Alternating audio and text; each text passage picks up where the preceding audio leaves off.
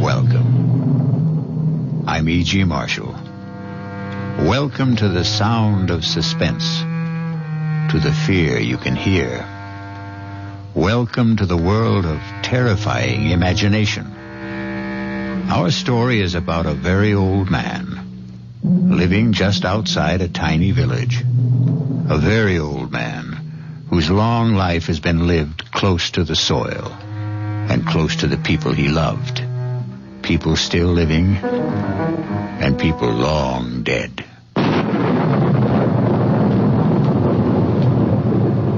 Lie still, girl. Is it very bad? I don't know. She's very dear to me. If I should lose her... She's trying to raise her head. She knows I want to help her. Do you think you can? Young man, I never said I was a doctor. But I thought... the way I'm just an old man. A very old man.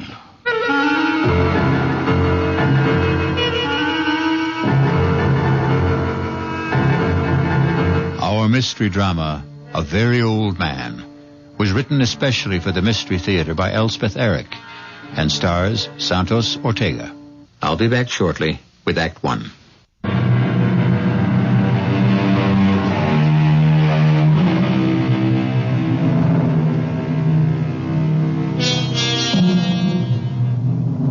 Look long and carefully at the face of a tiny baby. Look carefully and long into the face of someone who is very old. Do you see the wisdom in both? The very young and the very old have wisdom. In between, there is only accumulated information. Oh, you're home. Good. Well, he's done it again. Who's done what? Are you talking about my father? You know I am. I warned him. I said, Stefan, if it ever gets around, you'll ruin my medical practice. People won't believe in me. They'll only... Manfred, come sit down. Now, what's he done? Well, the same thing. Where is he? Isn't he home? Not yet. He went to the cemetery as usual. But you still haven't told me what happened. Well, Anna Brandt came to see me about a month ago. Severe attacks of pain in the upper abdomen. All the symptoms indicated appendicitis. I sent her to Carlweiss for the operation. Of course, he examined her, too, and he agreed with me. No doubt about it, inflamed appendix had to come out. Well, he operated the next day, and that night, that same night, she had another attack. Well, so it wasn't... How could she have had another appendicitis attack when he'd just taken her appendix out? Well, he was as flabbergasted as I was. Yes, but what's it all got to do with my father? Stefan happened to be in my office the day Anna Brandt first came to see me. You know how he loves to hang around the office. Anna Brandt wasn't 10 feet out of the office when he told me there's nothing wrong with her appendix. Oh, not again. I can't have my father-in-law, who's been a farmer all his life, telling me, a doctor with a reputation, that I don't know what's wrong with my own patients. Of course you can't. For a minute, I did think back to that boy, the one with the asthma. What seemed to be asthma, anyway. The Rothberg boy. Father was right about him. I know. He made a lucky guess. Father went to see him every day. Talked to him, rubbed his chest, his throat. In 2 weeks, the boy was all right. The boy was hysterical, over-aspirated, nothing more. But this business with Anna Brandt, the day she came to see me, Stefan was asleep in the waiting room. I was explaining to Anna that I couldn't perform the operation, simple as it is, because of my hands, my arthritis. But I would send her to Carlweiss. Well, she accepted that. Everybody knows about my arthritis. And she said something pleasant to Stefan. That was the first I knew that he wasn't asleep. Well, he didn't answer. He just stared at her as though he'd never seen her before. I reached for the phone to call Carlweiss. Stefan got up, came over to the desk, and took the receiver out of my hand. Manfred. Stefan, don't. It's not so. Not so. Have you had a bad dream, old man? It's not so what you said to Anna Brandt. There's nothing wrong with Anna Brandt's appendix. Stefan, don't start diagnosing again. You're not a doctor. There's nothing wrong. We had enough trouble after you diagnosed the Rothberg boy. The Rothberg boy never had asthma. All right, it turned out that he didn't. But that was a lucky guess. And it didn't do my reputation any good when word went around that you'd been right. I never told anybody. Yes, but the boy did. And his mother did. And people started coming to the house, coming here. All of them wanting to see you. But I told them to go away. It's not always that I can help. Well, I keep hoping, expecting God knows what miracles. Now are you going to start the whole thing up again with Anna Brandt? There are 3 of them. Come on now. Get your coat, Stefan. They're dark, brown or black, and hard. It's getting late. They're the size of olive pits. Are you talking about Anna Brandt? I saw them, close together. They were high in a body, about here. 3 of them. You saw them, 3 of them.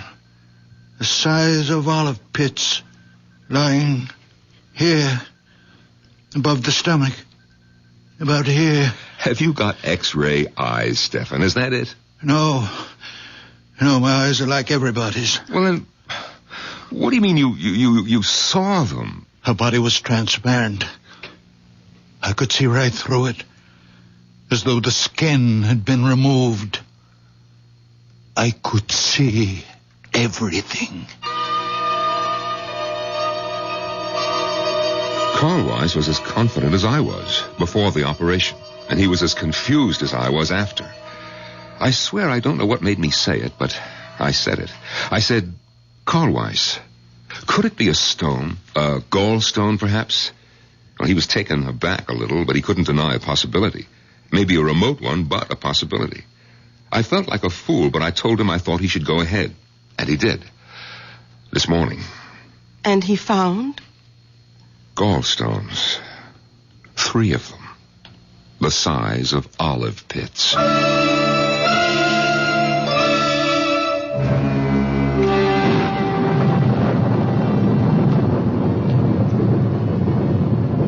Lie still, girl. Is it very bad? I don't know. She's very dear to me. She's trying to raise her head. She's trying to tell you something. She knows I want to help her. Do you think you can, Doctor? Young man, I never said I was a doctor. What? But the way you... I'm just an old man. A very old man. Well, I took it for granted, the way you spoke. My son-in-law is a doctor. Manfred Gottlieb. I live with him and my daughter Bertha. Oh, then you know something. You've learned things from him. No, I know nothing. Only what I see, what I feel. When I passed you by the cemetery, what were you doing? My wife is buried there. Did I harm her? No, I even think she's a little better. Her eyes, they look brighter. Not so full of pain. You did nothing but touch her. Stroke her a little and talk to her. Let me look at your hands. No, they're just hands. What should they be? Now let me... Well, your hands are warm. On a night like this. More than warm. Hot. Very hot, as though they were burning. Burning from inside.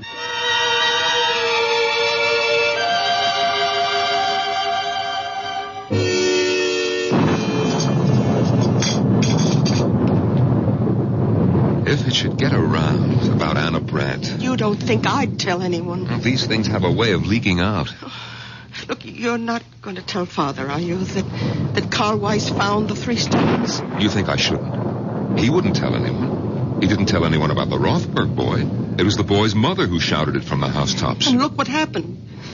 People showing up here. When he saw them, he hid in his room. And when they left, he went to the cemetery, sat by my mother's grave. You think that he's there now? Oh, I suppose.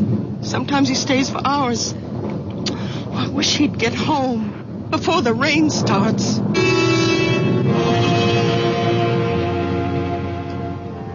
Emily, my dear. Come now, Emily, my precious. I need you. You are my strength. I can do nothing without you. Come to me, my darling.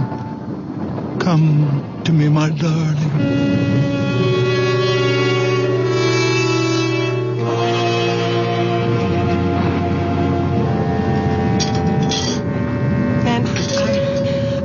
To start thinking that any of this is real. He mustn't think that he has some magical power. Listen, if you treat him as though he were possessed in some way, he might begin to believe it, and then his mind...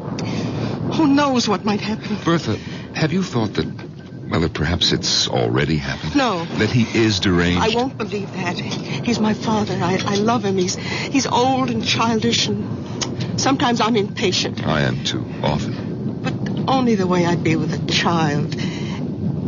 In many ways, he is my child. The only child I have. Oh, my dear. I thought you'd stop brooding about that. Oh, I have. I stopped last year when I turned 40. But that's why. Because I have no child, he's twice as precious to me. I understand. I do understand. You know that I'm fond of him. Then let's leave him as he is. Don't let him think he's different from other people. Whatever you say. You know, the Widow Holder has been asking for him. The Widow Holder? Why? They keep telling me in the village that she has this great swelling on her head, big as an egg. Yes, I've heard about it. And she's afraid of doctors. Bertha, you don't suppose... The rain, it started. It's coming down like crazy. Oh, Father! Oh, thank goodness. I made it. Just in time. Well, you shouldn't take such chances. Why weren't you home for dinner? Where have you been? I kept something hot for you. Thank you. Now, give me your coat. That's it. Oh, where were you all this time? Didn't Bertha tell you? At the cemetery. You didn't go to see anybody? No, I didn't go to see anybody. Oh, here's a plate for you, Father. Nice pot roast and potatoes. Thank you, Bertha. I'm sorry I wasn't here for dinner. I lost track at the time. I ran into somebody. We talked a little. Oh. Manfred, let's go up to bed. Oh. Father, you'll be all right? Of course I'll be all right. Go to bed. Oh. Good night. Good night, daughter. Good night, Stefan. Oh, Manfred. Yeah? How is Anna Brandt? Anna Brandt?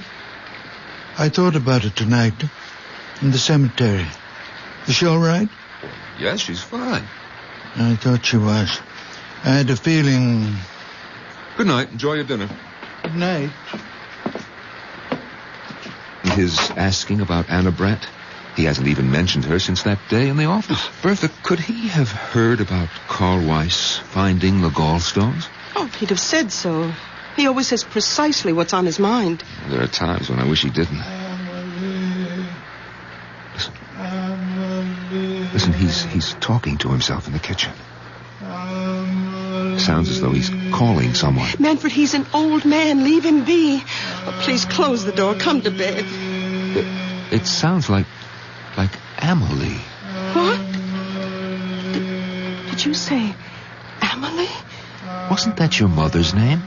No, it was my sister's. Oh, Bertha, I never knew you had a sister. You never told me. It was so long ago, before I was born.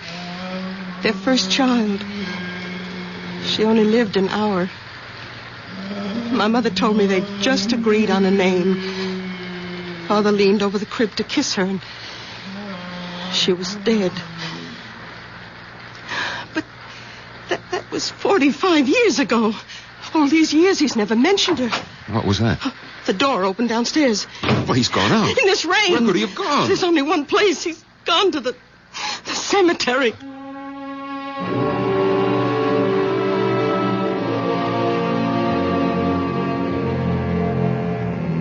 When those around us cannot understand, where do we turn? When the world is dark, where do we go? To the unknown? Or to the once familiar, the once well-known, the once well-loved? To those who have left the dark earth and moved into light. I'll be back shortly with Act 2.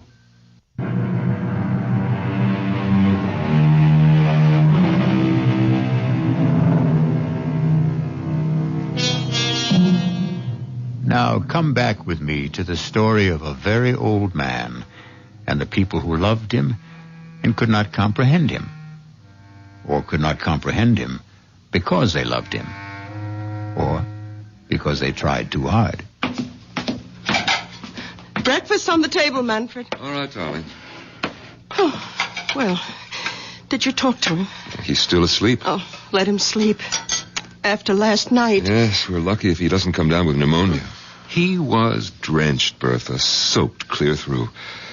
Lying across your mother's grave with the rain beating down on him, crying, Amelie, Amelie, as though his heart was broken. Amelie is buried next to Mother.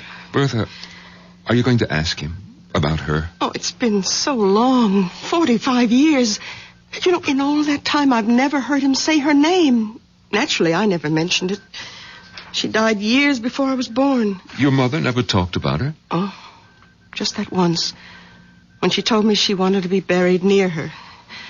And how she died. Manfred, she was only 1 hour old. Yes, crib deaths, they happen. We don't know why. Well, they thought of naming me Amelie at first, my mother said. It's a pretty name. Who's that? So early in the morning. Yes. Is this the Gottlieb house? Yes, it is. And you're Manfred Gottlieb, Dr. Gottlieb? Yes, I am. But I don't see patients at home. My office is... Oh, no, I'm not a patient. The patient's outside. Well, bring the patient to my office in about an hour. No, there's no need. She's quite well. Completely cured. Well, then what's the point of... I hoped I could see the old man. Your father-in-law, is he? Stefan? What's this about my father? Madame, good morning. Beautiful morning, isn't it? After last night, all that rain. You wanted to see my father? If I may. Well, what about? He's asleep. Oh, I'm sorry. Well, when he does wake up, would you tell him the patient recovered and is better than ever? Lively, frisky, enjoying life to the full, romping in the fields. What patient is this? You said she's outside? Yes, right there. Look, the picture of health. I don't see any... You don't mean... Well, not the horse. Yes, my prize mare, my favorite. I thought I might have to have her put away, but your father, madame. Oh, yes, it's all due to him. Well, when was this? When did you meet Stefan? Last night, just before the rain started. Didn't he tell you? Oh, well, come inside. Have some coffee with us. Oh, thank you. Sit down. Manfred, get another cup. May I introduce myself? Otto Kraus. Well, I'm Bertha Gottlieb. This is my husband. Oh, but then my father must have told you. He lives with us. Your father is quite a man. Your coffee. Oh, thank you. Yes. You see, I was returning to the village, and I was passing the cemetery. Suddenly the mare sank to her knees. Her legs seemed to give way completely. And there she lay on her side in the middle of the road. I was frantic. I thought perhaps a stone bruise, but I looked at all 4 hooves. Nothing. And there I was, half a mile from home, my precious horse stretched out on the road and a storm coming up. And then I heard a sound coming from the cemetery. Someone calling a name. Was it Amelie? Yes, something like that. I shouted for help. In a minute, an old man appeared. Stefan. My father. Yes. I asked him to help me, but I wasn't sure he even heard. He seemed very distraught. He went straight to the mare, knelt down and took her foreleg in his hands and started rubbing it very gently. He knew which one was hurting her. And after a while, the pain went out of her eyes. Couldn't understand it. It was something about the way he touched her. I asked to see his hands, and he held them out. And even before I touched them, I could feel the heat spreading out from them. Heat? What heat? Haven't you ever noticed the extraordinary heat from his hands? Oh, I can't say that I have. Oh, but it's true. His hands give off a warmth. I can't believe you've never noticed it. Well, it could have been on such a wet, cold night. It only seemed that way to you. You imagined it. Oh, I suppose that's possible, but I didn't imagine it when the mare got to her feet. Well, she was all right? I walked her home. I couldn't quite believe it all. I bedded her down. And this morning, all I could think was I must tell the old man about it. There are stories going around about him in the village. Perhaps you've heard some of them? Well, I'm only here on a visit to see my aunt. I don't live here. Well, he doesn't really do anything. He's just around. And people love him. They like to think because he's such a sweet old man that he can do things doctors can't do. And because he's such a very old man, we wouldn't want him to start thinking that there was anything miraculous about anything that happened quite naturally. Well, you think it might affect him? Might affect his mind in some way? He's a very old man. It could happen. Well, I suppose it's possible she wasn't really lame. Of course it's possible. Only ask him, will you?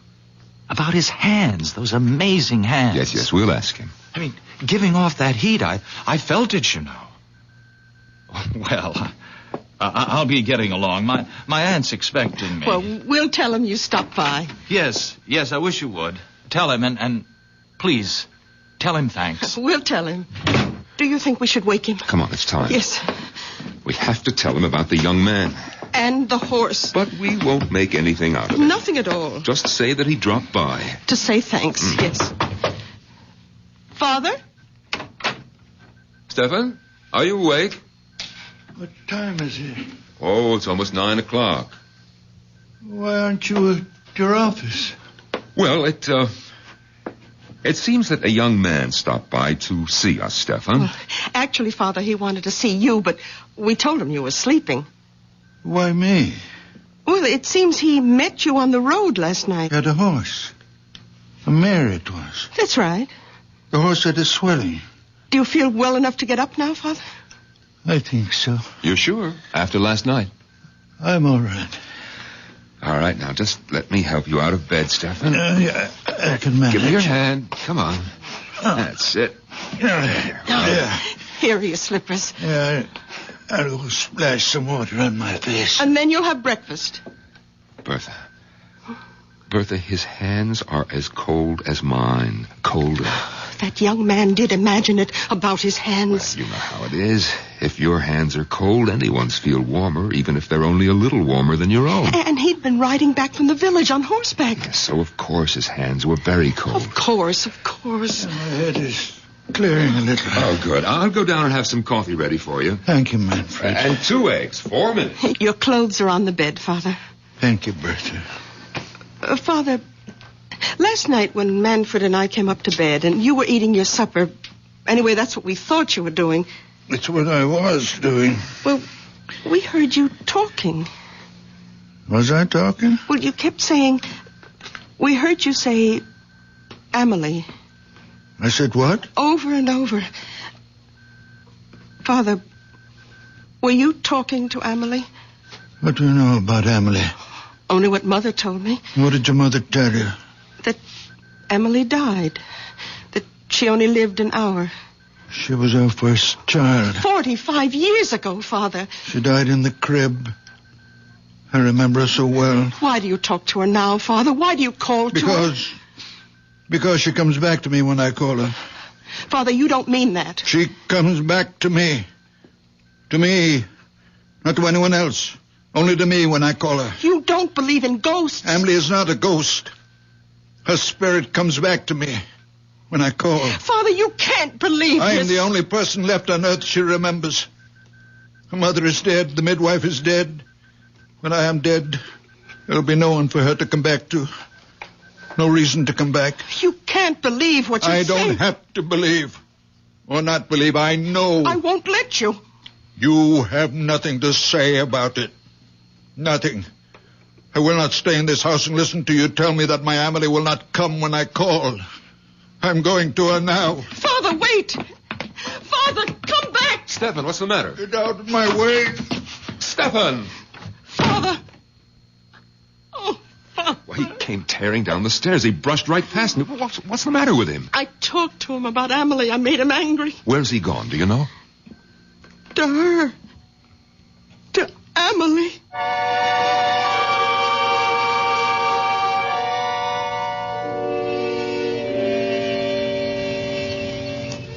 Amelie, I need you, darling. Come be with me, my darling. Your father needs you. I need you, my sweet Amelie. Old man? Oh, my Amelie. Stefan? Amelie. Stefan, can I help you, old man? No. No. You remember me, don't you? From last night? The young man with the mare. She was lame. Ah, you should see her now. They told me she's better. Better than better. Come have a look. Please come. Look there. Look at her. Oh, very much fine. Not a sign of lameness. I came to your house a little while ago. You were sleeping. Well, they told me you were there to say thanks. There was no need for that. Oh, I'd like to do more than just leave my thanks. I'd like to invite you to my aunt's place. Oh, no, I couldn't. No, I'd like you to meet my aunt, please. Your aunt won't mind? No, not a bit. Come on, we'll both ride the mare. Here, I'll give you a leg up. You're sure about your aunt now? Oh, she'll be delighted. She doesn't get out much these days.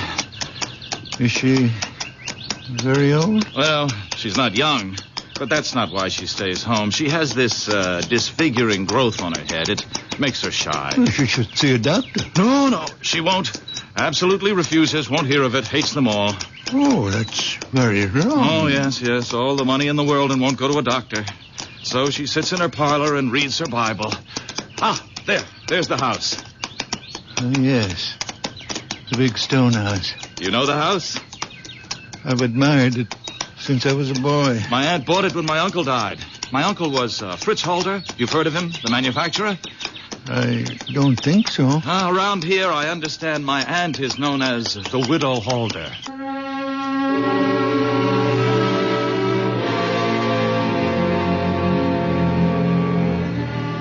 Some folks are afraid of one thing, some are afraid of another.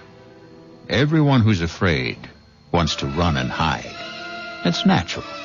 Most natural thing in the world. But what may be hiding in the hiding place? That's the question. It could be something else to be afraid of. I'll be back shortly with Act 3.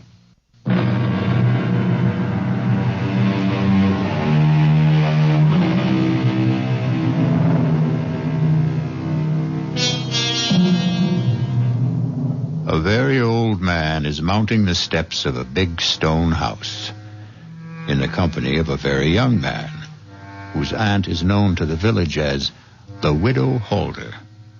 Listen now. My aunt is in. Otto? Ah, there you are, just where I knew you'd be. Come in, Stefan. Where have you been all morning, Otto? I missed you at breakfast and Oh, you brought someone with you. Yes, this is the very wonderful man I met near the cemetery last night when my mare went lame. Stefan, this is my aunt, Mrs. Holder. How good of you to come by. Madam. I don't have many visitors, not anymore.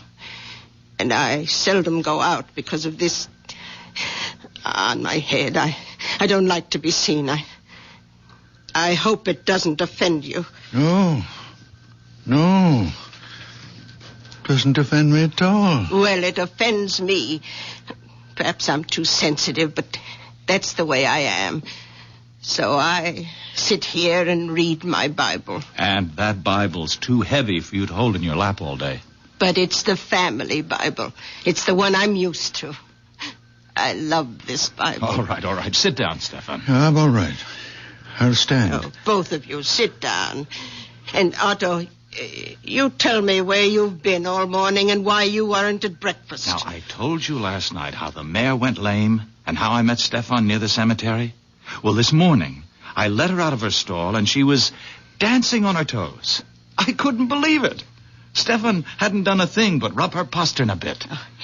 Is that really all you did?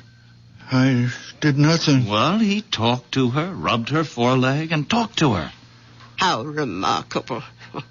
You're a remarkable man. No. Oh, you're staring at me. Oh, I apologize. It's this awful growth. Otto, fetch me my shawl. I'll cover my head. No. Please. It's in my bedroom. I am not offended. I give you my word. Otto, don't go. No, it's all right. I'll be right back. Mrs. Holder, I am not offended. I am sorry I stared so. I will not stare again. Please forgive me. It's quite all right. Please, be calm. Sit down. I can't. Otto mentioned that you live with your daughter. Is that right? My daughter, Bertha. And your son-in-law. Manfred. They have children. No children. How sad. Oh, here comes Otto with my scarf. Mrs. Holder, forgive me, but I must take the Bible from you and... Oh, Stefan, have you gone mad? Forgive me. I could not help myself. Aunt, are you all right?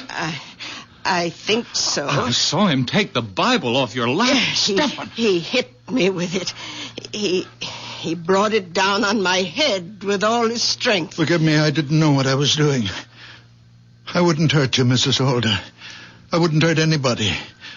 When I feel this way, I see things. I feel things. The Bible seemed to put itself in my hands. I didn't think what I was doing. I could not think. The feeling was so great that I must smash this thing on your head. That's all I wanted to do, Mrs. Holder, to get rid of it. And it looks to me as though you'd done that, Stefan. Aunt, go look in the mirror. I know I'm not always in control of myself. I do things. I don't know why. I see things. I don't know why. But I would never hurt anyone. It's unbelievable. The growth is gone. Will you forgive me? And there's no blood. No blood at all. All the same, I'm going to get you to a doctor. No doctors, no. No, a blow on the head like that. No, I'm all right. My head is clearing now. It was just the shock. And that awful, ugly thing is gone. I don't need a doctor. Let me take you to my son-in-law. He's a fine doctor, a nice man. Maybe you've heard of him? Manfred Gottlieb? Gottlieb? You will like him. Manfred Gottlieb is your son-in-law. A wonderful man. A good doctor. But you must be Bertha Gottlieb's father. You cured the Rothberg boy. And I've heard talk about Anna Brandt. Look what you did for Otto's mare. Look what you've done for me. Oh. Why, you're the man I've been trying to find. I've been asking for you. It was God's hand let you here. Let me take you to Manfred's office. I don't need him. I only need you.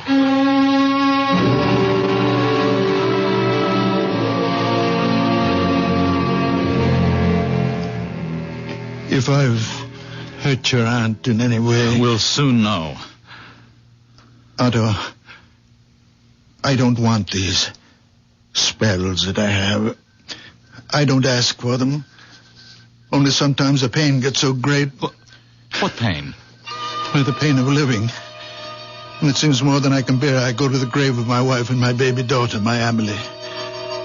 And I call to her, my little one, who only had 1 hour of life. And she comes to me and gives me comfort and courage and belief. I believe that even though I can do nothing about the great pain of living, there are other pains, and I can do something about them. I know I'm not quite myself when I'm like that. I know I'm not really strong or courageous. But when the spell is on me, the people in pain... they become transparent. You mean you can see through them? I do see through them. How do you explain your hands? Just hands? Oh, no. The night you massaged the mare, I took hold of your hands and they gave off a glow, a sort of radiating warmth. I know, I felt it. They burned like a steady flame. Perhaps I grow feverish when Emily is with me. Now, you go home and rest, Mrs. Holder. Come back in a few days and I'll change the bandage, or you can do it yourself. I'll do it myself. She's all right, Doctor? Right as rain. Well, what was it? I mean, the growth on her head. It was a wen, a common, ordinary wen, a hardened cyst. If you'd come to see me, Mrs. Holder, I might have recommended that you have it removed by surgery. Oh, no. On the other hand, I might have done precisely what my father-in-law did, broken it with some heavy object. Probably not the Bible. Come, Aunt. I'll take you home. And thank you. Dr. Gottlieb. You may get more of these growths, these wens on your head, Mrs. Holder, or someplace else on your body. Now, if you do, call me and I'll... Oh, no. No, thank you. I know whom to call. And you'll come, won't you, Stefan? Of course you will. No offense, Doctor, but I put my faith in Stefan. Goodbye. Goodbye. Thank you. Goodbye, Stefan. No offense, Doctor, but I put my faith in Stefan. Why did I bother to become a doctor at all? Why all those years at school? Why did I take examinations, get my license? What good is it if everyone would rather put their faith in a farmer? Manfred, I'll never do it again. Come in, the door's open. Oh, you again? Doctor, those pains are back. Well, of course those pains are back, because you've been drunk day and night. What do you expect? Can't you do something, Doctor? No, I can't. Only you can. Stop drinking. You've been drinking steadily for 30 years, and you have cirrhosis of the liver. But the pains are awful. Stop drinking for a month, and then come back and see me, and don't come back before. Silly old fool. Hasn't been sober for 10 minutes since he was 16. I can't help him if he won't... Manfred, he has an obstruction of some kind. He has a diseased liver. But he has an obstruction in the intestines. Now, look, you're not starting all over again, are you? I saw. I could see it. It's getting to be more than I can take, Stefan. You're interfering. I saw. He was standing in the doorway, and I saw. His body was transparent. I could see everything. In his intestines, there is an obstruction. And that's what gives him pain. Stop it, Stefan. I'm warning you. It's all so clear, I know. You're going to stop it if I have to.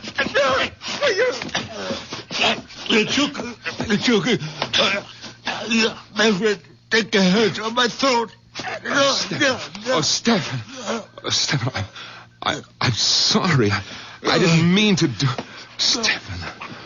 I'm all right. Let me lie down. I'm all right. Let me loosen your shirt. Oh, Stefan, I don't know what possessed me. I lost control. It's all right. Stefan, look. Look at my hands. Look how they move. My fingers. No pain from the arthritis. What does it mean? It means... Well, it must mean the arthritis is better. It's gone, perhaps. Oh, Manfred. The way I unbuttoned your shirt. So fast. No trouble. No pain. Is it possible? It's true. Look. Look how I can move them, Stefan. The way you used to. Stefan, I felt the warmth Otto was talking about. The heat from your hands. When you were trying to tear my hands from your throat, I felt it. A warm glow. You really felt it? Yes, a glow. A radiance. Stefan, give me your hands. Yes. There it is. It's a fire. A fire.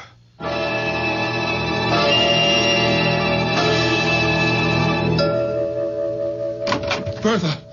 Manfred, please. I think you're wrong. No, how can I be wrong? Look at these fingers. Look how they move. Watch me unbutton my coat. Oh, Stefan, I had to lose my temper. Try to choke you in order to touch you. I might have killed you. Oh, you wouldn't Where's have. Bertha? Bertha! Manfred, you're excited. Excited? Now. I'm delirious. I can go back to surgery. We'll be rich again. Our lives will change. Yours, too. I don't want my life changed, Manfred. If it means my daughter thinks me mad, deranged. Oh, she won't. It's only when my Emily is with me, my little one, that I see him. It's Emily who gives me the power. Bertha, where are you? Are you upstairs? I'm nothing without Emily.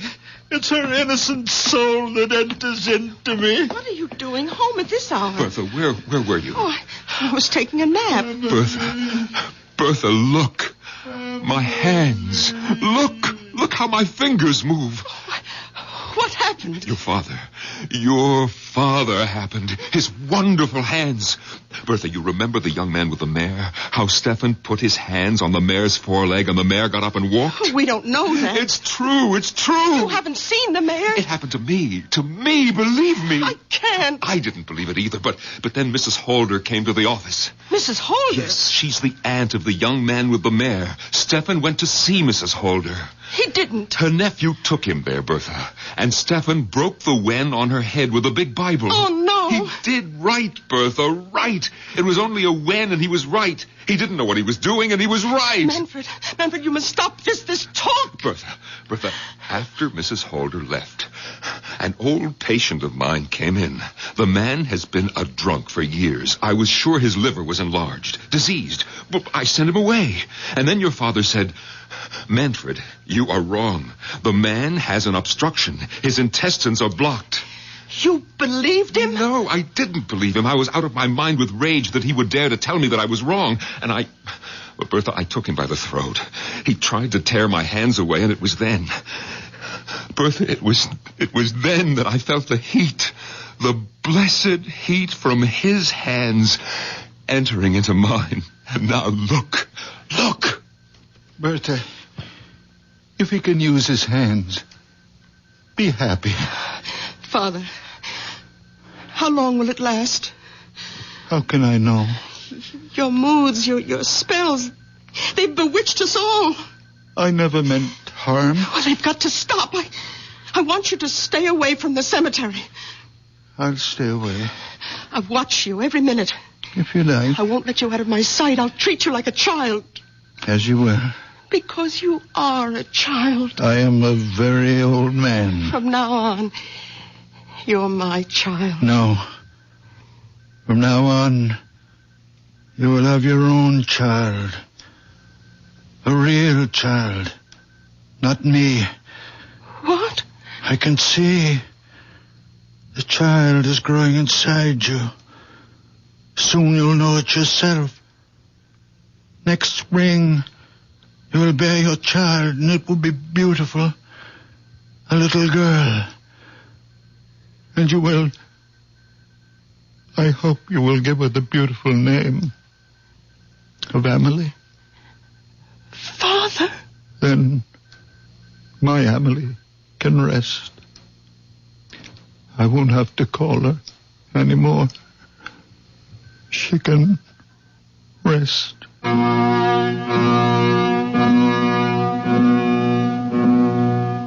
Did you believe our story? For that matter, did I? Now, really, what difference does it make if you believe it or if I do?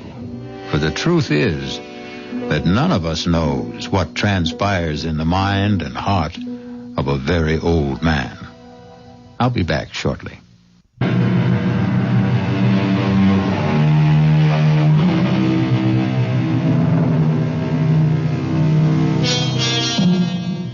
Ever happen to look up the word murder in a dictionary? No? Then I'll tell you how the dictionary defines it. To kill with premeditated malice. The wrongful, intentional slaying of one human being by another. But don't let a wee bit of murder upset you, friends. The people on Mystery Theater don't mind being killed. Not a bit. Because every one of them is a deadhead. Our cast included Santos Ortega, Norman Rose, Bryna Raeburn, and Billy Redfield. The entire production was under the direction of Hyman Brown. This is E.G. Marshall inviting you to return to our Mystery Theater for another adventure in the macabre. Until next time, pleasant dreams.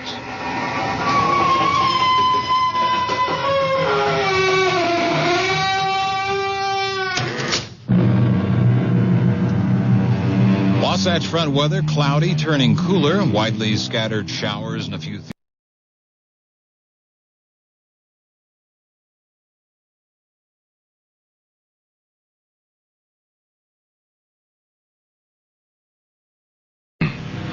Of all the great killers of history, perhaps the deadliest and most terrifying is the automobile.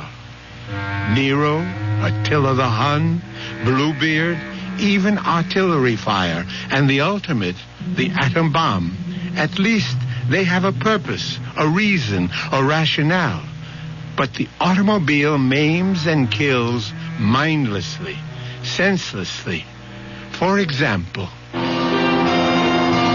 This is old Long Jack here in the studio on a lonesome, wet, foggy night. Saying if you're on wheels, real careful tonight. It's heavy, man, heavy. Oh, shut up, you fool. If you just let Big Daddy help you out, only... You can't help me, Big Daddy. I must have hit something. Somebody. Split. I got a split.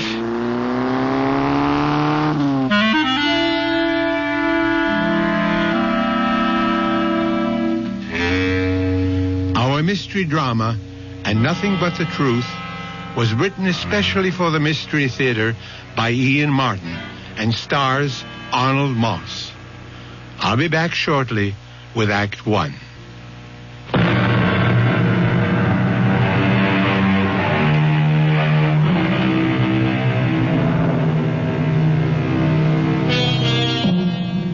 Was the accident we heard a few minutes ago another statistic of the road? An innocent victim, a careless driver, the victim's family broken and lost. A young man whose carelessness had blighted a bright new manhood and a promising career. Or was the driver lucky this time? Lucky in a way far beyond his hope or expectation. We are about to find out with David, the young driver, as he paces his living room floor, waiting for his father to come home. Dad? David.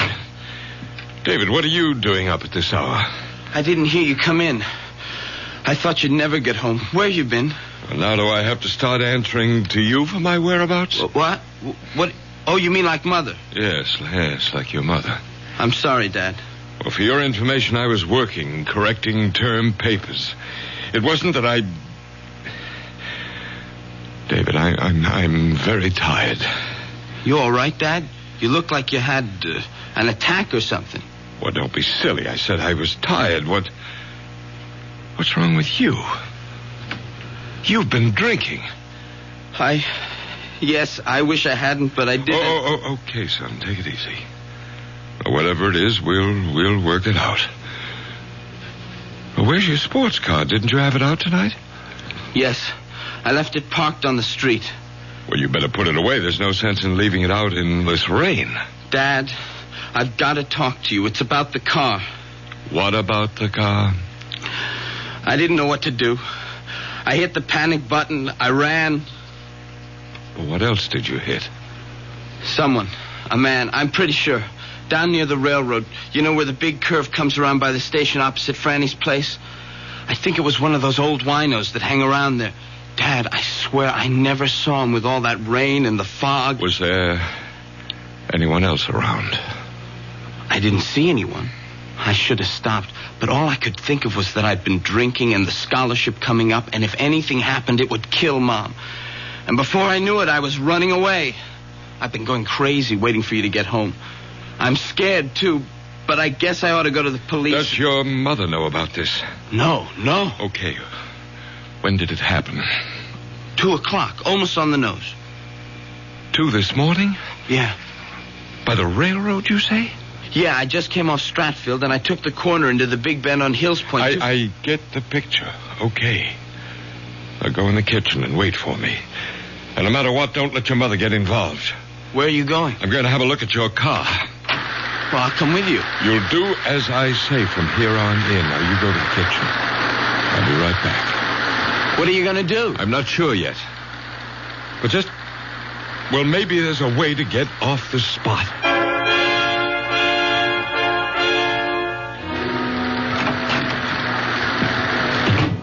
Is your mother still asleep? I guess so. She hasn't been down. There's a dent in your front right fender. Was that there before tonight? No. You sure? Yeah, I Simonized the car yesterday. Does it look bad? Well, not to... Well, it must have been a glancing blow. You mean maybe it's going to be all right? Maybe. Oh, I don't think I could have hurt him too bad. And a night like tonight, who'd be hanging around? It isn't going to be all that easy, David. They might be able to trace the car. How? You're missing a front right hubcap. There aren't that many Harley 584s in this town. So I'll have to give myself up. No. Let's figure this out. Was your mother up when you went out tonight? I don't know if she was asleep, but she wasn't downstairs. Well, then she didn't see what car you took. No? Did she see me leave? I mean, did she look out of the window or anything? No. She was just sitting in the big chair by the fireplace, crying. Crying? The usual. That I was off once again to the arms of another woman, Like that. Well, you don't believe all that talk, do you? Look, Dad, we've been down this road before. I'm not making any judgments. I'm not asking you to sit in judgment on me. I asked for a simple reaction between a father and his son. I'm sorry, David. I didn't mean to blow up. I guess we're both a little shook tonight. But you ought to know by now where I stand. It's just, I know Mom gets a lot of screwy notions, but all the same, I'm sorry for her. She's so lost, and, I'm always afraid that any little thing might push her right over the edge. Like tonight. Oh, Dad, what am I going to do? That's what we're going to figure out right now. I got a few more questions. You say the accident happened at 2 o'clock or so, right? Just as I said, almost exactly. Now, how do you know that? I was listening to Long Jack, and he was just going into a last commercial before he went off the air. The disc he was spinning was just ending, and, when I hit the guy. What was the record? An oldie, Easy to Love. And you hit this man just after you turned off Stratfield into Hills Point. Yeah. He suddenly stepped off the curb. Like out of nowhere. How fast were you going? Gee, Dad, Now, come on, don't pussyfoot with me. Too fast. I took the corner pretty wide. Did you skid? Yeah, it was pretty slick from the rain. And there was no one else around? No. You're sure? Yeah, I opened the door to look out. There was no one. That's why I lost my nerve and cut out. Well, I better get down and find out. You stay right where you are. It's after 4. The longer I wait, the worse it will be for me. You're not going to be involved in this at all, David. What do you mean? I mean, you were driving the station wagon tonight. I was the one who was driving the sports car, and I'm going to the precinct house right now to report that I hit a man and left the scene of the accident. Dad, I can't let you do that. Don't be a fool. I'm not on the verge of getting a full scholarship to Harvard. I haven't been drinking. I'm not a teenager with 2 strikes against him as a driver to begin with. I'm a full college professor with a distinguished record who is coming home on a foul night with visibility almost zero, dead tired, after correcting 200 term papers. I can stand the gaff, and you can't. No, sir, Dad. I thank you and I admire you, but I hope to God I'm enough of a man not to hide behind my father's pants. You'd better think of it as your mother's skirts. Your mother couldn't care less what happens to me, but you're a different story. You get in big trouble over this, and it could kill her. Worse still, drive her over that edge we both worry about. But, Dad, Don't argue. This is the way it's going to be. You just let me handle it, and you keep your mouth shut no matter what happens. I don't know what to say. I'll tell you what you're going to say. Nothing. Nothing to anyone. But, Mom... Least of all to your mother. Okay, Dad, if that's the way you want it. Oh, how can I thank you? You're some kind of a guy. No, David. Just the most sensible way out of a bad situation. I'd better get down to the police. Don't wait up. I may be a while. It's still raining. You got the keys. Sorry, right here. And thanks, Dad, for everything. This will all work out for the best. I think I hear your mother moving about. If she comes down, what do I say? What we've agreed on is the truth. But I've gone to the precinct house to report that I'm a hit-and-run driver, right? Right. I'll never forget what you're doing for me. And for your mother. For all of us. Grant, that you? No, Mom, it's me, David. Oh, I thought I heard your father come home a little while ago. What are you doing at the front door? Oh, I better come down. What's going on? I heard voices, angry voices. That was Dad and me. Not angry. We were just discussing something. Then where's Grant now? Yes, I heard a door slam. Did he go out again? Yes. Not another woman. Not two in one night. Why don't you give him a break once? He was at the college correcting papers. Then where's he off to now? Mom, it's kind of damp in the hall. Let's go into the living room and sit down. Don't tell me he's finally taken off for good with one of his bed partners. Oh, Mother, have a heart. Why can't you see what a right guy Dad is? Maybe I've known him too long. So what errand took him out of the house again at 4:20 in the morning? He's gone to the local precinct to confess to a hit and run.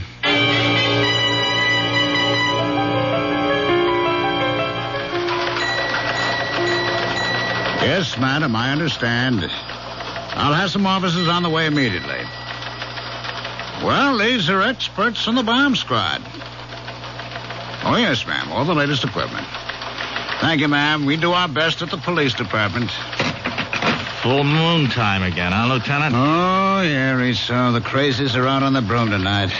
There was some dingaling just saw a UFO land in her backyard. How was your hit and run? Oh, no sweat. Some old wino stumbled off the curb, got his rear end creased. They took him to St. Elizabeth's. Anything on the general bulletin?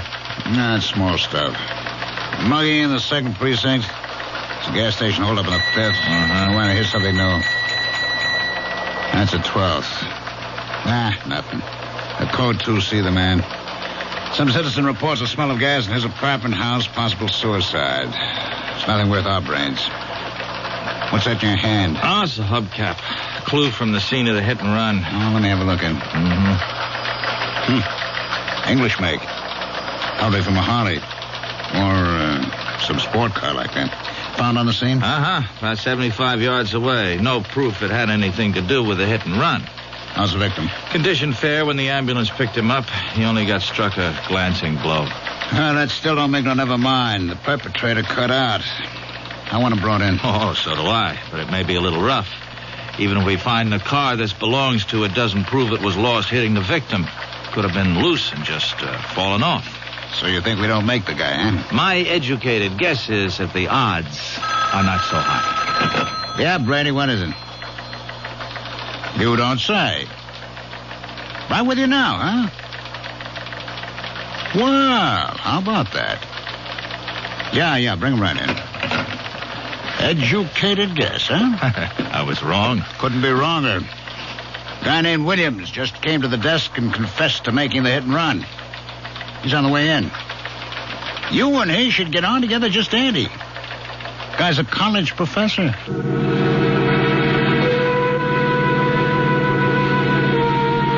Your father hit someone with the sports car tonight? But that's impossible. How can you say that, Mom? Because he wasn't driving that car tonight. How do you know? You didn't see him leave? No, but I was awake when he drove in, and I could swear, I know he was driving the station wagon. A father's sacrifice for his son. Surely a noble, if misguided, gesture. The question, of course, is, should a young man or anyone be encouraged to evade responsibility? And will the simple act of altruism remain just that? We'll find out shortly when Mystery Theater returns with Act 2.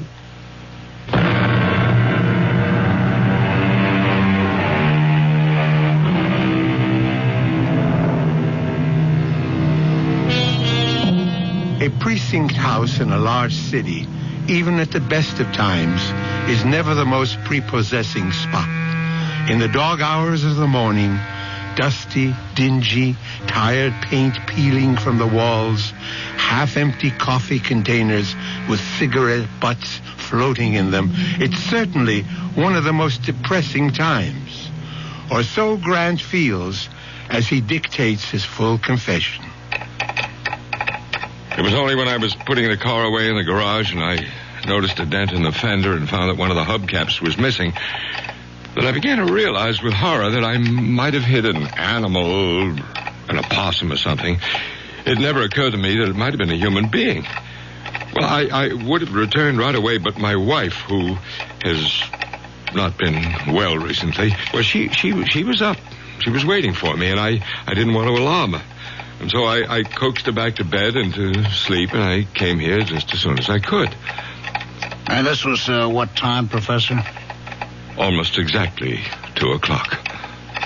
And you could fix the time because you were listening to Long Jack on the car radio and he was signing off. You like acid rock, Mr. Williams? I beg your pardon? You know, the big hard beat, loud enough to blow your mind? Oh, no, I don't. Why? Well, that's Long Jack's bag. It's most of what he plays, you know. I didn't figure you'd dig his scene. Yeah, well, I didn't. I turned on the radio to keep me awake, not for music appreciation. Uh-huh.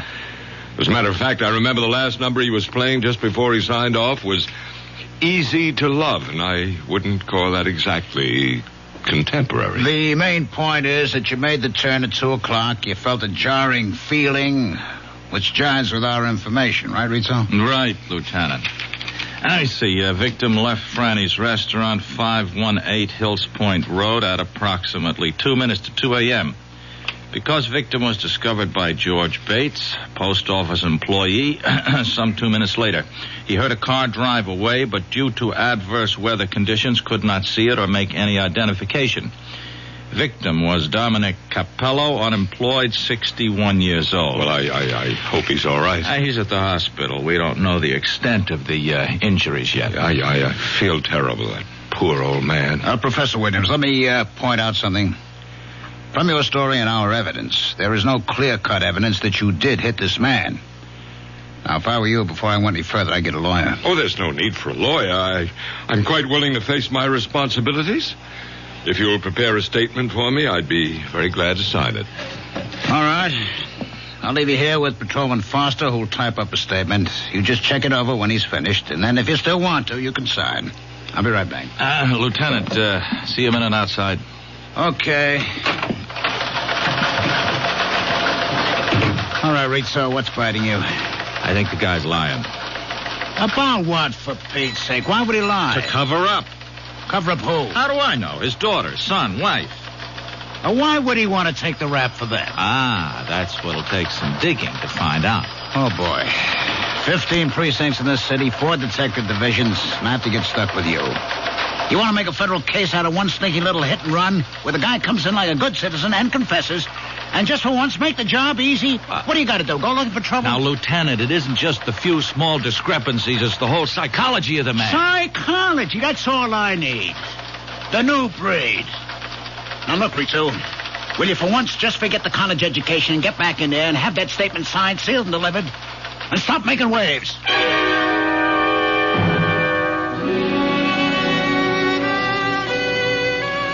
Mother, please, will you let well enough alone? I've kept quiet about too many things for far too long, but I can't let this go. I know your father wasn't driving the sports car tonight. Okay, so he wasn't. So you know what that means. Oh, my darling, You want to get me locked up? No, of course not. But why should it come to that? You don't know yet if you really hit anyone or hurt them. I'm not kidding myself. When I pulled away, I tried to tell myself nothing had happened. But now it's all on the table, and I know that guy got hurt. And I'm scared. I'm scared of what they could do to me. Darling, there's nothing to be scared of in being honest, owning up. It was an accident. David, please. Will you let me go? I'm only trying to help you. Oh, sure. Some help you are. I don't understand you, Mother. Look what Dad's willing to do for me, and all you want is for me to turn myself in. I want you to be honest. This is for laughs. Look, Dad went down there to take the blame so he could protect you as well as me. Protect me? Yes. He said it would kill you if anything happened to me. Grant was worried about me? Yes. Don't you ever believe it. Mom, how can you be so bitter? Look what he's done for me. He's got to have an angle. That's unfair. I know you and Dad have problems. I'm not going to try to make any judgments about... Oh, but you do. You make them every day in spite of yourself. And always against me. Mother, I've had just about as much of this as I can take. You know, the curious thing is that I know you love me in spite of everything. Just give me a moment. What is it? I don't stand much chance, do I? I spend so much time upstairs with myself. Very lonely with just yourself. I'm a woman not quite able to cope. A woman with hallucinations. It's something out of Dickens. Living among cobwebs of near insanity and the ghosts of what never was. Mother. Look, it's time I told you. Time I try to tell somebody. I'm a prisoner with a life sentence because I can't stop loving. To everyone else, I'm the ghost. But the truth is that the real corruption lies rotting in the very man we both love. David, I don't want to ever see you become like him. I would rather see you dead. That's why I want you to take your own troubles on your own shoulders. Mom, don't you think you ought to lie down? I mean, you're not... It's easy, isn't it, to find a scapegoat, to make someone else responsible. Poor, mad, wasted Marian Williams, married to that intelligent, handsome man, respected by his faculty, worshipped by his students, particularly the girls. Oh, yes, particularly the girls. Oh, Mother, for Pete's sake. No, this time you don't stop me. I loved him so much I forgave all those early affairs. The young children invaded, cheapened. I saved him. I went to those girls. I begged them off. And after you came, the pattern continued. I began to retreat farther and farther. I had the money. That's why I could always keep him. And I couldn't stop loving him. That was the saddest part, wasn't it, David? What? I was the one who ruined him. Without me to cover for him, he'd have been found out long ago. So you see... I don't know what you mean, Mom. I can't discuss what you've been talking about. But that has nothing to do with what Dad is doing at this moment. I'd been drinking. I couldn't have gone to the police. Dad can handle this. Please, leave it alone. And let you spoil yourself just as he did. The rot spread so fast, David.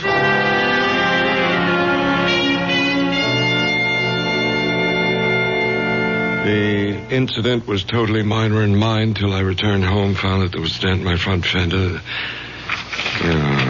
Well, I've read this through, Lieutenant, and there's nothing here that isn't consonant with my earlier confession. It's a formality, Professor. I prefer to have you read it aloud before you sign the statement. If you insist. It's better, Professor Williams. There is much more. Go ahead. It's quite evident that I must have been responsible for striking with my automobile one Dominic Capello, 61, at approximately 2 a.m. on the above date. This statement is a true and unsolicited confession of my responsibility and... Excuse me, Lieutenant. Have you warned the professor again that he should have legal representation? No, I don't need a lawyer. I'll have to warn you, sir, that you may. The man was hit, just died in the hospital without regaining consciousness. It isn't just an accident anymore. It could be homicide. Oh, come on, Rizzo. Manslaughter. But it does change things, Professor. If you sign this, I'll have to book you. You should have a lawyer before you sign. Well, nonsense. I want to sign. Let's not waste any more time, and then I'll call my lawyer. All right. Detective Rizzo, will you witness this? No. You'll have to be fingerprinted, Professor. Whatever you say, Lieutenant. Foster will take you to a phone first to call your lawyer about bail. Thank you. And thank you, Detective Rizzo. Don't mention it. All right, now, Rizzo, don't say it. I've got to. Something's out of kilter. I never saw a man so anxious to get arrested in my life. He just wants to get it over with and get back to bed. Now, who doesn't? It's wrong, Lieutenant. It's wrong. A cool, collected individual like that doesn't go around hitting panic buttons and taking a powder out of a bad situation. Now, Joe, drop it. Lay off. Don't give me any more of the psychology. I'm just a plain flatfoot who came up through the ranks by sticking to one thing, facts. Let's give the guy a vote of thanks for coming in. My psychology is we leave it lay, huh? You got any other hunches? Save them for the ponies. Okay? Okay.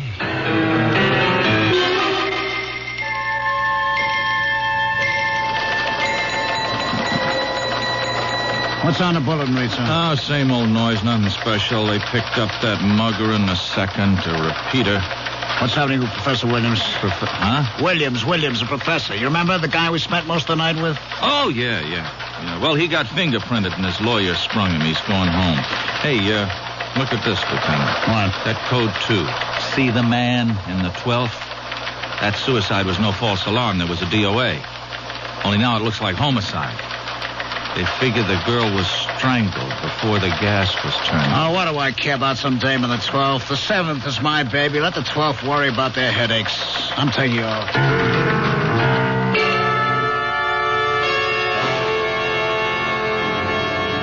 Marian, for the last time, you stay out of this or I'll... You'll what, Grant? Kill me? You did that a long time ago. The only reason I clung to any shred of life was because of David. And a fine little mama's boy you made out of him. The moment my back is turned, he runs to you. He blurts out the whole thing. Oh, no, he didn't. I figured out what happened myself. I saw you drive away in the station wagon. Well, why can't you mind your own business? Because I don't trust you. And I want David to be a man and stand on his own feet. Will you get something through that bird brain of yours?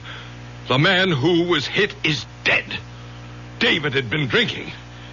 You won't be emancipating your son. You'll be burying him in jail. Is that what you want? You're hurting me, Grant. Is that what you want? Or will you keep your mouth shut and allow me to do something for my own son? Please, let me go. Not until I get your promise to leave things as they are. I don't want David to go to jail. All right, then. I can trust you. Yes. I only wish I trusted you. You've never done one unselfish thing in your life, Grant. I only wish I knew what it is you expect to gain this time.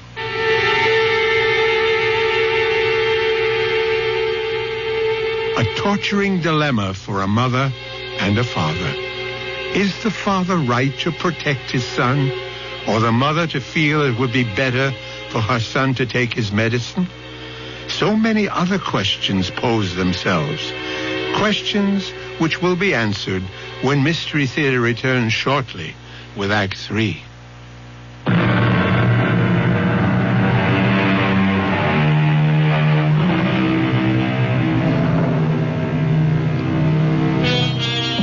Those questions I mentioned. Of course, Marian Williams would feel herself hurt by her husband's interest in other women. Or is that all in her mind, a figment fantasized by her obvious, shaky mental stability? But then, there's also the doubt of Detective Sergeant Rizzo. Let's follow him for a moment.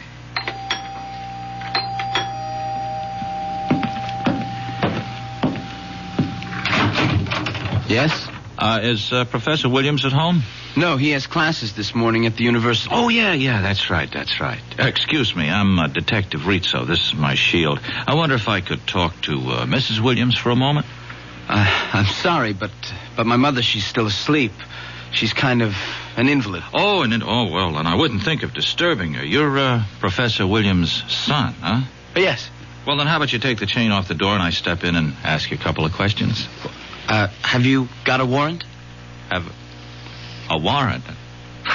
Now, what would I want a warrant for? Look, don't let me being a cop scare you. Oh, I'm not scared. You, always keep a chain on when you open the front door? No, look, I'm sorry. You're wasting your time. My father told me not to answer any questions. Oh, then you know about the accident last night, huh? Yes, but I'm sorry. I've got to close the door. You drive, kid? Sir, your foot's in the way. Oh, yeah. So it is. Anyway, I figure you drive since you got a license. I looked it up in the bureau. Would you move your foot, please? Hold it just a minute. Here's your newspaper, huh? You might want to read about the accident. Page 4. Check out the details. Thanks for the paper. Sure. Here. Will you let it go, please? You, were not driving yourself last night, were you? I'll take the paper. Yeah. And now I know my hunch is right.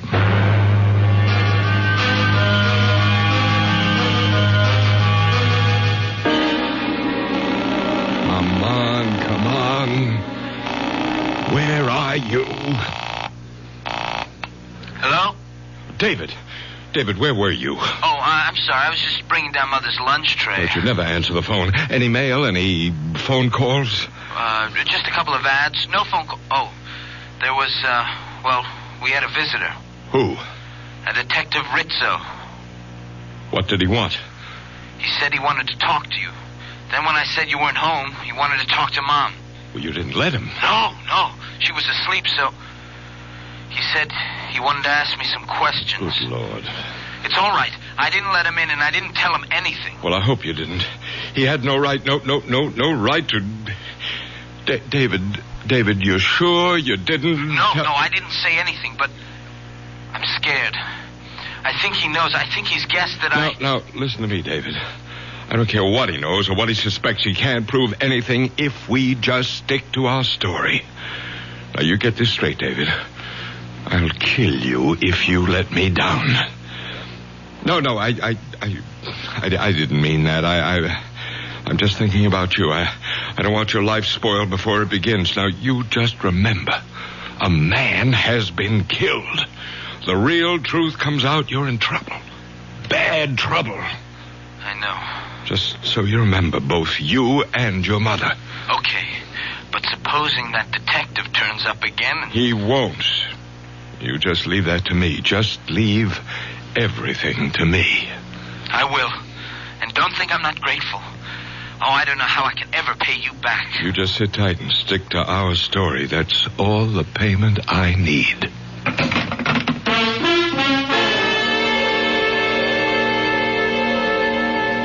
I quite understand, Professor. Detective Rizzo exceeded his orders. I promise you he won't bother your family again. I'm sorry if I lost my temper, Lieutenant. I don't blame you, sir. You'd feel better if you could get a load of how I'm going to lose mine. Get that note, Professor. Detective Rizzo check in yet? All right, tell him to lug his rear end here on the double. I'd have bust him right down a patrolman. You, looking for me, Lieutenant? Yeah, come on in and close the door. Jarvis on the desk tells me the Williams guy was on the phone having a fit. Didn't I tell you to stop making waves? Well, yes, Did Lieutenant, I tell you the Williams case was closed? It can't be closed as long as there's a charge. That's up to the judge. Now, we've done our part. We have a statement and a confession. That's all we're supposed to provide. Uh-huh. A phony confession. What does that mean? Now, look. That professor has a kid. Around 17, 18, huh? I talked to him today. I'll lay you dollars to donuts. He was the one driving the car when that accident... You have any proof of that? No, but give me an hour with that kid and I'll crack this case. Detective Rizzo. Strong-arm methods from a member of the new breed? I thought today's young cop was exchanging the third degree for a college degree. You know I didn't mean anything like that, but if you just give me a chance to get to the bottom... Why would a respected college professor, a guy as prominent in this town as he is, why would he risk his reputation to cover up something his son did? I don't know. I mean, this guy's a teacher. The last thing in the world he'd do is let his son run out on a responsibility. Yeah, that's the way I see it. Psychologically. Psychologically. Now, let's not get tangled up with that bull again, huh? We have a confession, Detective Rizzo. Lieutenant, give me a break. I got the strongest hunch. It isn't any stronger than mine. And mine is, if you don't let this lay like I told you, you're going to be back in your boondockers walking a beat as far uptown as these city limits stretch.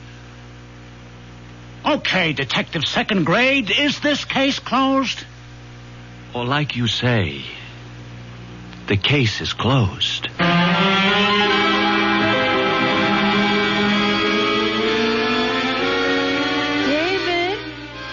Study, Mom. You all right? I just want to talk a minute. What are you doing? Just catching up on some homework.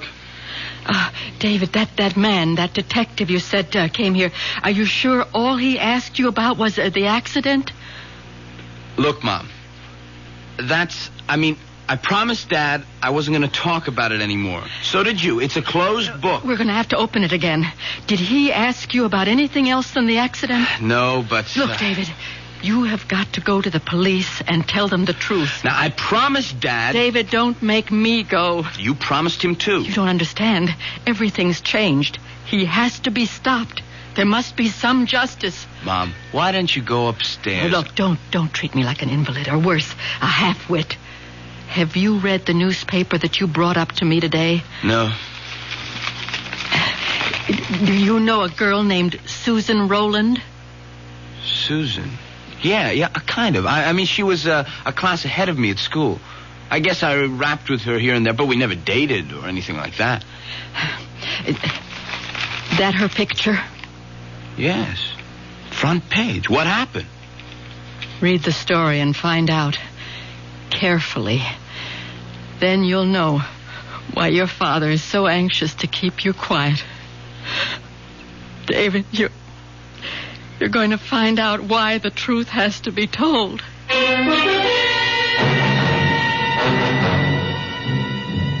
Lieutenant Klamath here. How's everything with the tough, John? You know how it goes with lieutenants in the police department, from bad to worse.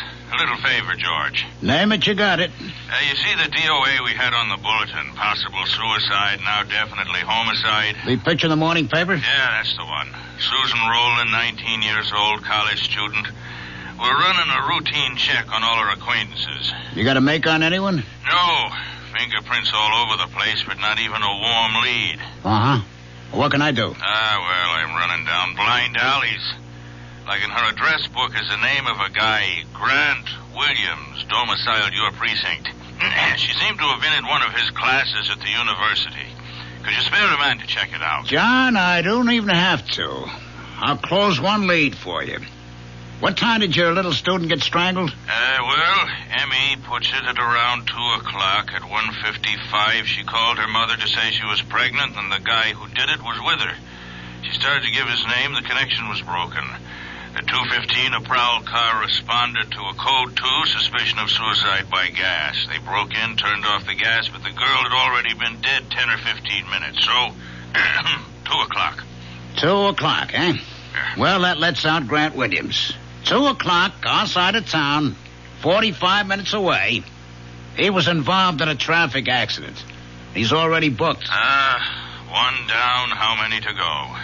Thanks, George. Sorry to bother you.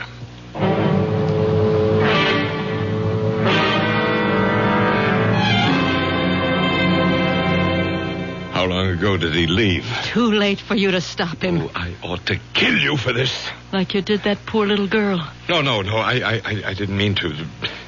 The little idiot refused to have an abortion. She wanted me to marry her. Marry her, for heaven's sake. Oh, and divorce your meal ticket. Marian, please help me. No, not anymore. Anyway, I couldn't even if I wanted to. But David, maybe I can still stop David. If you could, you'd still have to stop me.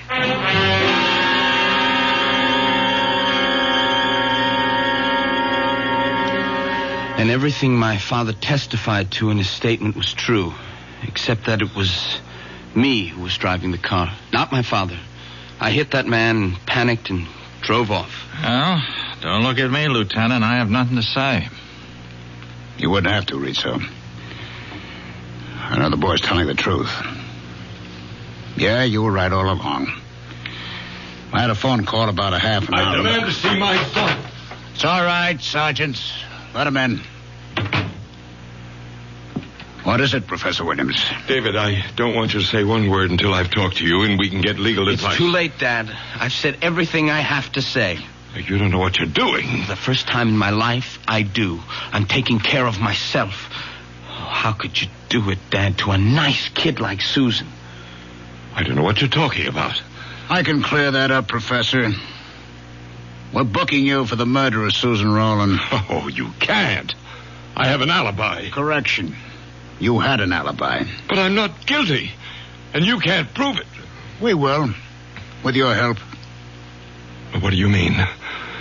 It's ironic, isn't it? If you hadn't walked in here and made a false confession, we might never have had your fingerprints. That's what's going to nail you. You provided us with a whole set to match up. You were just a little too clever. You managed to hang yourself. All right, take him out and book him, Jarvis. Dad, Let him go, kid, huh? Let him go. There's nothing you can do for him. Now you go on with Foster. Let him type up your statement, huh? What's going to happen to him? He'll be found guilty, as he ought to. And me?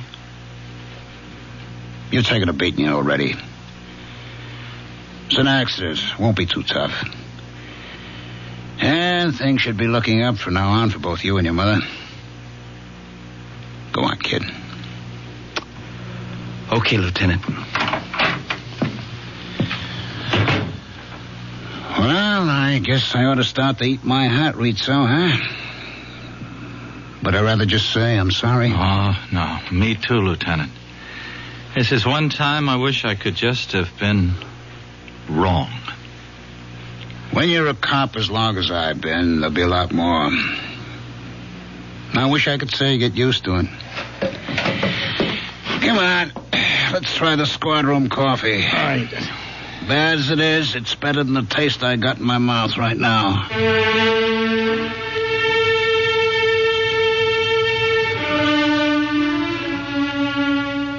I'll be back shortly with a final thought. So Marian's intuition was right, along with Sergeant Rizzo, and David made the first long stride towards being a man. Something else I'd like to say about that. Not every story must have a moral, but I believe this one has. Not that crime doesn't pay, that's obvious, but that the acceptance of responsibility is a cornerstone of life. It is written, "You shall know the truth, and the truth shall set you free." Our cast included Arnold Moss, Ralph Bell, Clarissa Blackburn, William Redfield, and Kristoffer Tabori. Associate Director, Marlon Swing. This is Hyman Brown, Producer-Director, inviting you to return to our Mystery Theater for another adventure in the macabre. Until next time, then, pleasant dreams.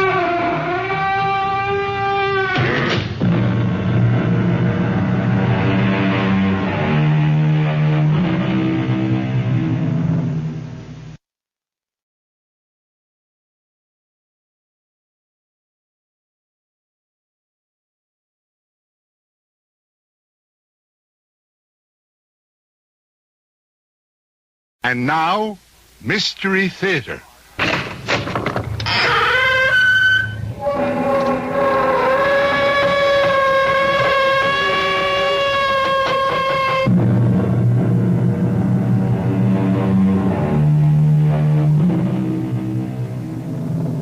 Come in. Welcome. I'm E.G. Marshall. Welcome to the sound of suspense. Welcome to the fear you can hear. But mostly, welcome to the world of terrifying imagination. The story you are about to hear is a love story. But a love story which begins at the point where many love stories end. It begins after the wedding march has been played, after the vows of love and fidelity exchanged. It begins on the honeymoon in a strange and terrifying fashion.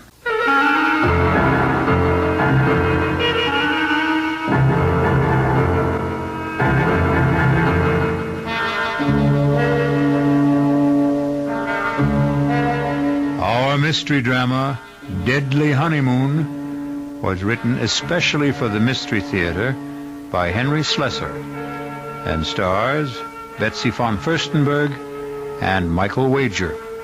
I'll be back shortly with Act One.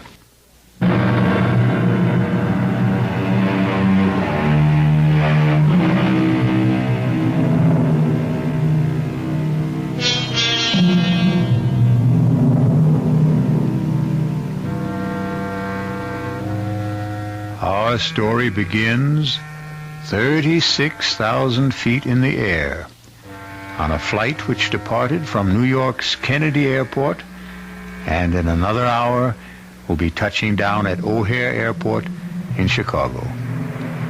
There are almost 100 passengers on this flight, but an observant stewardess is giving special attention to that handsome couple in seats 18A and 18B. Perhaps it's because all honeymooners have a special radiance. Are you sure you wouldn't like some more coffee? Oh, no, thanks. Not for me. I wouldn't mind a cup. Here you are. Thanks. Just ring if you need anything else. You'd think we were the only people on this flight. As far as I'm concerned, we are. Oh, Dan, I feel absolutely drunk with happiness. Is that a funny word for the way I feel? No. It's a great word, Susan. I was flying hours before we got on the plane. Oh, what time did you say we land in Chicago? About 2:30. Is it far from the airport to the hotel? No, actually, it's only about a half an hour from O'Hare to downtown. About 16 miles. Still, I don't think we'll have time to make Evanston today, do you? Well, it might be better to go in the morning. You can call your aunt from the hotel. Dan, you sure you don't mind going to Evanston? I mean, I just couldn't possibly be a few miles away and not see Aunt Clara. Besides, I want to show off my new husband to somebody, and she's all the family I have. Was she your mother's sister? No, my father's. She came east when my parents were killed in that crash. Stayed with me for a month or so. That was about the most that either one of us could stand. She sounds like a holy terror. Oh, no, she's just crotchety, that's all. But she'll only be more crotchety if she learns that I passed through Chicago and didn't even stop by.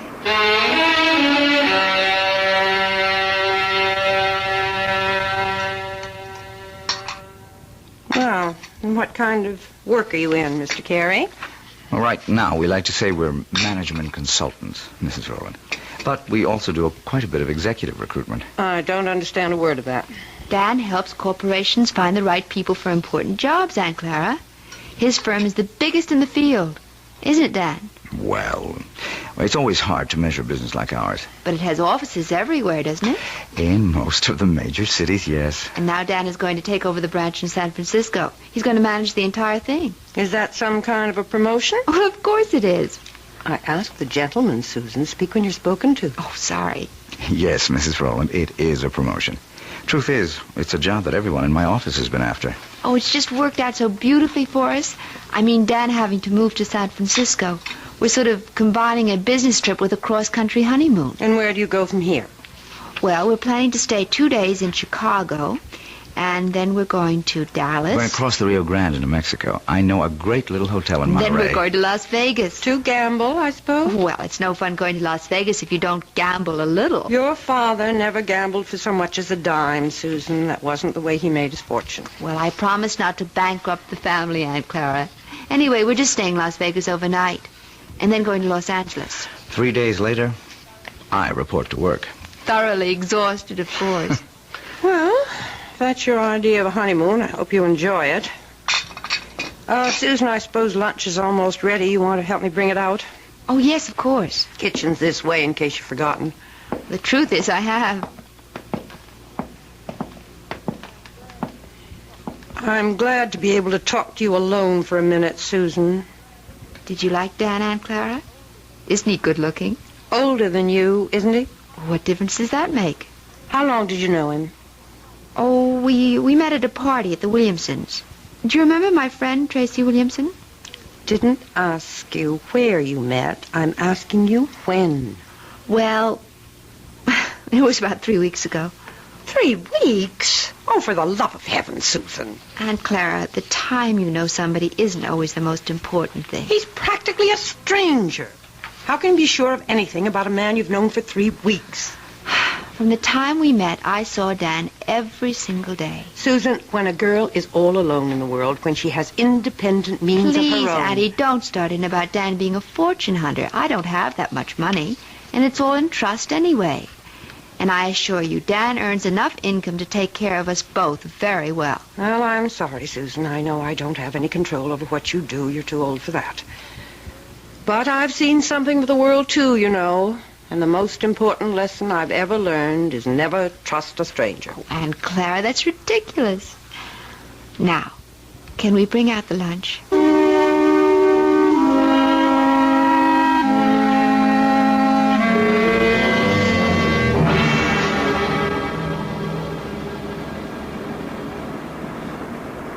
I don't know. I just have the feeling that Chicago wasn't all you expected it to be. Well, we weren't there very long, Dan. And don't forget, we spent half the time with your business associates. Oh, honey, I am sorry about that.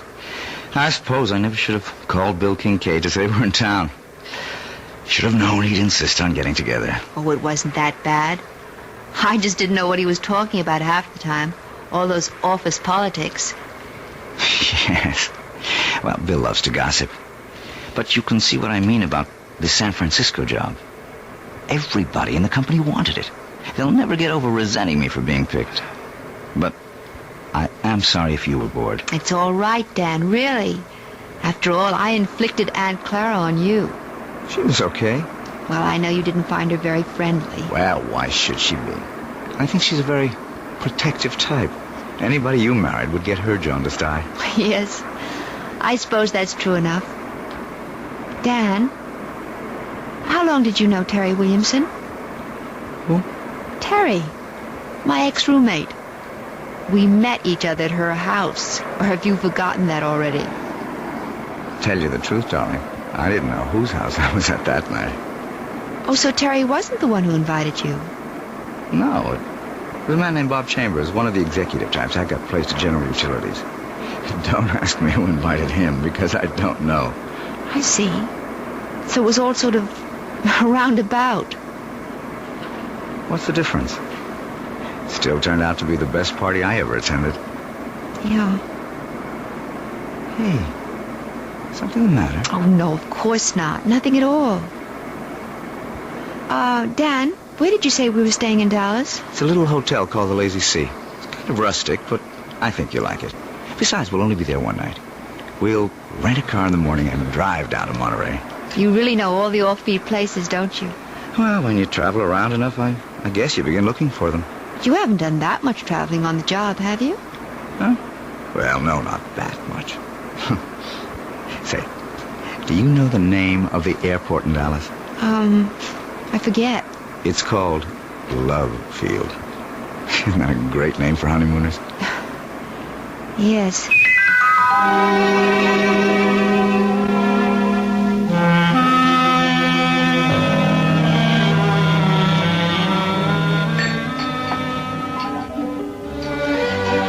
Hi, Susan. Oh, there you are. I was starting to worry. No, I had a little trouble with the phone lines back to New York, but I got through okay. Everything all right? Yeah, sure, everything's fine. Hey, you look a little strange, though. Oh, no, I'm all right. I had a drink while I was waiting for you. Say, you better watch that tequila. It sneaks up on you like a bandito. Actually, something sort of funny happened. What do you mean? Dan, when we were in Chicago in that restaurant, I forget the name of it. The place we went to with Bill? Yes, when you and your friend were talking about all the office politics back in New York, I saw this man looking at us. What man? Well, he was at the bar. I'm not even sure why I noticed him. He was wearing this plaid raincoat. I remember wondering if it had started to rain. I guess you were just bored with all our talk. Anyway, I saw him turn to look at us. Probably to look at you. Can't blame him for that. The funny thing is, as soon as you turned around, he got up very quickly and left. Susan, I don't remember seeing anyone in a plaid raincoat. And I'm afraid I don't see anything unusual about it. Well, I guess I didn't either. I probably wouldn't have given it another thought, but I think I saw that same man here again today. In Monterey? Oh, you're kidding. Well, I can't swear it was him. I didn't get a good look at his face the first time. All I really noticed was the coat. And you saw the coat again? Is that it? Yes. He was carrying it over his arm. Oh, darling. You know the story about the airport truck? Airport truck? No. Well, this guy on a plane looks out the window and sees one of those little red airport trucks. You know, fueling the plane, bringing food aboard, something like that. Anyway, the plane takes off from New York and lands in Chicago. Another little red truck comes out to meet it. The guy next to him says, Hey, we made good time, didn't we? He says, yeah, but that little red truck really made time. Well, I can see that I didn't marry a great audience. Oh, I'm sorry, Dan. It's just, it bothered me a little. Oh, forget it. And speaking of airports, next stop, the City of Angels.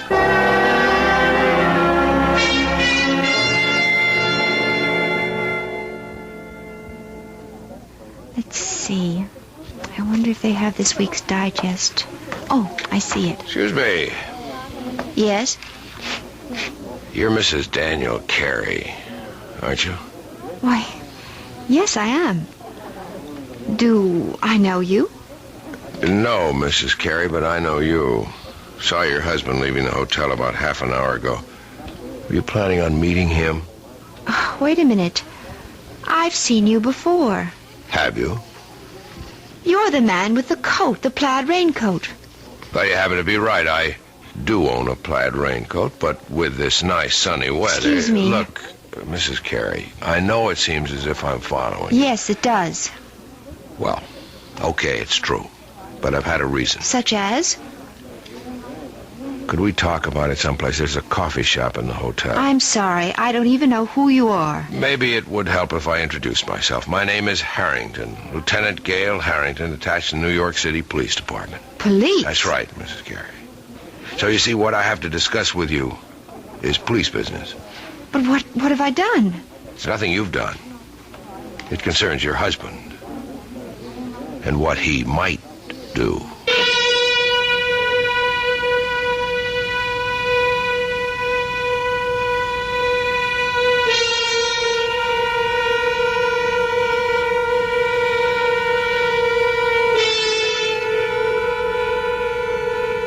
It looks like Dan and Susan Carey's honeymoon is in for a surprise. Or perhaps more than one. Maybe Susan will soon wonder if her Aunt Clara wasn't right about a number of things, including her cynical advice about trusting no strangers. We'll find out about the new stranger in Susan's life when I return shortly with Act 2.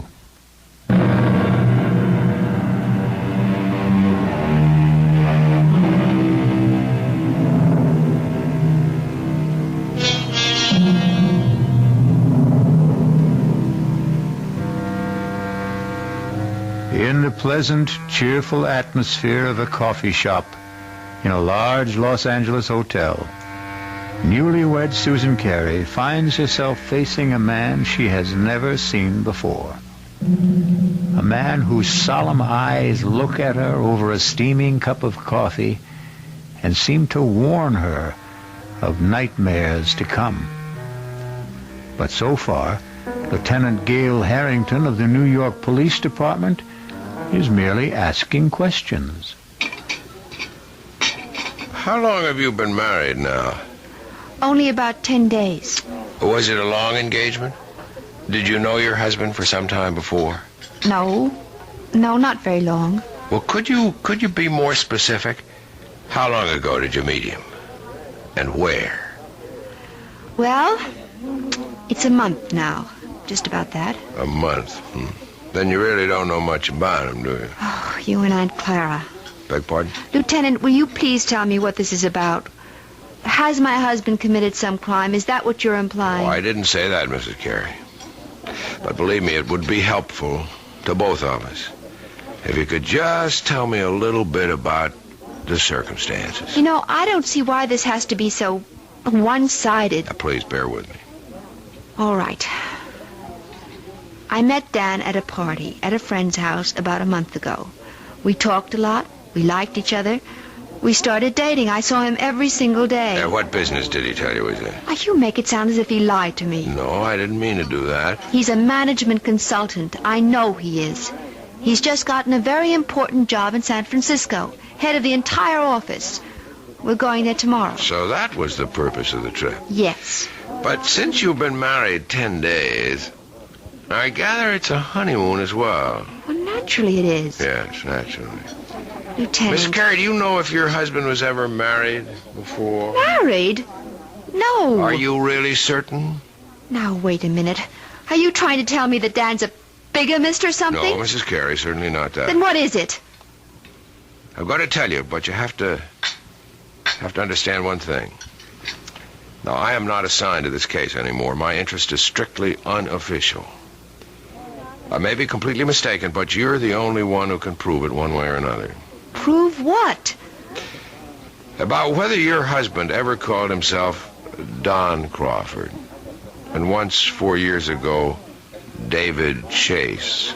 See? All the same initials, like Dan Carey. You are saying he's a criminal? Not just a criminal, Mrs. Carey.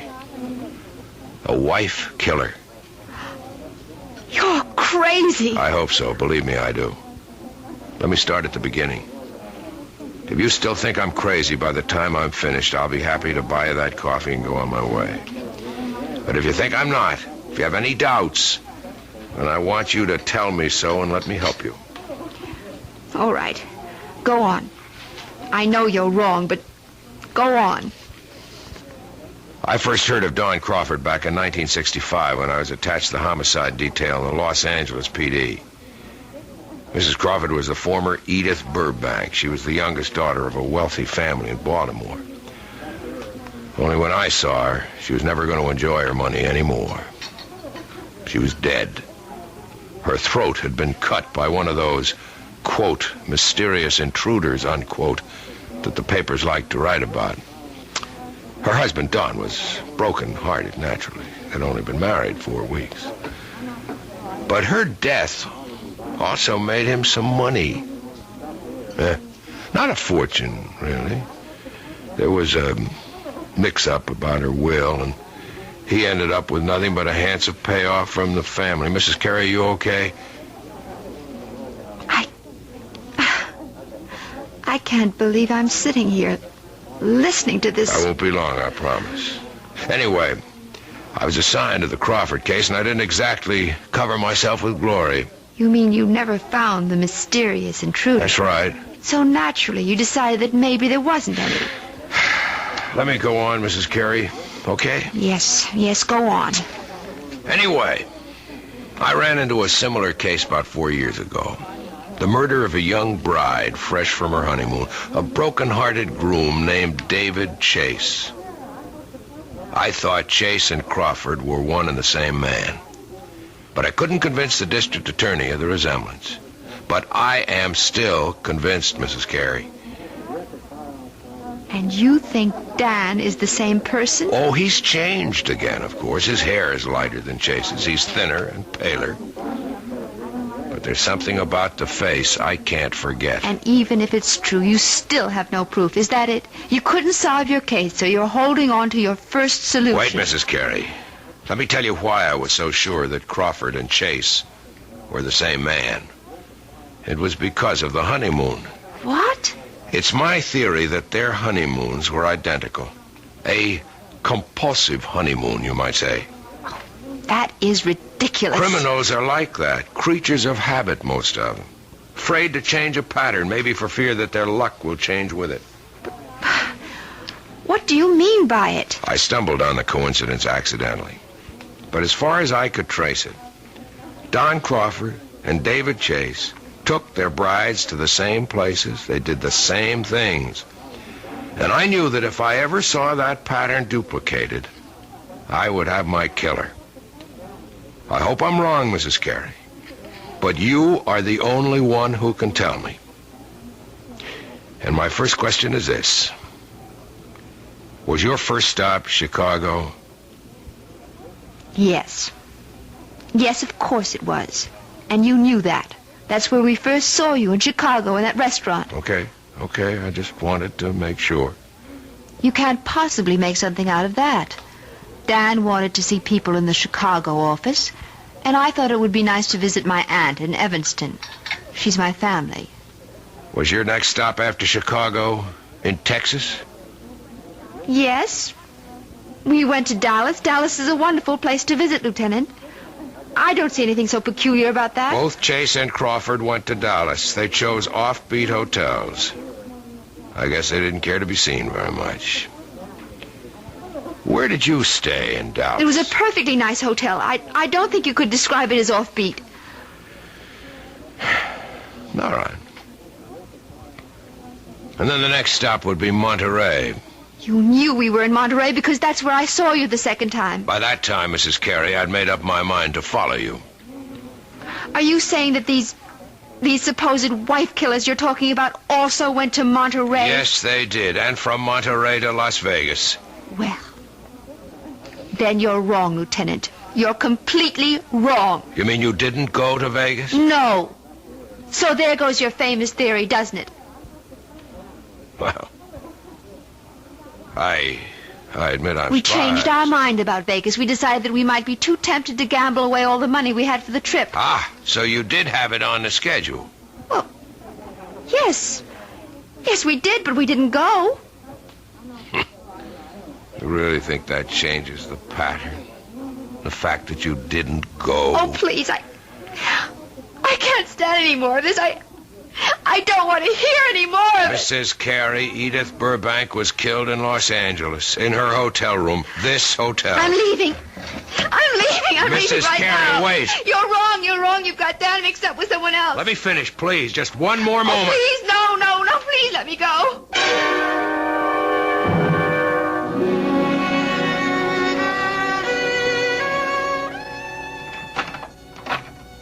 Well, there you are. Oh. I didn't realize that you were back already. Yeah, I told you I wouldn't be gone more than half an hour. I thought you'd be in the room. I went downstairs to get a magazine. Didn't they have any? Well, I guess I forgot to buy one. I got to looking in the windows of the dress shops, and I forgot my original purpose completely. Susan, are you okay? Of course. Why do you ask? I don't know. You've got that funny look in your eyes again. Have I? Doesn't matter. They're still the two most beautiful eyes in the world. Hey, what is this? Don't tell me the honeymoon's over so soon. Why do you say that? That was like kissing a snowman. I guess I just don't feel like myself today. I think maybe all this traveling has worn me down a little. Oh, I'm sorry. Well, we don't have much further to go. Just one more plane trip to San Francisco. Yes.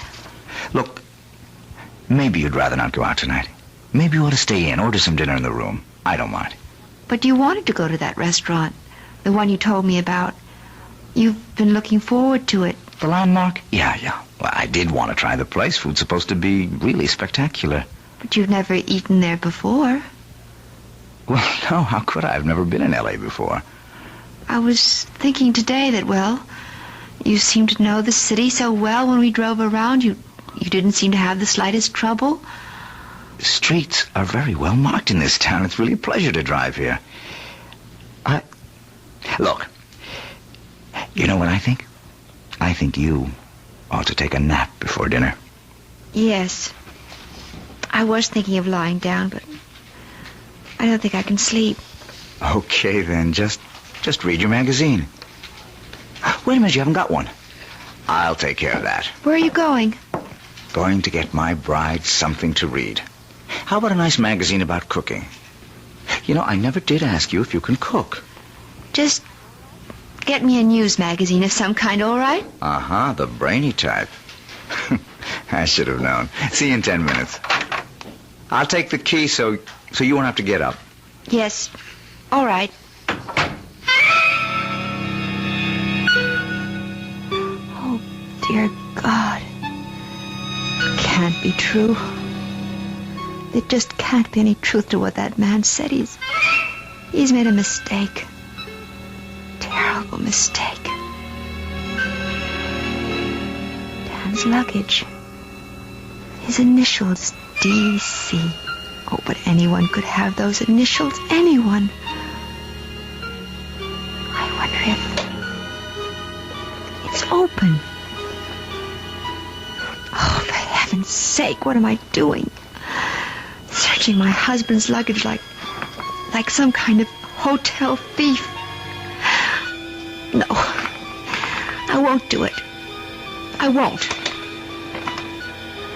I'm not going to believe any of it. I won't. Who's that? Hello? Mrs. Carey, it's Gail Harrington. Leave me alone. Stop bothering me. You shouldn't have run off like that, Mrs. Carey. You didn't give me a chance to finish what I was saying. I told you, I don't want to hear any more. It isn't true. You've made a mistake, Lieutenant. Your husband is at the newsstand right now, Mrs. Carey. I can see him from where I'm standing at the house phones. And the more I look at him, the more sure I am that I'm right. No, you're wrong. I want you to hear the rest of the story about Crawford and David Chase and what they did on their honeymoon. Maybe what I told you before didn't convince you, but if you heard a few more things... I'm going to hang up, Lieutenant, right now. I wanted you to know where Don Crawford took his wife the night she was murdered in a room. He took her to a restaurant called The Landmark. You ever hear of it? Mrs. Carey? Hey, are you listening? No. No, I'm not listening. I won't listen.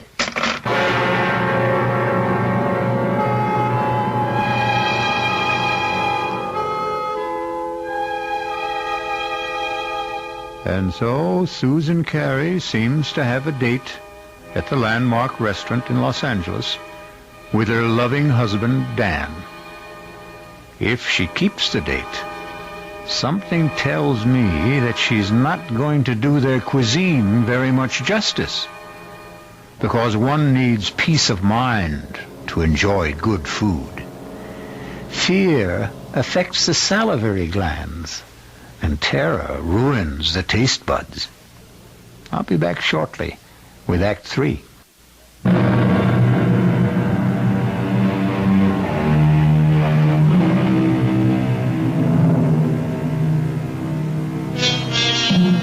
Well, what have we here? A quiet meal for two at the Landmark restaurant? No. We seem to be in a hotel room. The same room in which we last saw our honeymooning couple, Susan and Dan Carey.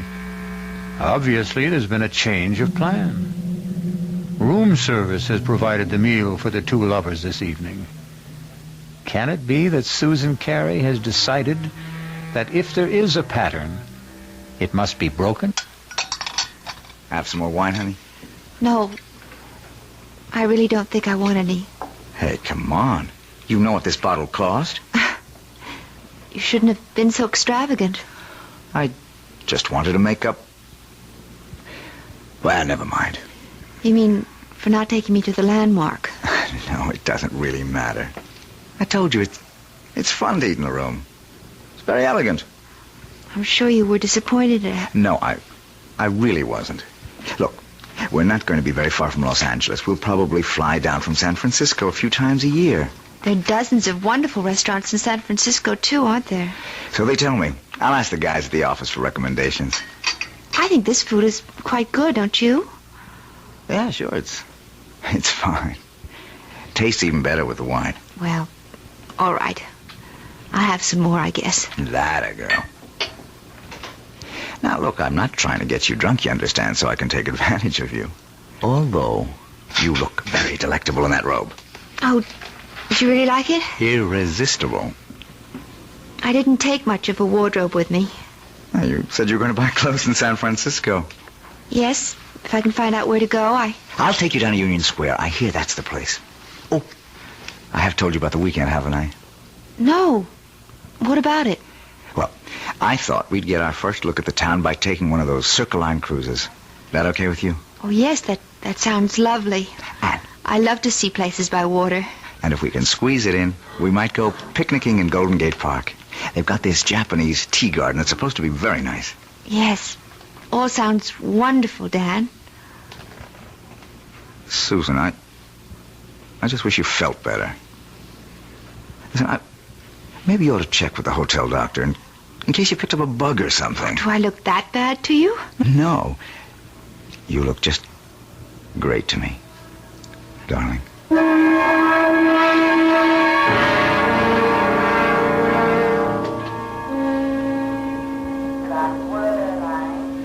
Yeah, I think that'd be a good idea, honey. Reserve the car ahead of time. Then we can pick it up right away in San Francisco. Whatever you think, Dan. You wait right here. I'll go over to the counter. It's all right. Be back in 10 minutes. All right, Dan. Mrs. Carey. Oh, no. Not you again. I didn't mean to startle you. Go away. Please go away. I don't want to see you anymore. I hear anything you have to say. Now, I know that I seem to be persecuting you or something. As you can see, Lieutenant, I am in perfectly good health. I was not murdered in my sleep in that hotel room. Look, Mrs. Carey, I've only got a few minutes before your husband gets back. I just wanted to finish my story about this other guy, this David Chase. I don't care if you are a policeman. I'll call someone and have you arrested for bothering me. David Chase's wife didn't get killed in Los Angeles. She died in San Francisco. Where? In her hotel room? No, not there. But they stayed at the San Remo. Is that where you're staying? Yes, but millions of people do. No, there wasn't any mysterious intruder this time. In fact, Mrs. Chase's death was listed officially as an accident. She had a little too much to drink at dinner, and her feet got tangled up on top of a very steep hill. The fall broke her neck. Oh, no. It was her very first day in San Francisco. She and her husband had quite a day, too. They took one of those boat cruises to see the city. Then they went to Golden Gate Park, to the Japanese tea garden. Miss Carey, are you okay? No. No, I'm not okay. How could I be? That night they went to a restaurant called the Vendome. That's where the lady drank too much, at least according to her husband. Oh, dear God. Listen, Mrs. Carey, I can't follow you anymore. I've got a job to get back to. I want you to take this. A gun. Quiet. Don't draw anyone's attention to us. Just take it.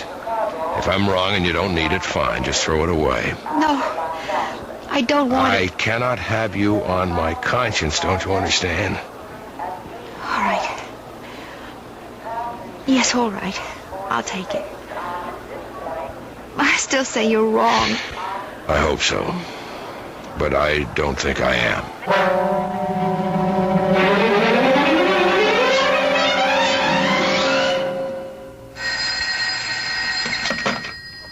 Hello? Mrs. Carey? Yes? This is the message desk. Your husband left a message here for you at 4 o'clock. Oh, I've been out until now. Would you like me to read it to you? Yes, please. It says, "We'll be at the office until 6. Should be there no later than 6:30. Love, Dan." Oh, yes. Thank you very much. Welcome. Bye. Bye.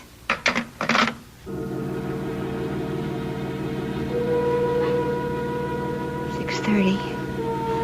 6:20 now. Oh, God. Why do I keep staring at his luggage? Why can't I just forget about it? No. It isn't dishonest. It's just something I have to do.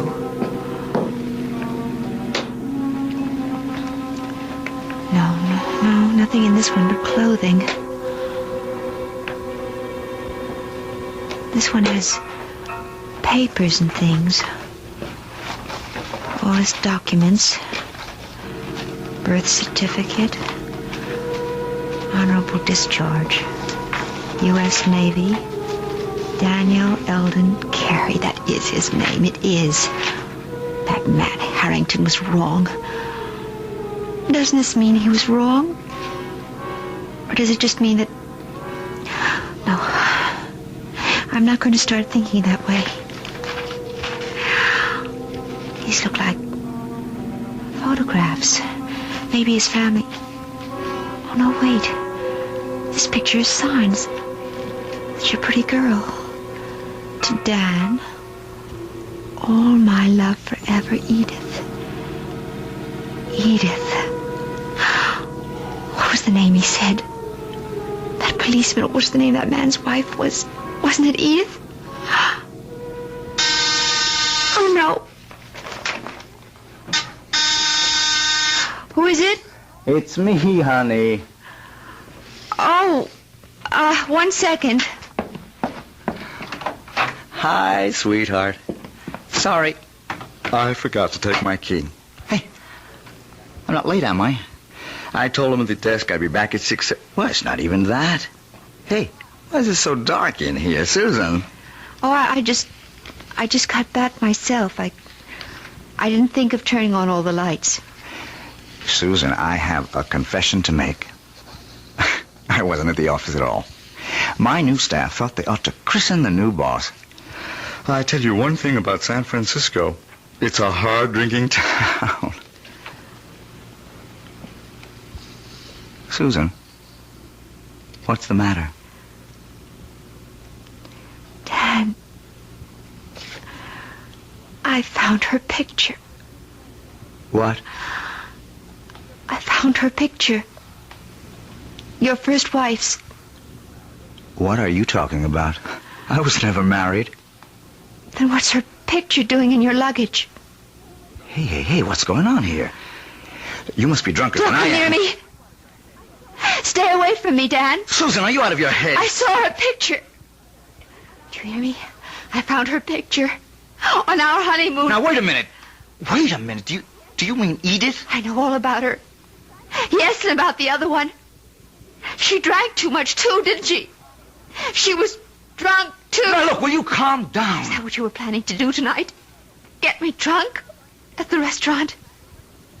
You were going to take me out to dinner tonight, weren't you? Of course I was. I asked one of the guys at the... Well, I can tell you the restaurant he picked. Do you want me to tell you the name of the restaurant, Dan?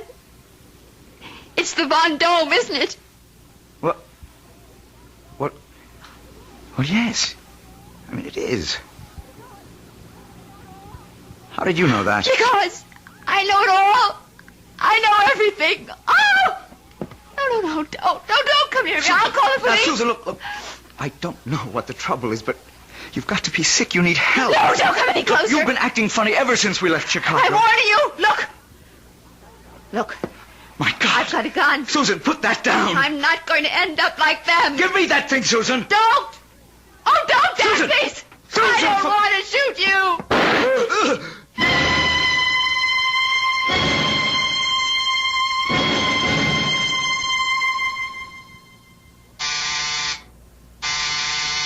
One second. Wow. Mr. Harvey? Mrs. Carey, I didn't know that you were... Look, let me just get a shirt on. I was just shaving. I'm sure you're surprised to see me, aren't you? Yeah, I am. I didn't expect that you'd... what brings you back to L.A.? I'm sure you know, Mr. Harvey. That is the right name, isn't it? Not Harrington?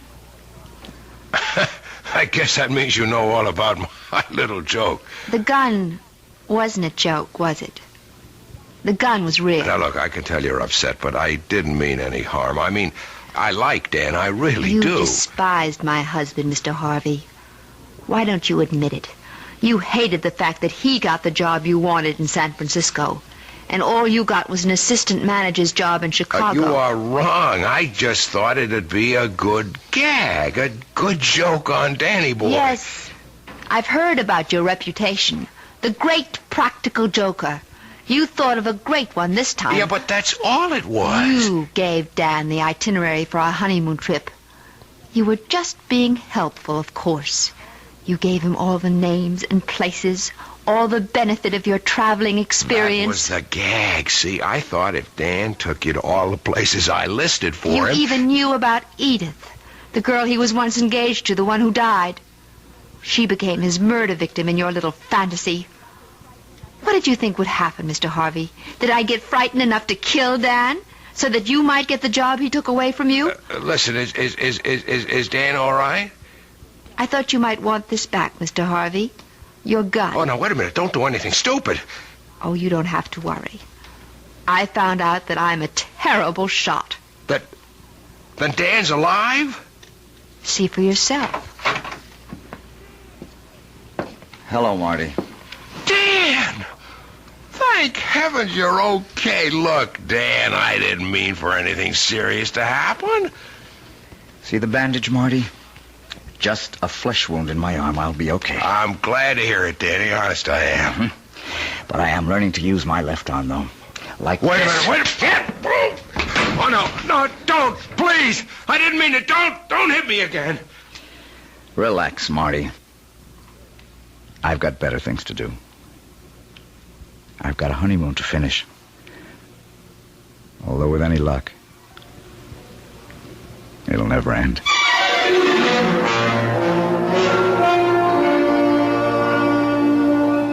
So you see, even murder stories can have happy endings. Martin Harvey may have spoiled Susan and Dan's honeymoon, but that doesn't mean he managed to spoil their marriage. No. If that's going to happen, Susan and Dan will take care of that all by themselves. I'll be back shortly.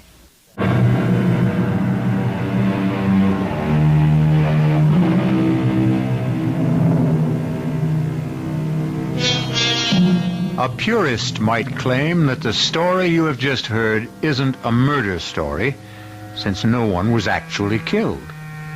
The murders which took place were all in the imagination of Martin Harvey, who passed them on to the mind of Susan Carey.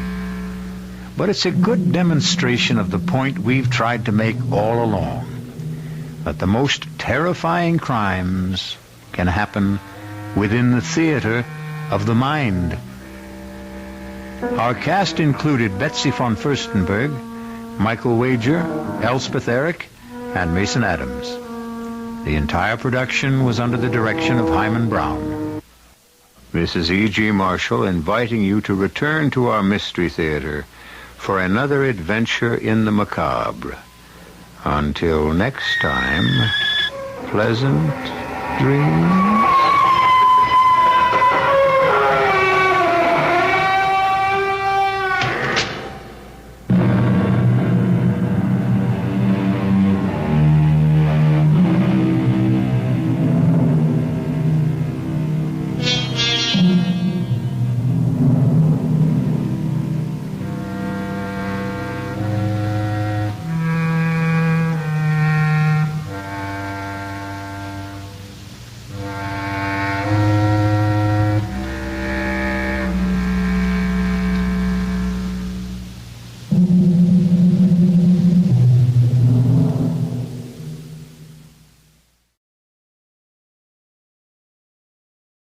And now, Mystery Theater.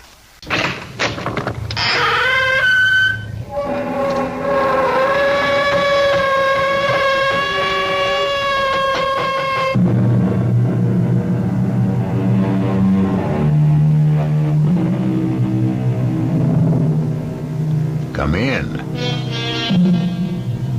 Welcome. I'm E.G. Marshall.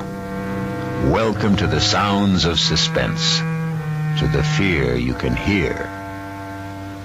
Make yourself comfortable, for there are ill winds blowing outside. This is a tale of a titanic struggle between two colossal forces, one natural, the other supernatural. The prize, a girl's soul.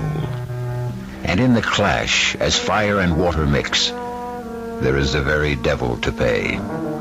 Come with me now to the Solway Firth in Scotland to meet the first of the forces.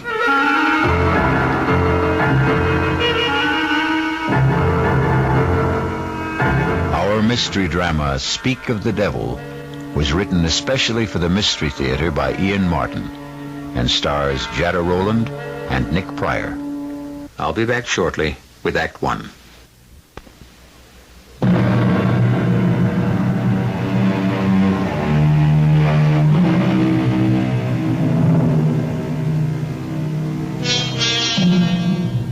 They say he who dreams on the Solway will wake in another world.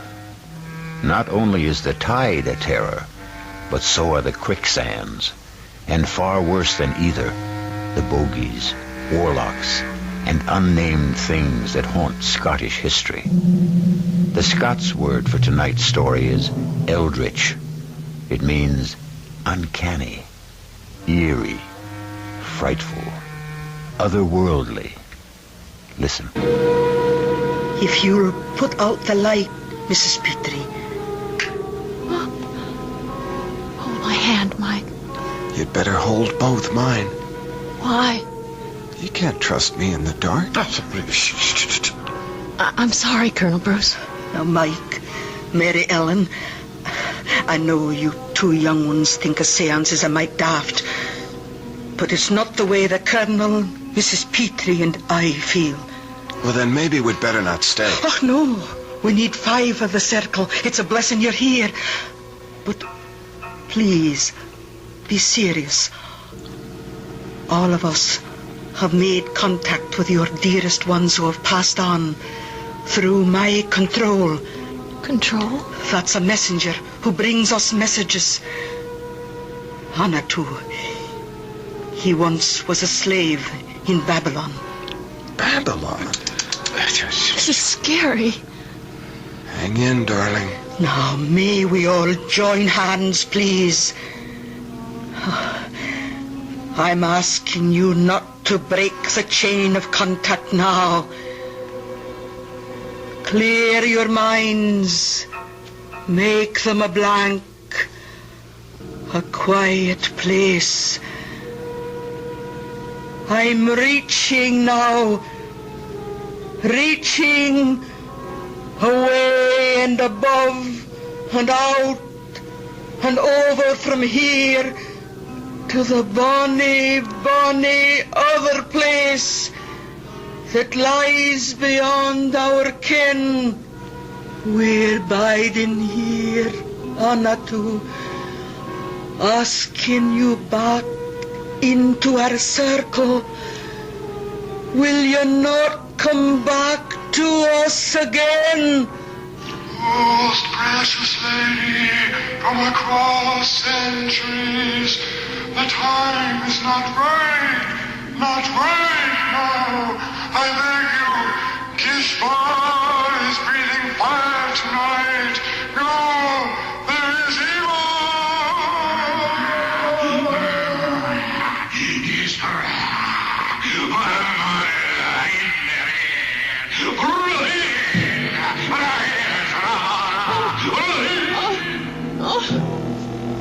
Stop it, in heaven's name! Someone get the light! Yes. It burned. Ellen, where's that damn light? Mary Ellen, are you all right? Yes, sir. What's all that smoke? Oh, that's just the incense we burn. I'm the one to blame for meddling in the business of the Lord. We'll not ever have a seance in this house again. I'm afraid that I loosed some devil out of hell this night.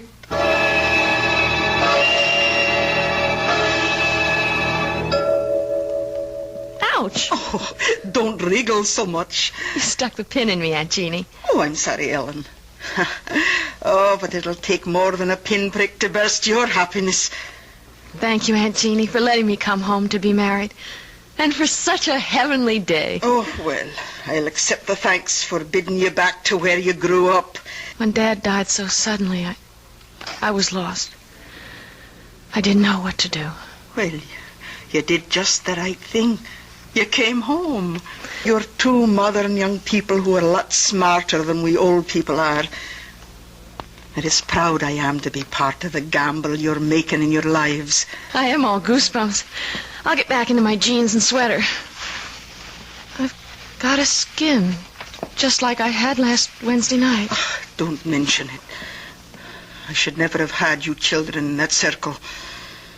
It was so scary. What happened? I don't know. It was some kind of trick, wasn't it? I don't play tricks. Well, it was Maggie, your mother, who had the second sight, you know. That wee wisp, so delicate and so vibrant. When she died, it tore the heart out of me. But Will went off to America and left me to bring you up. Well, it put my heart back.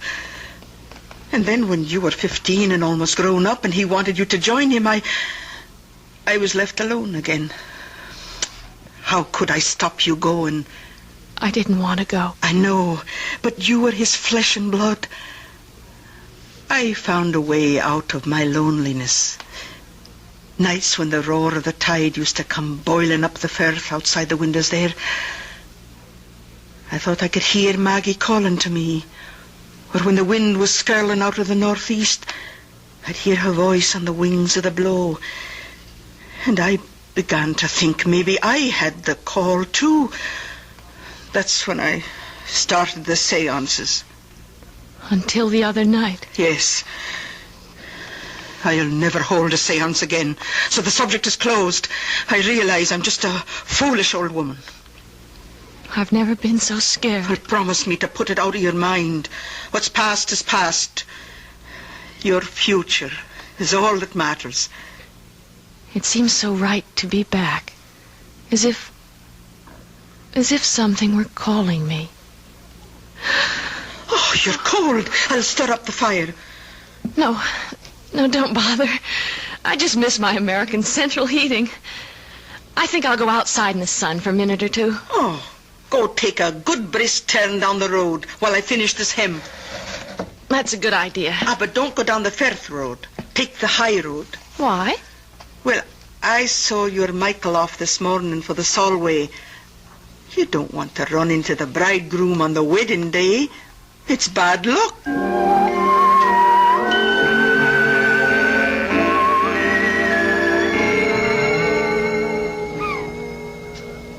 Kiss me, Ellen. And Jeannie thinks it's bad luck for the bride and groom to see each other on the wedding day. You can't fault that. Back in Nebraska, my mother used to feel the same way. But that's just old-fashioned. And Aunt Jeannie's something else? Darling, your Aunt Jeannie sure is something else. Good or bad? About 90% good. I just don't dig the spirit kick. We won't have any more of that. It was awful, though, wasn't it? It's all kind of self-hypnosis. But that terrible raspy voice, whatever it was saying. Ellen, there wasn't any voice. You didn't hear it? I heard something that sounded like your aunt choking herself to death. But the first voice... That's just the old girl practicing a little ventriloquism. No, that awful burning smell. Well, I will admit I like the Hare Krishna incense better. Come on, Ellen, let's forget all that mumbo-jumbo. Hey, dig that crazy character out there. Fishing in those little pools on the flats. What's crazy about that? On horseback? But everyone does because of the tide. The tide? I forgot. If we hadn't been up in Glasgow wedding shopping, I'd have shown it to you. Look out there to the west. If that Gilly is up on his horse, it must be... Oh, yes, here it comes. And there he goes. You'd think the devil was on his tail. What's his hurry? Look, the tidal bore. It's coming. You mean that big wave down at the mouth of the estuary? Yes, it's the tide. It comes in faster than an express train. Listen. Holy Maloney. Is it always like this? Twice a day. Worse in the autumn and in the spring. Doesn't it ever break? It will when it gets just about abreast of us. Isn't it exciting? That's one word for it. That's why you don't dare go out on the flats on foot. If the tide was due, you'd never make it ashore. Oh, Michael, it's so thrilling and so good to be alive. I love you. What'd you say? I love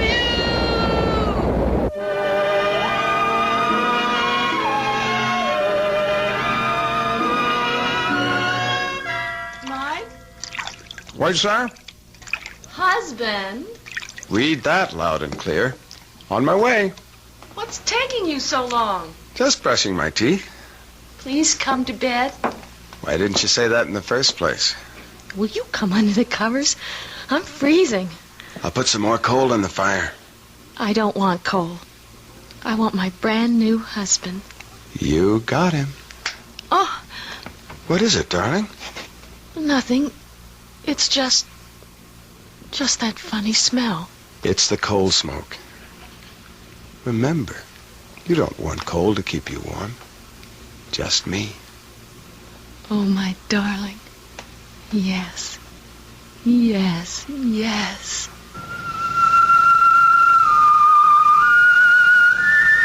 My husband, my darling, my husband. You. No. No. Please. No. No. Don't touch me. Go away. No. Oh, no. Michael. Your breath. Oh, no. Oh, no. I cast you out.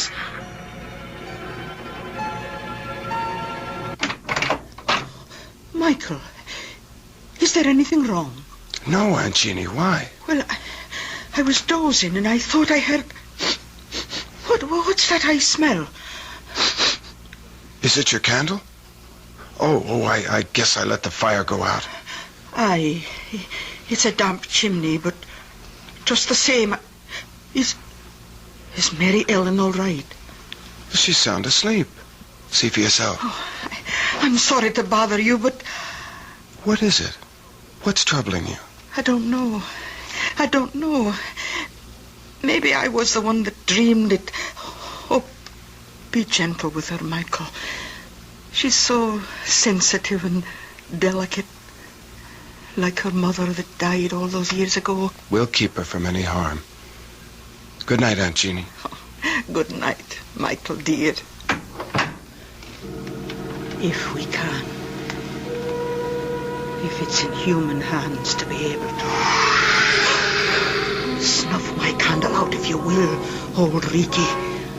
But hear me this. You'll not have Mary Ellen. You'll not have her like my sister Maggie.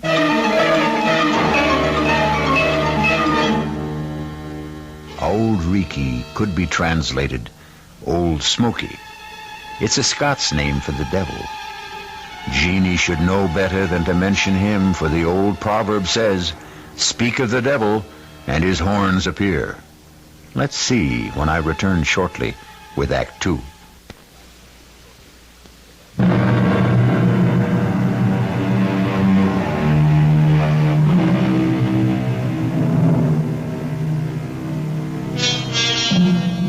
Dreams are made to die with the opening of day, and superstition fades and falters in the sunlight. So by the following morning, we might hope our bride and bridegroom wake and rise on the right side of the bed. Let's find out as Michael comes downstairs. Oh, good morning, Michael. I'm in the kitchen. Come on out. Morning, Aunt Jeannie. Well, and how is the bridegroom today? Well, the bridegroom's first rate. It's the bride who's not. Oh, what's wrong with the wee lass? No, I don't know. I think now you were right last night. Huh? Right? About what?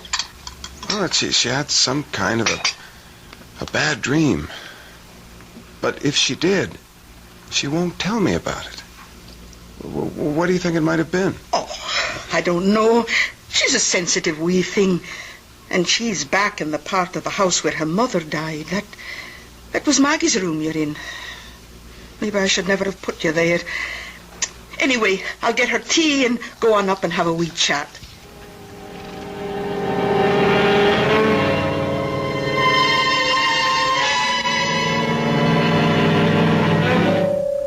And I couldn't tell Mike. I couldn't. Not after what my wedding night. How could I dream anything so vile and hideous? That great, gross presence bearing down on me. Breath so sick. The lips slavering. And that awful fur all over. Oh! And the fire burning me. And that scorching smell. Oh, Aunt Jeannie, what a nightmare. Oh, wished now. And that's all it was. But it seems so real. Well, it wasn't. Because when I came by, you were sleeping sound. Oh, drink your tea now. Oh, it's a good thing you married that nice American boy with his head screwed good and tight. Mike. He'll blow all the cobwebs out of your head. And he's going to have a good chance to. What do you mean? I mean, you two are going to have a nice honeymoon all alone for a big, long month. Where are you going? Oh, I've got an old girls' school chum who lives just outside Blackpool at St. Anne-on-Sea. For years, she's wanted me to visit. I'm not going to drive you out of your house. Oh, you're going to do more than that, Mary Ellen. You and your handsome, bonny husband are going to move downstairs to my room, away from this drafty old flue. And while I'm gone, I'm going to get it fixed so the fire will burn clean.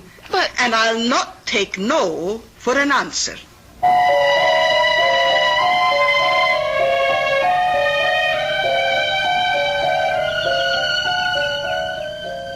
I thought Scottish weather was supposed to be terrible. Rainy, damp, no sunshine. This has been a very particular May. Our honeymoon. Yes. Sorry it's over? Desolate. Still, with Aunt Jeannie back, maybe you'll get a little more work done on the book. Darling, I have been busy in research. It is a love story. Speaking of that, do you think... Look down the road. I can't. Your front's in the way. That's Dr. Ferguson bringing Aunt Jeannie back. Our month is up.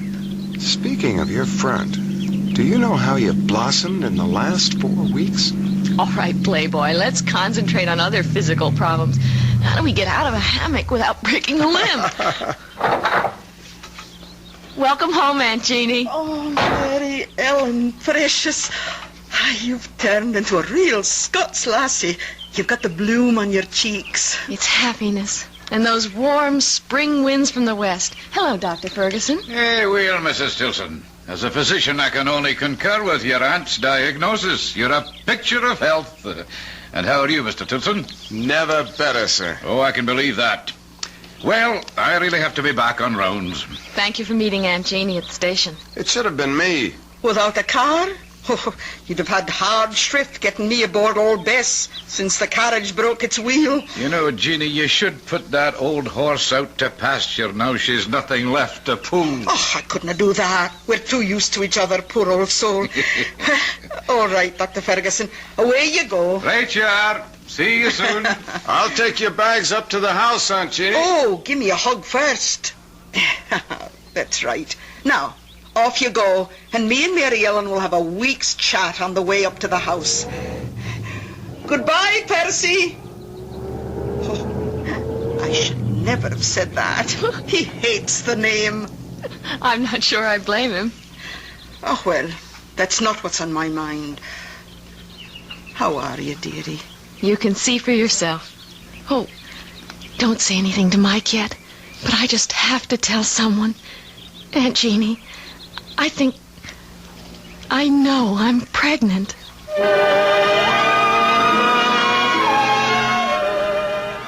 Well, Mrs. Stilson. Tell me, am I pregnant? Oh, the tests will prove it, but I'll bet on it. And let me say that you're the loveliest expectant mother I've ever had under my care. Well,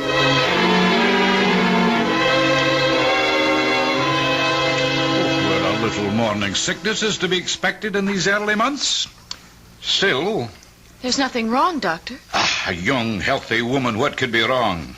Still, we must take precautions. I'm writing out some medication for you that I want you to take each day.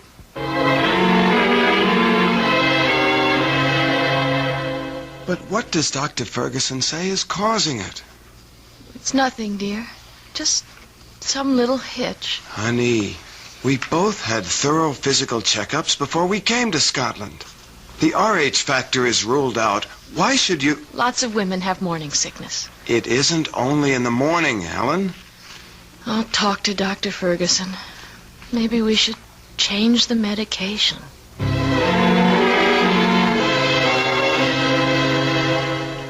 Mary Ellen, dear, I've talked to Dr. Ferguson, and he's completely puzzled. I'm not sure that I am, though. Is there anything you want to tell me? What can I tell you, Aunt Jeannie, that I haven't told him? Are you in pain?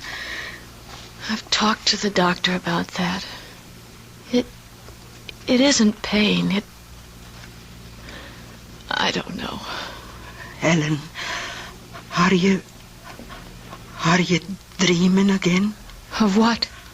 Of the presents. I don't want to talk anymore. I just want to sleep. Only I don't want to. I don't want to sleep at all.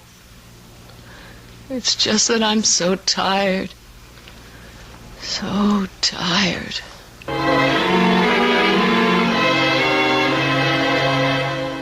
You have to help me, Aunt Jeannie. How, Michael? Dr. Ferguson says that physically Mellon should be all right. The baby seems to be thriving.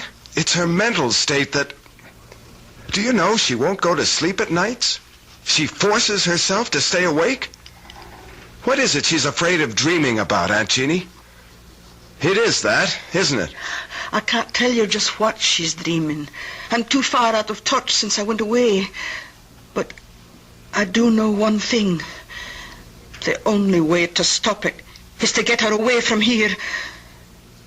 As easy as that? Oh, not so easy, maybe. She's bound and determined on having you finish your book first. Ah, the devil take the book. Mellon comes first.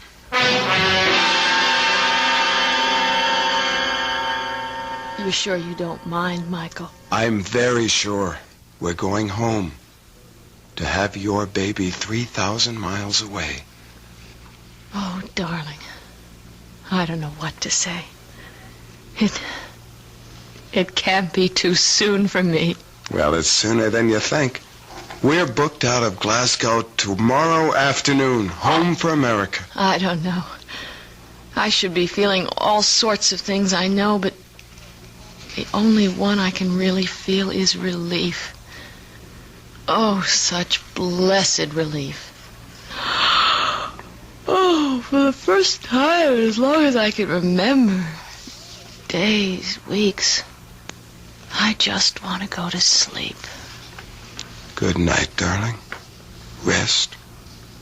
Sweet dreams. You'll keep me safe. You won't let me come to any harm.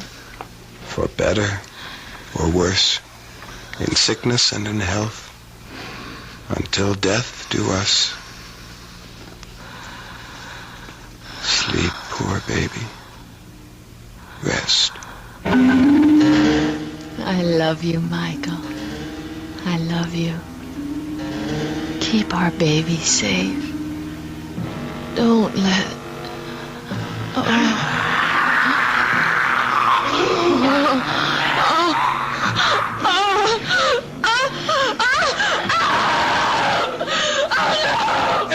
Ellen, what is it? Oh, I don't know. It's pain, like a knife. I think maybe I'm gonna lose the baby. You're gonna be all right, Ellen. Don't worry. Get Dr. Ferguson. I'm gonna call him now. You'll be all right. I'm fine. Just get him. I'll send Aunt Jeannie up to you while I phone. Aunt Jeannie! Aunt Jeannie! What is it? What is it, Michael? Helen, maybe a miscarriage. What's Dr. Ferguson's number? Oh, you'll no get him by the phone. It's out of order again. Hello? Hello? Laddie, it's no use. It won't be fixed before morning. I'll go to the neighbors. It's a party line. If one's out, they're all out. Oh, God! How far to the doctors? It's a good 3 miles. Who's got a car? Only Colonel Petrie, and he's away up to Edinburgh for his regimental reunion. All right, then I'll go on foot. Aunt Jeannie, go up and help her. I'll make it as fast as I can. By the way, Michael, can you ride a horse? Yes. Good. Then take old Betsy. There's a bridle and saddle by her in the barn. She'll get you there faster. Take care of her, Aunt Jeannie. Don't let anything happen to her. Right along the Firth Road till you come to town. He's the 3rd house in on the right. And take care of yourself.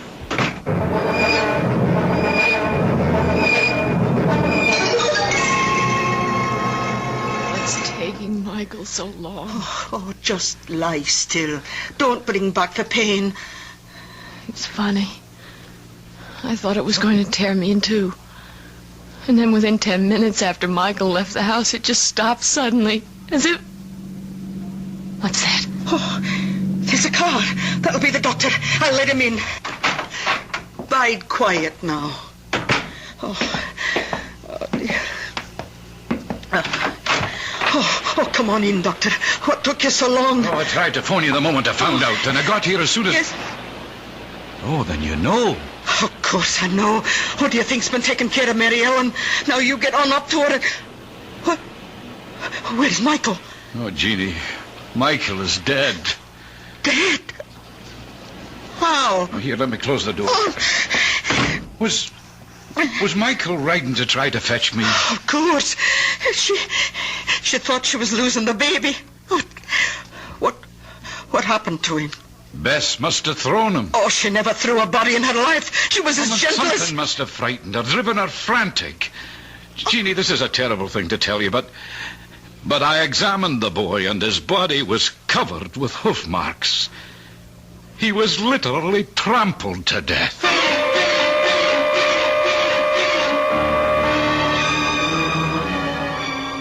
So Ellen has kept her baby and lost her husband. Some evil force shadows this innocent and tragic girl, and still may threaten her. Those hoof marks, were they from the horse? Or in some dark, unfathomable way, were they supernatural? A demon's footprints? Perhaps we'll know when I return with Act 3.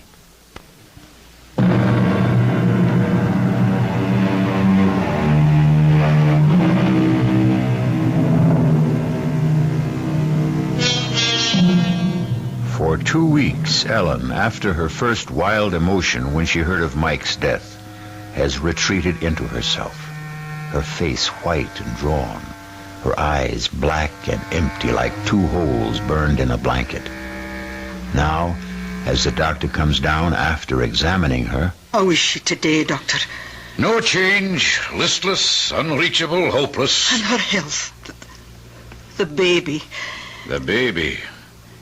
Yeah, there's no doubts of its vitality. Oh, I have a terrible time getting her to eat anything. Well, you must be more successful than you think, Jeannie. There's nothing the matter with Mary Ellen physically. No, it's her mental health that concerns me. The poor bairn has been through a terrible shock, Percy. Yeah, I know. You don't think there is any chance of her losing her mind? Jeannie, Mary Ellen is beyond me and my knowledge. Somehow we've got to call in a psychiatrist. Oh, Percy, what is it you're afraid of for Mary Ellen? Well, you don't like my medical terms. I want to know. Very well, then. Schizophrenia, more specifically dementia precox. Paranoid type, I'd guess. Oh, well, what does all that mean? Oh, withdrawal from life, delusions of all kinds, persecution, unseen enemies, that sort of thing. Oh, the second sight.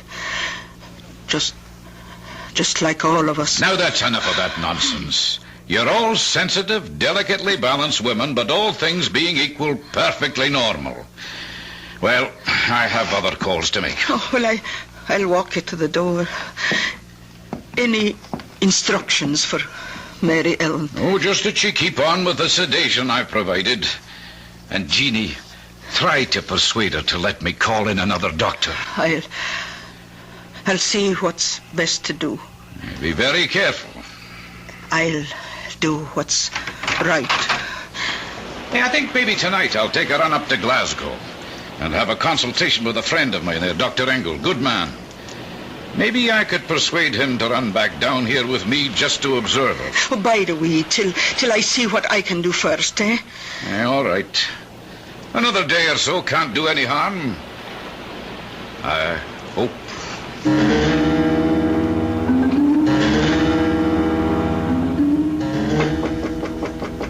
Who is it? It's Aunt Jeannie, Mary Ellen. May I come in? If you want.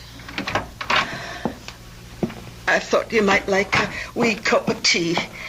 No, thanks. What are you staring at? Out the window. The Solway.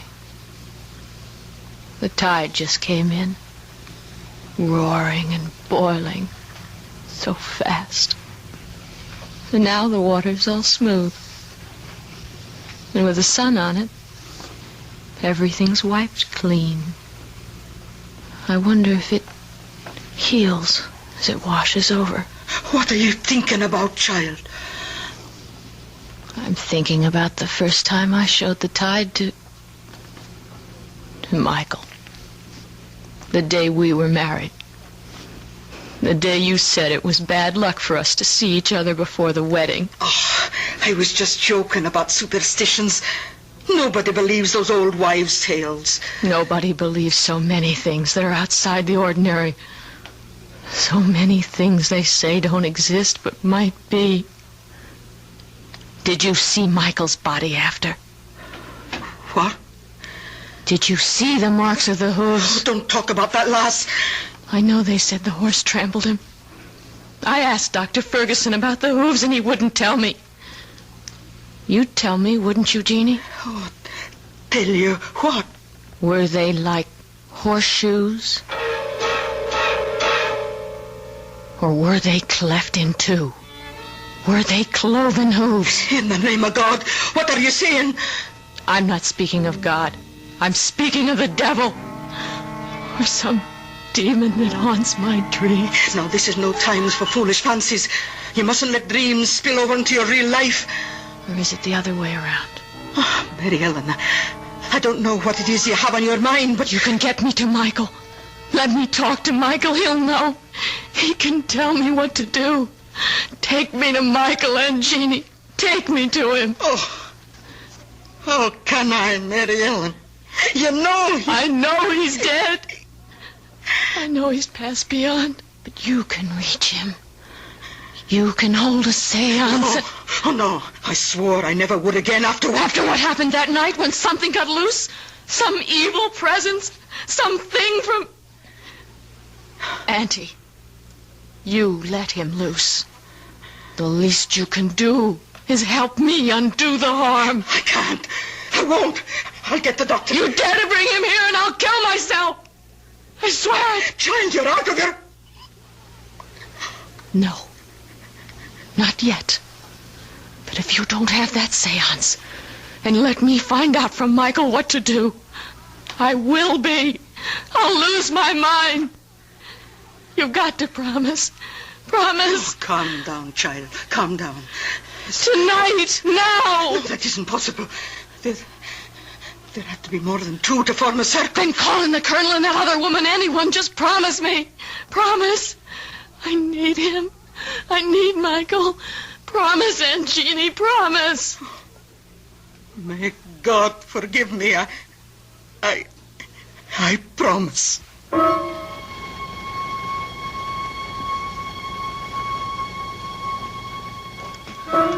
May we all join hands, please. Clear your minds. Make them a blank. A quiet place, open and hushed. I'm reaching now, reaching away and above and out and over from here to the bonny, bonny other place that lies beyond our ken. Can you hear me, Anatu? Can you come to me into our circle? Anatu, we're reaching for you. Oh, I can't make contact. Ask for Michael.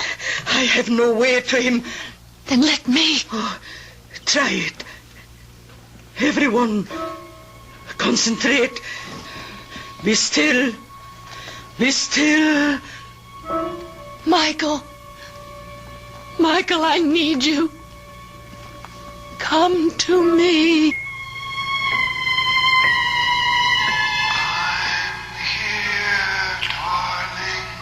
Oh, Michael, I love you. I love you. We'll be together again. Michael. It's not Our child you're carrying. Get rid of it.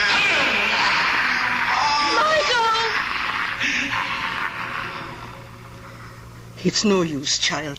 There's no contact tonight. We can break the ring. Will someone turn on the light, please? Oh, I'm that sorry, Mary Ellen. It's all right, Aunt Jeannie. You gave me what I wanted. I found out what I needed to know.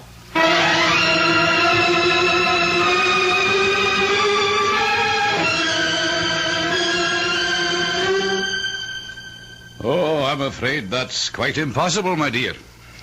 You're not as backward as that, Dr. Ferguson. Abortion is perfectly legal, isn't it? Oh, I'm not concerned with the legality, Mary Ellen. As it happens, it is, but... Then help me. I can't, dear. It's too late. What do you mean, too late? When you came to me a few weeks ago and we determined your pregnancy, you must have known that I would know it was already well advanced. But it wasn't. Michael and I were only married a month before that. You should know that. Well, of course I know that, my dear, but facts are facts. You're carrying a child that's past midterm, and abortion now is just too dangerous. Past midterm. 4.5 months. My guess is at least 5. That fast? Oh, God, no. It mightn't wait. It could be born any minute.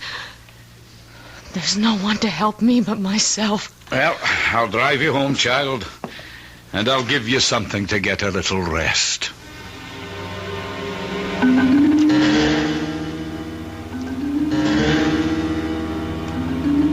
She's sound asleep now, Jeannie. Let's go downstairs and talk. Poor wee angel. So thin and pale and haunted. Hey, come away. Let her rest.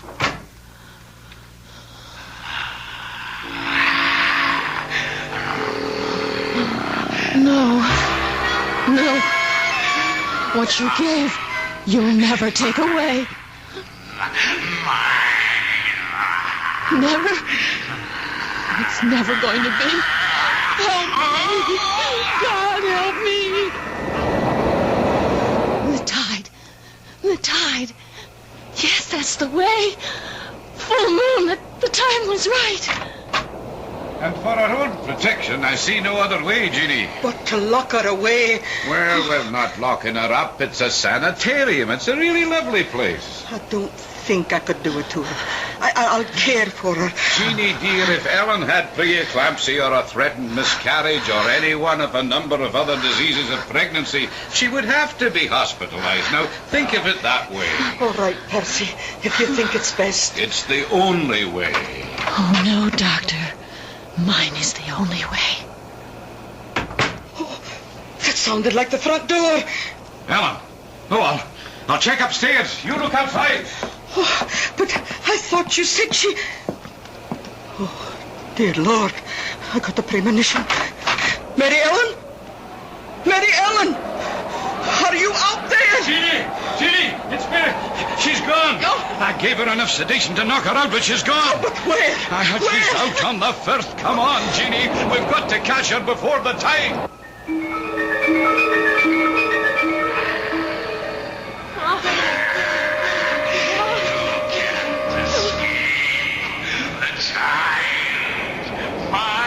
You'll never have him. He'll never be born.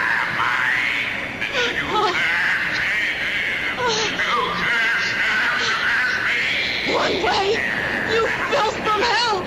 One thing you cannot stand against. The ancient enemy. Look, listen. Michael! I'm coming home.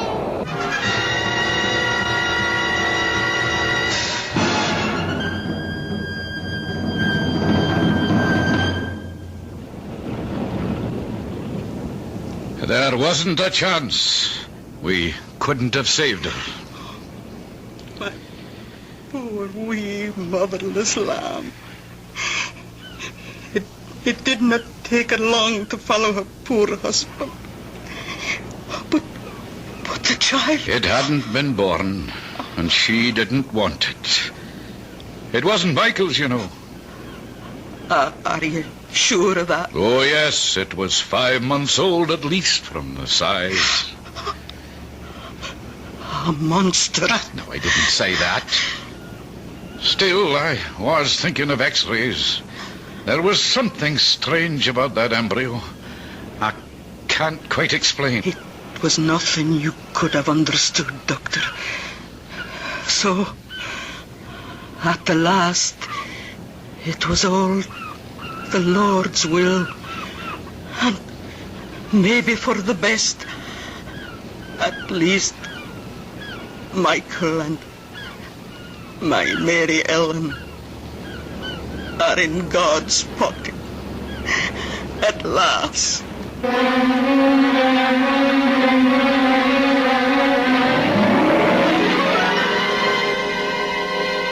Who dreams on the Solway will wake in another world. Our story has come full circle. For us, it is the end. Let's hope that Jeannie is right. And for Ellen and Michael, it is only a beginning.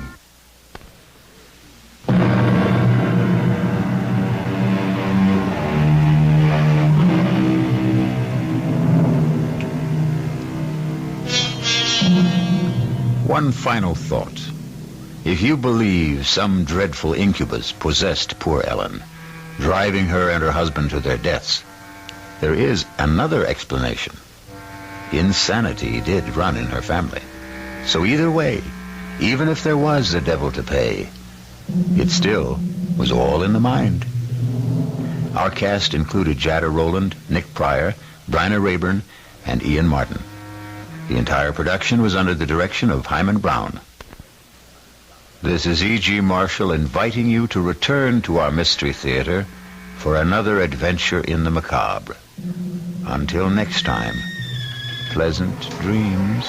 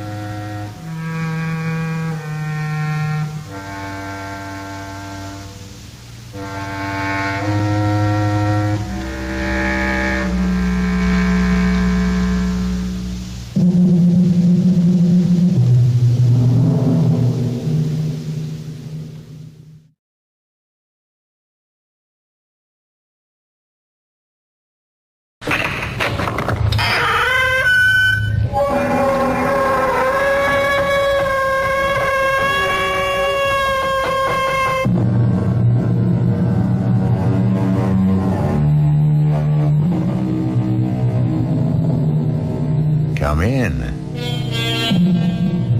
Welcome. I'm E.G. Marshall. If only I had to do it all over again is a constant cry from the human heart. And the implication is, of course, that if some magical power could grant the plea, how much better things would be handled. Or at the very least, how differently. But is that a valid concept? Does it follow inevitably that people could or would handle things better a second time around?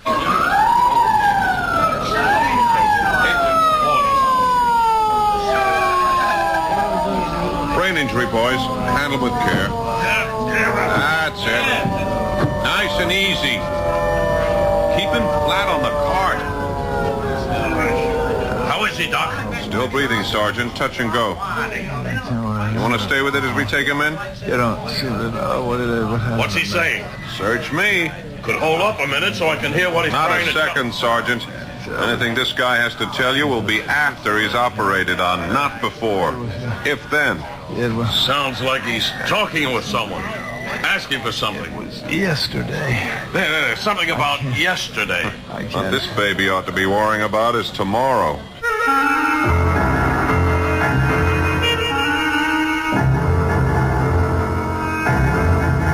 Our Our mystery drama, The Man Who Asked for Yesterday, was written especially for the Mystery Theater by Ian Martin and stars Mandel Kramer.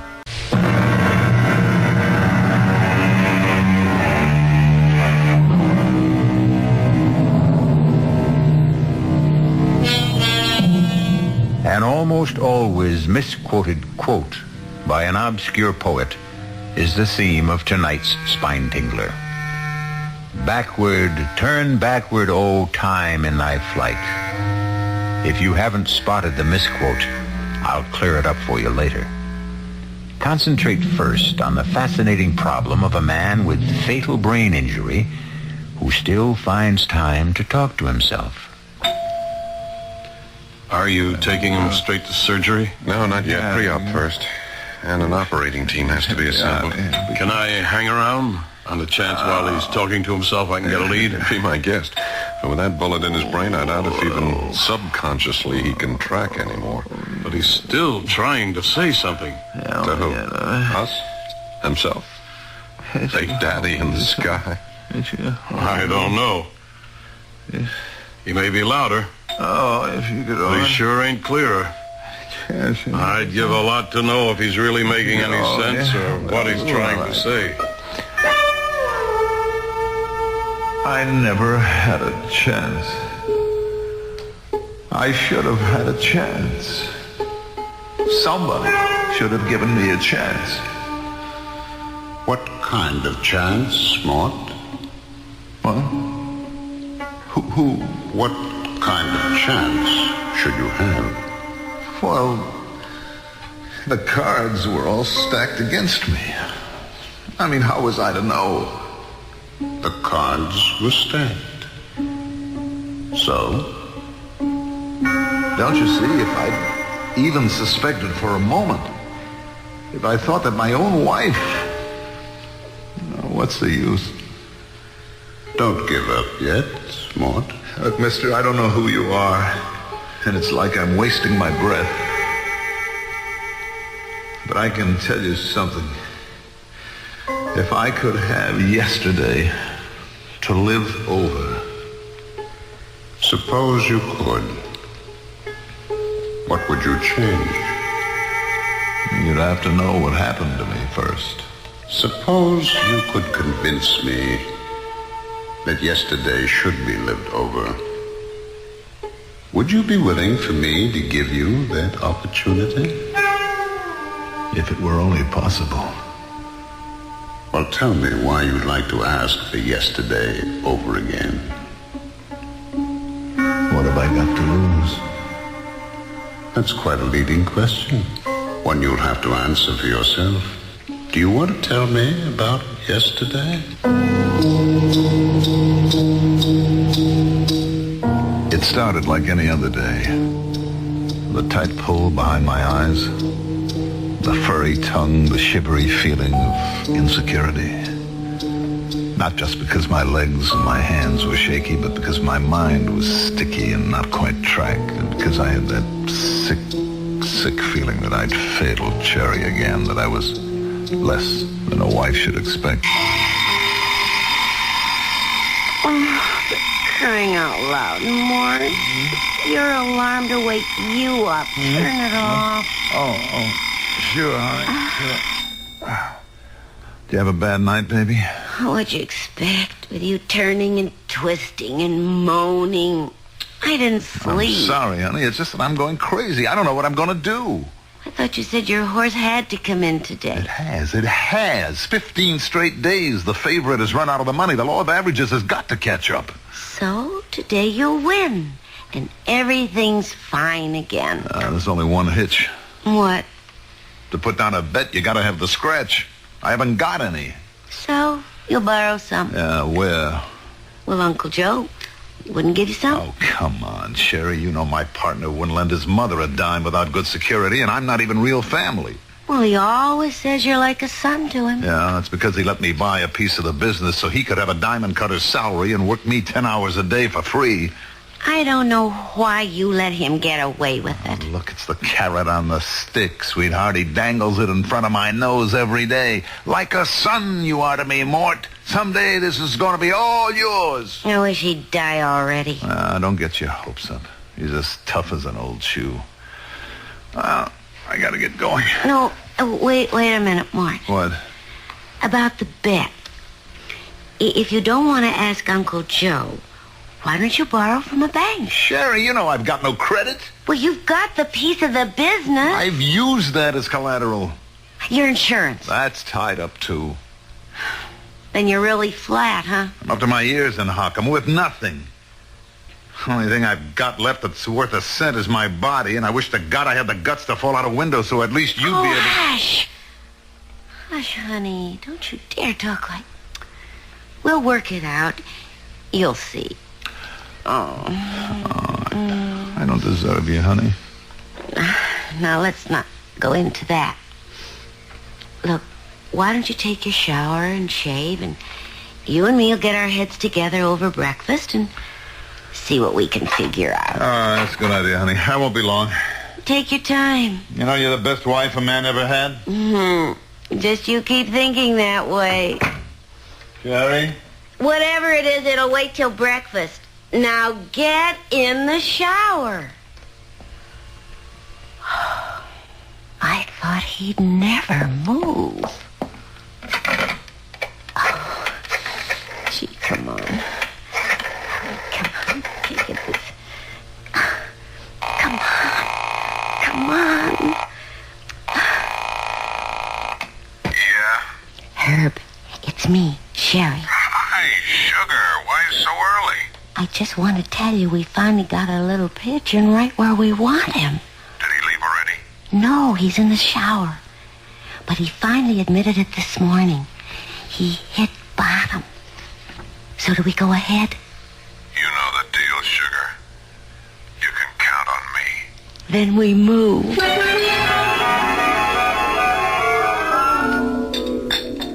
More coffee, Mort? No. I wish we had more time to think. If only you'd been here last night, at least I could have slept on it. Oh, I'm sorry I was so late. But you know Marge. I don't know why you spend so much time with her. Oh, she's a good friend. And with you working the hours you do, I know. I guess I shouldn't complain. Well, never mind. Anyways, it's like I told you. Marge is a wonder with the Ouija board. And how she could have read my mind and all about worrying over you. She actually said that I was going to make a killing today? Her very words. I just gotta hit a winner. Never mind Ouija boards. It's plain mathematics. So, go ahead. Make the bet. Without cash? Well, now, surely that old bookie of yours will take your check. You've been a good customer. And then you can pay him when you win. Mm-hmm. And suppose I lose? Mort, will you think positive for once?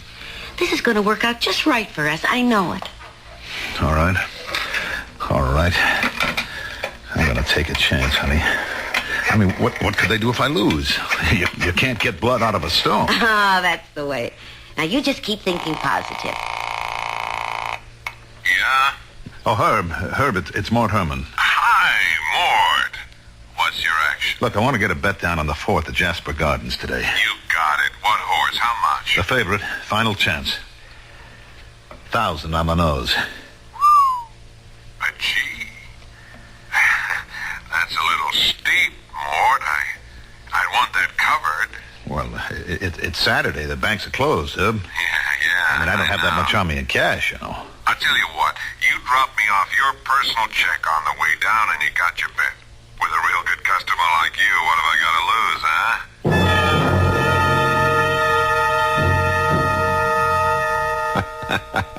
Sherry, baby, I'd like to die laughing. You should have seen him writing out this bum check. His hand was shaking so bad I thought he'd never be able to sign. But you got it. And he is hooked. Oh, not so fast. He is playing a favorite. You know, that horse could win. No, you and me are going to go with better odds. What do you mean? Pass me that slip of paper with that number on it, huh? This?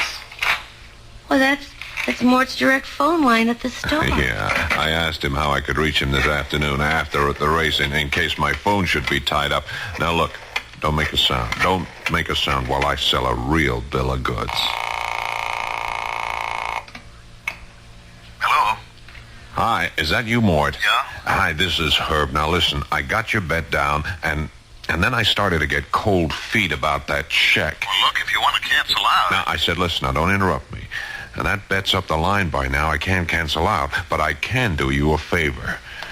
Now, we're playing with rough boys, Mort, and like I said, you've been a good customer. I don't want to see you hurt bad. But the favorite can't lose. The favorite ain't gonna win. The fix is in. The winner is Tidy Lady. She'll go up at 100 to 1. Now, I'm gonna stick my neck out for you. Give me another check at anything up to 2,500, and I'll see you get down on Tidy Lady. 100 to 1. A sure thing? A lead pipe cinch. You can't lose. I'll be right over. And that sews that up, Sherry, baby. Herb, there isn't any chance that Tidy Lady could win. She'll be lucky to get out of the gate.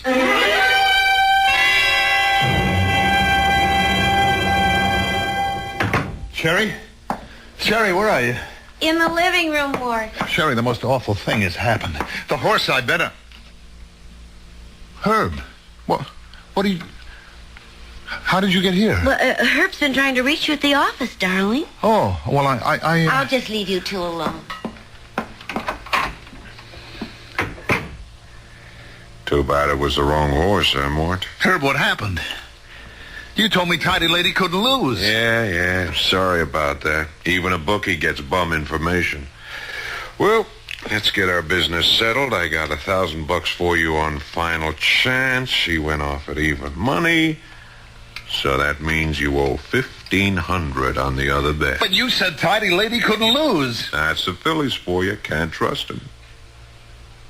And I can't trust you more. Can I? Now, look, Herb. You know and I know these checks ain't worth the paper they're written on.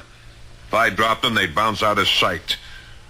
Now, what are you going to do to make them good? Now, Herb, give me a chance, will you? Give me a break. Oh, yeah, sure, I might, Mort, but the men upstairs, not a chance.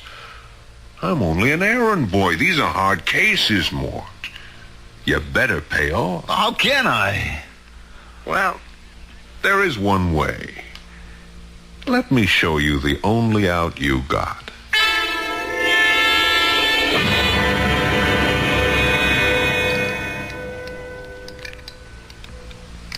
Go on.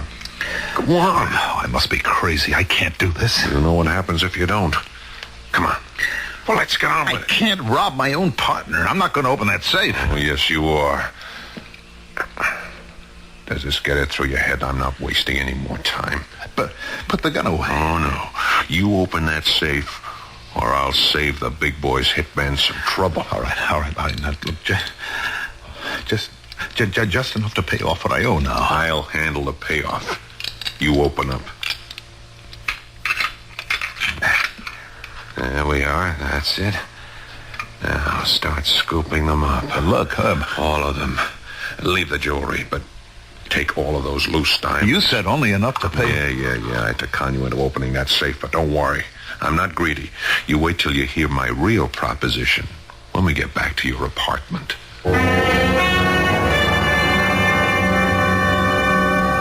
There's nothing else we can do, Mort. I'm really being very generous.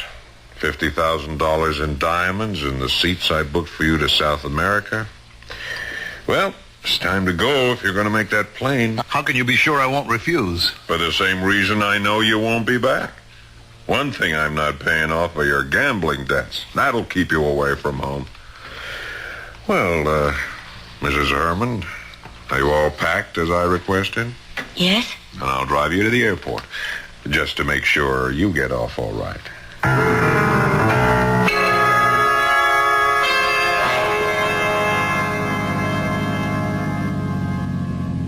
What did we come off the highway for? We're almost out of gas. Well, the airport's just across the bridge. You could have made it. Turn left here. Right here, under the bridge. There's no gas station down here. This road goes right to the river. That's a dead end. You are so right, Mort. Particularly for you. What do you mean? End of the line. But I'm going to South America. You said there were 2 tickets? Yeah. For Sherry and me. What? Didn't you ever think it was funny my dear friend Marge never came to visit us? You mean it was always Herb and you? Sure. It takes someone as stupid as you not to guess. Where's your car, Herb? It's on the other side of the wharf, honey, but don't go yet. I'll need you to help me get this car rolling into the river. Oh, I don't want to be here. No. You're not going to kill me, Herb. You're not going to kill me. As soon as that plane is making enough racket to kill the sound of... Herb, no! Now! Herb!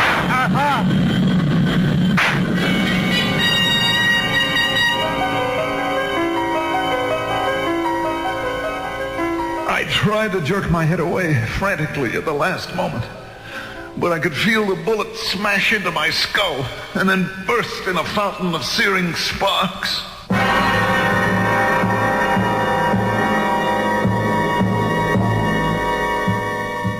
But did Mort Herman really die? If so, how could he be able to ask his mysterious partner in conversation to borrow back yesterday? Well, we'll find that out when we return shortly with Act 2.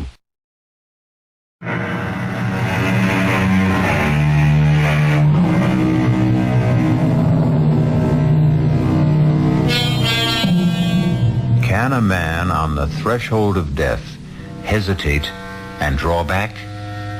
Is there for any of us the hope of a second chance? And if we were granted this chance, if we were allowed to retrace our steps, could we change the course of events and find another ending? We're about to return to the story of a man who asked for yesterday. Am I dead? Not quite. You're in a hospital with a bullet in your brain. As the saying goes, as good as dead. And Sherry and Herb got away with it. Oh, it isn't fair. If I only had it to do all over again. Suppose you had. Could you do better? Of course. Of course, if I knew what I know now. Naturally. That would have to be a precondition if you're asking for yesterday to live over again. You mean there's a chance that I can? If you deserve it. Oh, please. Please, give me the chance. Can you? Oh, yes. Well, why not? I'm a bit of a gambler myself. Let's see how you can remake yesterday.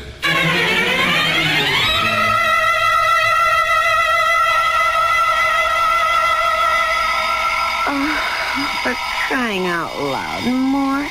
It's your alarm to wake you up. Turn it off. Oh, sure, honey. Wow. You have a bad night, honey? Oh, what'd you expect with you turning and twisting and groaning and moaning? I didn't sleep. Sorry, honey. It's just that I'm going crazy. I don't know what I'm going to do. But that was yesterday. Now I know what I'm going to do. Or at least what I'm not going to do. I was aware of Sherry's voice saying all the things as we had said them. But I was thinking to myself how I hated her, knowing the truth. Her pretense of love, the story about her friend Marge. Well, now that I knew I was the one marked for the kill, things were going to be different. But not till I was ready. Till then it had to stay the same. Yeah? Oh, Herb, it's Mort Herman. Hi, Mort. What's your action? Look, I want to get a bet down on the 4th at Jasper Gardens today. You got it. What horse? How much? The favorite. Final chance. 1,000 on the nose. But gee, that's a little steep. I'd want that covered. Look, it's Saturday, Herb. The banks are closed. Yeah. I mean, I haven't got that much on me in cash. I'll tell you what. Drop me off your personal. It was hard to sound scared the way I had before, knowing that slimy rat was two-timing me with Sherry. But I had to play it out so he wouldn't know this time. Know that he was going to be the one that got hooked. You just give By me the second call, I was ready to make the first of my changes in the action. And I'll see you get down on Tidy Lady. 100 to 1. A sure thing? I'll let pipe cinch. You can't lose. Oh, boy, look, I know I can trust you, Herb. You wouldn't steer me wrong. You know it, kid. Well, look, all right, how about giving me a real break now? Spring me for a big one. 10G. Wait a minute. You know I'm good for it, don't you? Yeah, well... Look, I got a safe full of diamonds would cover that 10 ways from nowhere. A bet that big might shake the odds. Herb, come on. You can lay it off 50 different places. Okay. You got a deal. But bring me that check. My upping the ante was a jolt for Herb, I knew. But I also knew that he had to go for it. As I wrote out the worthless check, I could just figure the conversation now going on between Herb and my no-good cheating wife. Did he go for it? Yeah. Herb, is something wrong? No, I just got a little mad is all. Why? I thought I had my pigeon pegged. A small potato's better, like Mort wouldn't dare look beyond a $2.5 grand bet. But he had a nerve to hold me up for 10 thou. So what's the difference? Doesn't that give you even more of a lever to talk him into opening up the safe? Yeah, but it'll run me quite a few grand more to pay off the boys upstairs. It's a drop in the bucket, Herb. There's easy $1 million in that safe. So what do you care? Yeah, I just got a little nervous, hon. That fool should balk at going through with a big caper. I would like to be holding those bum checks I couldn't cover. I don't want to end up in the river with concrete boots. Don't even talk like that, Herb. He'll cave in like plaster of Paris once he gets the notion he might be hurt. I promise you. You made the plane reservations. I went even better than that. The tickets are sitting right at home. Did you bring me his gun? Well, I didn't want to carry it around. It's in the drawer at home. You're not going to chicken out on going all the way. Don't you worry. Because after the heist, he's got to go. He'll be the one the police figure for it. They'll be looking for him, and we don't want him found. Herb, there's no outside chance this tidy lady could win. She'll be lucky to get out of the gate. What they didn't know was that from here on in, the odds were changed. I was calling the shots. Don't worry, Uncle Joe. I'll mind the store. Yeah. I'll set the burglar alarm when I leave. Don't worry. Everything's under control. Yes, sir, Uncle. Your little boy Morty has everything under complete control. If I didn't know about that unnumbered bank account you got in Switzerland or all the blue chip stocks, I'd hate to do this to you, Uncle Joe. 22 right. 8 to the left. 31 right. 14 back.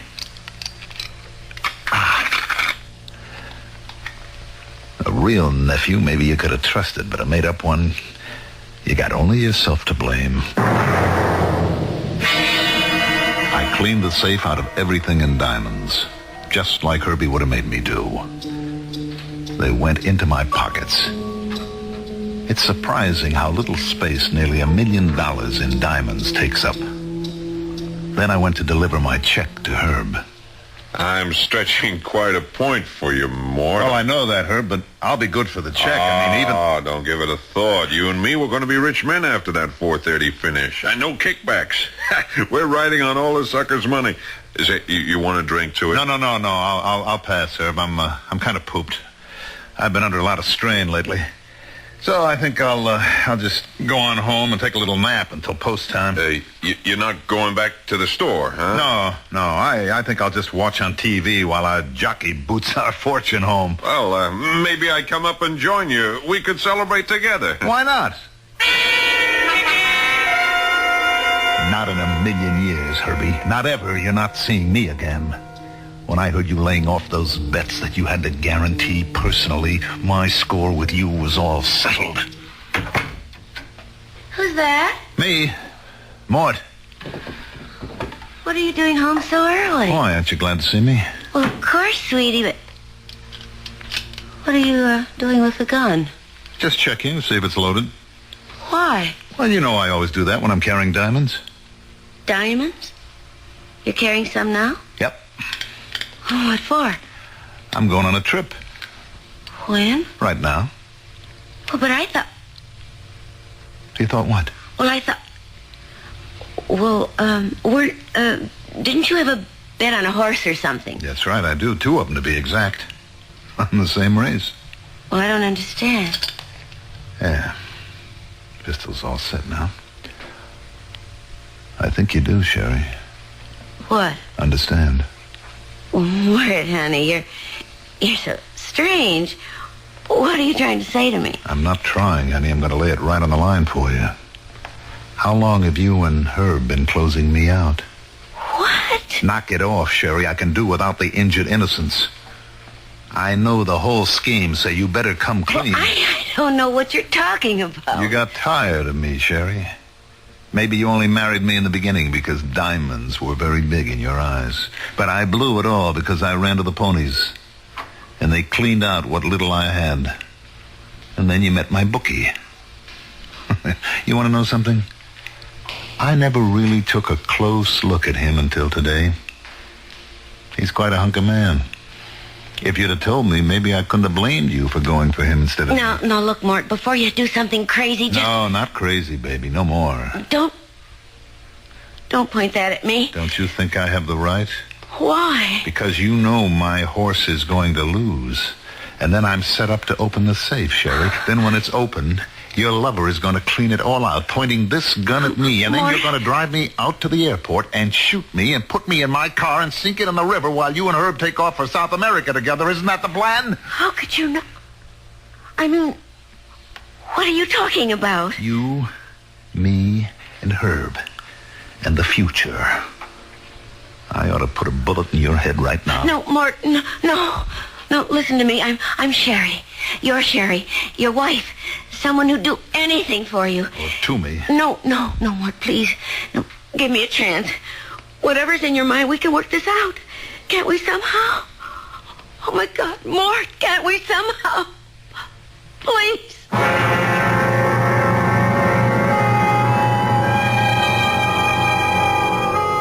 So the worm has turned with a vengeance.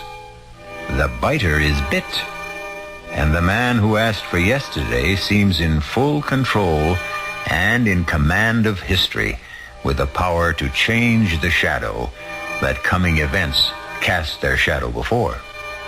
We'll see just how when I return shortly with Act 3.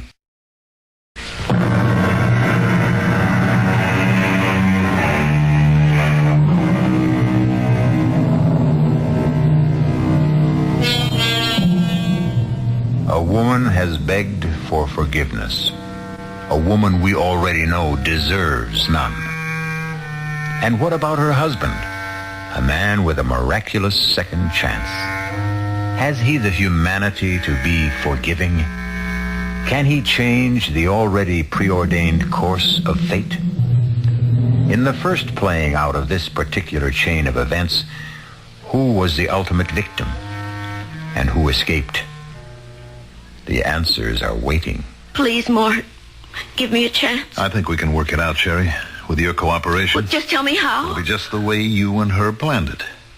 Except that I'll be using the other ticket that you've already reserved for South America. But what do we use for money? Just what you and Herb would have used.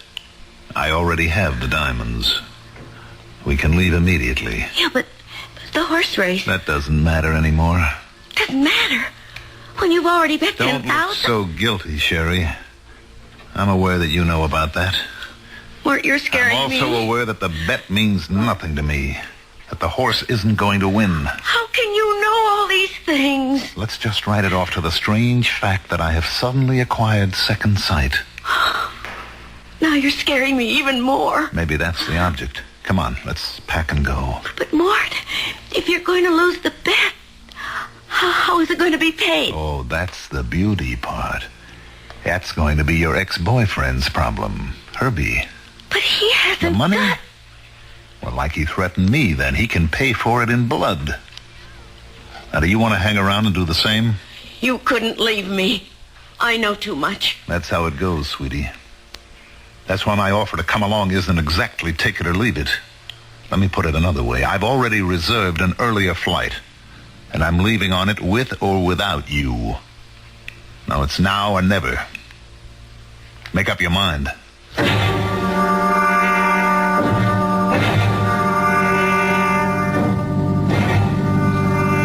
Mort? What?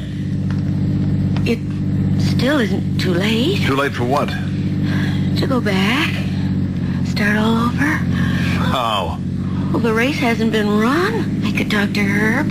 Maybe get him to call off the bets. Forget it, Cherry. The bets are down, all of them. It's too late to call anything back. What are you slowing down for? We need some gas. We must have enough to get us to the airport. We're right at the bridge. Oh, I wish you could know how familiar this conversation sounds. Why are you turning off? We have an appointment right below the bridge here. You're scaring me again. More... What is it about you that... Maybe I've become the agent of fate. The what? It's finally catching up to you, Sherry. I don't know what... More, don't turn left here. This is a dead end. It ends at the river. I found that out once. Well, Mort, I think you're crazy. Mort, let me out of here. Oh, no, sweetie. I can't do that. A coffin is a coffin, no matter who the corpse turns out to be. What do you mean? You and her planned for it to be me. I've just revised the plan. Put that gun I've decided away. the only one that really deserves to be shot is you. Goodbye, Sherry. Welcome to my grave. I forgot I should have waited for a plane going over to drown out the shot that killed Cherry. But it didn't really matter. No one heard it but the two of us. It wasn't much of a climb back to the highway, and I had plenty of time to walk to the airport. I had no baggage except $1 million worth of diamonds. And for the first time in as long as I could remember, I was free. Ladies and gentlemen, your attention, please. An unexpected total inversion due to extreme weather conditions, aggravated by a heavy smog, has caused a temporary shutdown in all air traffic. Arriving planes are being shunted to alternate landing fields, and there will be no, repeat, no takeoffs on all scheduled airlines until further notice.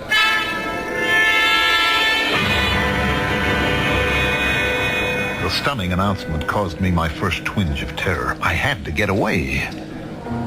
With a deep breath, I took hold of myself. I mustn't give way to panic. I was safe till at least Monday as far as the diamonds were concerned. Their loss wouldn't be discovered until then. But I had to get out of town before the race was run and lost. I knew Herbie would be looking for me. I could head for the nearest airport that was cleared and take a plane from there. The answer was just across the terminal building. Your attention, please. Oh, miss? Excuse me, miss? I'll be with you in just a minute, I've sir. been waiting for almost half an hour. Be back in a moment. Some panic, huh? You think there was a war on or something, huh? They've canceled all the flights. Yeah, I just heard. I come in here to use a plumbing, and now I see where maybe I'm going to make a heavy buck today. Why? What do you mean? What do you say, mister? I run a hack. Oh, excuse me just a minute. Miss? It's a car you want to rent, sir. I'm sorry, but there isn't a thing. You want to go back to the city, friend? Like I was saying, I got a hack outside. Oh, brother, you're a lifesaver. Yeah, well, you hear the deal. 50 smackers. I'll tell you what. You take me to the nearest airport where planes are flying, and I'll pay all expenses and $100 bonus. No sale, friend. I'm a family man. I don't show up for dinner. The wife would clobber me. Besides, save your dough. For a 5-0, I take you to the railroad station. You get a train out. A train? Yeah, sure. Come on.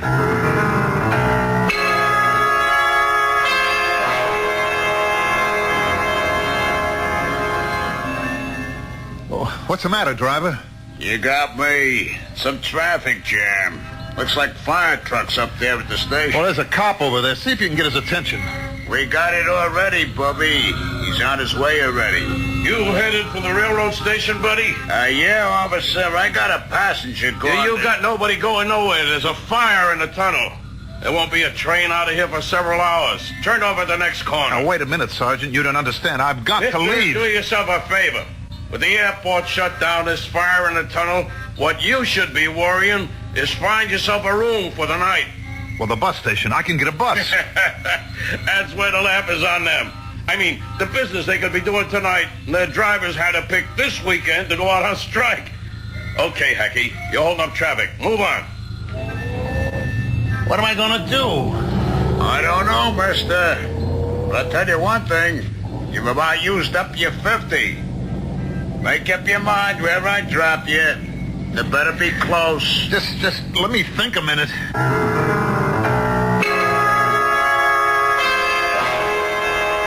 It was a nightmare. The bad dream to end all bad dreams. You know the kind. Where you have to escape, but you can only move in slow motion. Your feet are buried in mud like glue. You're caught. You're trapped. You're helpless. You know there's no way out. Okay, Mac. This is it. End of the line. I don't take you no further. Hey, watch it, Bobby. Let's not throw any fits or nothing. I already got enough trouble out of you. You don't get the joke. I ain't interested. I want you out. You know where you've stopped?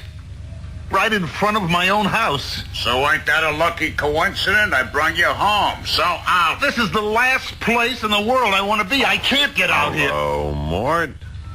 I've been waiting for you. Herb. Look, Herb. Let me give you a hand out. You look a bit shaky.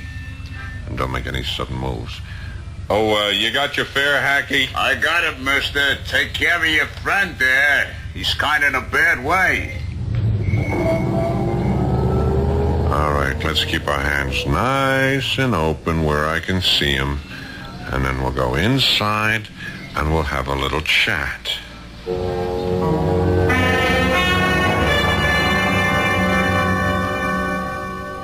So when you heard the race results, you came back to pay off your debt to me, and you left Sherry waiting for you at the airport, right?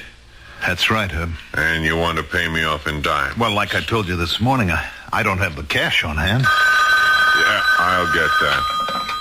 Yeah. Oh, yeah, this is Mr. Herman. Oh, they are? Oh, that's fine. Yeah. Yeah, I'll be there to pick him up. Right away. Yeah, thank you for calling. What was that? The airport. Ceiling is lifted. They're flying again. They wanted to confirm your reservations. You're on the next flight out. Well, how am I going to get there? I got my car outside. Our business is all finished. I'll drive you out to the airport. Come on, Mort. We don't want to keep Mrs. Herman waiting.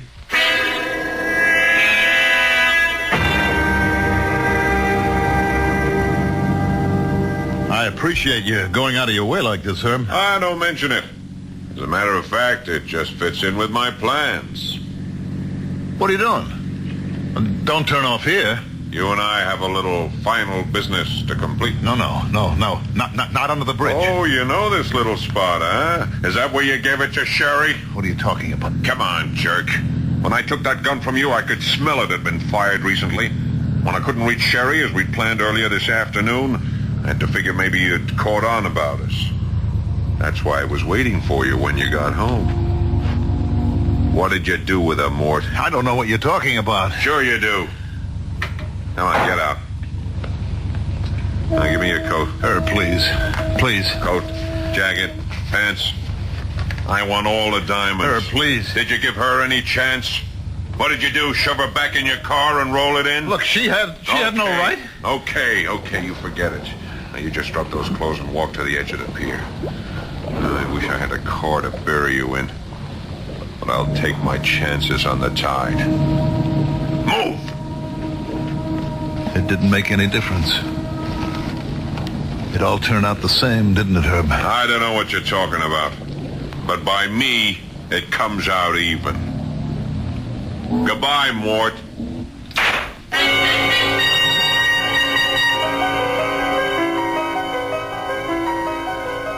Where am I? Right back where you started. But I didn't change anything. Did you really think you could? But Herb gets away with everything. And I killed Cherry. At least she could still have been alive. Well, don't worry about that. Think back to the first of your yesterdays. Remember a second shot? Herb sent Sherry with you into the river, locked in the car. Well, then how did I... Well, you were in the back seat. The door wasn't closed completely. The water pressure opened. You surfaced and drifted on the tide to the bank, where a police sergeant found you and brought you here. Where? To the hospital. They're operating on you right now. Then I lived? Do you think you should? I could prove it to you. If you'd just let me have yesterday again. Oh, no. No, I'm quite satisfied now. About what? That you belong to me. Now I pick up my part of the bargain. Your part? Tomorrow. I'll take care of all your tomorrows.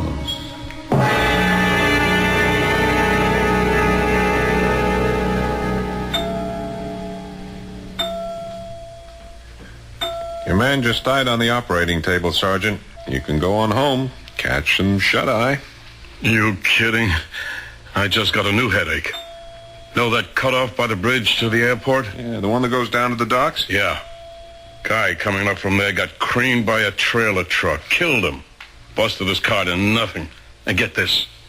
Scattered diamonds all over the road. I mean, by the hundreds. Stolen? That's my job to find out. Well, sorry about your patient. Funny thing, I saw that little guy earlier today by the railroad station. Frantic to get out of town. With all the communication jam-ups we had today. Wonder what he was trying to run from. I guess we'll never know.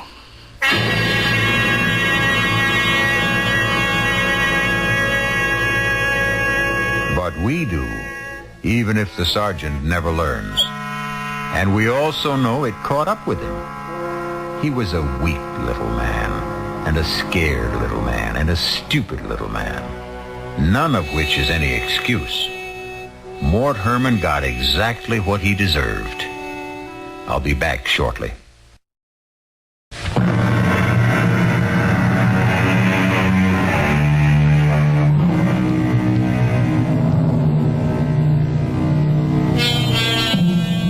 In the beginning, if you remember, I mentioned an often misquoted line. Backward, turn backward, O time, in thy flight. It was written by a lady named Elizabeth Akers Allen, and the misquote is one word. Not thy, it's your flight. But the preposition is of minor interest. It's the adverb that really matters. Backward. To turn time backward. One of man's dreams since time began. An idle dream, as we know now, because even if we could, in the end, it turns out just the same. Our cast included Mandel Kramer, Paul Hecht, Evie Juster, Ralph Bell, and Gil Mack. This is E.G. Marshall inviting you to return to our Mystery Theater for another adventure in the macabre. Until next time, pleasant dreams.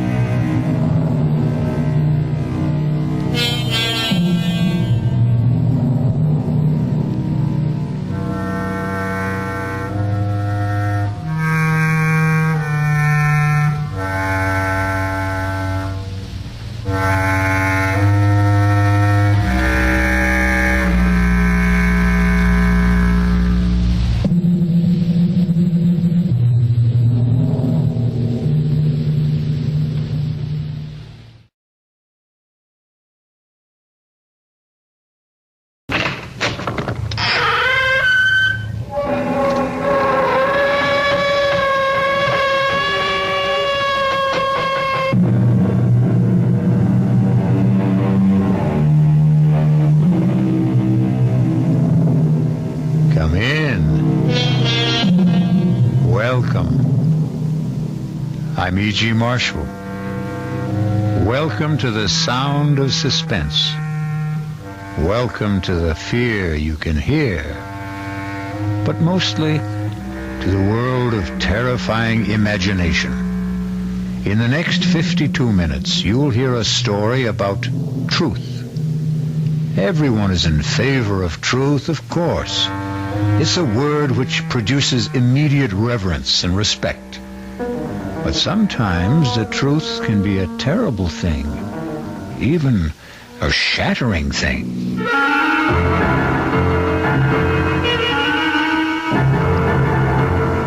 Our mystery drama, The Ring of Truth, was written especially for the Mystery Theater by Henry Slesar and stars Agnes Moorehead.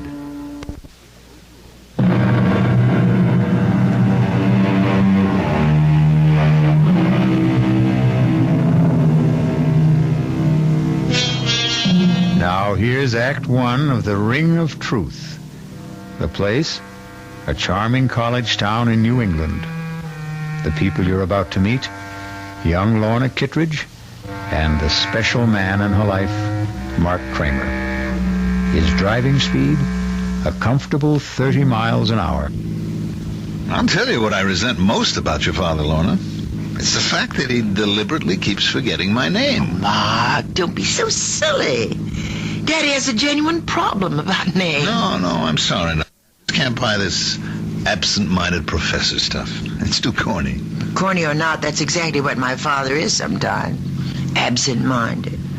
His mind is always up in the stratosphere somewhere, communing with Socrates or Schopenhauer on the meaning of truth. You just don't like my father very much. I hardly know your father. Look, I want to get along with him, Lorna. After all, he's going to be my father-in-law, isn't he? You're almost home. What can I do to put you in a better mood? That's easy, darling. You can promise to tell him tonight. Oh, Mark. Tonight? Why not? But I told you that the Pryors are going to be at dinner tonight. Harold Pryor's Daddy's publisher. So, after they leave, you can tell him. Lorna, we've been engaged for almost 3 weeks now, and nobody knows about it except you and me. Well, isn't that enough? Not for me, it isn't. No. I'm the kind of guy who wants to shout it from the housetops. Yes, I do, too. I really do, Mark. I love you so much. All right, darling. And prove it. Tell him tonight, Lorna. Tell him you're going to marry what's-his-name.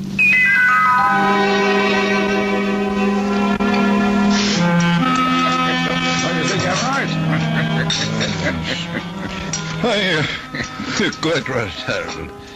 What the book needs is a much sexier title. Well, of course, there isn't a word about sex in it, but what's the difference as long as it sells, huh? What's the latest book about? Why, truth, of course. Daddy's favorite subject. Should be everyone's favorite subject, in my opinion. You know, if you really want a suggestion for a new title, Professor, I think I have one. Do you, Mac? Daddy, the name is Mark. Oh, yes, of course. I'm sorry, Mark. Well, go on. Let's hear your suggestion. Why not call it The Ring of Truth? Well, I think that's a very good name, but, of course, that's up to Professor Kittredge. It's not a bad title, Mark, but, well, it does imply a lack of sincerity, doesn't it?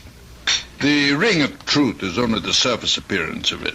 What I'm examining in my book is the necessity for stark truth, for truth unafraid. Of course, there's a fairly good argument against stark truth sometimes, isn't there? I mean, there's still a necessity for a white lie now and then. You mean in the real estate business, perhaps? No, not just in my business, in everyone's. I mean, there are times when tact, courtesy, and general goodwill call for a shading of the truth. May I make a suggestion, everyone? Why don't we have our coffee in the living room? It's a good idea, darling. You know, George, I wonder...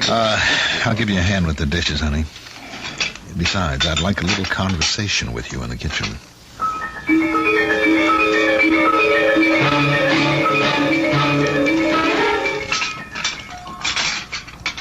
All right, Mark. I know what you're going to say. Daddy was impossible tonight. Now, your father's a great scholar, man of ideals, the Albert Schweitzer of New England. I'm only a poor schnook of a real estate man, but I'm perfectly willing to put up with him for your sake. Put up with him? Won't be easy. A crass, materialistic guy like me marrying into all that saintliness. What can I do? I'm crazy about his daughter. You idiot. Oh, Mark, my hands are wet. Will you tell him tonight?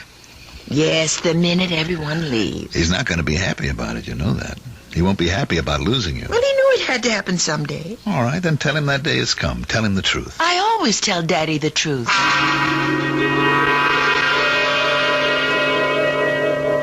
Daddy, can I come in? Yes, darling, of course. I didn't want to interrupt your reading. Oh, I can't really read this book. I don't understand the language. Have you seen it, by the way? Still another edition, German, of the 7 Secrets of Shakespeare. Oh, it's lovely. What a beautiful binding. Yes, I'm pleased with it. I suppose an author never loses his affection for the first book he writes. Well, it's more than just that. This book made you famous. In very limited circles, yes. And I hope you've enjoyed the evening, and that your friend did too. The only thing Mark didn't like was being called Max. Oh, I'm sorry about that, Precious. I hope he wasn't offended. But you have to admit that you do bring home a lot of young men. Daddy, that may have been true once, but Mark Kramer is the only man I've seen for the last 6 months. That long? And the reason I've seen him so much is that, well, I'm in love with him. Well, that isn't an entirely new phenomenon either, is it? Daddy, Mark asked me to marry him. I said yes. Marriage? You know that word, don't you? It's English, not German. Yes, I know the word, but, well, it's just that I never supposed you'd want to marry now. I mean, before your doctorate, before you've done all those things we plan to do together. Marriage wouldn't put an end to our plans. And as for your lecture tour, but you don't really need me along. I don't know if I'd want to go without you. I'm getting a little old to gallivant around Europe by myself. Well, it's the first time I've heard you complain about being old. For some reason, the last 10 seconds, I began to feel old. Of course, Mark and I could go with you to Europe as a sort of honeymoon. No, Lorna, he's not going to want that, I'm sure. In fact, my guess is that your young man is going to want to see as little of me as he possibly can. No, Daddy, that isn't so.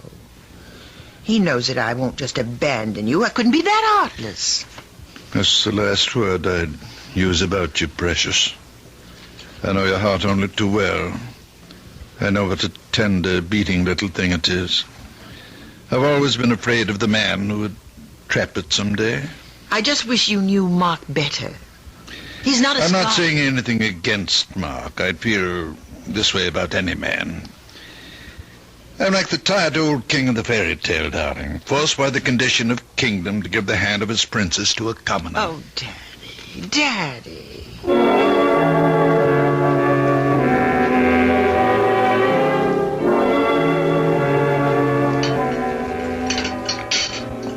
Mark, you're just being pig-headed.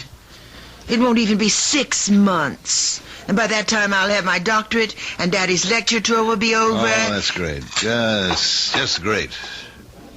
Waiter, where's the drink I ordered? Mark, I've never seen you have more than 2 martinis in my life. Oh, you're wrong, my love. I had one before you got here. The one coming up will be number 4. Mark, please, don't be so upset. I'm not breaking our engagement. I'm simply asking for a postponement. How long did he take to talk you into it, Lorna? Well, it was something I decided to do, Mark.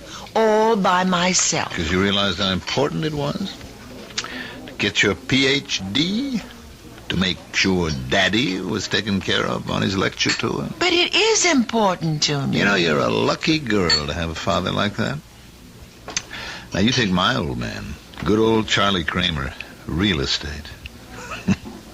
I don't think he ever heard of an ethic or an ideal in his life. Probably told a dozen lies a day, old Charlie. I guess that's why he turned out so badly. You're drinking too much. You always do when you're angry. Just another flaw in my character. Hardly noticeable in the general ruin of my personality. Please, Mark, I don't want you to be drunk to drive me home. Oh, don't worry. I won't even have that 4th drink. See what a nice guy I am? I want to make sure you get home to Daddy safe and sound.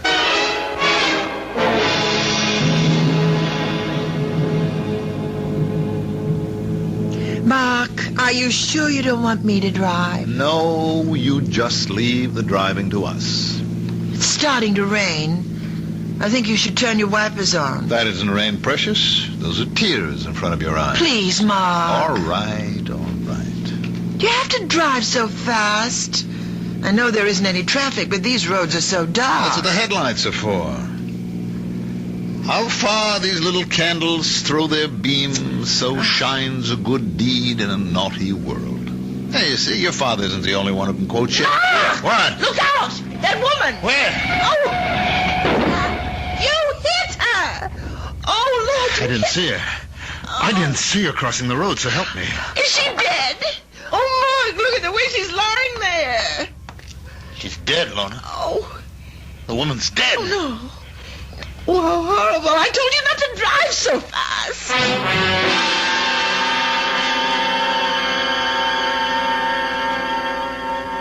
Oh, Daddy, it was so awful. And it was my fault. My fault that Mark drank so much.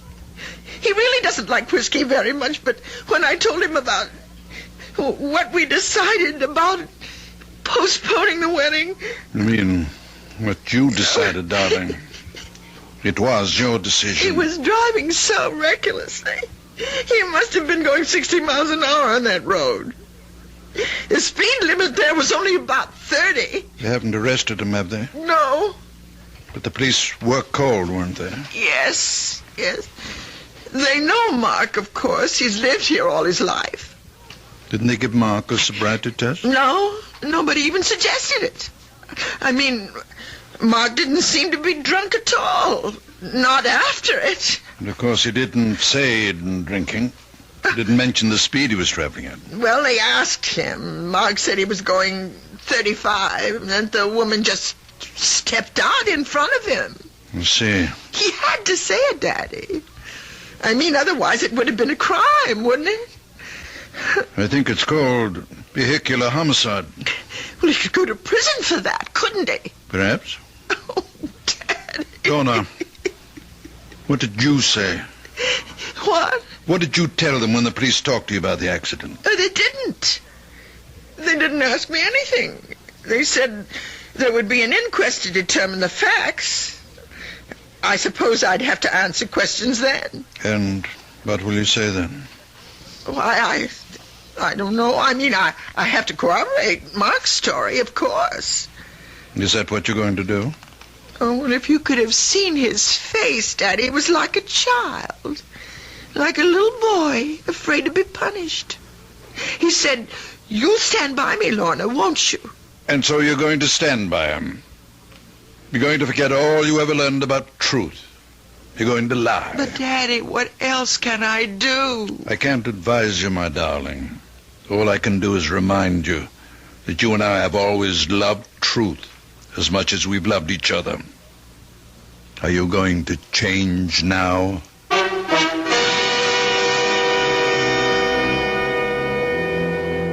And so Lorna finds herself in the corner of a triangle. The man she loves on one side, the father she loves on the other.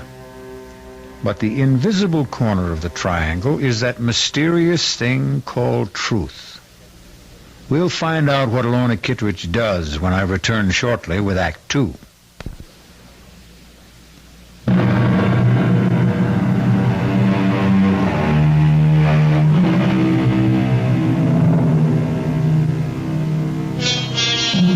Ye shall know the truth, and the truth will set you free. Will that familiar saying work in the case of Mark Kramer?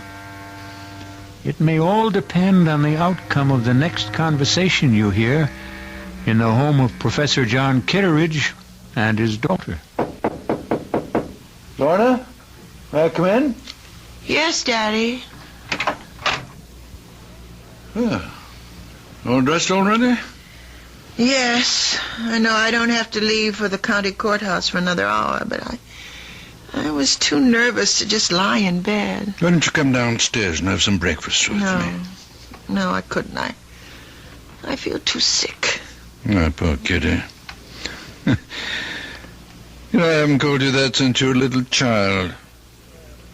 Or don't you remember me calling her that? No, not really. You see, before you were born, I wanted to name you Catherine. But your mother objected because she was certain you'd be nicknamed Kitty.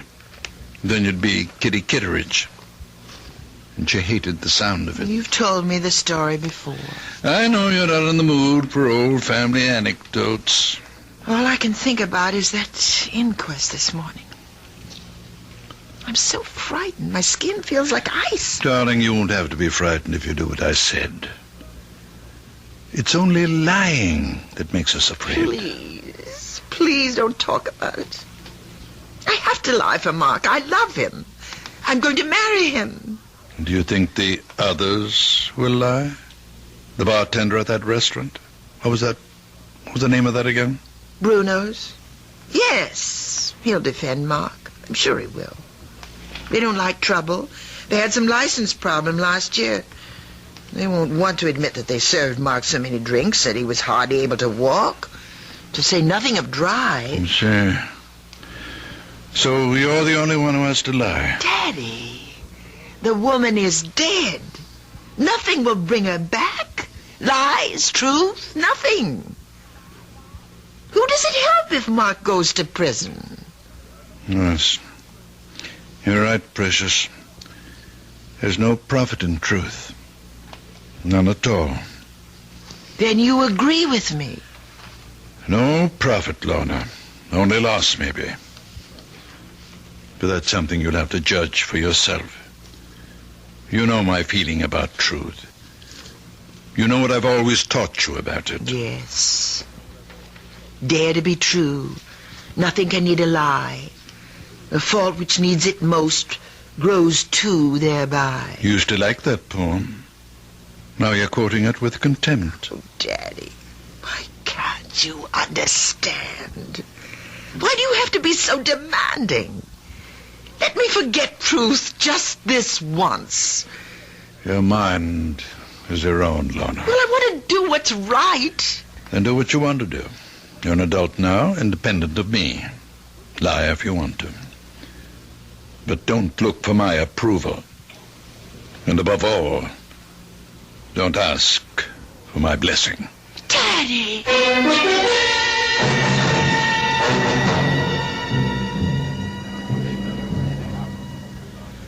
Let's have some quiet. The coroner's jury has to hear the testimony if they're going to judge it.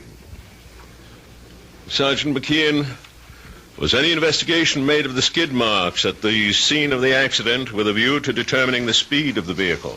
No, sir, there wasn't. The condition of the road and the rain we had that night, well, it was impossible to tell the difference between the skid marks and the tire treads.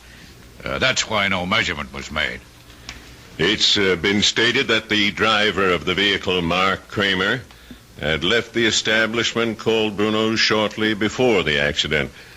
Since Bruno's is in the business of serving hard liquor, among other things, did the police give Mr. Kramer a sobriety test? No, sir, we didn't. You see, sir, we didn't know at the time where Mr. Kramer had been. All we knew was that Mrs. Moger was dead and Mr. Kramer didn't appear like he'd been drinking. All right, Sergeant, you can step down. Thank you. The coroner's office calls Mr. Kramer to the stand, please. Mr. Kramer, this inquest isn't a trial. Our duty here is simply to determine the cause of death. But you must give your testimony under oath. Please raise your hand on the Bible. Yes, sir. Do you solemnly swear to tell the truth, the whole truth, and nothing but the truth, so help you God? I do. All right, Mr. Kramer. Just tell us your story of what happened the night of the accident. Well, Miss Kittredge and I left Bruno's about 9 that evening, about a half hour before the accident.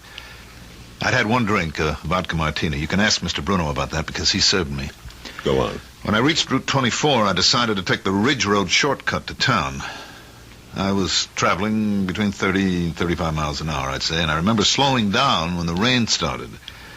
I had my wipers going when I came over the rise of the hill, so my windshield was clear. But I still didn't see Mrs. Moger when she stepped out into the road directly in front of the car. Were your lights on full beam? Yes, sir, they were. Why do you suppose Mrs. Moger didn't see them? I don't really know. What I think is, she was almost across the road when I came over the rise, and she panicked when she realized that a car was coming. She started back in the wrong direction, and that was when she stepped in front of the car. Is that your entire testimony? Yes, sir, it is. Very well, Mr. Kramer. You can return to your seat.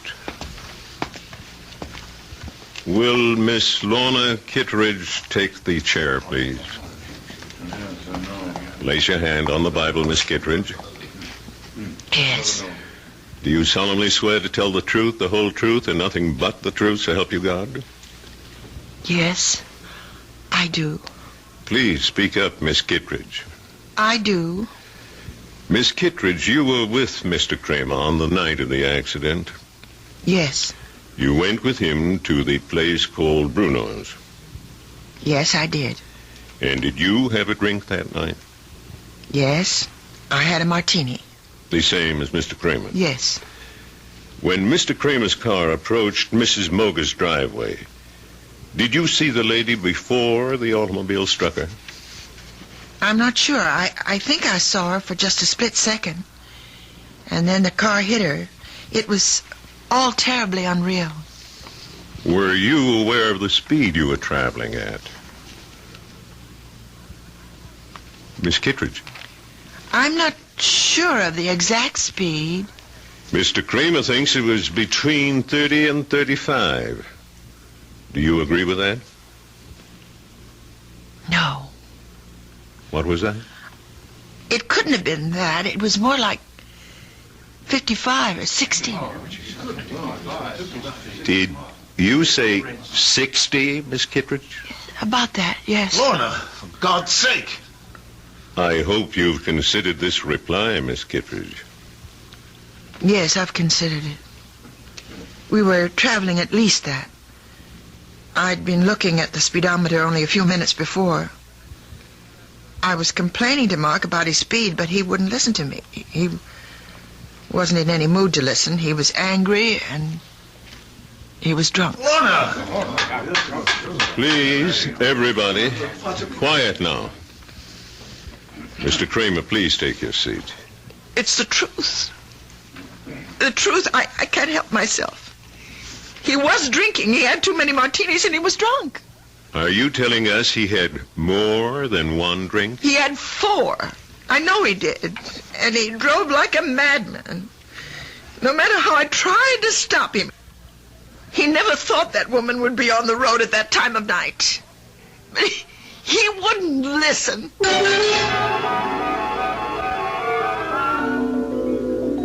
I couldn't believe it was really happening. It was like hearing someone else say the words. Please don't cry, Kitty.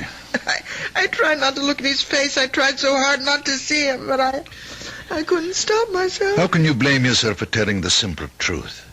How can you think it's wrong? But don't you realize what'll happen to him, Daddy? He's going to be indicted. He may go to prison. I'm sure Mr. Kramer will hire himself a very smart attorney. Who's that? I have no idea. Oh, I can't see anyone now. I just can't. Yes, of course. You go to your room and I'll answer it. Go on, darling. Go lie down. Yes. Oh, it's you. I want to see Lorna. Mark, please listen to me. I know exactly how you're feeling at the moment. Thanks for remembering my name, Professor. That must be the very first time. I'm sure you realize that what Lorna did this morning was extremely difficult and painful for her. That it was an agonizing decision. Only who made it? Lorna's lying down right now. I suggest you try telephoning her later. I'm not leaving until I see her. I had hoped we wouldn't get violent about all this, Mark. Frankly, I don't think you're in a good position to commit any other rash actions. Daddy, it's all right. Lorna, I thought you were in your room. I'll talk to Mark. Very well. But don't ask me to leave, because I won't. You don't have to leave, Professor. I'd like you to know this, too. Know what? What the town gossips are saying. Lorna, they're saying that we had some kind of fight. A lover's quarrel, and that you wanted to get back at me. Oh, you know that's not so. Yes, I know it. But the other explanation makes even less sense. That you just had to tell the truth. Well, it wasn't easy for me. Lies would have been easier. One small lie, Lorna. That was all you had to say. You're so afraid of hell that you wouldn't lie for me? I can't expect you to understand. But I do understand. Better than you do, maybe. It was your father's idea. Now, just a moment, Kramer. Well, you remember my last name, too. I think I made more of an impression on you than you were willing to admit. There's no need to be nasty. Lorna, you're so stuck on the truth. Tell it now. He told you what to do in that courtroom. Professor Kittredge's little girl always listens to Daddy, and she never lies. Please, Mark. He insisted that you tell the truth, didn't he? He gave you a lot of high-flown ethical reasons for telling the truth. Nothing but the truth. Every reason but the real one. You're wrong. I made up my own mind. Your father knew what would happen. It would split us apart, and that's what he really wanted, Lorna. That's the truth that he didn't mention. I think that's quite enough. If you don't leave right now, I'm calling the police. Don't bother, Professor. You've done a very good job. On Lorna and on me.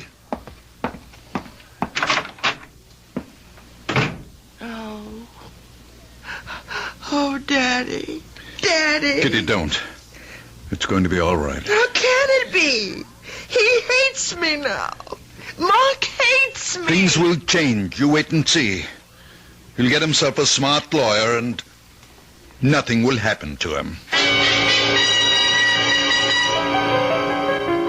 Mark Kramer, having been found guilty of the crime of manslaughter, it is my duty to sentence you to imprisonment for a period of not less than 1 year and not more than 5.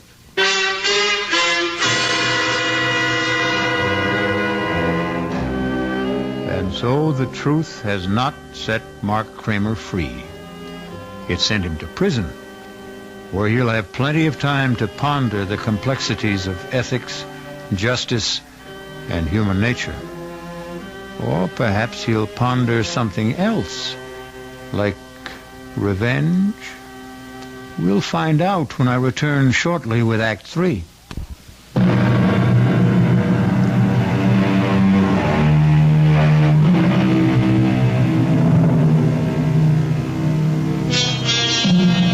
It's now 1 year later. Sad to say, Mark Kramer is still wearing prison gray. As for Professor Kittredge, he's had problems too. A bad case of the gout caused cancellation of his European lecture tour. Even more disappointing, his daughter Lorna lost interest in working on her thesis and abandoned the idea of obtaining her doctorate. In fact, Lorna Kittredge seems to have lost interest in life itself. Lorna, you awake? Yes, Daddy. I'm up.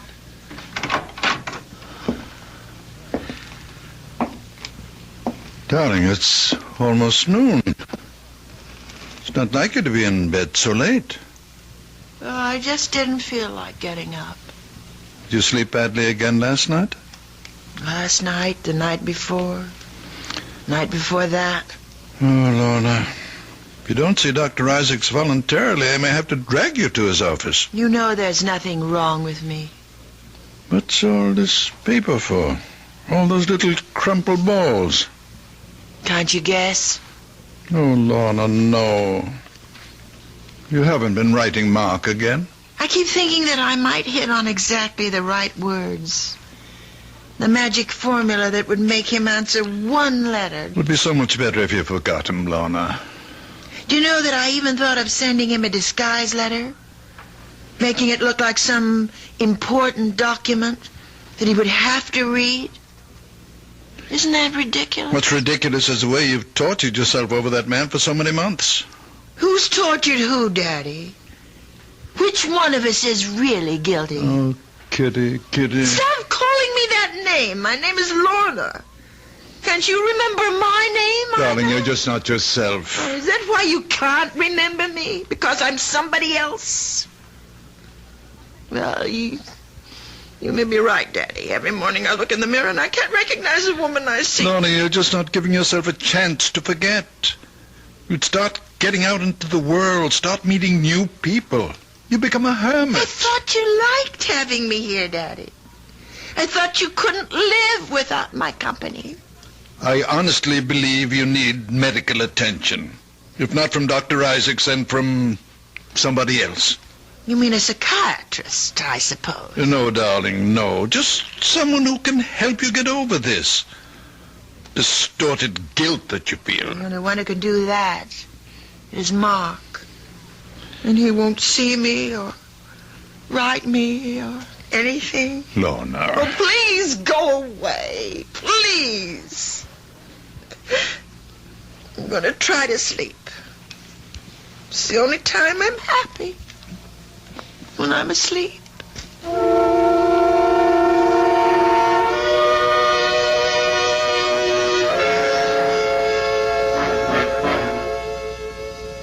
All right. Step right over here, Kramer. Anything you say, guard. Remember, visiting time is limited to 15 minutes. Look, I don't want the 15 minutes. They're being forced on me. Sit down and behave yourself. Yes, sir. Anything you say, sir. Well, no, Mark. Make it fast, Professor. I've got important matters to take care of back in the shop. I'm making a very special license plate. Mark, I know you resent the fact that I've forced this encounter. Took some doing, believe me. Uh-huh. Why did you go to all the trouble? Because it's a matter of health. Lorna's health. She's pining away for me, is that it? Well, tell her to stop, Professor. My nights are filled with sweet dreams, and she is in none of them. You tell her that for me. I want you to see her, Mark. Oh, I wouldn't force that issue, Professor. I don't have anything nice to say to your daughter. You misunderstood Lorna. Couldn't expect you to applaud what she did in court. But if you really thought about the ideals that motivated her... Whose ideals? Yours or hers? Do I have to separate them? Yes. But you can't, Professor. Because she's your monster. You've got her all twisted up between her ethics and her instincts. I suppose you're proud of the result, but it's a fake. There's nothing fake about her principles. She doesn't have principles. All she has is you. Her shining example.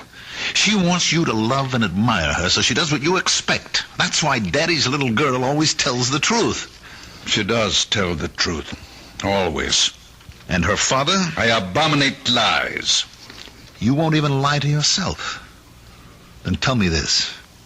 Weren't you happy when Lorna and I broke up? Didn't it save your happy home? I can see that coming here was a mistake. You're a hypocrite, Professor. This whole thing was your doing, and I'll never let you forget it. Goodbye, Mark. Wait a minute. There's something you should know. What's that? I'm being paroled next week. Tell that to your daughter. Maybe it'll improve her health.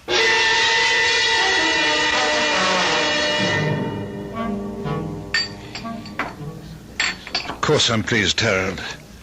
It's just that I'd much rather see a new book of mine published than a new edition of an old book. Well, you can't argue with success. People never seem to tire of the 7 Secrets of Shakespeare. I suppose I shouldn't complain. It does buy the groceries. Just cash the royalty checks and be happy. Now, tell me how Lorna's doing. Feeling any better? Oh, still a bit run down, I guess. Well, that's too bad. I suppose you know that young man, Kramer, that he's out of prison. For about 2 months now, I gather. He, hasn't been in touch with Lorna? No, and I don't think he will be. Funny thing is, he's been in touch with us. With you? What's that before? Well, actually, it seems he went to Merritt Bob's first. My first publishers? Yes, talked to everyone who would talk to him. Then he approached members of my own staff. He even tried to get an appointment with me, but I put him off. What do you suppose he wants? He's an embittered young man, you know. And I spoke to George Merritt. He didn't know about Lorna and this fella Kramer. He thought Kramer was an article writer looking for biographical material. George said that he seemed to know an awful lot about you already. I don't much like the idea of someone like that snooping into my life. Why do you suppose he's doing it? Hard to say. Rancor, I suppose. Hopes he can find something unpleasant in my past.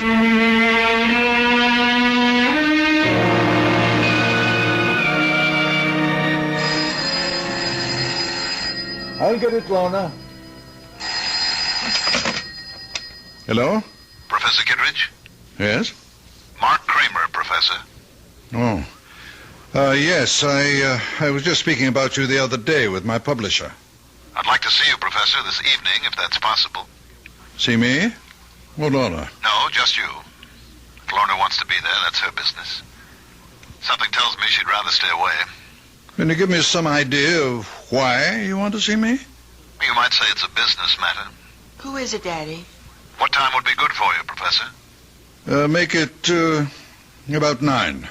I'll make it exactly 9. Daddy, you look so strange. Who was that on the phone?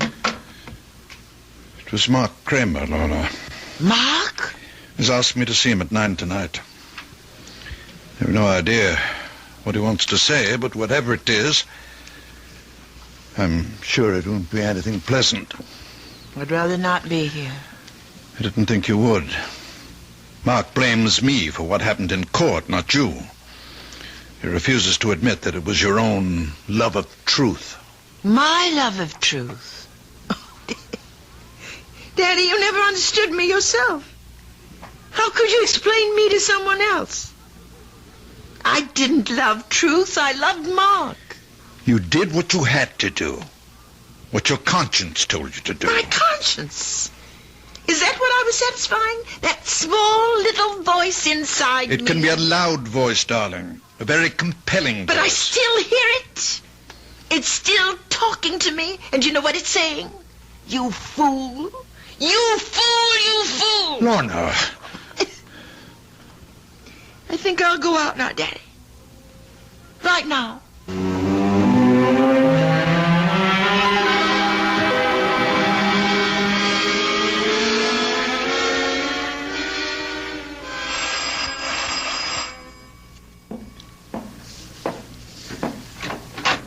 Good evening, Professor.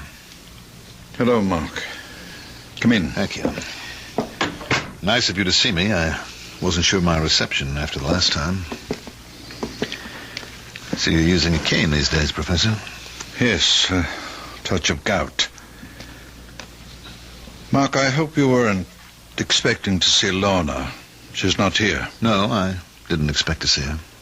Would you care to come to the point of this visit? Yes, Professor. I'll come to the point.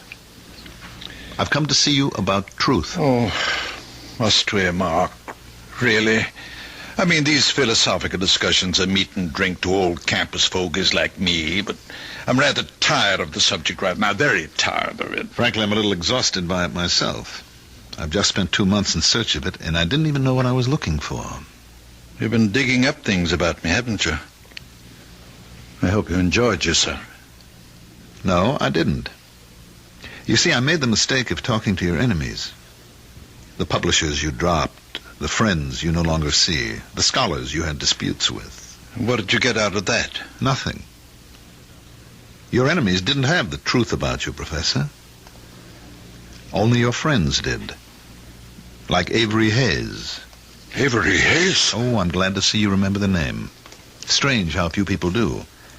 Even though you dedicated your 4th, or was it your 5th book to him? George Merritt knew him, of course. Mr. Merritt called you Avery's benefactor. Said that Hayes was an alcoholic that you took care of for many years. He was my friend. Yes, he was a good friend, and you were good to him. That was one chapter of your past that you had every reason to be proud of, wasn't it? Avery's been dead for 10 years. What did you want from him? Nothing, Professor. I just thought a man like that deserved a little recognition, if only for his past association with you. So I talked to people who knew him, his old pals, his family. He still has a brother alive, you know, a crotchety old fellow in the terminal ward at the county hospital. His name's Ezra. Perfect name for the old boy. And you know what? He still has the junk Hayes left when he died. That pitiful collection of books and papers. You don't expect me to believe that? About Avery's papers? Avery never kept anything, not a thing. He was a foolish, drunken old... He was also brilliant, wasn't he? Went to the university on a scholarship. You only beat him out for top honors because of his drinking. You're talking about 40 years ago. He was drunk and he was dishonest, too, wasn't he, Professor? That was how he sustained that wild life of his, by selling his scholastic services to anybody who could pay for them. It's not different today. Yes. That's what Avery said in his letter. The one he wrote to a woman named Jean. I didn't know who Jean was or why Avery never mailed the letter, but there it was. Avery said he was cleaning up $100, $200 a month and would surely be able to pay back all he owed before the end of the semester. And then he mentioned the thesis. The big job he was doing, that he expected $300 for that job alone. You know which thesis I mean, Professor? Please go. Get out of here. I've had enough of this lying filth. The 7 Secrets of Shakespeare. Sounds like a mystery story, doesn't it? But it was quite a piece of work. And it became more than just a college thesis. It became a world-famous book. It made your reputation, Professor. You're a liar. A liar. You know nothing about it. You paid Avery for his work and put your name on it. You might have done as well yourself, but you were young and lazy and you had the money to pay for it. Then you discovered how good it really was, and it was too late for both of you to change the course of history. Get out of this house now. Get out! I'm going, Professor. I just wanted you to hear this little story about truth. And also to tell you that I have Avery Hayes' letter. What did you say? I have his letter, Professor. It tells the whole story. Good night. Back! You told me to go, and I'm going. You filthy animal! No! Get rich! Get! Kill you, monster! I'll kill you! Kill you, you animal! Daddy! Kill you! Daddy! Like a wild beast! Oh, my God! What have you done? Lorna! Daddy! Lorna! Oh, thank heaven you're here. Oh, thank heaven. Look at his head, oh, dear Lord. You saw what happened. Oh. What the crazy fool did, he attacked me. You killed him with your cane. He attacked me, Lorna. You know how much he hated me? I had to defend myself. No, I saw what happened. I saw you strike him from behind. No, Kitty, no.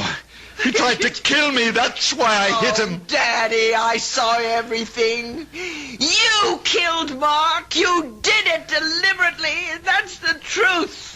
You always taught me to tell the truth. It's the only important thing. The truth.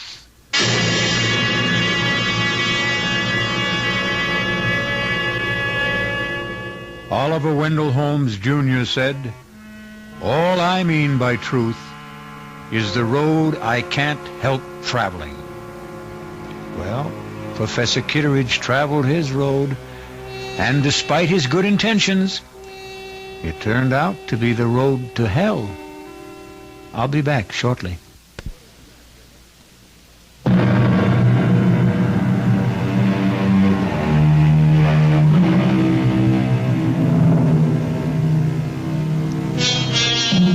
If there is a moral to the story you've just heard, it's not that truth is so bad. But Samuel Butler said, truth should not be absolutely lost sight of, but it should not be talked about. And we promise that's our last word on the subject. Our cast included Agnes Moorehead, Mandel Kramer, Santos Ortega, Ian Martin, and Dan Ocko. The entire production was under the direction of Hyman Brown. This is E.G. Marshall inviting you to return to our Mystery Theater for another adventure in the macabre. Until next time, pleasant dreams.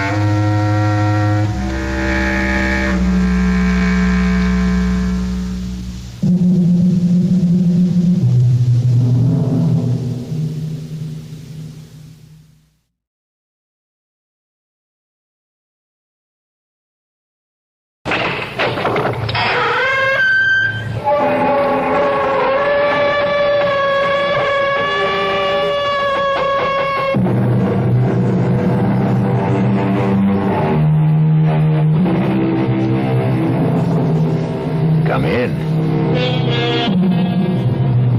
Welcome.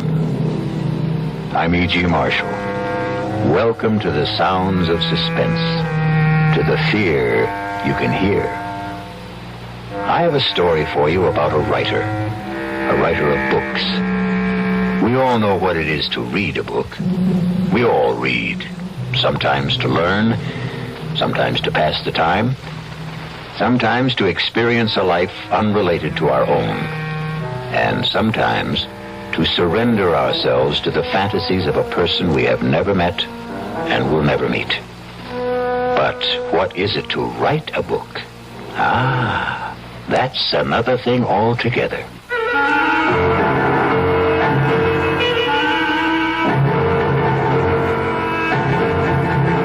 Our mystery drama, 3 Women, was written especially for the Mystery Theater by Elspeth Eric and stars Ruth Ford.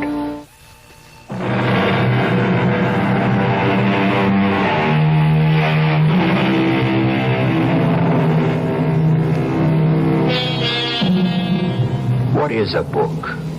200, 300, 400 pages of words lying side by side in rows. That's all. Words we all know. Many of them we use. Nothing mysterious about the words themselves. But they are not thrown helter-skelter on the pages, are they? No, they lie there in a certain order, each one following on the one before. And who prescribed that order? Who put this word here and that word there? A writer. And this is the story of a writer named Stephen Lake and the book he wrote.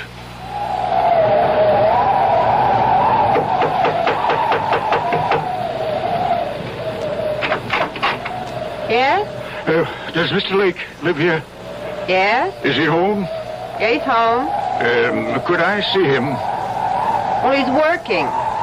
Could you tell him, please, it's Mr. Higgins to see him? Higgins? I'm a publisher.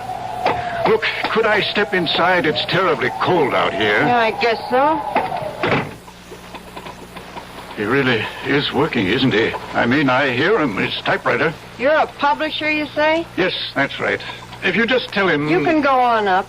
Up? Yeah, up that ladder. That's where he works up there. Oh, thank you. If you get to the top, just bang on the trap door. Well, yes, thank you. Bang hard so he'll hear you. Yes, all right. He heard you.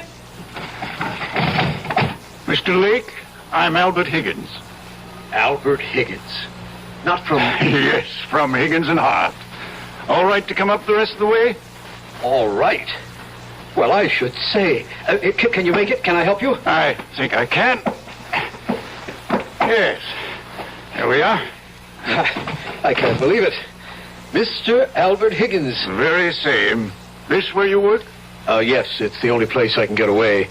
I live with my wife and my mother-in-law. That was my mother-in-law who let you in. Well, it's nice and secluded up here, anyway. May I take your coat, Mr. Higgins? Oh, thank you. No, actually, I think I'll keep it on. You're cold. Well, it's awfully cold outside. Well, I think it's even colder in here. I get where I don't notice it.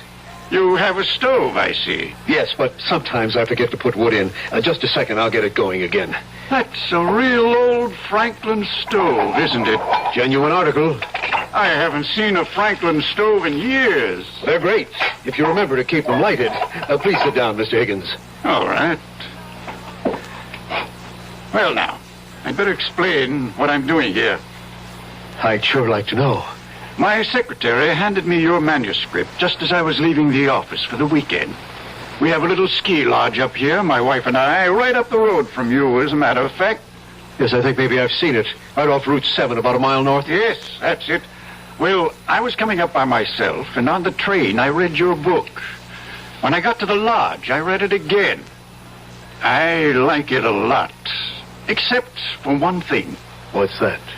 You've made one grievous error, Mr. Lake. Or may I call you Stephen? Call me anything. What's the mistake? You've killed off the most attractive character in the book. You mean Clarissa? You can't do that, my boy. Why, 9/10 of the book's appeal is the charm of that girl. She's another Scarlett O'Hara. You can't spend 200 pages making us fall in love with this marvelous creature and then, poof, just like that, have her die on us, go out of our lives. You just can't do that. But I have to. You don't have to at all, Stephen. You've written a marvelous book. I want to publish it. All I want from you is 10 new pages, the last 10. Write me 10 new pages at the end and let Clarissa live. I can't. I can't. Now, Stephen, that isn't asking much. It's everything. I can't do it. She has to die. She has to. Why does she have to die? Because if she doesn't die, I don't know what'll happen to me.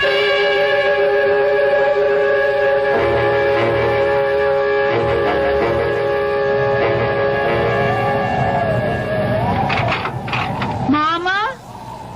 That you, Loretta? It's me. Well, get your boots off. Dinner ready? Just about. Have you called Stephen? He gets so wrapped up in his writing. Well, he's not wrapped up now. Listen to him. He's thinking, Mama. He's walking up and down to help him think. Well, he can't be putting words down every single minute. He's been walking up and down like that ever since that man left. What man? Was somebody here? Mr. Higgins. Higgins? Albert Higgins? From Higgins and Hart? I believe he did say he was a publisher. Oh, Mama, it was our last hope. You know, every other publisher turned down Steve's novel, and he sent it to Higgins and Hart. But Mr. Higgins was here? They were up there together for about 15 minutes, and then the great Mr. Higgins came tumbling down the ladder like the devil himself was after him, very red in the face. Looked at me like everything was my fault and catapulted out of here. But you didn't ask Steve what happened? Or rather, when have I ever asked Mr. Genius-type novel writer Stephen Lake anything? If he feels like telling me, he'll tell me, which he never does. I'm going to find out. Good luck is all I can say. Stephen? Impossible. Absolutely impossible. Stephen! Impossible, Clarissa. I can't. Darling, are you all right? Loretta. Oh, you just get home? Mrs. McGinnis wanted her windows washed. Darling, Mama said... I don't want you washing windows. Stephen, Mama said there was a man here today, a Mr. Higgins? Albert Higgins. He really was here? He has a ski lodge up the road. Well, he didn't just drop in, did he? What did he want? He read my book. He wants to publish it. Oh, Stephen, well, why didn't you say so? He wants me to change it. Well, does he want you to change it a lot? Completely. Oh, well, would that be a lot of work? The last 10 pages. He wants me to let Clarissa live. Is that all? Oh, Stephen. What do you mean, is that all? Clarissa is supposed to die. It's all been decided. She has to die. I can't let her go on living just to please Mr. Higgins. But it's not just Mr. Higgins. Oh, Stephen, I wasn't going to tell you yet, not for a while. But I can't go on doing housework for other people much longer. I never wanted you to do housework for other people. But pretty soon, I won't be able to. I'm going to have a baby, Stephen. You're not. You must be wrong. Oh, no, I'm not wrong. Not about this. You must be. Well, Stephen, aren't you glad? Just a little bit, and coming right now. What with Mr. Higgins wanting to publish your book, why in the spring we'll both be having babies. You'd be having your book, and I'd be having... I can't let Clarissa live. I can't do it. She has to die. Just the way I wrote it, she has got to die. Stephen, you're frightening me. I'm sorry. What difference would it make if you let Clarissa live? All the difference in the world. It's not as if it were real. It's just a book. It's not just a book. Loretta, I can't talk about it anymore right now. Well, you think about it, won't you? About rewriting it? I'll think about it. Well, Mama says dinner's almost ready. I'll be right down. Well, don't be long. I won't.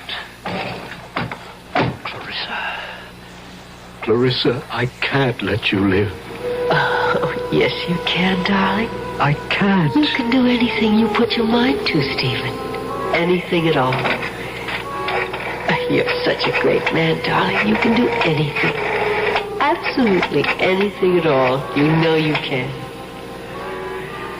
Mr. Higgins, this is Stephen Lake. I have to see you, sir. No, right away, if that's possible. I'll come to your place. Yes, it's better that way. In an hour? All right, sir. I'll be there. Oh, that's my sweet Stephen. My dear love. My own brilliant boy. My Stephen.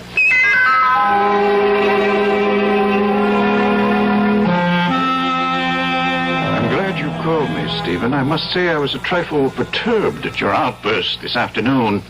It seemed such a little thing I was asking, to kill off a character like Clarissa in the last 10 pages when you've spent the entire book constructing her magnetic personality. It's not right. I have to do it, sir. But it's cheating, leading your readers up the garden path. I'll tell you something which perhaps I shouldn't, but anyway, I discussed with my wife the possibility of a sequel to this book, using the same central character. Clarissa? It's a shame to waste a character like that on one book. There should be another, and perhaps another.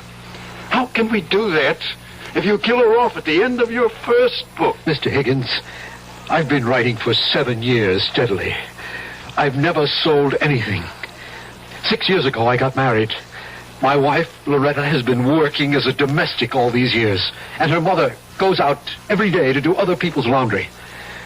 I haven't brought in 1 red cent in all that time. But now you will. Lots of red cent. The house we're living in, that's an abandoned 1-room schoolhouse. We bought it a year ago with every cent we had in the savings bank. $400. At a county auction. The room where I work used to be the place where they stored supplies.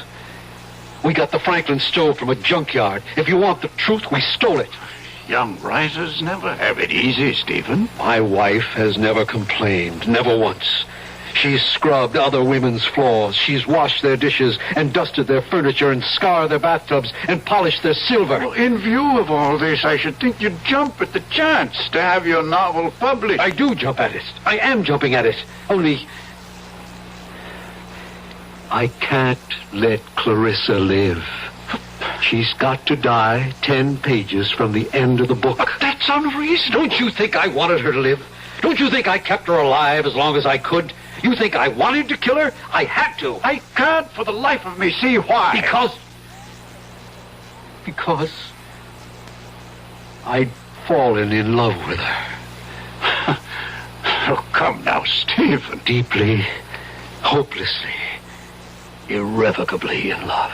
Now, my boy, I've been a publisher a long time. I've talked to dozens of authors. They all fall in love with characters they've created. It happens all the time. Clarissa isn't just a character. Well, of course she is. She didn't exist before you created her, did she? She exists now. Good heavens, man. She came out of your mind. She has no life except the one you gave her. Maybe she did come out of my mind, but now she's got a life of her own. Well, in a manner of speaking, of course she has. And I want to prolong that life, Stephen. I predict great success for Clarissa. And for you. You and Clarissa are one, you might say. No, we are not one. We must never be one. I want her dead. And out of my life. On my word, I can't follow you. Mr. Higgins, if Clarissa is allowed to live, I shall desert my wife. Desert your wife? My wife is going to have a baby. Well, then why on earth would you desert her? Because I love Clarissa. I love her with the kind of love I never knew existed. A love that has more power over me than I have over myself. I can't fight it. I can't escape it. It haunts my waking hours and my dreams as well. Those last 10 pages of the book weren't easy to write, Mr. Higgins.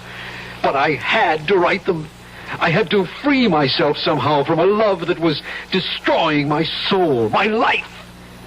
I don't think you're quite sane, Stephen.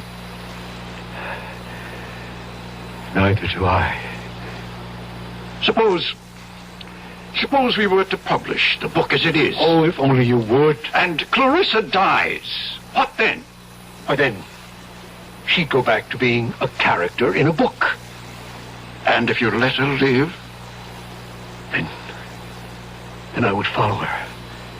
My life, my body, even my talent would belong to her. I myself would belong to Clarissa and to her alone.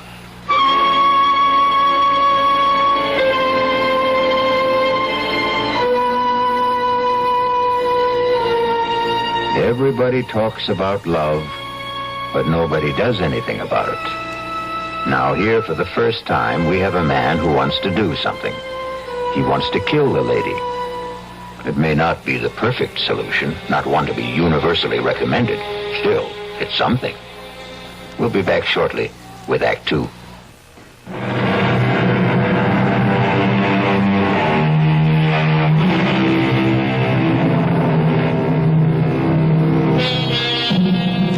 It was an American writer who said it, and not so long ago. Novelists, whatever else they may be, are also children, talking to children, in the dark. Listen with me now to the second act of Three Women. Stephen is talking to Clarissa, a character he created in one of his books, in the dark. Clarissa, I can't let you go on living. But I want to, Stephen. Of course you want to. We all want to. But I want to so badly, and it's your fault, Stephen. Why is it my fault? Because you gave me such a wonderful life in your book. I enjoy it so much. I can't bear the thought of giving it up. Neither can I. Neither can I. To have had a life like that and then to die 10 pages from the end of the book. I know. When the book is published, you'll be dead. I don't see why, Stephen. I really don't. Because till now it's just been you and me and this room and words on paper. But after the book is published... What will it be then? It'll be something that sells for $7.95. $1.50 in the paperback edition. My goodness, you're counting on a big sale, aren't you? Just hoping.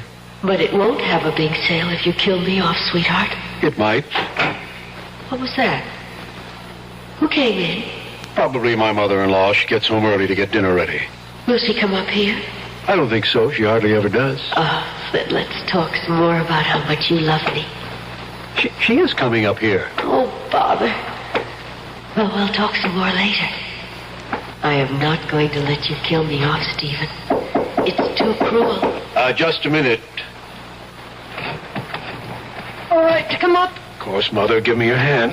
What a place. How do you stand it? I like it. Cold, too. Your fire's gone out. You been working? Oh, no, not much. Well, what have you been doing? Figuring something out? Well, trying to. Figuring out what to do with the last 10 pages of your novel? More or less. Stephen, it's not up to me to tell you what to do. Then don't. I don't know one book from another, but this book of yours, it's a novel, isn't it? It's a novel. About made-up people, right? Yes. So what's the difference? You can do what you want with made-up people. They can live as long as you're alive to write about them. True? Is that true? Yes, that's true. So, if Mr. Higgins says you should let this character, this Clarissa, go on living, what's the difference? Let the lady live. Who cares? Also, and I don't mean this as a reproach, we can use the money. Believe me, I know that. So, if a little lady is worth more alive than dead, I say let her live. Yeah. Not a lot of work. The way I understand it from Loretta, I mean, you don't have to write the whole book over. Just the last 10 pages. Well, what's that? You can knock that off in no time. Well, I better be getting on down and get dinner started. It'll be ready in about half an hour. I'll be down.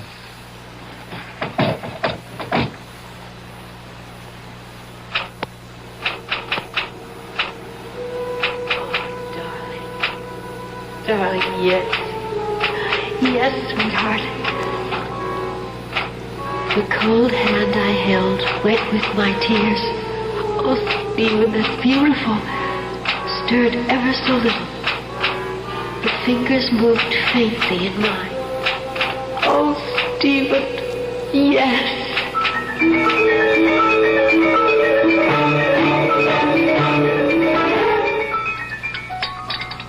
That was a very good dinner, Mother. How would you know? You hardly tasted it. Well, what I did taste was awfully good. Nobody's going to eat anymore. I'll clear. Well, let me help you. Oh, don't be silly, Mama, and I'll finish up. You go back to work if you want to. Well, all right. I guess I will.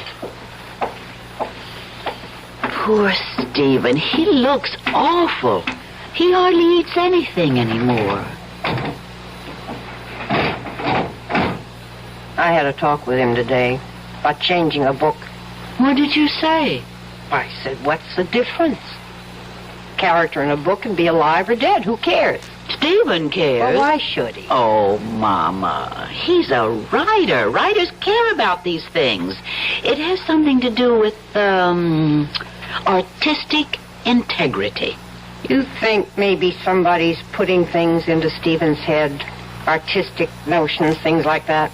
Who would do that? Mr. Higgins wants him to change the book. I wasn't thinking of Mr. Higgins. I was thinking of some woman.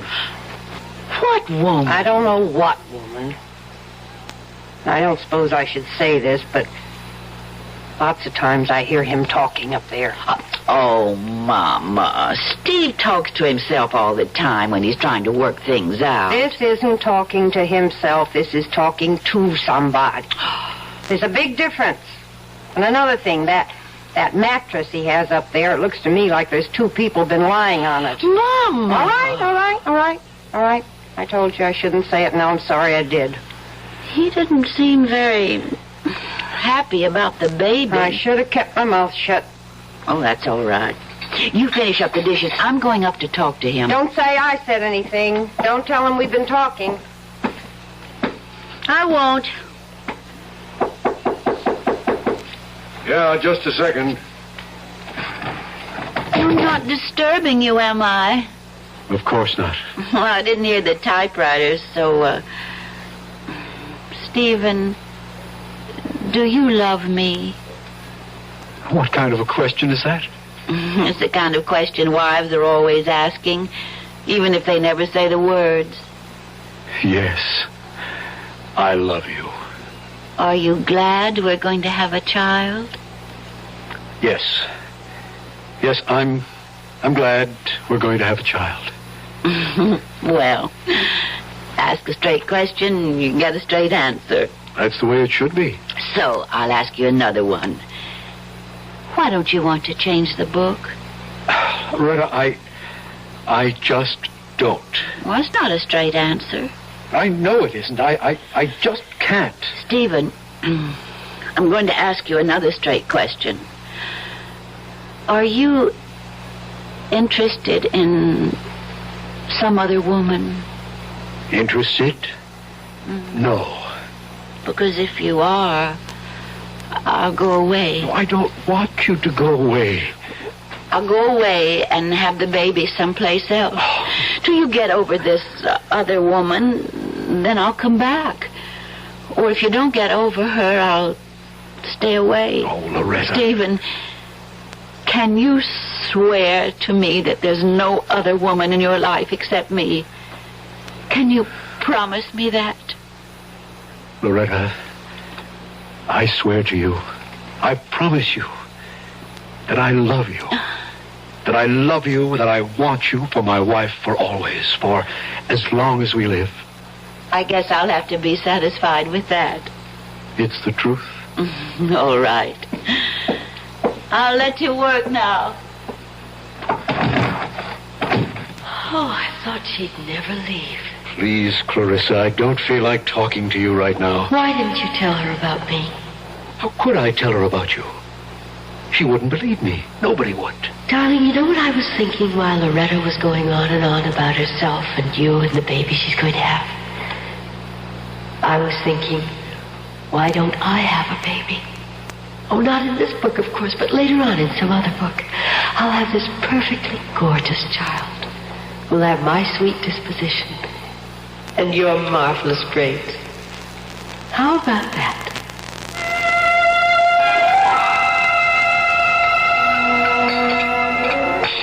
Mama, I asked him if there was somebody else. Another woman. Oh, well? He said he loved me and wanted me for his wife for as long as we live. Well, I still hear him talking up there, and it certainly sounds to me like he's talking to somebody. Who do you suppose that is? There's one way to find out. Oh, Mr. Higgins, come in before you freeze to death. Winter's closing in on us. It sure is. How are you, Mr. Higgins? Fine. I thrive on the cold. Mrs. Lake, your husband's in, I hope. He's up there, working, I guess. Has he talked to you about, about Clarissa, keeping her alive? He just says he doesn't want to. All right to go up and see him? Oh, sure it is. Good luck, Mr. Higgins. Thank you.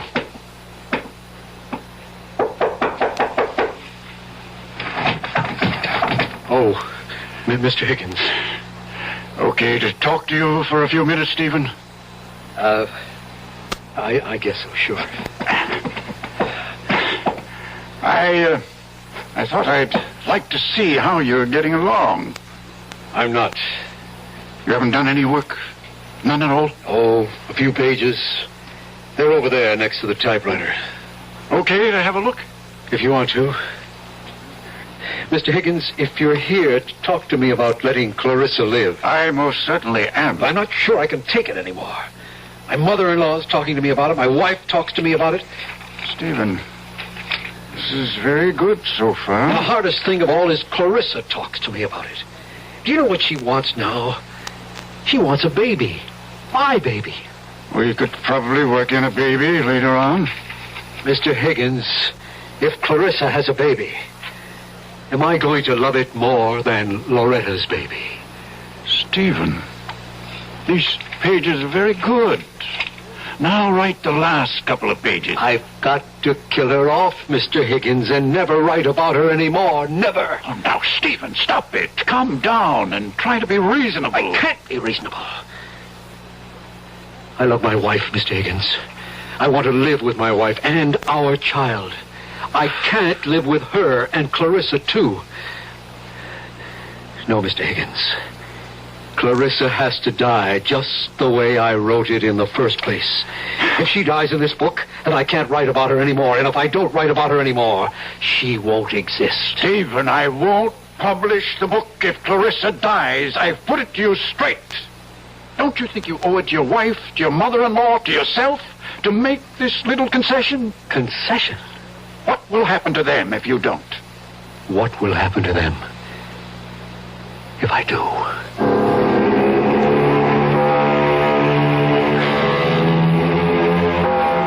Money is the root of all evil, and killing is certainly evil.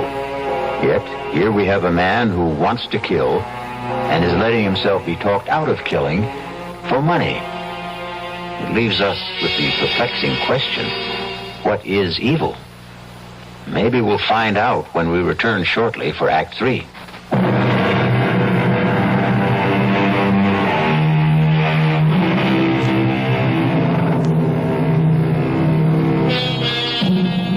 Pity the poor novelist, alone with his thoughts, his visions, his conceits, his fancies, his only solid, substantial companion, his typewriter. Stephen? What is it, Clarissa? Everybody wants me to live except you. I know. And you're the one who loves me. I know. Nobody else even knows me. Except from reading the book, and that's not really knowing. Clarissa, I wish you'd let me work. How am I doing? You're living. Just barely, but you're living. I thought I was. Because I was feeling so warm and loving about you. I know the only reason you're keeping me alive is for the money. You can't fool me, Stephen. If there was a way to kill me and still make the money, I bet you'd take it. There ought to be a way. Clarissa, you've given me an idea. Oh, it makes me very happy if I've given you something. You've given me everything. It's about time I gave something back to you. Mr. Higgins, Stephen Lake. Yes, I have an idea. I have to talk to you about it right away. Can I come to your house? Well, that's all right. I have snowshoes. I'll be there in, say, half an hour. Thanks, Mr. Higgins. What kind of an idea have you got? Never you mind. I'm coming with you. I don't want you tagging along. I want to tag along. Where are my snowshoes? Right there. Now, what's this big idea you have to tell Mr. Higgins? None of your business. Is it about me? As a matter of fact, it is. So then it is my business. Stephen, you're not going to kill me off, are you? I thought that was all decided. Are you?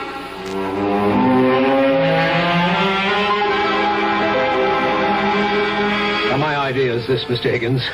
I'll finish up the book just the way you want it. Good. Clarissa stirs and comes to life.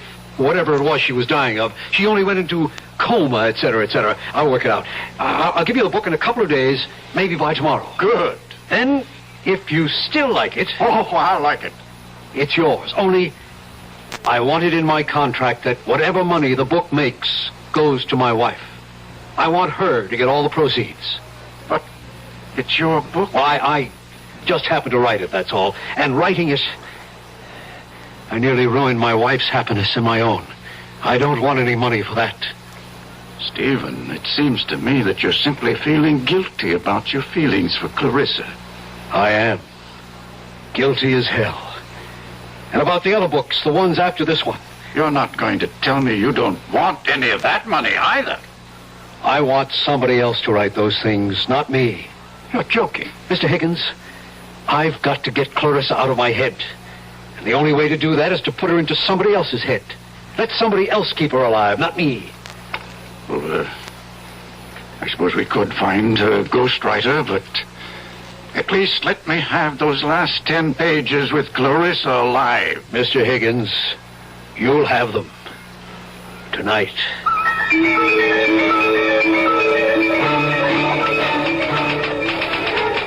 My, you are busy, aren't you? Very. You're working on the new ending to the novel, aren't you? That's right. And I get to live and live and live and live. Clarissa, it's cold in here. Why don't you do something useful, like putting some wood in the stove? I don't know how. You don't know much, do you? Enough. Okay, I'll do it. Make a nice big fire, and then we can sit and talk about what's going to happen next. What do you mean by next? And all the other books, the ones you're going to write after this one. Now blow on this fire, will you? Oh. At least you can do that. Okay. Go on, tell me about the other books. I don't know anything about the other books. Would you like to hear some of my ideas? Not really. Well, that's enough. You can stop blowing. It's caught fire. That feels good. I think the next novel ought to be in Venice.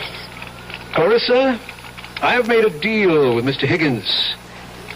When I finish these 10 pages, thereby keeping you alive, I shall turn them over to him to replace the original 10. And then I shall write no more books. Well, no more books about you, anyway. But Mr. Higgins thinks I'm wonderful. He wants lots of books about me. He's going to get lots of books about you, but they won't be written by me. But who'll write them? A ghost.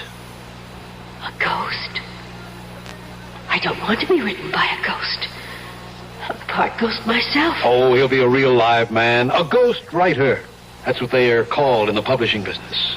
But it won't be you? Definitely not me.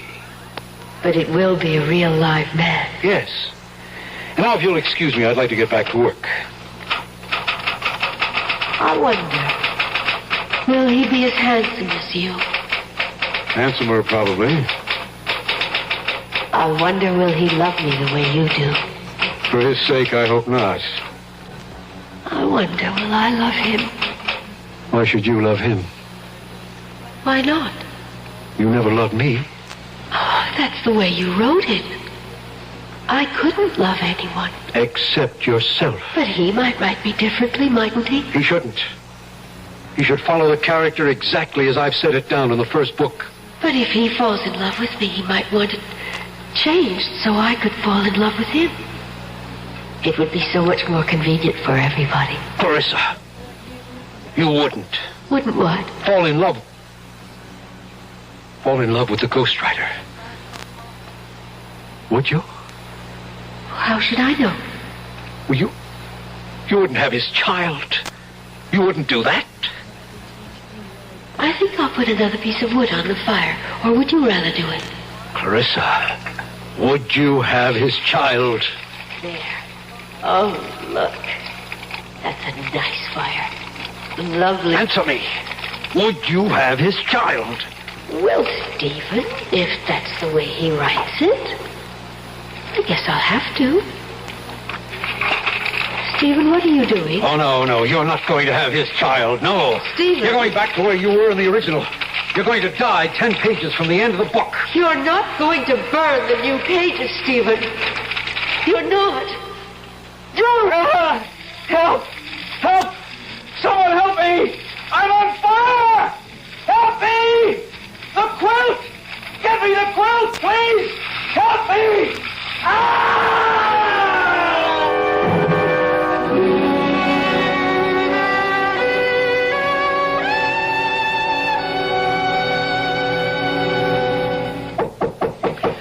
I'll get it, Mama.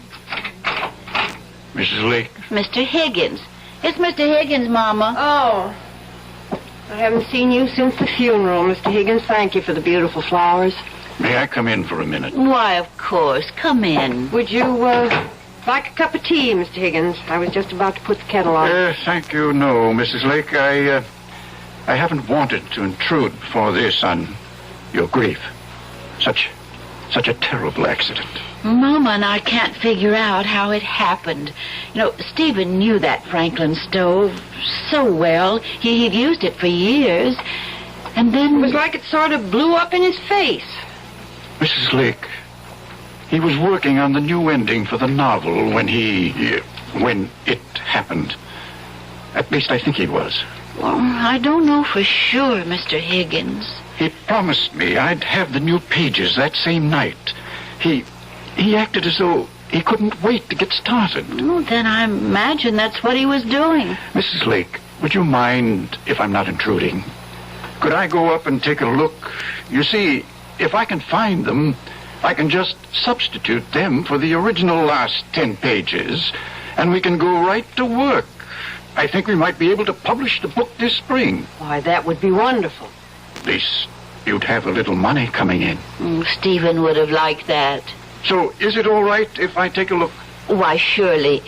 You don't mind if I don't go up there with you? I haven't wanted to somehow since the fire. No, that's quite all right. I'll go up by myself.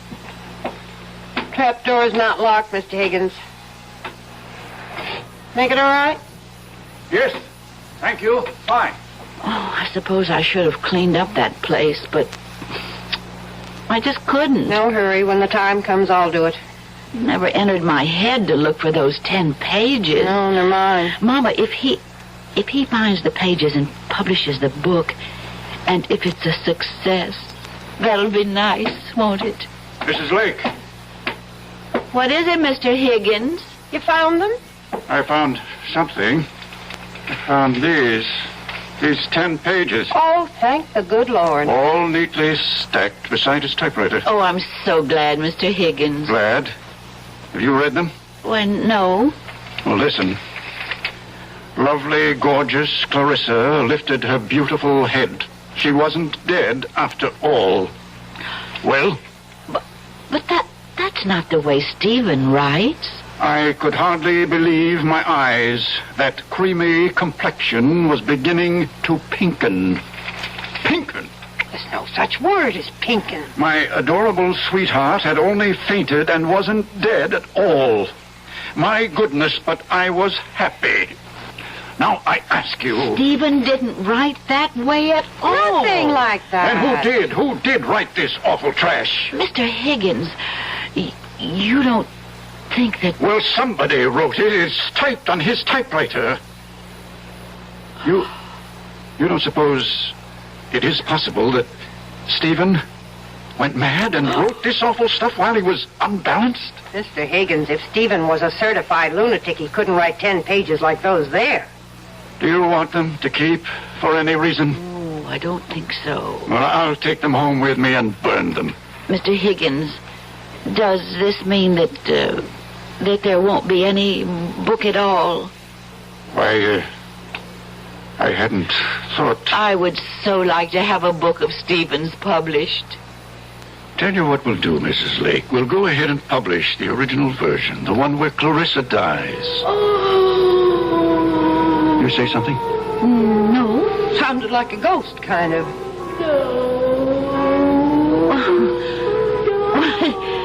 It really does sound like a ghost. Must be the wind. Well, I'll be getting along.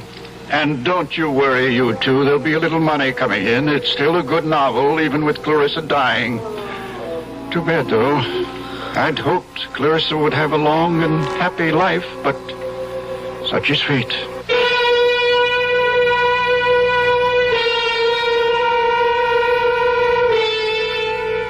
And the moral of the story is... What is the moral of the story? How's this? Lie if you like, but never believe your own lies. Or, the man who fools himself is a fool indeed. Well, something like that. You figure it out. I'll be back shortly.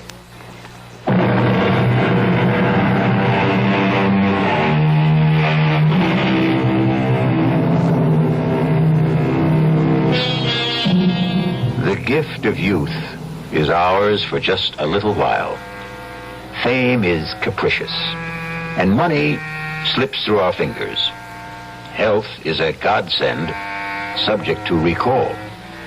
Even the benison of love can elude us, or it can wither in our hearts. But the blessings of imagination, they belong to us forever and ever. Our cast included Ruth Ford, George Petrie, Elspeth Eric, Joan Loring, and Roger DeCoven. This is E.G. Marshall inviting you to return to our Mystery Theater for another adventure in the macabre. Until next time, pleasant dreams.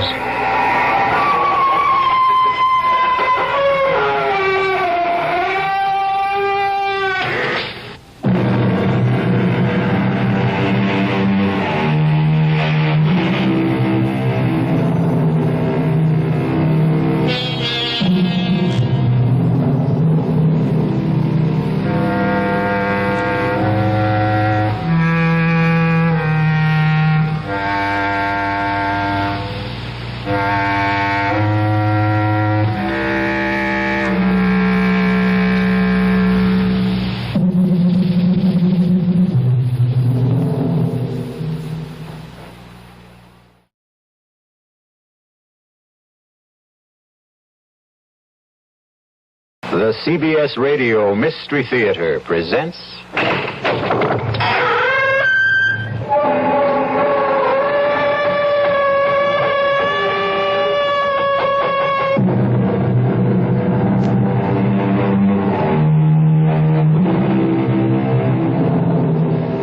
Come in.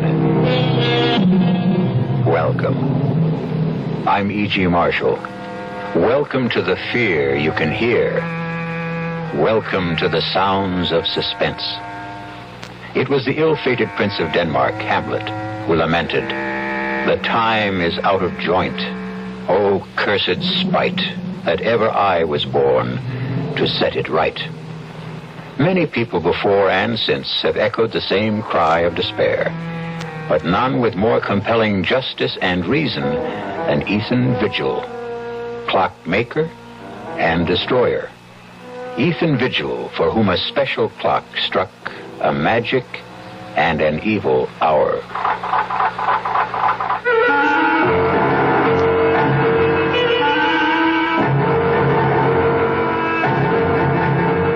Our mystery drama, Time and Again, was written especially for the Mystery Theater by Ian Martin and stars John Beale.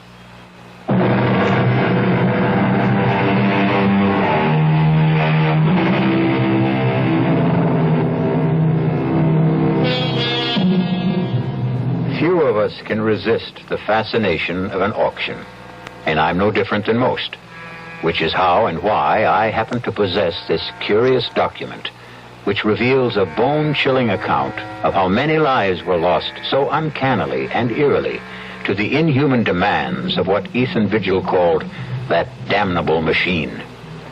The tale I'm about to tell... No, wait. If you can manage to decipher his cramped longhand, let Ethan Vigil confess for himself. I, Ethan Vigil, clockmaker by trade, am writing this in case, when the moment comes, I fail to destroy the hourglass clock.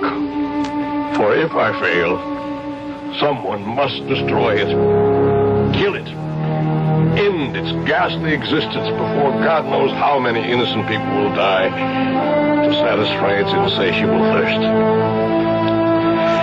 The clock itself came into my possession more or less by accident. I was working late at my shop one night about a year ago, and I heard a tapping on the closed glass door.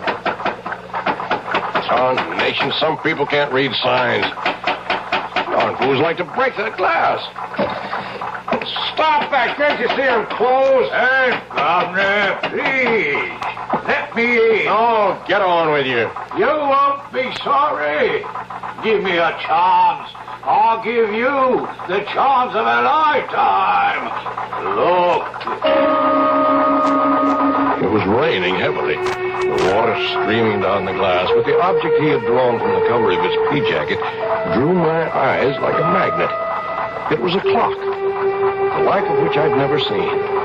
It was shaped like an hourglass, with a strange appearing pendulum hanging in the lower half and the face in the upper half. And in the place of the figure 12 at the top of the face was the numeral 13. I had to see that clock more closely. Oh, bless you, Governor. You're a lifesaver, you are. What do you want? Oh, I want you to have a look at this here clock. The clock is the only reason I let you in. I'd like to have a look at it myself. Let's take it over to the bench. You want this clock repaired? I want to sell it to you, is what I want. I hope I don't regret this, but come on to my place in the back. There's a fire in there to dry you up a bit. You better back up to that fire. Where'd you get this clock? Why, it came into my possession when its owner died. Does it run? Well, no. That there clock, it doesn't run. I'd be the first to admit it. I'll give you $20. Oh, now, look here. $20. Take it or leave it. Well, I may be down and out, but I know a good thing when I see it, and I don't intend to be taken advantage of by somebody There doesn't seem to be any question of who's being taken advantage of. Harriet. Ethan, who is this person? He's a customer, more or less. This is my sister-in-law. It's near on to midnight, and my poor sick sister is pining upstairs for her husband to bring her a little faith and consolation. Oh, now, Mom, I certainly am sorry to intrude on family problems. Then don't. Ethan, get rid of this man. You better go. Yeah, but what about our business and the clock? Well, $20 is all I have to my name. I'll take it. Don't you do it, Ethan. Oh, mind your own business for once, Harriet. I had little doubt my sailor, who called himself Harry Stubbs, had dubious title to that strange clock. But like all collectors, to own something totally and unreservedly unique is an overriding obsession. Is he gone? Yes. Oh, just look at this place after you had that derelict in here. Lights on all over the place, eating up money. To say nothing of good hard cash thrown away on that piece of junk on the table. It was my own money. What own money? You and Henrietta wouldn't even have a roof over your heads, let alone a piece of business if it weren't for me. Oh, no, it's my money that keeps you going, and don't you forget it. Now, you lock the door to the shop. I still have some repairs left to do. You'll have to get up early tomorrow and do them. I just wanted to have another look at this clock. You'll waste no more time or light or fuel down here tonight. If it wasn't for good money paid out, I'd take that piece of junk on the table and dump it in the rubbish.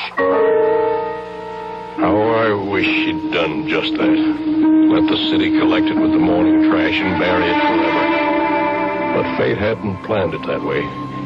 So I went upstairs from Harriet to face another problem I didn't know how to solve. My ailing wife, Henrietta. Ethan, is that you? Yes, Henrietta. Where have you been? Working, dear. Are you hurting? Oh, when don't I hurt? I know. How's your back? It isn't my back. It's my stomach, Ethan. I'm scared. I've been afraid to think of it, but I know Harriet's sure I've got Hush, no, none of that. You just get off to sleep. That's what you need. You just don't know how it is to be suffering every blessed minute of every day.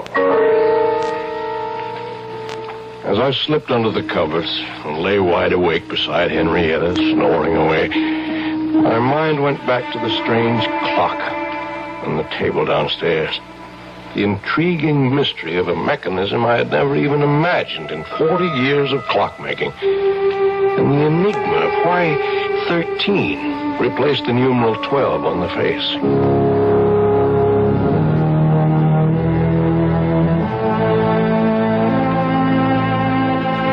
All the next morning, between my infrequent customers, I puzzled and poked and tried to reveal the workings of this bizarre clock. But by 1 o'clock in the afternoon, when I was completely stymied, my wife surprised me by coming out to the bench in her bathrobe. Henrietta, what's wrong? I've been calling for someone. Where's Harriet? Well, she went to market. I'm sorry, I didn't hear you. Oh, I've got those blinding headaches again. Could we send for Dr. Royce? Is that the old clock that Harriet told me you threw away hard-earned money on? It's a very valuable antique, an original. And it was my money. Does it run?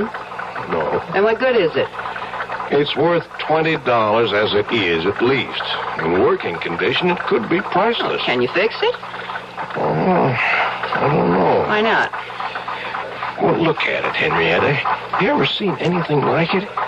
First of all, the hourglass shape of the case. What's inside? Well, that's the problem. Except for the 2 round glass windows. And they're not even glass. I don't know what they are. What window? Well, the one for the clock face in the upper cup, if you want to call it that, and the one in the lower inverted cup, where you can see what looks like a pendulum. Oh, can't you shake it and get that to swing? That doesn't seem to be the way it's activated. It's quite stationary. Funny lopsided shape. Maybe it melted or something. Can't you get into the works? Oh, only through this lid on the top. Now, look. There's all you can see of the works. Very old. Wooden gears, wooden pinions, wooden axles. No way to lift it out. I can't even get my hand in there to try. Let me. It's so silly. There must be some way to... Ow! What is it? Look what your silly old clock has done. What's the matter? My finger, it's bleeding. It felt like something bit me. Oh, come on, let me see. Why, it's just a scratch. Scarcely drew blood. Just the same, I'm not taking any chances with that dirty old clock. I could end up with blood poisoning. I'm going to run this underwater. Now, you get me a bandage and some disinfectant. Right with you. I was suddenly aware that the clock was running. And its beat was the sound of the human heart. But Ethan didn't follow his wife right away, because suddenly he had become conscious that the dead clock had come to life. that it had started to record time again, and that the sound of its beat was very different from all other clocks. It was a sound akin, if not completely similar, to the beat of the human heart. I shall return shortly with Act 2.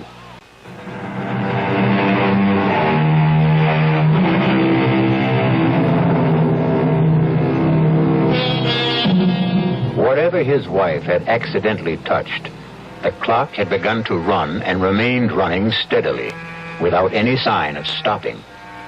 Ethan checked that Henrietta's wound was little more than a surface scratch, and returned to observe... But let him tell his own story for himself, as he wrote it in his confession.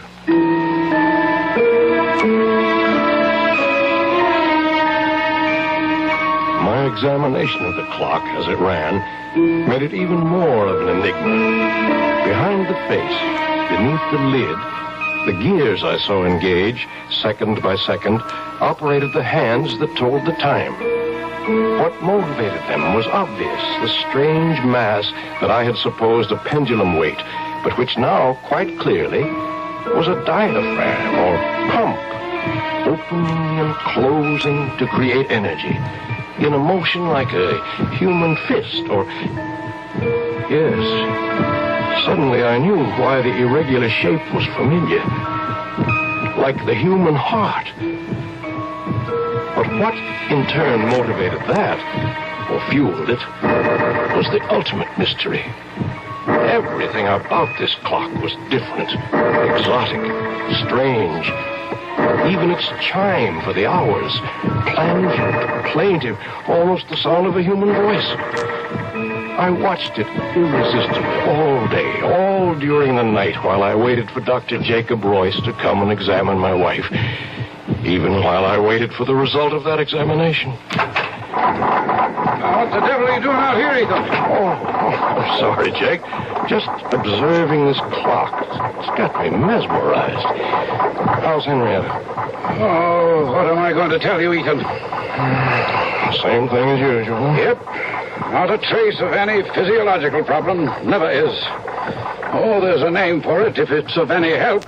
Chronic inadequate. Someone who just can't handle the simple process of life and has to make excuses for it. I'd better go up to her. Oh, there's no need. I gave her a sedative. Won't hurt her, but it might do you some good. Come on now, let's play chess. If I set us up out here, all right? With all those clocks rattling away? I want to keep my eye on this baby here. If you can't sit up with one sick friend, you gotta sit up with another. And for the next 10 or 15 minutes, I did forget the clock that was to haunt the rest of my days. Inexorably, as we concentrated on the chessboard, all of the clocks ticked on towards 12 o'clock. And the moment when the explanation of that substitute number 13 was about to be made by the clock itself. Don't think much of your king's pawn variation, Jake. Got you boxed in. Your move. Don't rush me, don't rush me. I'm thinking. Good Lord, Ethan. How can you stand that infernal racket? Huh?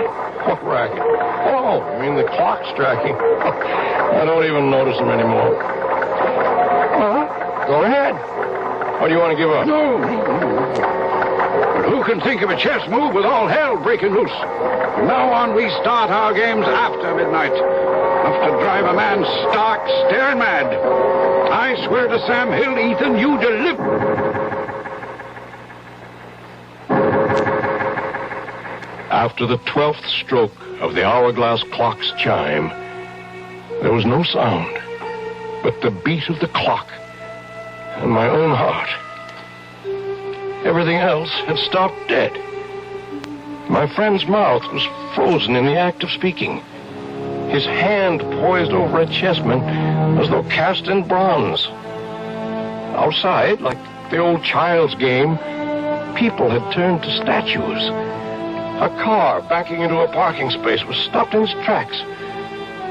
The very raindrops hung motionless in the air like a spangled curtain. For everyone else in the world. Save only me and that damnable clock.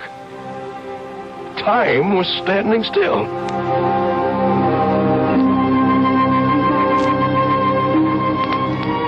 The next hour was a strange delirium. My brain raced with new ideas for achieving my lifelong dream, a perpetual motion timepiece. My legs were as supple and tireless as an 18-year-old's as I climbed the stairs to look at my wife, frozen in the act of turning in her sleep, my sister-in-law caught in the middle of a snore. Towards the end of the hour, I returned to the shop. A quick stab of terror prodding at me. Was this to be forever? Poor Jake still sat in the middle of the move he had started almost an hour ago. The hands of all the clocks pointed to exactly 12, except the hourglass. There, the small hand stood directly at 13, while the minute hand swept closer and closer to join it. With a sense of mounting excitement, I waited for their junction. Like the other clocks, my strange new one had only struck 12 before. Now I felt I knew the reason for 13. The extra magic hour of precious time that twice a day it offered to its owner. With bated breath, I waited for the proof. The missing chime. And then it came. Directly set us up here tonight to get me off my game. I concede. Don't you want some more time to think it over? Oh, it wouldn't matter if you gave me an hour to consider it. Tonight I'm too bushed to think. It's 1 minute after 12. We've only been at the game 10 minutes or so, and I feel as if I've been here for 70. Is it really only 10 minutes? You're the clockmaker, Ethan. Look all around you at your little markers. Yes, you're right. So it's true. You feeling all right? Never better. Why? You look a little strange for a minute. Matter of fact, Ethan, I've been meaning to mention it. I'd like to have you drop around to the office someday soon. What for? Well, you're not as young as you were, you know. And you've been pushing yourself pretty hard lately. Want to make a date now? No, I'll call you. Don't forget.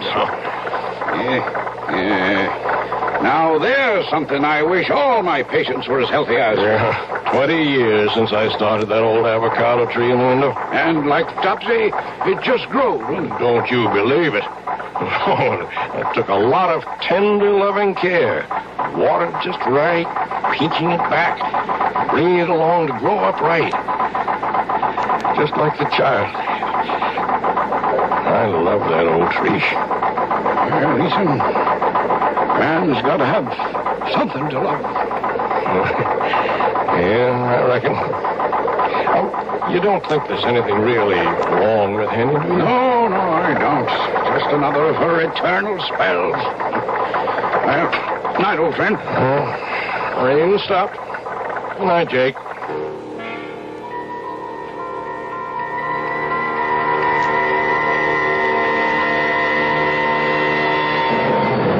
For a long time after my old friend drove away, I stood by the door, gazing into the cool, crisp night.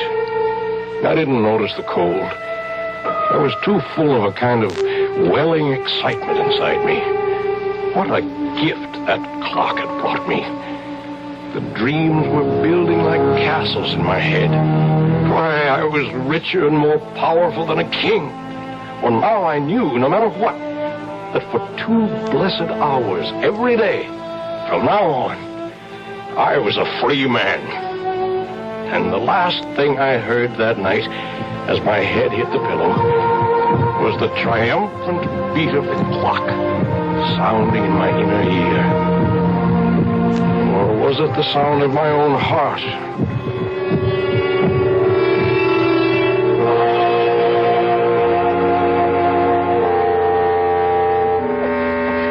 How is she, Doctor?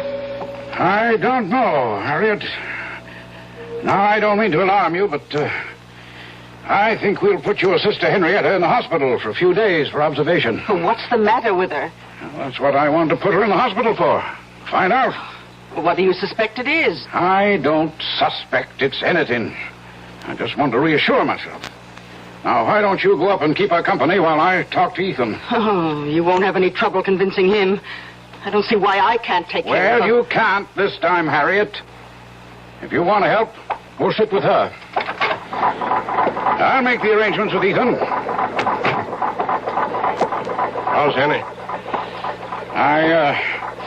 I want to put her in the hospital for a few days, Ethan. Oh, she's that sick? I'm not sure. Whatever it is, this is not just one of her spells. I want her under observation for a while. Well, whatever you say, Jake. I wish I knew what to say. I feel a little guilty. Ever since that night a few weeks ago when we were playing chess. What do you mean, guilty? Well, damn it, for 20 years I've been medicating her imaginary ills. I wonder if maybe I got careless that night. Huh? Well, there's no doubt that from then on, this debility, anemia, whatever it is, started. Well, I'll get along and make all the arrangements. I'll phone you when to expect the ambulance.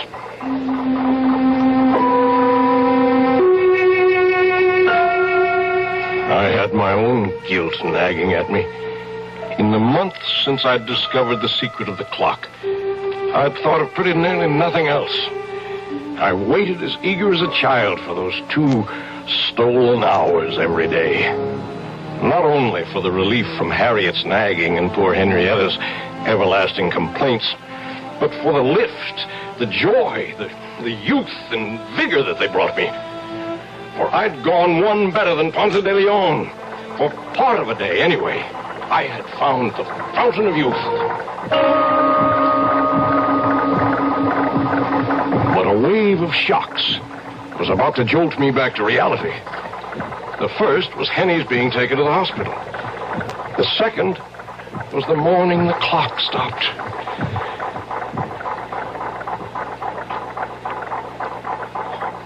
Oh, no. No!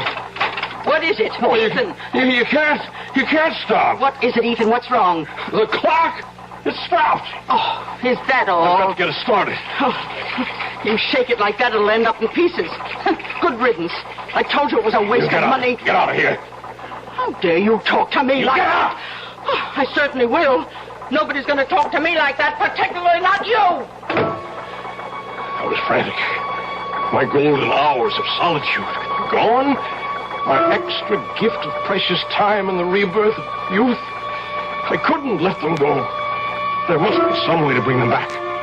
Start that damned intricate mechanism again. Clock was dead. Its lifeblood somehow drained. Blood. But that's what started it in the first place. Maybe... Oh, damnation. I'll let it ring. I've got to find something to...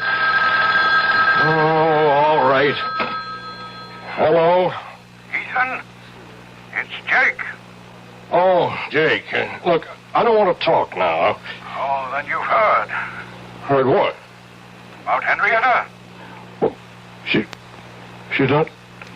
I just got back to my office and got a message from the hospital. I'm afraid she's passed away. Oh, are you sure? Well, I'm on my way to the hospital now, just on the outside chance. Better meet me there. I'm on my way.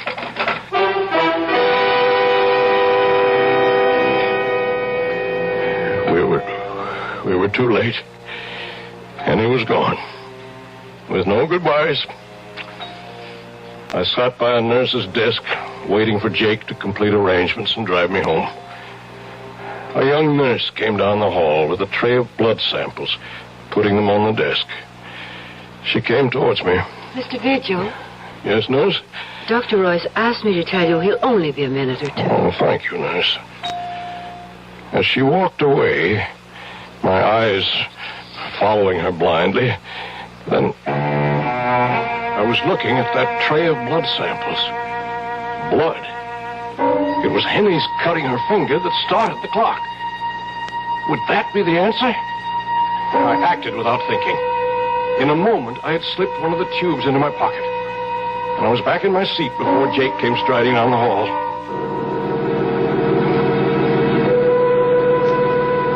I was back in the shop at last, alone. With shaking fingers, I lifted the lid, exposing the brain, or whatever it was, of the clock.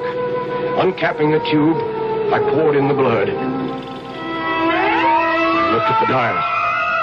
The hands were spinning around to the proper time. And then the clock was alive again. Its heart was beating.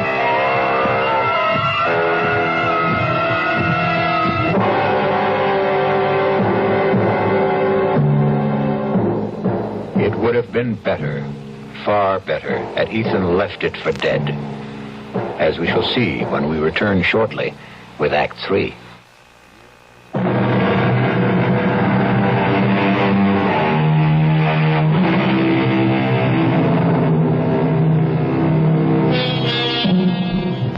Which of us could resist the temptation of perpetual youth, or short of that, any extension of life?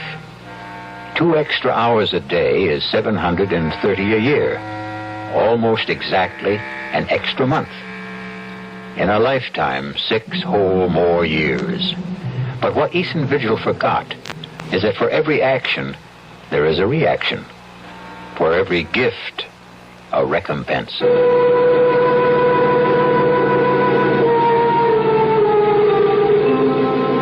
The saddest part of my confession is that after my wife's death, I became completely blind to everything but my 2 periods of escape every day. More and more, my sister-in-law Harriet took over the ordinary part of life, transforming my beloved clock shop into a nightmare against which I preferred to close my eyes. Ethan? Ethan? What, Harriet? Would you mind helping me dress this window, please? Well, what's the matter with it as it is? If you just get away from that bench of yours for a moment and come here, perhaps I can show you. All right, Harriet. You know how I'm branching out now that I'm the active partner in the store.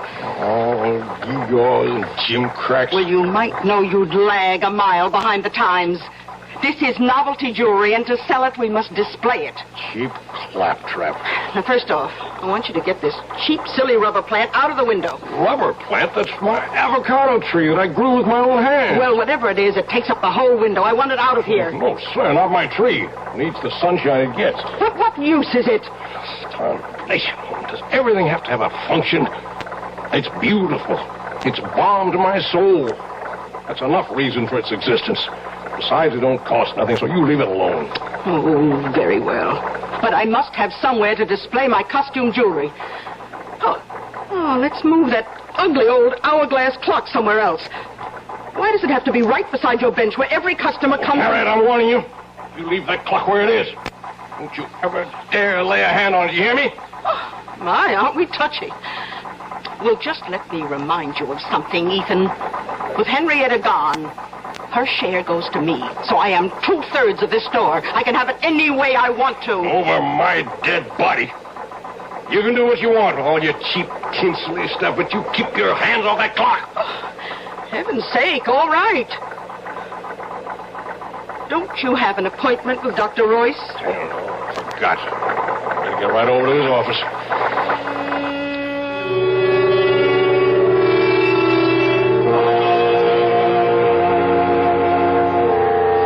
Okay, Ethan, you can put your shirt back on. I'm all finished examining you. Oh, what's the verdict? I couldn't be more pleased. Oh, you approve of the shape I'm in, huh?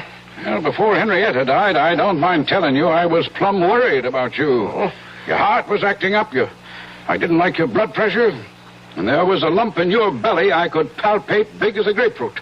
And now? Now I don't even need the x-rays I took. Know it before I see him. Practically noon. Now go on, you don't need a doctor. Get out of here. Let me get around to the sick people outside who do.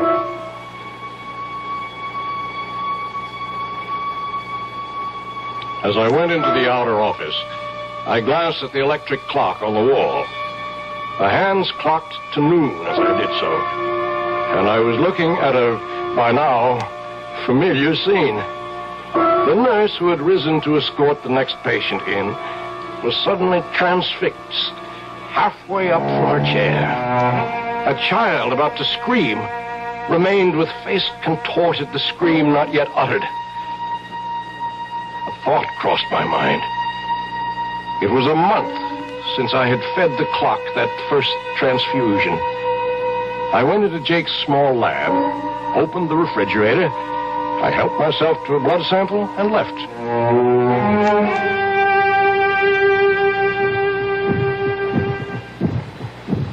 Back at the store, the only sound was the beat of my clock. It seemed a little labored to me, but for the moment I was too furious to see what Harriet had been at since I left. Draped all over my avocado tree were festoons of cheap tin and glass jewelry, and Harriet, the superior smirk on her face, was caught immobile in the act of adding more. I choked back my anger because suddenly, before I could move, the clock beat died. Why, Ethan, how'd you get back so soon? What are you doing to the avocado? Well, since I can't take it out of the window, I thought I'd just use it as a display tree. You leave that alone. As long as it's there, no one moves that or touches it, except me. You understand that? Well, you certainly don't have to be so abusive Get about away. Get out of here. Leave me alone. Oh, when you're in a mood like this, I'm glad to. I'm sorry to tell you that your precious clock seems to be out of order again. I hope this time it's broken for good. Good riddance. Poor old tree. But first, some special oil for the magic lamp. Please, God, you'll still run again.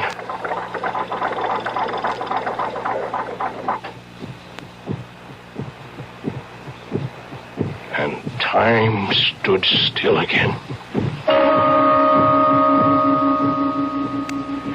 The pattern for the next months of my life was set. The part of it in my waking moments was only a necessary bridge between the long hours of infinite relief and accomplishment my clock brought me each noon and midnight. My designs for my perpetual motion mechanism were completed. I had already started to build it. That was my real life. Although I found to my dismay that the clock seemed to demand more and more frequent transfusions to stay running. But these were easy to steal from Jake's office in the hours when time stood still. Then once again, events caught up with me. Oh, Jake, just a moment. What are you doing here this time of night? Well, the evening's young. I thought a chess game might get some things off my mind. What were you frowning at in the window when I passed? My plant there. Avocado? Oh, yeah. Looks a mite peaked. I can't understand it. It's been wilting and drooping day by day. No reason. Are you any good at diagnosing vegetable life, Jake? No. I'm beginning to think I'm not much better with humans.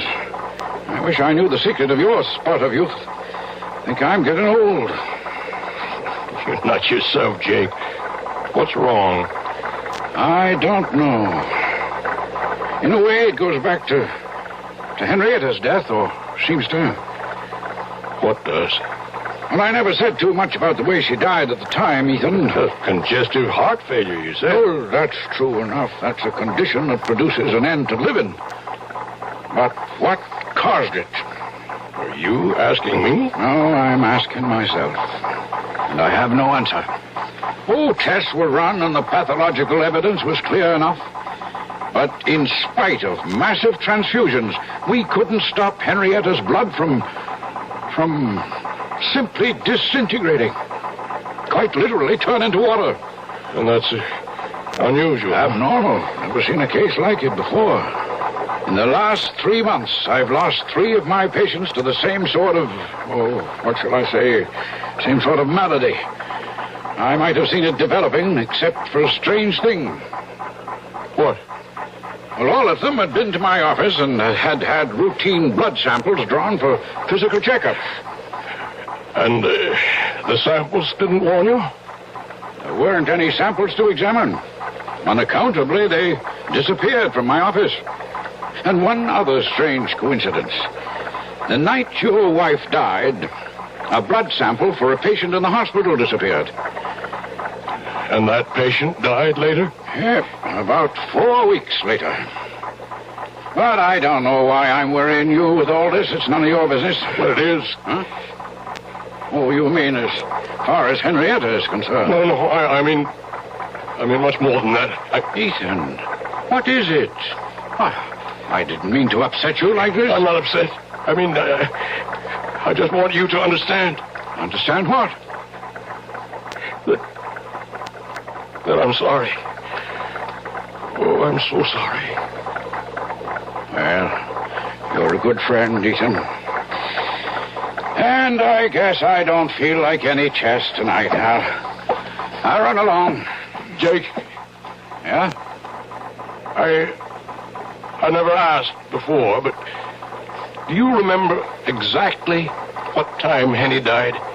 Oh, about 25 to 12, I think.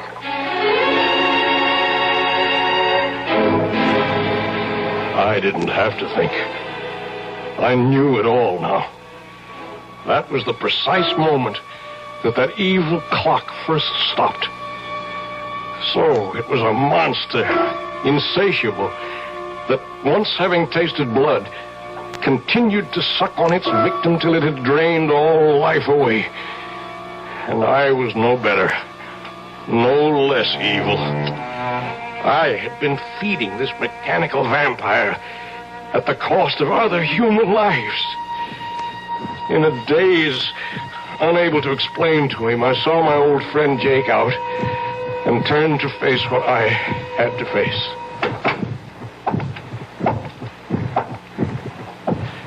The shop was dark as I walked to the clock. My ears were so attuned to it by now that I'd been aware that it had started to labor and needed a fresh transfusion. I was more than a little mad by now, as in the dark I said to it, "Die! Damn you, you devil! Die!"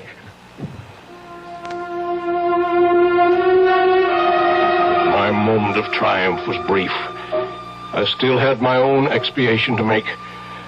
Not only for my wife, but for all those others.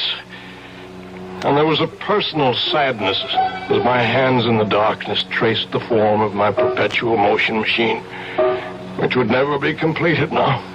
A man without love, wife, or children would like to leave a small footprint on the sands, his gauge to immortality.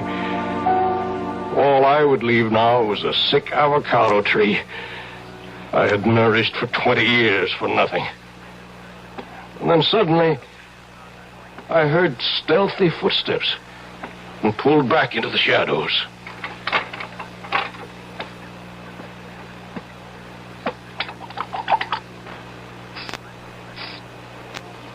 Harry! Oh, I thought you'd gone to bed. What are you doing to the plant? Oh, why, it's just some food to make Let me see. It's a weed killer. You've been poisoning my tree. Why, you... Don't you touch me. Get away from me. Get away. Look what you've done. I've cut my hand. It's your fault. But finally you've smashed up this ugly old clock for good. It's dead. Just as dead as your precious avocado tree is going to be. And don't think you can save it. I knew you'd never agree to take it out of the window. So I've been poisoning it for weeks. It's as good as dead right now. And so were you, Harriet. So were you. Her blood had started the damn thing again. But this was to be the last time. What is there left to say? I have to watch another human being die. Slowly, inexorably, unable to arrest the inevitable. And even though it is someone I despise, my guilt is in no way lessened. The only pleasure I can take is that as Harriet sinks, so does that remorseless, evil, damnable machine. And once its heart is stilled, I shall destroy it forever. The one element I have not tried against it is the enemy of the devil. I shall take it, chained to my body, when we go to our grave in the river, to share it for eternity. As I finish this confession, to mail to my good friend, Dr. Jacob Royce, I can hear the evil thing labor, about to die. It's time for me to write the end.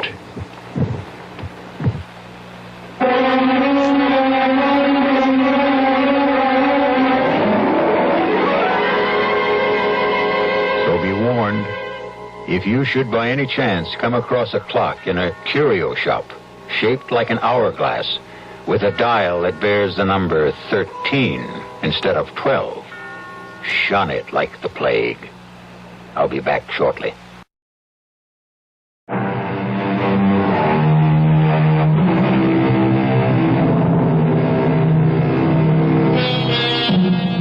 Oh, the fascination of time and man's never-ending quest to hoard it, to stretch it, to borrow an extra portion for himself alone.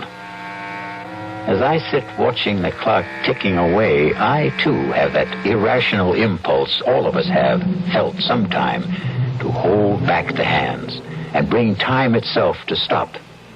And then I remember Ethan Vigil, and I decide that once around is enough for all of us.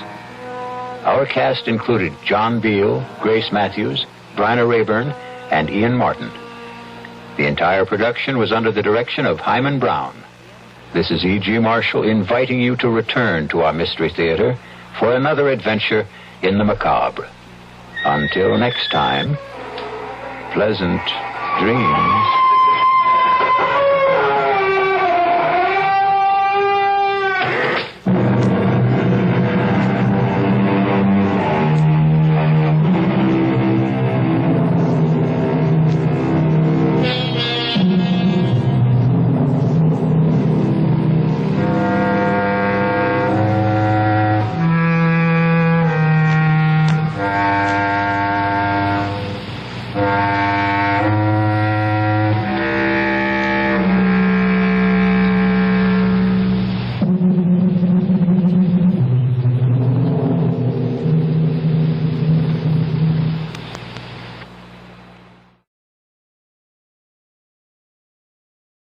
Come in. Welcome. I'm E.G. Marshall. Welcome to the fear you can hear. Welcome to the world of your own terrifying imagination. The art of the double cross, unfortunately, has become part of the fabric of our lives. In espionage, however, it is almost a lifestyle. In the world of spies, for the left hand ever to know what the right is doing is unthinkable. For the next hour, imagine that you are Larry Fielding, a 32-year-old newspaper man caught in a dizzying web of circumstances seemingly beyond his control. Larry, please change your mind and come with me. Not until you tell me who you are and why you sneaked into my hotel room. You're a fool, Larry. You must know that the police are looking for you, and they'll be here any minute. Oh, well, you're here now, and I still want to know who you are. If that's so important, my name is Carol Johnson. And when I tell you I know all about the murder of Dave Wilson, maybe you'll believe that I'm here to help you.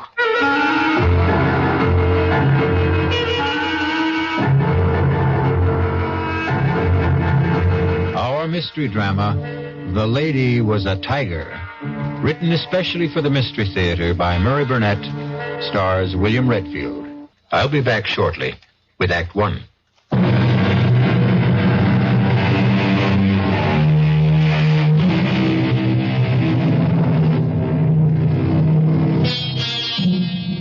Walking is great exercise, and with good weather can also be great fun.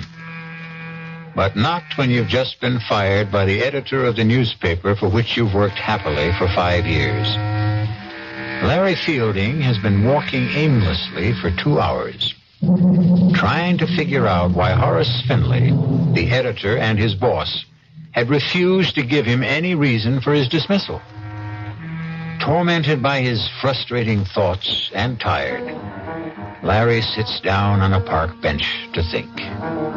He is so deep in thought, he is unaware of 3 men who suddenly surround him. Larry has only to look at them to know that he is in trouble. He tries to get up, but is pushed back down, and the men start to beat him up. No, take my money and leave me alone, will you? Look, if you want money, I told you can have it. Help! Calling for help when you're being mugged in a big city park is sometimes as helpful as trying to catch hold of a windowsill in a 30-story fall. But this time, there was a miracle. A stranger has seen the attack and rushes to help. Hang in there, man! Here comes...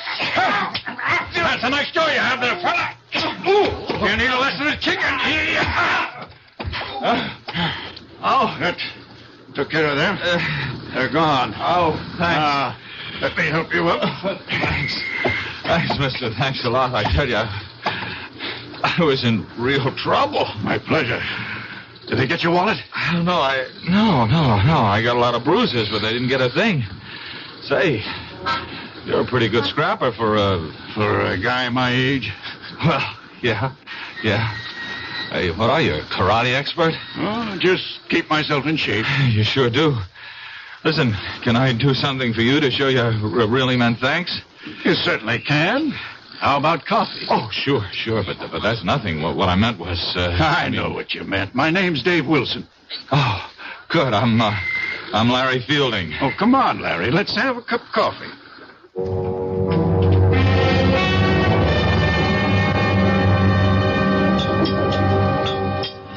You know, I still can't get over the way you tore into those guys. I was a commando in World War II. World War II? Did you think I was in the Civil War? No, I didn't mean that. It's just... Well, to a young fellow like you, World War II might as well have been in the last century. It was only 30-some-odd years ago, you know. Oh, I know. After all, I was in the newspaper business. Yeah, that stuff which you told me about losing your job. What are you going to do? Oh, I don't know. Look around for another one. What bothers me is the way my editor let me go. No explanations. You know, we were friends. You'd think he'd at least tell me why he fired me. Those things happen. Stop torturing yourself and begin making plans. No, not until I get this thing straightened out in my own mind. I think I'll call my editor at home tonight and... I've got a better idea. Go out and get drunk, huh? Nope. How about a trip to Paris? Are you putting me on? I'm serious. Well, what are you? A scout for contestants for some kind of TV quiz show? No, I am a man sitting on a couple of $100,000. What? And I need a guy just like you. Now, look, I'm a newspaper man. Anytime a stranger starts talking about a trip to Paris and a couple of $100,000, I, Walk away without even listening? Yeah. Even if the man just happened to maybe save you from being mugged, robbed, and beaten up? Okay, all right, I'll listen, but believe me, that'll be it. Fair enough. First, here's my card. Oh, David Wilson, Calridge Imports. I never heard of him. You can call and check me out. I told you I was in World War II. Oh, look, I'm grateful to you, but you're wasting your time. Why don't you shut up and listen? You've probably heard about the millions of dollars in artworks and precious jewels that the GIs liberated during the last days of the war. Liberated, sure, yeah. Well, I've heard stories. Well, most of them are true. One that I know in particular certainly is. Did you ever hear of the Lancer collection? Lancer. The Comte de Lancer came from an old French family.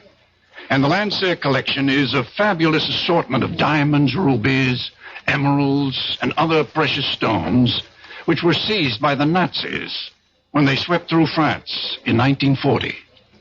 A pal of mine, not a commando, happened to come upon the collection when the Americans were driving the Germans back in 44. Wait a minute. And he liberated it? Exactly. He and a distinguished Frenchman named Henri Thiel. Oh, Professor Henri Thiel? The archaeologist? That's the man. Oh, come on. He wouldn't... You were saying something? No, nothing. You were about to say he wouldn't get involved in anything crooked, weren't you? Yeah, something like that. You're right, he wouldn't. But he was younger. The world was quite different then. And my GI pal was a most persuasive guy. They decided to bury the Lancer collection. They did. They drew a map. And today, Professor Thiel is the only possessor of that map. Uh-huh. And, what happened to your nameless friend? He's dead. Professor Thiel wants to return the jewels. But that's easy, isn't it? Not if the professor doesn't want embarrassing questions asked about how he came by that map in the first place. Oh, I see. What about you? Calridge Imports is a highly respected and reputable importing firm. I want to keep it that way. Oh, so do I, even though I've just been fired. You haven't heard what I'm asking you to do. Well, what? Come with me to Paris. You're writing a story on Professor Thiel. He's good material. You'll grant me that. Yes, yeah. You'll interview him, naturally. During the course of that interview, he'll give you a slip of paper, which is a map showing the location of the jewels. You'll later deliver it to me. And that's all you have to do. You, mentioned something about sitting on hundreds of thousands of dollars? That's right. The Lancer collection is worth that and more. I'm sitting on it. I intend to return the jewels and collect a reward. If you want to share in that, you deserve it. Mrs. Wilson, the report is positive. Fielding has agreed to go to Paris with me. He bought the story about picking up a map showing the location of the Lancer collection. Operation successful.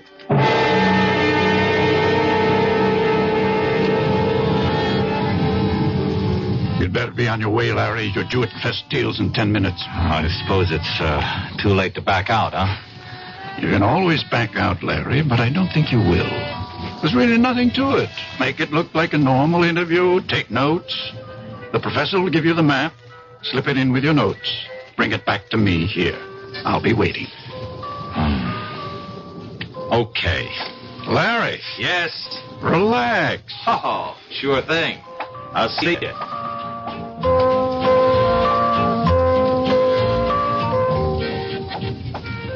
Would Monsieur mind if I join him? I wouldn't mind at all, but I don't think I'm what you're looking for. Oh, but Monsieur is exactly what I seek.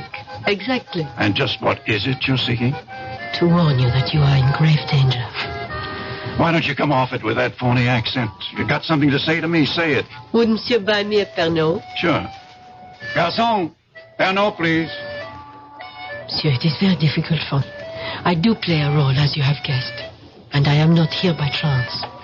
You must leave, and quickly. Your Pernod, monsieur. Not for me, it's for the lady. And, for you, I have a knife. Oh, Go, mademoiselle, go. but he's going to die. Do as I say. There'll be no problem. Simply put his head down gently on the table. So. And people will see another drunken tourist.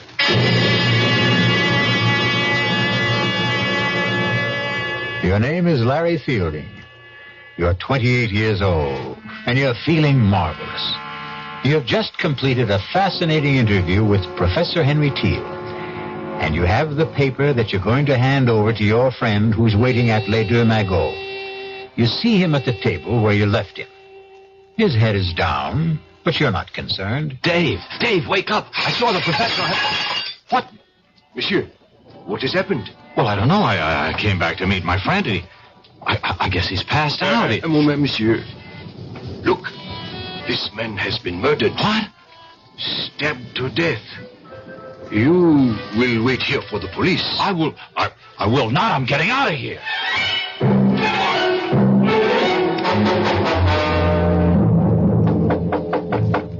Who's there? It is I. Open up. What's the matter? What happened? The other American. The young one. He got away. You let him go? He panicked. Friend. Now what? He'll probably go back to his room at the Dauphine. You will check. But aren't the police looking for him? I hope so. I gave them a complete description. And what do I say to them if they find me in his room? Calm, a beautiful young lady like yourself. Get to him and find out where the paper is.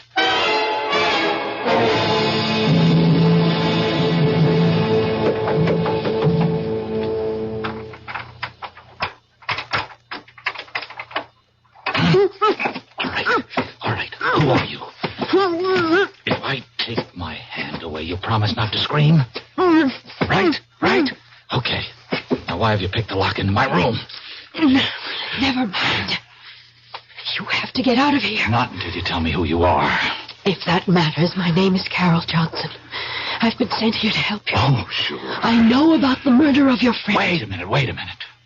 Sent by whom? I'll answer your questions while we're on the way. On the way to where? Safety. I don't need to run. I didn't kill anybody. I'm not about to take off with a strange girl, particularly not one who's equipped with skeleton keys. Oh, suit yourself. Goodbye.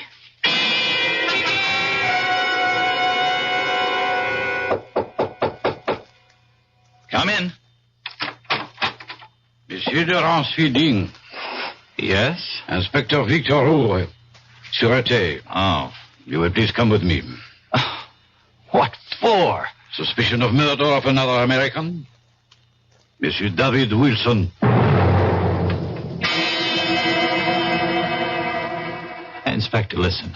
Why would I kill Dave? I've already told you I had an appointment to meet Dave at the cafe. He was waiting for me. Would I have walked up to a man I just killed and shake him so that he'd fall down and make a big scene? That is your explanation. There is nothing to support it. Well, there's nothing against it either. There is the word of Louis Goret. Who's he? The waiter who attended the table at which Monsieur Wilson and you sat. The only reason that you are not, as of this moment, charged with murder is because you did return. That much the waiter's testimony supports. Only he says that Monsieur Wilson might very well have been dead shortly after your return, and that you had time to kill him. That's a lie. So you say. Oh, just check with Professor Teal. He'll tell you what time I arrived, what time I left. We have been trying, and there has been no answer. We may have him on the telephone now. Hello? Eh? So? Voilà bien. Merci. All right, well, what'd he say? That was not Professor Teal. That was his apartment. And his servant. His servant? There was nobody there when I saw him. Don't you mean if you saw him, monsieur? Oh. According to the servant, Professor Teal left for an extended holiday early this morning, and it is not known when he is expected back.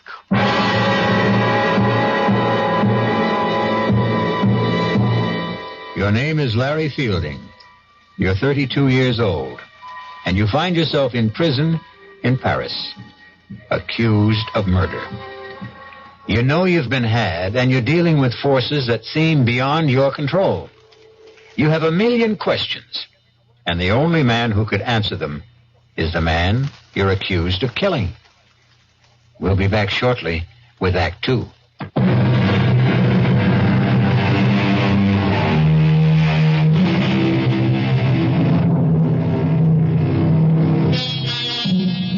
To many Americans, Paris means visits to the Louvre, strolls along the Seine, or fine food. But to Larry Fielding, it means the inside of a prison cell, where he sits accused of a murder he didn't commit. Fielding knows he's been caught up in something that involves more than the recovery of some stolen jewels. However, what he doesn't realize is that he's the key pawn in a deadly game, and the players are about to make some moves. Come. I don't think it's smart to have me come here so often. I would not have sent for you if it were not necessary. Do you still believe that Fielding knows nothing about the operation? I do. Then where's the document? Well, we don't know he ever had it, do we? We know he visited Teal. We know that Wilson waited for him at Les Dumagots. We know he came back there. I think it is safe to assume that he was carrying the plans. And he didn't have it on him when he was arrested. Roger arranged to be there when Fielding was brought in and searched. He says there was nothing on him.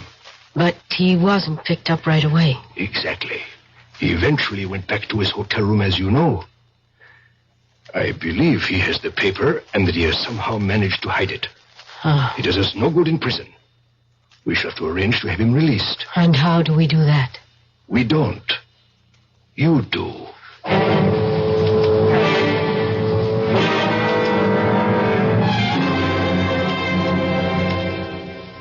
Sit down, mademoiselle. Your passport says Carol Johnson. That's right, Inspector. And I am told you are in my office because of the unfortunate incident in the Café Les Deux Magots. Yes, Inspector. I just had to come here to tell you you have the wrong man. Ah? And how do you know that? I'm studying at the Sorbonne. I visit Les Deux Magots all the time. I was sitting right there when that man was murdered. Formidable. You saw a man murdered and you did nothing. Oh, at the time I didn't know it was a murder. I just thought the man had too much to drink or was ill. But the reason I know that you've arrested the wrong man is that the murdered man was dead before this young American Fields Fielding. Yes, well, the man was dead before Fielding ever got to the table. Fielding came and shook him. And that was when it was discovered that he was dead. I'm prepared to swear to that, Inspector. Of course you are prepared to swear to this story that you have just told me. Why not? It's the truth. Of course, mademoiselle. Why would a beautiful young lady like yourself lie to an inspector of the Sûreté? I'm not sure that I like the way you say that, Inspector. But everything will be all right if you release young Fielding. You have told me you will swear to this statement of yours in court. Therefore, I have very little choice. Ah, good. But, mademoiselle, I have been a police officer for 20 years. Long enough to know that witnesses who appear late with an alibi for an accused murderer often have reason. Oh, that's ridiculous. And I also wish to warn you, mademoiselle, that the Sûreté considers this a very much open case. That is the business of the Sûreté. Au revoir, Inspector.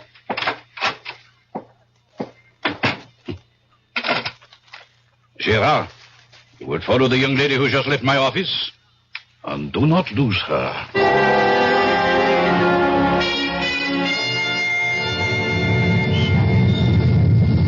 Hello there. Oh, it's you. Want to give me a lift? Well, I suppose I owe you something for getting me out of jail. Taxi! Taxi! Here, we got one. Hop in. Oh, thanks. Driver, Hotel Dauphine. Well, you look pretty good for a jailbird. You look pretty good yourself for... Come to think of it, what are you? An American girl in Paris trying to make a living. What are you? An American in Paris in need of a bath, a drink, and some food. You know, you're not bad looking. Oh, thanks. While we seem to be exchanging compliments, can I say you're about the best-looking girl I've seen since I've been here? Thank you. Now that we like each other so much, don't you think it's time we started telling each other the truth? Yes, I'll buy that.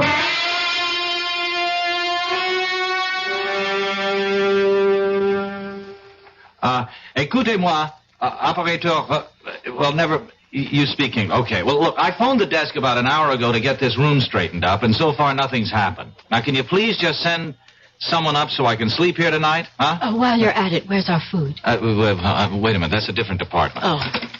I'll have to call room service again. Oh, maybe you won't have to bother. Entree. Your dinner, monsieur. Madame? Merci. Monsieur would like me to serve. No, thanks. No, I think I can handle it myself. As monsieur wishes. Wait a minute. Don't I know you? I think not, monsieur. Now, I've seen you before. I'm sure I've seen you. Paris is a large city, monsieur. One passes people on the streets and... The streets, that's it. You're the same guy who was at the Café Les Deux Magots. Monsieur is mistaken. What? Hey, wait a minute. Come back here. I want to talk to you. Oh, now don't go chasing him down the hall. Why not? Listen, Carol, I'm positive he's the same waiter. You just deny it and you can't prove it. But... Even if you could. What do you think it means? Well, it means... Well, I don't know. But if I get him to talk, maybe I'd find out something. I thought you were going to clue me in. Oh, yeah. Listen, have you ever heard of the Lancer collection? Of course. It's in the Louvre. Oh. The family of Comte de Lancer gave it to the museum after it was recovered when the Nazis fled Paris. What? Well, why does that shake you up so much? Because it can't be true. Come with me to the Louvre and I'll show it to you. Well, that changes everything. Come on. Where are we going? To the American consul.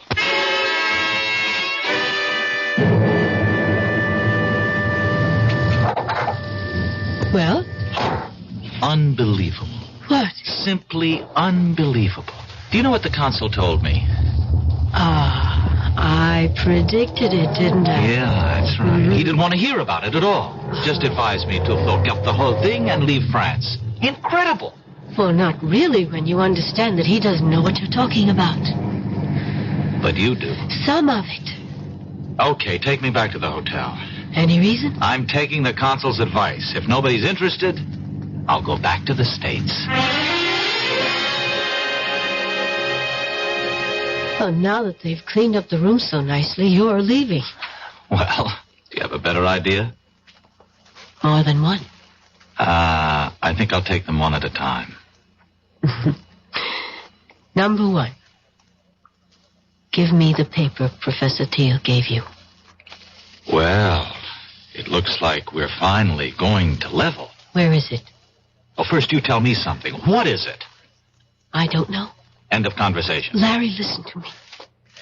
I work for Colonel Blake, military intelligence. I was assigned to this operation. What operation? All I was told was that Dave Wilson, who also works for us, was coming over here with you, and that you were to get something from Professor Teal and give it to Dave. Teal worked with you, too? He did. But now his cover is blown, and I don't know where he is. Who killed Wilson? I don't know. It could have been any one of 3 or 4 foreign powers. And the only reason I'm alive is because somebody wants the paper. That's right. And if I give it to you, then there's really no reason not to kill me. Oh, give it to me. I'll get it to Colonel Blake and we'll get you safely out of the country. No, hold on. I got a better idea. I'll go with you to Colonel Blake and we'll give it to him together. No, that would be too dangerous. To whom? Will you please trust me? Give me a reason. Please, where is the paper? I burned it. You expect me to believe that? Why not? You expect me to believe everything you tell me? You admit you had the paper. And somehow, between the time you ran from Les Deux Magots, you managed to hide it in a place where experts have been unable to find it. I told you I burned it. And you know that's a fairy tale that no one will believe. I don't care whether you believe it or not. Now, are you coming with me? Where? To talk to your Colonel Blake. He won't see you. Oh, I think he will. Goodbye, Carol. It was nice knowing you. I think. You will kindly step back into your room, Monsieur Feeling. Now, wait a minute. Let me introduce myself. I am Major Simonovich. Oh, of the Gay Payou or the NKVD? It does not really matter. What matters is that you and I have something to discuss. I warned you. Yeah, sure you did. Just like a rattlesnake does. I do so dislike dealing with amateurs. This is strictly a business. You mean you want to make a deal with me? Correction. I mean you would find it wise if you wanted to make a deal with us. For the paper? Exactly. Where is it? No, not so fast. You spoke about a deal? You give us the paper, we give you your life. You must really believe I'm an idiot. You people murdered Wilson. That paper is the only thing that's keeping me alive. You have my word. No deal. Do you really believe you have a choice? Carol, call Rodjansky. Make the usual arrangements. We will wait here. Donnez-moi 80-36, s'il vous plaît. C'est ça. Merci. Carol. Yes. Tell me something. Will I like Rodzansky?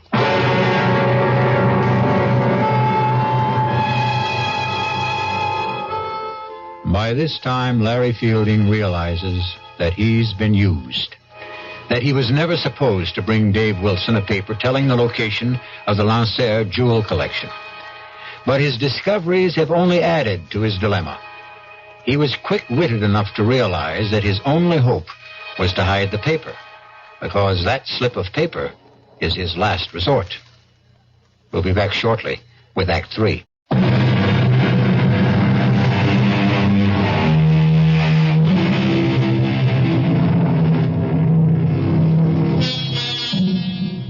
Newspaperman Larry Fielding sits waiting in his Paris hotel room, closely guarded by 3 members of the Russian secret police and the beautiful American girl, Carol Johnson. They are waiting for a man named Rosansky, who might very well be, for all Fielding knows, his executioner. You know we mean to obtain the paper. Rojansky is a doctor and a chemist. He'll be here shortly. You will be put to sleep painlessly. You'll be taken from here in an ambulance to a safe place, and there you will be injected with sodium pentothal, Fielding. You will tell us. Look, I don't suppose you'll tell me what's so important about this piece of paper? You have heard of the SAM-6 missiles, the surface-to-air weapons with deadly accuracy that we have developed and which were used so successfully in minor wars in Asia and the Middle East? Yes, I've heard of them. Good. We learned that someone whose identity we still seek has invented a jamming device which would render the SAM-6 almost worthless. We don't believe that any such system can be invented, but we do not take chances.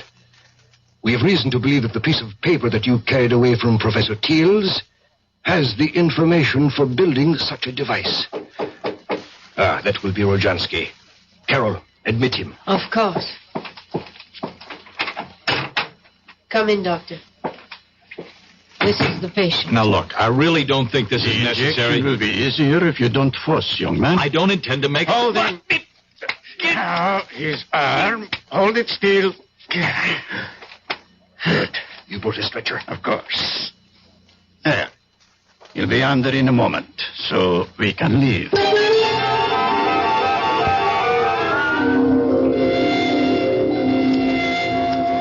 What is this? Gendarmes? It has nothing to do with us. We are taking a sick man to the hospital. Put this stretcher into the ambulance. Quickly. I must apologize, but we received a report from the hotel concierge that there was a dead man here. Absurd, Inspector. This is Dr. Jansky. The doctor will explain this to you, Inspector. This man became suddenly quite ill. I gave him a sedative to quiet him, and we're now taking him to the Lefebvre nursing home, as you can see by the ambulance. You say he is alive? Very much so. See for yourself. Mon Dieu. I know this man. Inspector, he must receive medical attention. Of course. But I suggest that instead of taking him to the nursing home, he go instead to the police hospital. Well, that's ridiculous. He's my patient. I am afraid I must insist. This young man has most recently been released from jail, where we were holding him on a charge of murder. If he has been released, then Released, yes. But he has not been completely cleared, so... Laurent, begone. Take this man to the police hospital.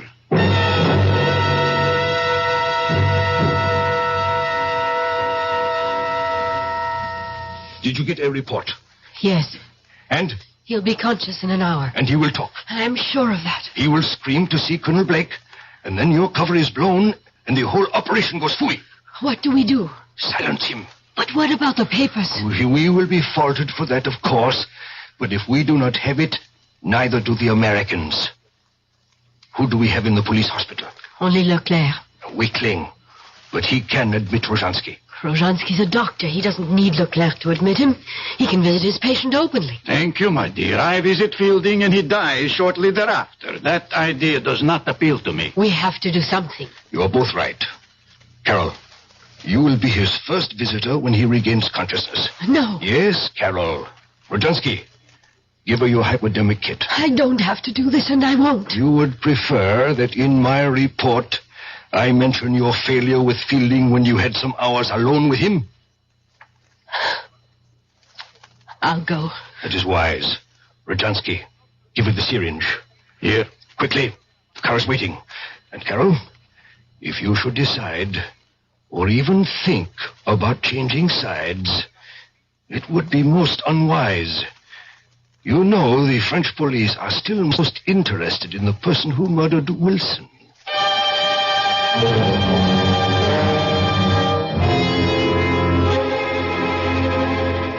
You awake now, Larry?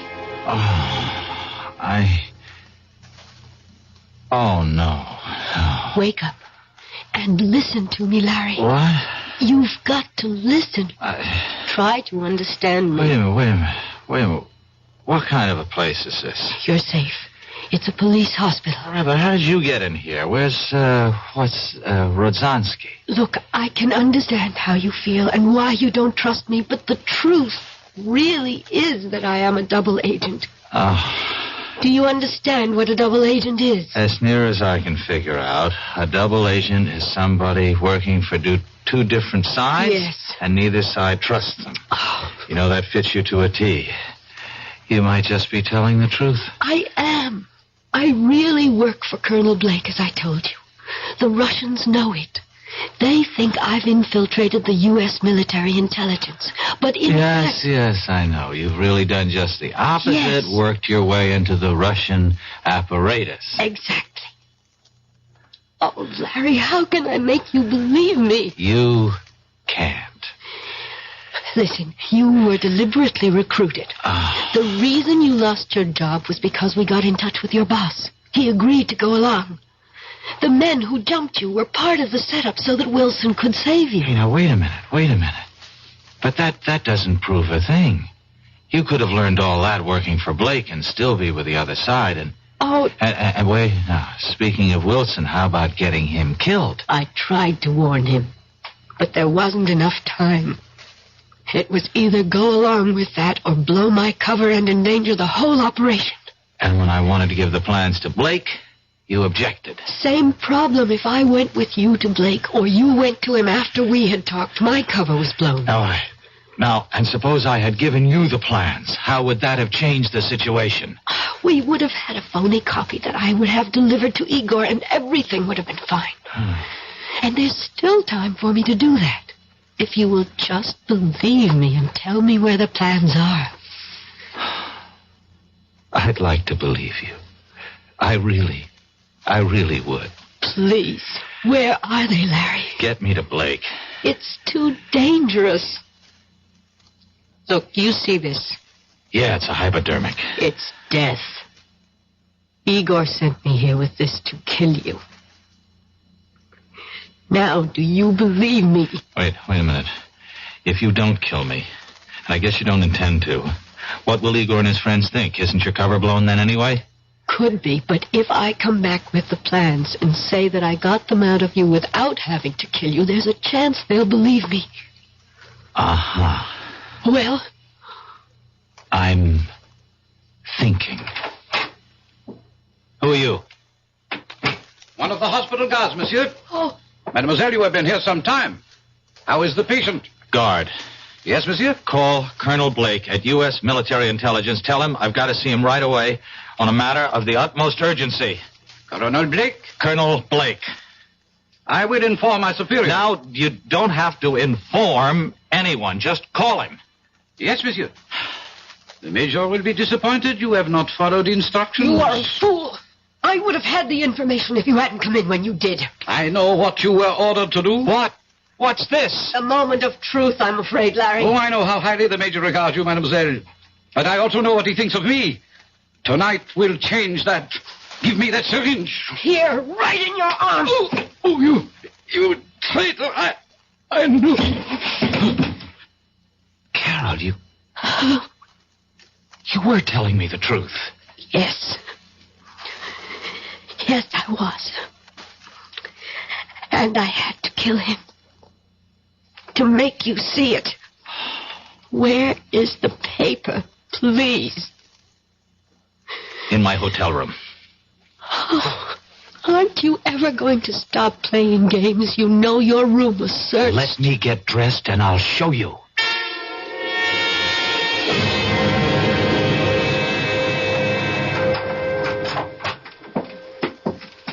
If it's not here, there's going to be the devil to pay. Don't worry, it's here. Now I'm the one who has to be shown. Trained operatives from 2 special branches went over this room with everything except Geiger counters. Okay. Where are we going? The bathroom. That was searched, too. Oh, I don't doubt it. Oh, we went through that cabinet. Did you now? What do you see? Towels, paper tissues, some of your toilet articles. We took your razor apart. And what else? A roll of toilet tissue, unopened. And as the French say, mademoiselle, voila. Oh. And now we unroll this toilet tissue and keep unrolling it, and... Oh, my God. Where did you learn to open a package and reseal it like that? When I was a kid, I was the best clerk in Roscoe's shipping department. Oh, thanks. It was nice knowing you. I really mean that, Larry. Hey, wait a minute. Surely I've earned the right to buy you dinner. I'd like to. Well, you'd better, or I'll start doing some talking. Blackmail? You said it. All right. I'll meet you at Les Deux Magots at 10:30. No way. Let's try the right bank, La Rotonde. That's a date. I'll see you. You better be there. Shirts, ties. Yes, I think that's everything. Come. Oh, it's you, Rojansky. Are you coming with me? I am staying. And we shall say goodbye. I do not have much time. The plane from Moscow leaves at... I do not think you'll be taking the plane. Are you insane? You know I've been recalled. Not precisely. What do you mean, not precisely? Moscow feels you have bungled badly. So, it's not the first time that an operation has been... First, you were duped by the American girl. You know she was a double agent? I know now. Did you know before she killed Leclerc? I was not in charge at that time. At that time? Now there are 2 murders that cannot be hushed up. The French police must have a murderer to satisfy the public. Then give them Carol. I only wish that we could. They want you. You have been chosen to be the murderer. I am replacing you as the head of the section. Ridiculous.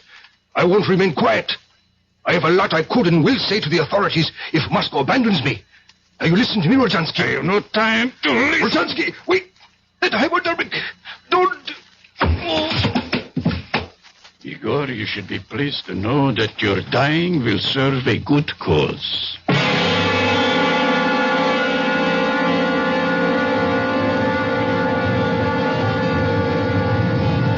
I'm sorry I'm late, but there were loose ends that had to be cleared up. Well, I thought maybe you decided against coming. Oh. After all, your job here is finished. Well, yes. Sit down. Now that the Russians know you, there's nothing for you to do. It would be suicide to try to, huh? Oh, well, there are other things for me. Sure. Like getting married to a lovesick newspaper man, settling down, raising a family.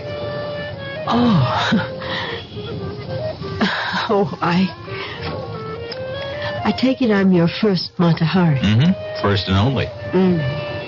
Well, Larry, we're very different from other women. In our business, you pay dues. And they're heavy payments. I don't get it. I'm talking about sitting at another cafe on the left bank. Sitting and knowing that an agent named Wilson was going to be killed. Clumsily trying to warn him, and finally deciding that his death was the way it had to be. Larry, that's a big payment. But you can forget about it now. It wasn't your fault. No, forget about that and forget about Leclerc. Well, you had to... You see, it's even hard for you to say. I had to kill him. No, Larry, I have to keep on to justify those things. But, Carol, listen... Bye, Larry. Thanks for the champagne. But our dinner, I've ordered dinner. At least have dinner with me. Oh, we both know what I have to do. If I ever change my mind, I promise I'll come running.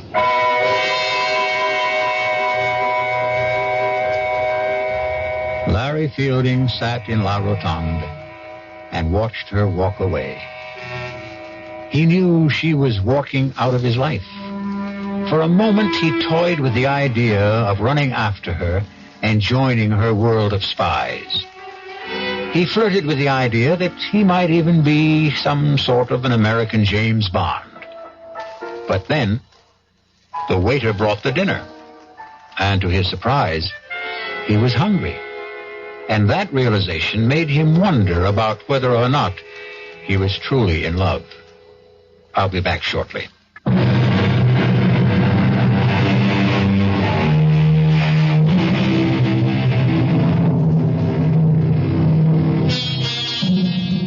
Back in New York, Larry Fielding returned to his old job. An old friend and boss, Horace Finley, who was curious about what had happened in Paris. Finley kept pressing Larry to tell him about his Parisian adventure. Finally, Larry said, "I'll tell you, Horace. In Paris, the food was good." Our cast included William Redfield, Joan Loring, Roger DeKoven, Ian Martin, and Chris Gampel. The entire production was under the direction of Hyman Brown. And now, a preview of our next tale. I really killed that boy, you know? What did you say? I killed him, Mr. Murray. I waited for him in the hallway the next day, and I grabbed him. He was a scrawny kid. It was like wringing in the neck of a chicken. I'd do the same thing again, Mr. Murray, to the next guy who bothers my wife. They gotta learn. You lied to me. Every stinking word you told me was a lie. Don't be sore, Mr. Murray. I couldn't tell you the truth, could I? I mean, you wouldn't have taken the case, would you? Yes! I would have taken the case and told you to plead guilty with cause. No, I wanted you to get me off, and that's what you did. Look, I've got to go now, Mr. Murray. I just want to say thanks again. Oh, you think it's that simple?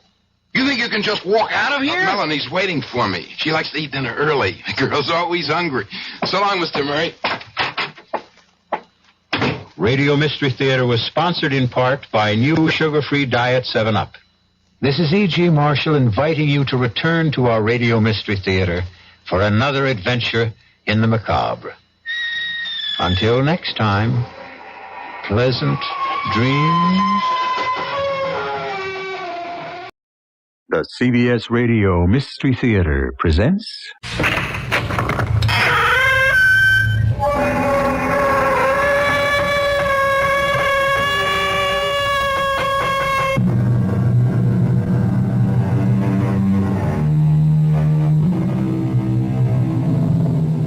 Come in.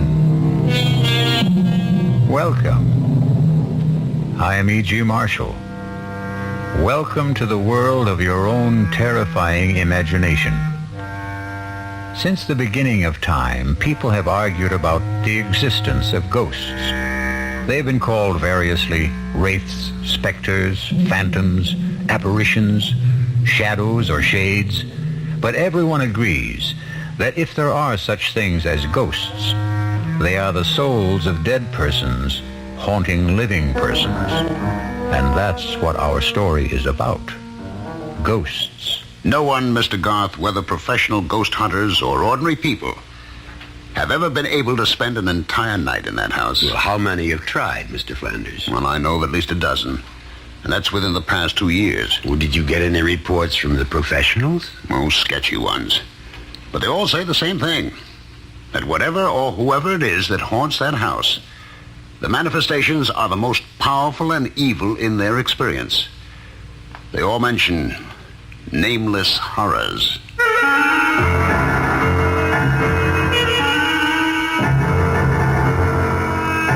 Our mystery drama, A Ghostly Game of Death, was written especially for the Mystery Theater by Murray Burnett and stars William Prince.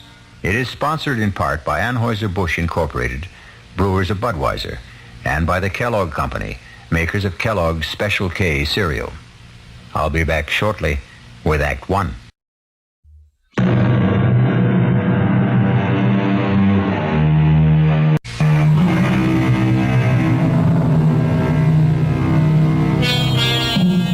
Nameless horrors. A nice phrase. But as soon as you put a name and identity to horrors, somehow they prove bearable. In the last century, people have shown that they can and do bear up under mass genocide and atomic bombings, but the horror that is nameless, that is the most fearful of all. And our spine tingler will try to put a name to one kind of horror. You are not real. There are no such things as ghosts. I'm just imagining things. But I see you. I see you. No, don't hurt me. Whatever you are, please, stay away from me. You want me to leave the house? I will, if that's what you want. Just please let me by. I'll go right down the stairs, walk out of the house, and never come back. Is that what you want? Please. No! Don't touch me! Let me out!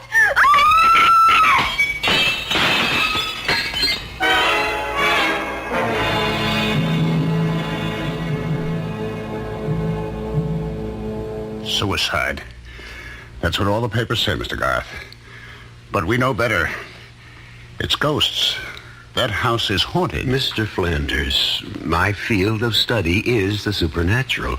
But I can't even begin to tell you whether I can help or not until you get control of yourself. I'm sorry, but this whole thing is just about putting our firm out of business. Well, the house, Mr. Flanders. Do you have anything on the history of the house? Yes. It was built in the early 1800s by a sea captain named Ephraim Hatch for himself and his bride, a young lady named Lucy Endicott. And they lived in it for some 4 years until the tragedy. Mm-hmm. You have the details? Well, Captain Hatch was supposedly a hellraiser in his youth, but also a great seafaring man. He was in whaling and, if the rumors are true, slave trading. At any rate, he amassed a fortune. He fell in love with this Endicott girl who was the town beauty, married her, settled down, and built this house. Mm-hmm. The tragedy. Well, the story goes, as nearly as we can piece it together, that the captain returned from one of his voyages earlier than expected and found his bride entertaining a lover. And he killed them both. Horribly. And ever since, the house has been haunted and unlivable. We're building a condominium. This house is a key location, right in the middle of the property we own. We can't even get wreckers to tear it down. No one will go near the place. Well, you keep telling me that no one has lived in the house. What about this girl who just died there? Oh, that was a stupid idea of my partner's. Her name was Roberta Ginley, a television reporter. She wanted to make a name for herself, and my partner sold me on the idea that if she spent a night in the house and then went on television and told people about it, our problems would be solved. And now we're in a worse mess than before. That's why we came to you.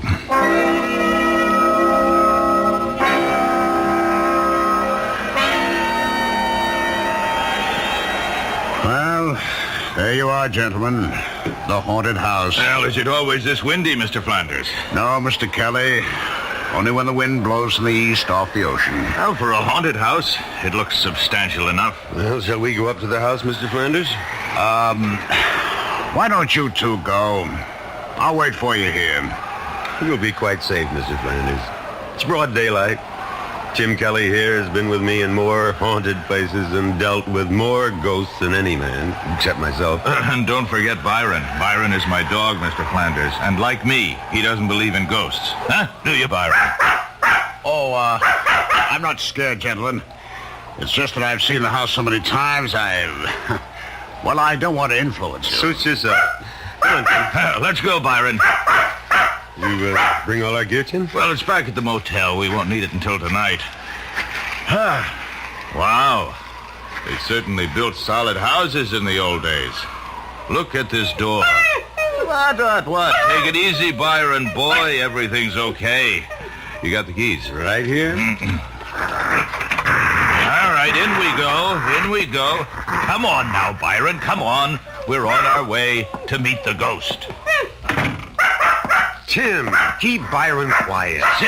Sit, Byron. Come on, sit. I don't think we should bother the downstairs. Let's go up and see where we're going to sleep tonight. All right, I'm with you.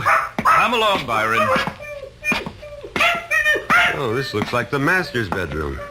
I'll sleep here. And I'll sleep in this little alcove here, right off your room. Byron, what is the matter with you? I wouldn't try to take him into that alcove, Tim. He can stay in this room with me tonight. All right. Hey, there's a door here leading outside to what you call the Widow's Walk. Want to come out and look around? I'll be right with you. Just checking the fireplace. I'm gonna need logs. Okay. Where's the door? It's right here. Hasn't been open in a long time. What a view. Look at that ocean. Any woman waiting out here to see her husband's ship come in might be blown away. From what Flanders tells, the captain's wife wasn't too anxious for her husband to return. That's right. She was too busy entertaining her lover. Watch out now! You go over the rail! Oh, right. Thanks, Mr. Garth. If you hadn't caught me, I would have gone over. What happened? Oh, nothing. I don't know. I lost my balance. Come on, Tim. We know each other better than that. What happened? I really don't know, Alex. I swear, I thought someone pushed me.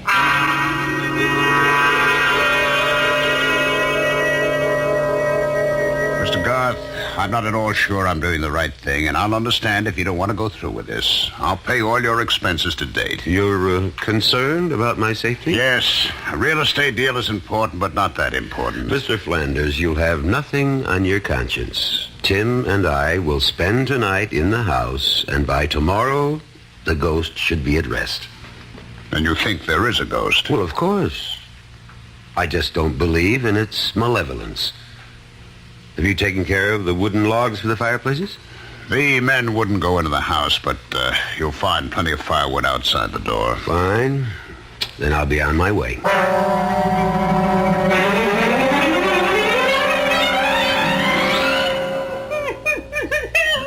I've never seen Byron act like this. Something to think about. Well, I've been with you on about 50 of these haunted house deals. You think there's something different about this one? Well, I don't know, but I'm going to find out. Well, I've heard that sort of moan before. According to you, Alex, it's a ghost in pain. It is. Sounds like the evening's entertainment is about to start. Tim? Yes, Alex? We've worked together for a long time, and we get along so well because I respect your disbelief in the supernatural. Which has come in handy when I uncovered a few tape recorders and other little fake devices. Right. But for your own sake, Tim, there's something about this house that seems different. Now, please, be careful. Huh? You trying to scare me? Oh, I don't think that's possible. Right. Now, how about some wood for my fire? Oh, whoever you are, if you're trying to scare us, it's not going to work. You know, in all the years we've been working together, Alex, I've yet to see a ghost. But you've heard them. Oh, so you tell me. You talk with them. I just hear noises, and sometimes they're man-made. And sometimes not. Would you strike a match, please? That's better. Get some of the chill off the room. The fireplaces always seem to make a room more cheerful.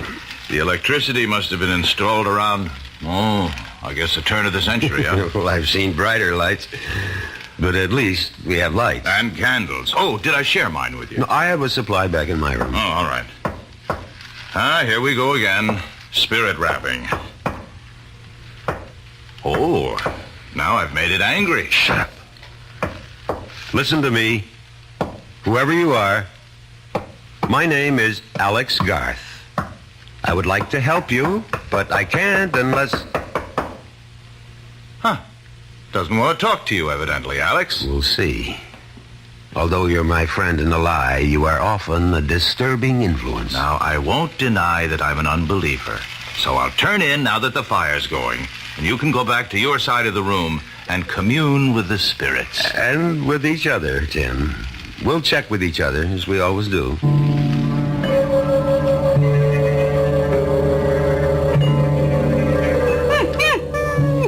Oh, quiet, Byron. It's all right, boy. It's all right. Now, trust me, Byron. You like your ears rubbed, huh? Oh, no, you expect me to sleep with all that racket going on? Has Byron gone bananas? Well, I'm trying to quiet him. Easy, boy, easy. It's all over. Tim, is there any way we can get Byron out of here? He's beginning to froth at the mouth. He's covered with perspiration. Well, I don't want to let him out now. He'll just get lost. He'll get over it when he sees nothing's happening. Hey. What? My lights just went out. How are yours? Going. Gone. Now, easy, boy, easy. I know you're in trouble. Please, let me help you. If you'll show yourself, I could help you. I've helped others.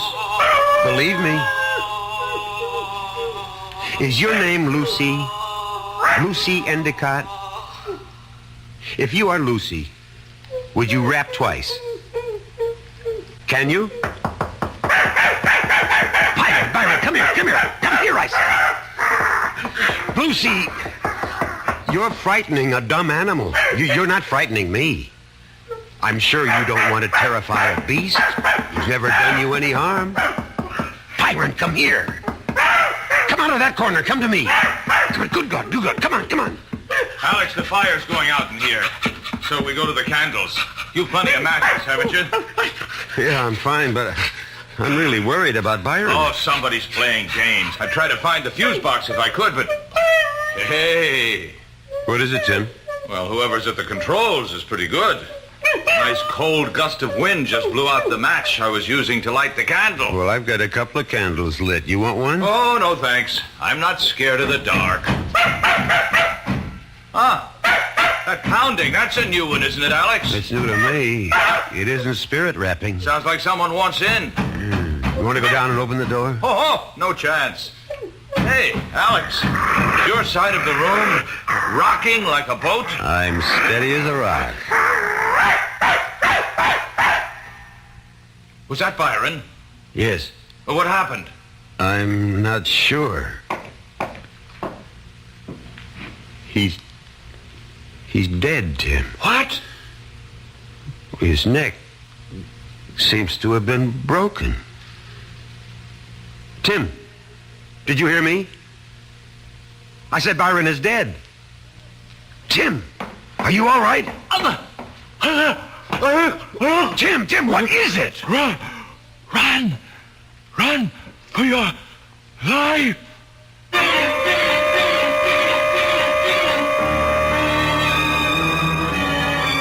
Each man has his own nightmare, something from which he will run, driven by the secret whips of his own fears. But I suspect that Alex Garth could not tell you what it was that Tim Kelly ran from that night in the house that faced the sea. We'll be back shortly with Act 2.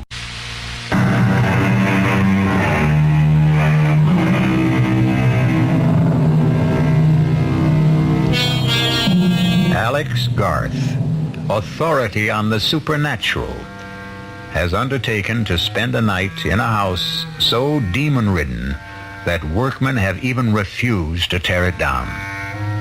Deserted by his friend and ally, Tim Kelly, who fled in terror from unknown fears, Garth knew that he had to face the rest of the night alone as the heavy outer door boomed closed behind Tim Kelly.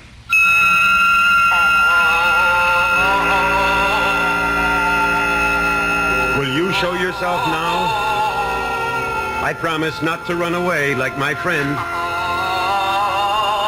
You'll never find peace unless you let me help you. There can be no rest for you except through me. Do you think you're being punished for some sin you committed when you were alive? That isn't you. Is it, Lucy? Please, let me help you. I will not let you in, and I will not leave this house. shaking. The room doesn't frighten me. I'm not afraid. Mr. Coggins!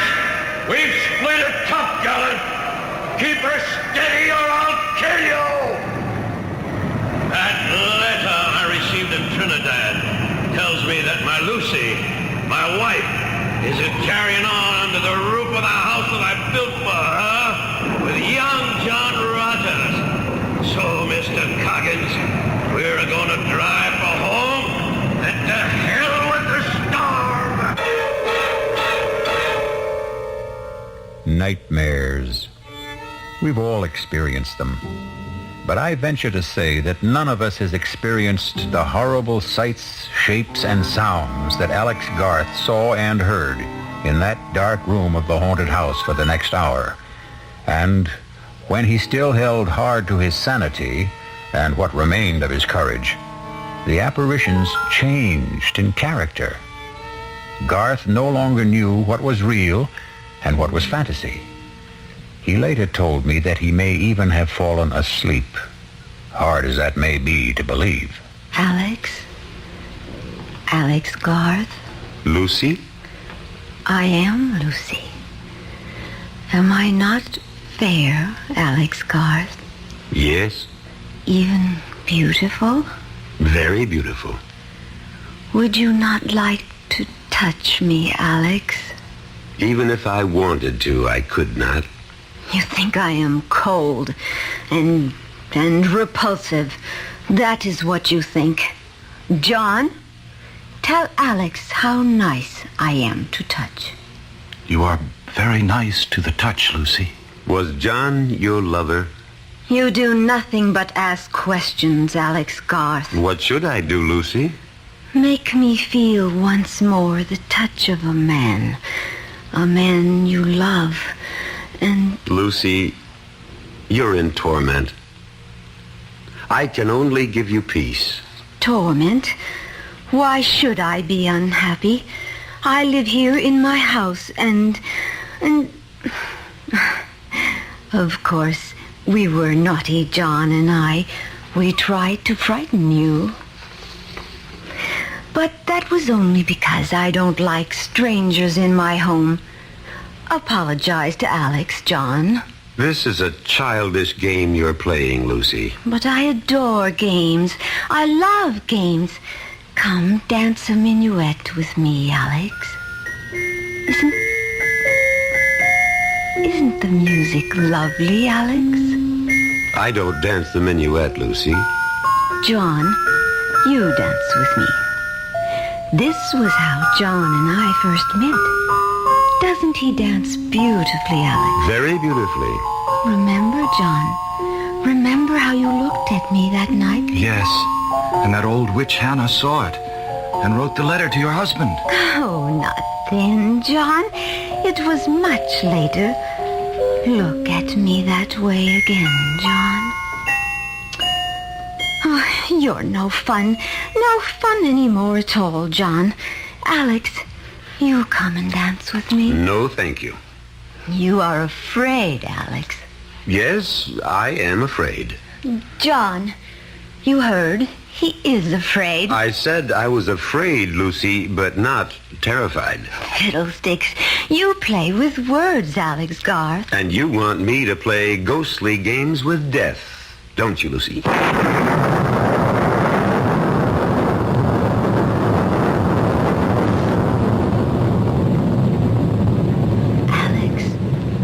Alex Garth, wake up. I wasn't asleep. You are here to drive me from my home. Are you happy in your home, Lucy? I will not leave. You shall fail. Others have tried. Would you like to see what happened to those others? I have a mirror you can look into in my room, just down the hall.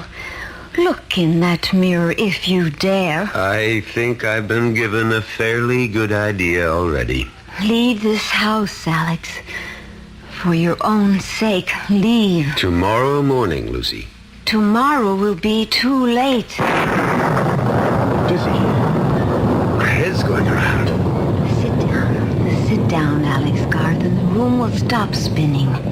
There. That's better, isn't it? I'm still dizzy. I warned you. Now, Alex Garth, now, look at me. Good Lord. You do not find me beautiful now, Alex Garth. Not now with the blood flowing from the wounds inflicted on me by my husband when he murdered me. Not murdered. Executed. You would not like to kiss me now, Alex Garth. Stay where you are. You need not worry about my blood staining your clothes. It will not even show. Stay away. Stay away. I warned you, Alex Garth. You think no one would wish to embrace me now, with the cuts and wounds and blood disfiguring me. Is that what you think? I am not listening. Someone will wish to kiss me. Someone who loves me. I will kiss you, Lucy. I will embrace you. And I will embrace you, John, my love, even with the blood flowing from your poor I can't look. I can't. It will do you no good to put your hands over your eyes, Alex. You will still see the bloodied lovers kiss. No, I won't witness this horror. My thoughts are mine, and they're real. You're phantoms, and you don't exist. For many we don't, but you know that we do. We are here, and we are real. And the only way you can banish us from your mind's eye is to run. Run, as your wise friend did. Run, and you'll see us no more. No. No, Lucy. I am not leaving this house.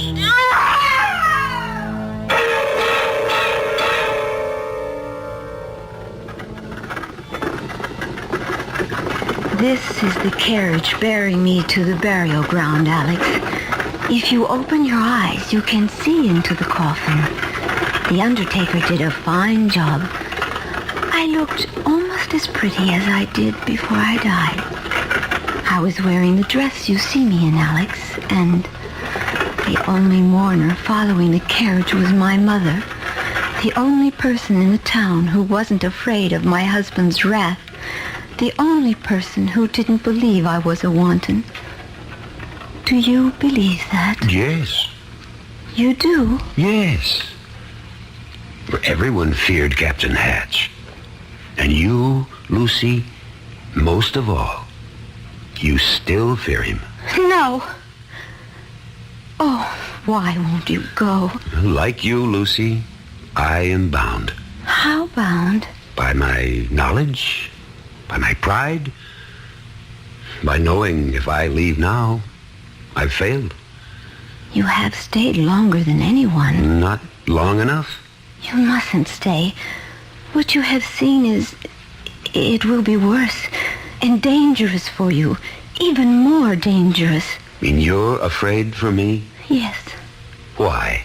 You really don't know? Of course not. But you've seen John. Have you not noticed that you are very alike? Well, I really hadn't looked that closely.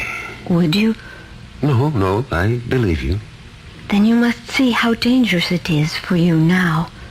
Then help me. I cannot. If you would trust me and tell me what the control is, I could help. You're very wise, Alex, but this is something beyond your wisdom. Try me. It's impossible. I am held here by forces stronger than yours. How do you know what my powers are? I told you, you are not the first who has been here, but you are the bravest, and your courage will destroy you.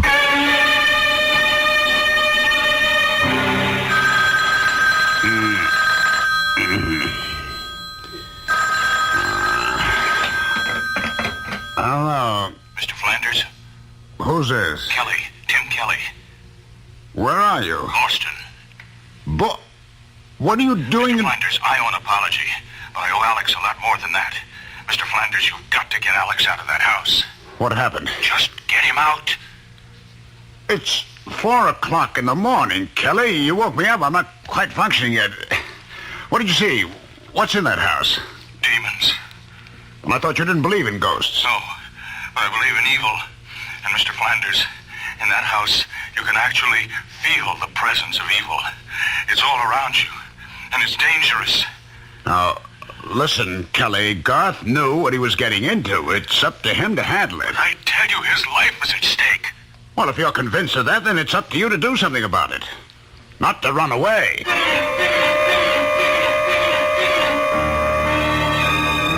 You speak to me of powers, Alex Garth, yet you are afraid to test them. What kind of test do you propose?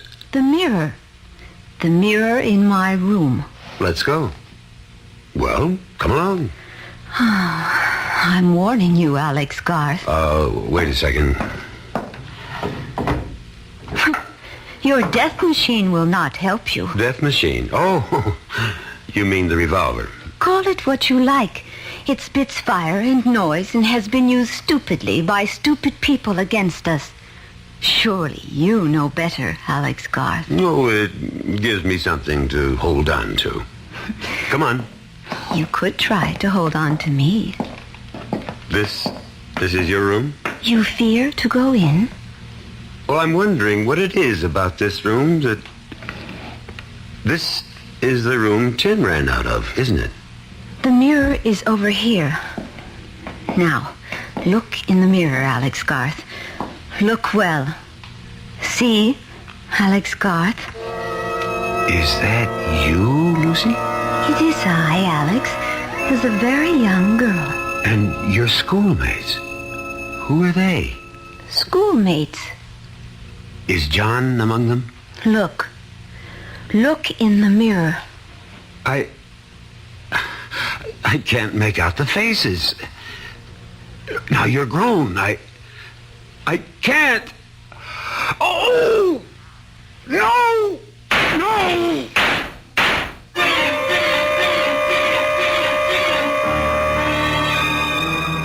Mirror, mirror on the wall.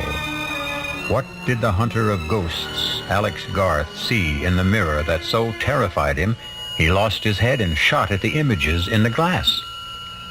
I'll be back shortly to tell you what Garth saw when I return with Act 3.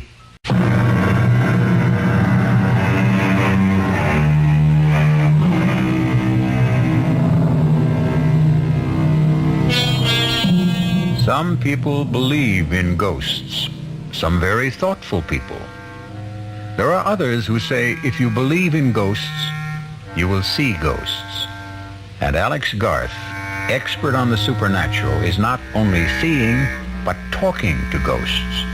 As experienced and as cool a ghost hunter as Alex Garth has just committed the childish act of firing his revolver into a mirror, shattering the glass into 1,000,000 pieces, and doing the same to his composure. Stupid. Stupid, stupid. Breaking the mirror isn't going to change anything, Alex Garth. The only thing you can do is leave. I'm not leaving, Lucy, until dawn. If you stay, your mind becomes a mirror. A mirror for all the things you don't want to look at. Well, if I have to look, I will. Then farewell, Alex Garth. You and I will see each other. But we can no longer talk until you join us. Join you? You are doomed. You will join John and me here in my home for all eternity. And God help you, Alex Garth, because I no longer can.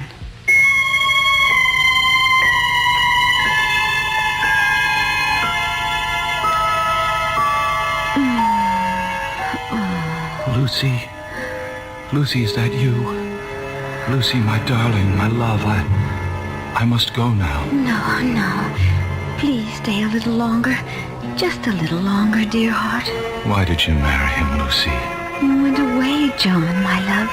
You left and never said a word. How could I, Lucy? You know I didn't have a penny. You could have told me you loved me. You knew that. You knew it all the time we were growing up. Sometimes when people grow up, they change, John. And I was afraid you no longer cared for me. That's why you married the captain? I didn't want to be an old maid. Oh, there was no chance of that. I was afraid. I was afraid, John. He was so strong. John, I'm going to have a child. What? I'm going to have a baby, John. You're a baby. You're sure? I'm sure. Then we have to leave. You must come away with me, Lucy. Where will we go? West. To a new place. For a fresh start. Somewhere where Ephraim can't find us. There is no such place. Of course there is. Lucy, you know what will happen if Ephraim discovers that... Ephraim won't be home for at least a week. He was in Trinidad the last I heard... Lucy! Lucy, it's me, your husband. Come on down and unbolt the door. No. What do we do? Hide! I must let him in. Where? Anywhere. Quick. There, in my wardrobe, behind my gown. Lucy! Coming, Ephraim. Just getting my robe. Don't be wasting your time, Lucy. It's been 4 months since I've seen you last. All right, Lucy. Where is he? Who? John Rogers, your lover. Have you gone mad, Ephraim? Aye, maybe. Mad with jealousy. Stop lying and tell me where he is. You're hurting me. Aye, and I'll be hurting you a lot more unless you tell me where he is. Who put those terrible ideas into your head? The widow Davies, that's who. And you believe that old gossip? Tell me she lies. Tell me. She lies. Aye. Lie there and snivel whilst I roust out your fancy man from wherever he's cowering. There's no one here, Ephraim. As God is my witness. No one here at all. Well, for your sake, I hope you're right. But the widow told me she saw him sneaking into this house tonight. She lied. She lied. Maybe. And now, how about your wardrobe? Ephraim! I am with child. Get up on your feet. The child is yours, Ephraim. Your child. You think I'll have my wife carrying another man's child? No. Oh! You'll be killing your own child. Liar! Cheat! Stop! Aha! He's here. The man who got you with child. Then come here and stop me. Come on. No. You know I can't do that. Can't? You mean you won't? You know as well as I do that I've never had anything to do with your wife. Just as you know very well who I am. What I'm trying to do here. Then do it. I'll match my blade against your pistol anytime. Captain! No, John! No! So, you came out at last, did you? Now, tell me how you like the taste of steel.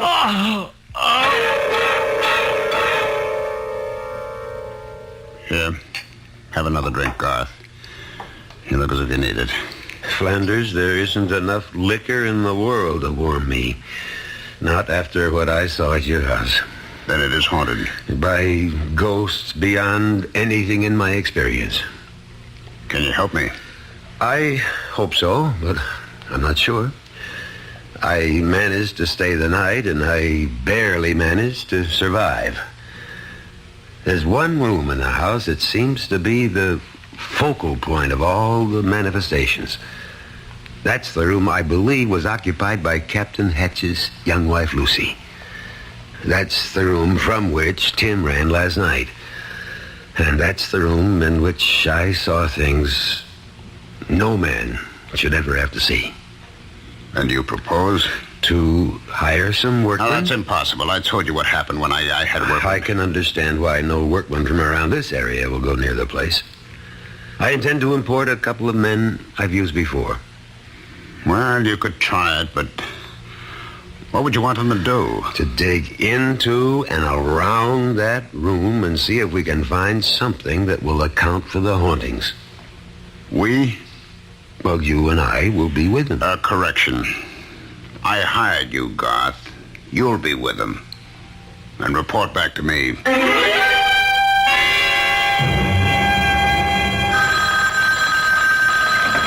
Hello? Flanders, this is Alex Garth. I'm calling you from a diner just down the road from the house. With good news? With news. My workman walked out. Well, that's that. If you want that house cleansed, all I ask is you meet me there in half an hour. Well, why do you need me? Well, for two reasons. One, I don't know what may have to be done to the house, which is your property. And two, I don't think one man can do all the necessary digging that may have to be done.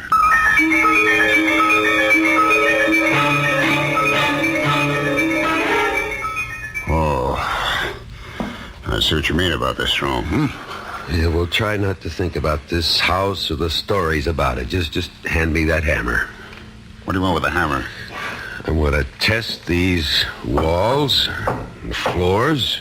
You think there's a secret passage or some nonsense like that? Well, I don't know what there is, but there must be something.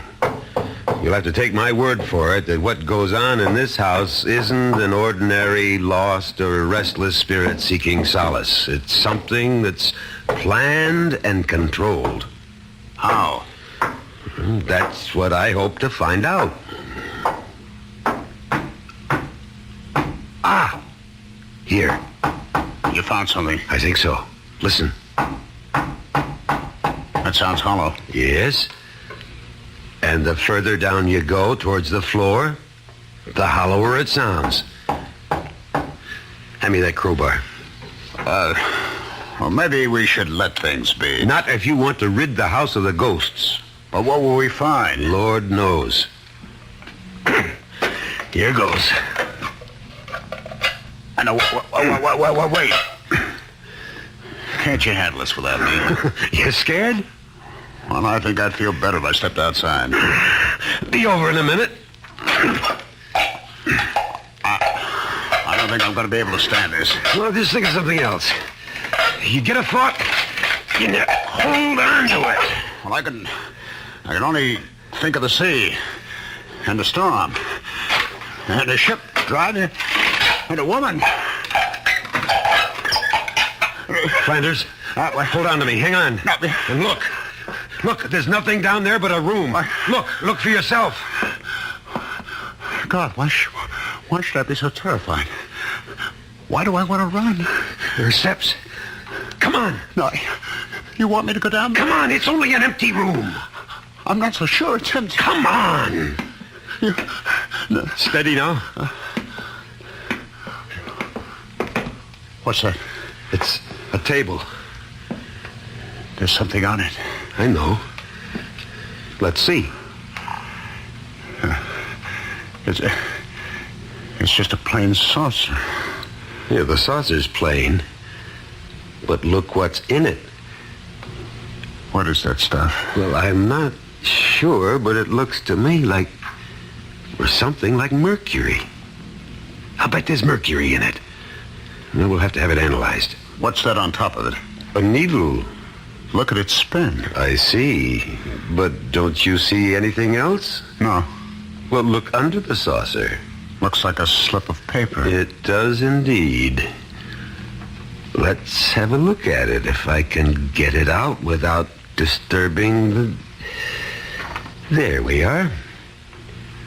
There's writing on it. What does it say? As moves this needle, so moves my will. Accursed be this house and all who dwell therein. See to it that they find neither rest nor tranquility, but be doomed to eternal agony and torment beyond the ken of man and woman. To which I affix my seal and signature, Ephraim Hatch, master of the schooner Lucy. Do you mean to tell me that this piece of paper, that saucer of liquid and a needle... Look out! The saucer! Be careful! Quick, the ladder! Hurry, Flanders! The smoke! I can't breathe! The ladder! Quickly! I'm right behind you!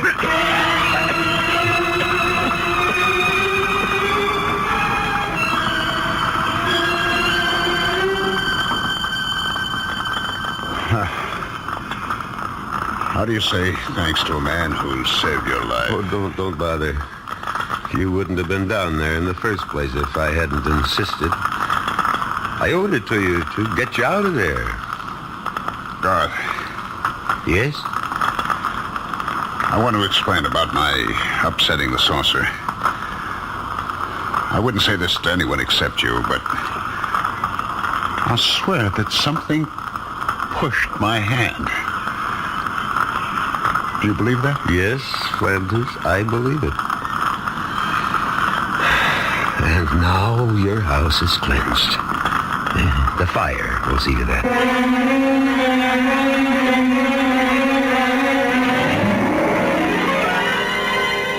For those of you who are skeptical about the existence of such things as ghosts, I have a suggestion.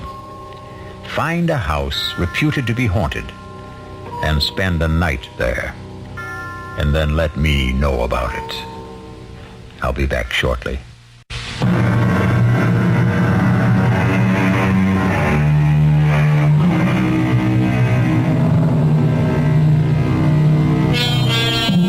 Alex Garth is still an avid investigator of the supernatural.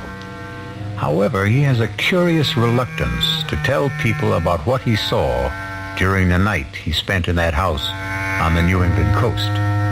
And he never admits that many times in the dead of night, he sees again the face of Lucy, her lover, and the terrible sword of Captain Ephraim Hatch.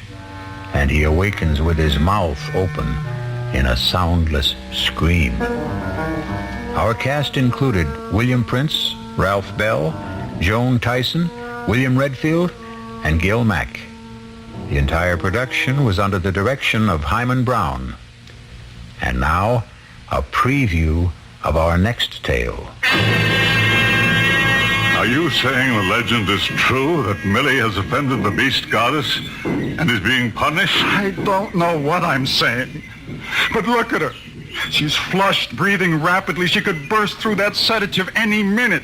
Kevin, I'm so hungry. Try to rest, darling. I'm going to speak with the hospital in Rio. I'll describe her symptoms. They'll arrange to get her there. My wrist. Oh, my wrist. Oh, Doctor. It's burning. Oh. Look at her wrist. Look at her wrist. Something's on it. It's a design. It's the shape of that bracelet. Kevin, it's your imagination. Is it? Look. Do you see that symbol? It's on every ornament worn by the goddess.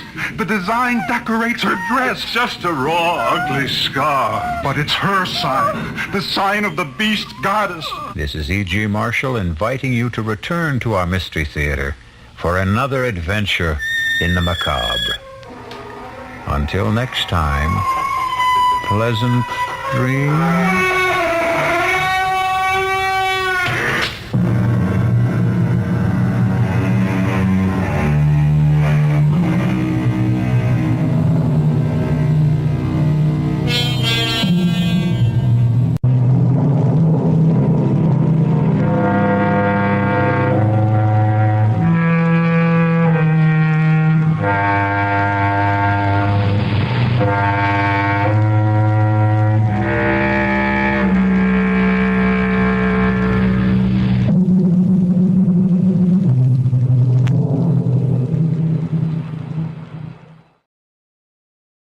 CBS Radio Mystery Theater presents...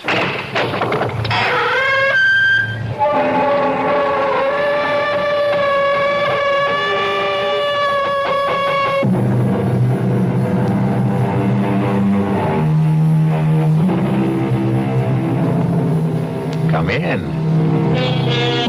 Welcome. I'm E.G. Marshall. Welcome to the fear you can hear. Welcome to the sounds of suspense. Have you ever noticed the similarity between night driving and making your way through life? Driving at night, you can only see as far as your headlights show you the road. You never know what's over the next hill or around the next curve. And even on a straight road, your vision only extends as far as your lights. Life is very much the same. None of us really knows what lies ahead. You look exactly like my husband. A dead ringer. Here, Here, take a look at this picture. Hey, that's scary. I didn't know two guys could look this much alike. How would you like to be my husband? No way. I like being who I am, Al Grissom. But don't you see how easy it would be to take his place? Yeah, you bet. But it's easier to stay away from murder. Well, who said anything about murder? You did, my lovely. And my answer is no way.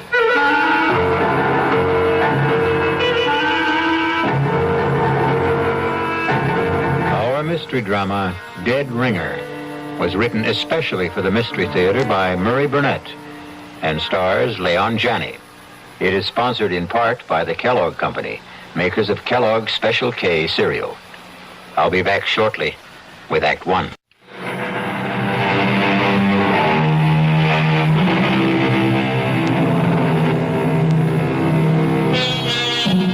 You're on a blacktop country road about 18 miles east of the little town of Eudalia. It's raining hard. You're driving a Citroën Maserati, and it handles. But you have your problems. You're going to be late for dinner, and you have a husband who doesn't appreciate lateness. The night seems to be getting blacker, and the rain shows no sign of easing. Darn this rain. While I'm at it, darn the weatherman who promised clear and cool weather. Your name is Gloria Winters. And then the headlights pick up something in the road. Whatever it is, it's a problem because it doesn't seem to move. Come on, stupid, move. Get out of my way. Oh, my. It's a man.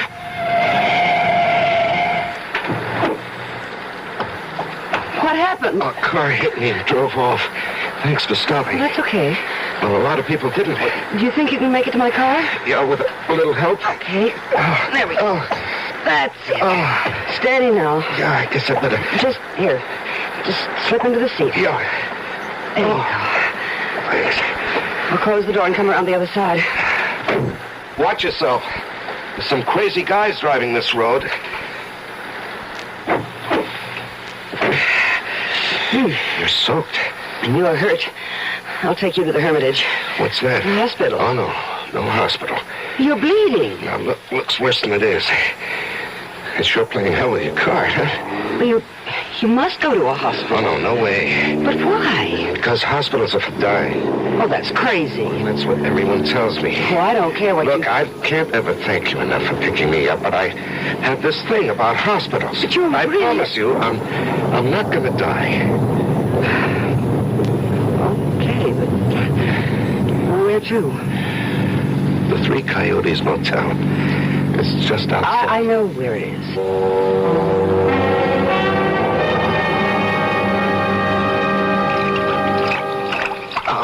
No, come on. Just put your head on the pillow and don't be a baby. Oh, you're some dynamite kind of good Samaritan. Well, I have a right to see what you look like under all that dirt and blood, haven't I? No argument. This may hurt. Oh. There. Well, now you're beginning to look like you have it perfectly. It's that bad, huh? Oh, no. It's nothing. I just thought of something. Like what? You look exactly like my husband. But I mean exactly. You could be identical twins. You don't believe me? No, I believe you. Well, that's why I got such a shock when I cleaned you up and got a good look at your face in the light. You're a dead ringer for Leo. Oh. Why does that shake you up?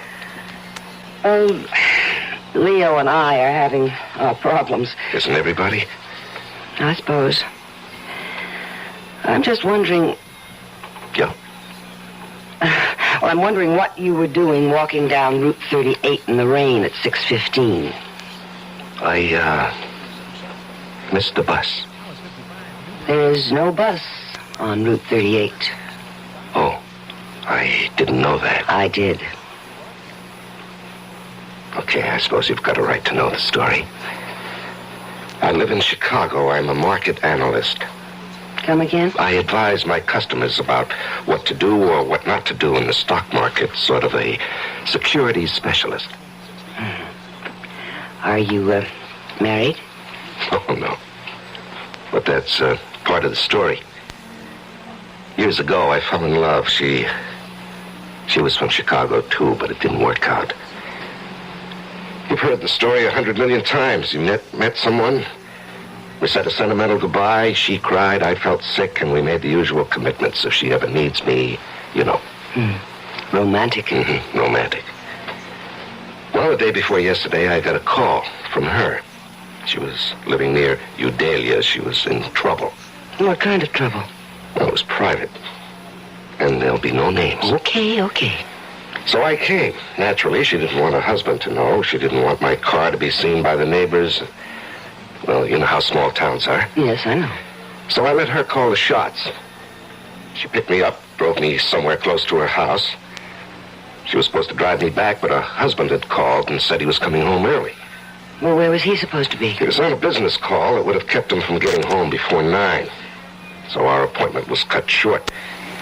She panicked, and I walked, trying to thumb a ride. This weirdo came along, and pow, and you found me. What a difference.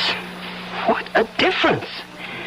You look like Leo, but you're completely different. Leo wouldn't cross the street to help a blind, crippled kid find his crutch. While you... And you stopped and picked up a stranger lying in the road. Well, I told you that Leo and I don't get along. But you married him. I didn't know what it would be like. Anyway, what are you going to do now? Oh, I'm going to change motels and lie low until I can go back to Chicago without having to explain the way I look. What about the girl you came to help? No, that was a bad scene. Well, nothing I can really do for her. She has a decision to make. So have I. Will you help me to make it? If I can. Oh, you can, Al. You can. In a very big way.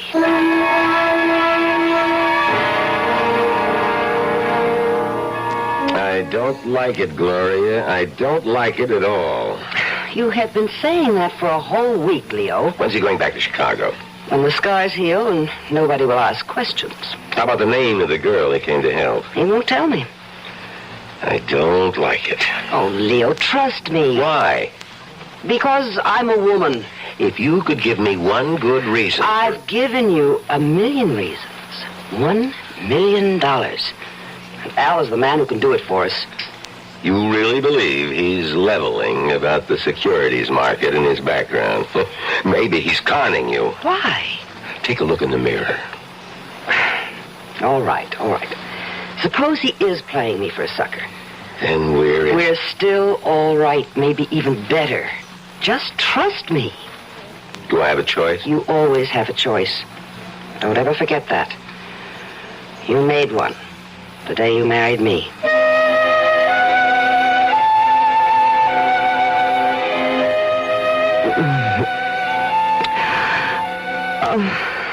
I do love you, Al. Me too.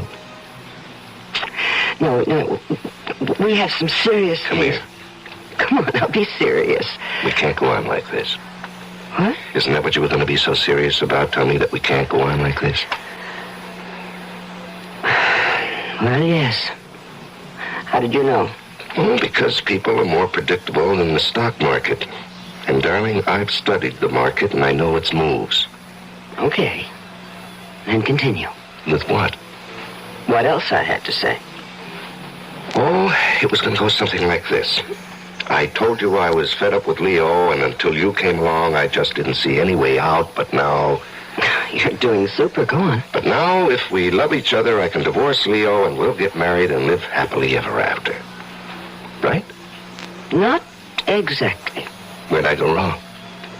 On the divorce. You don't want to divorce Leo? I know Leo. He'd never give me a divorce. Does that matter? Well, a woman wants a little security. Hey, with your looks, you don't have to worry about that. Looks don't last forever. Well, nothing does. Some things do. Okay, name one. Death. You know, I never met anyone like you. Not even that girl you came out here to help? Not even her. And you have no parents, no relatives. Nobody except yourself. Just me and my shadow. We've talked a lot about Leo. You've never seen him. And I don't want to. I'd like you to look at this picture of him. Hey, that's scary. I didn't know two guys could look this much alike. I told you. Yeah, but... You thought I was laying it on for your benefit. I guess. And now? I believe you couldn't tell us apart. I guess this was in the back of my mind ever since I first saw your face. What was? How would you like to be Mr. Leo Winters? Oh, no way. I like being Al Grissom. Then you can't be married to Mrs. Gloria Winters. I thought we were talking about divorce. You'll have to believe me that Leo won't give me a divorce. Go back again to me being Leo Winters. That was where you lost me. Well, you've seen his picture. Don't you see how easy it would be to take his place? Yeah, fine, but what happens to him? Well, that's the problem, isn't it? Yeah, that's the problem. I thought maybe you could think of a way out. Yeah, I can, but I don't like it. Try it on me. No, I think you've already tried it on, and you like it. Maybe. Not maybe, positively. That's what you wanted to lay on me when you said you wanted to talk. You're not only sexy, but you're smart. Yeah, you bet. Smart enough to stay away from murder. Well, who said anything about murder? I did, my lovely, I did. I said murder. And I also said no way. But that's stupid. You don't even know Leo. You're really serious about trying to get rid of him. Oh, think of what it would be like. Mr. and Mrs. Leo Winters, you and me, happily married for the rest of our lives. Now, you jumped about 3 tracks in a couple of miles. You're too far down the road. Why? How did you get Leo to let you come and see me? Did you tell him we were playing backgammon or chess? Oh, I've told you about Leo. Well, tell me more. Well, you know how greedy he is. He thinks that you're going to make him a lot of money with your connections in the Chicago markets. He does, huh? Oh, he's drooling above it. Okay, but we've still got a little problem to solve about his, departure. Ah, then you're interested. Lady, if I hadn't been interested, either you or I would have been long gone from this room. You must have been thinking about this for some time. I have. And you must have come up with some ideas. I have. Well, I'd like to hear them before I commit myself. You will. But I promised Leo I'd be back at 3:30 sharp. That doesn't give us enough time to discuss it now. No, but it does give us enough time to... Seal the bargain?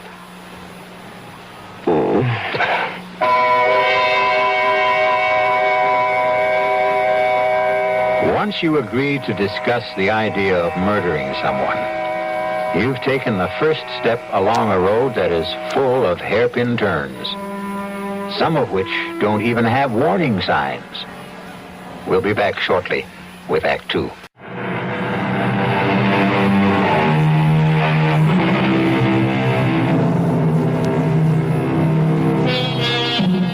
It's me again, and we're talking about murder. That is, we're not talking about it, but Gloria Winters and Al Grissom are trying to arrange a murder. It isn't a simple task, as you will hear. No, hiring a killer is just setting yourself up for big trouble. Well, do you have any better ideas? No, not yet. You'd better come up with one, because Leo's getting suspicious. Oh. You don't have a gun. No, we've been through that. Well, you could buy one. And it can be traced. Not if we get rid of it afterwards. Gloria, I know the way the police operate. When a husband gets knocked off, the first one they check out is his wife. And statistics show they have a better than even chance of being right. But I'm going to say it was a prowler. Now, what makes you think they'll believe you? Hey. I've got it. Why didn't I think of this before? The same thing that happened to you before, only this time it'll be fatal. Hit and run? Of course. You know, the more we talk, the more I'm beginning to think we ought to forget about the whole thing. No. All right? What car are we going to use? Well, we'll rent one under a false name. Mm-hmm. And who's going to rent it? Well... Now, you see, the guy who rents either one of us a car will remember us. And even if we give a false name... But why should they be worried if they get the car back? Because the hit and run will be discovered. They'll start asking questions. Well, I'll be home with a friend as a witness. No. Hit and run is a crime. They'll go looking for the driver of the car, and that has to be me. No, I don't like anything we've come up with. And we've got to stop thinking about murder. Now, the cops are going to be looking for somebody and continue to think of more than an accident. Hit and run isn't natural. Nobody's going to dig much into what looks like a natural death. If we could get a doctor to sign a death certificate, we'd have it made. I know a doctor. Oh? Well, he can't be in on it. He's got to think it's death from some kind of natural cause. I said I know a doctor. Who? His name is Carmody, Hugh Carmody. He's about 85 years old. He's our family doctor. He was my mother's doctor when I was born. Is he still practicing? Well, not really. But he refuses to give up the families he's treated for years. So he still looks after me and Leo, sort of inherited him when we got married. Mm-hmm. No idea? Just a glimmer. Would this doctor believe you? Oh, of course. Come on, let me in on it. Okay. What do you know about poisons? Practically nothing. Yeah, well, that makes us even. Now, what we need is some kind of poison that looks like he died of a stroke or a heart attack or maybe some kind of food poisoning. Mushrooms. What? Toadstools, mushrooms. They're poisonous. Yeah, but he's not going to eat them. He will if I cook them. You know, that might... No. He'll get suspicious if you give them to him and you don't eat them. Well, we need to know more about poison mushrooms. The library. I'll go there. Out of your mind? You go asking for a book about mushrooms and then call in this doctor to look at Leo who's just eaten some bad mushrooms. All right. I understand. But I still got to... I'll see you later. Where are you going? To find out what I want. And nobody will ever know.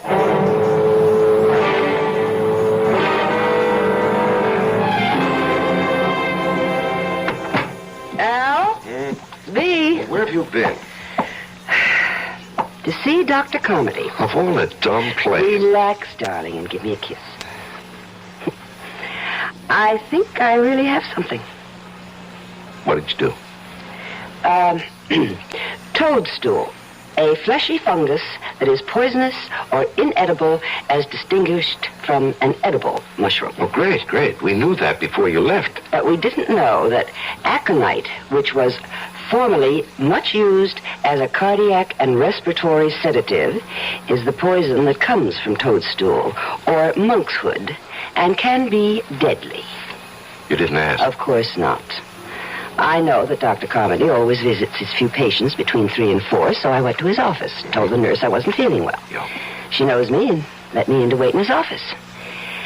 And he has a lot of books. So I read. Yeah, and what did you tell Carmody when he came back? Oh, he's such an old love.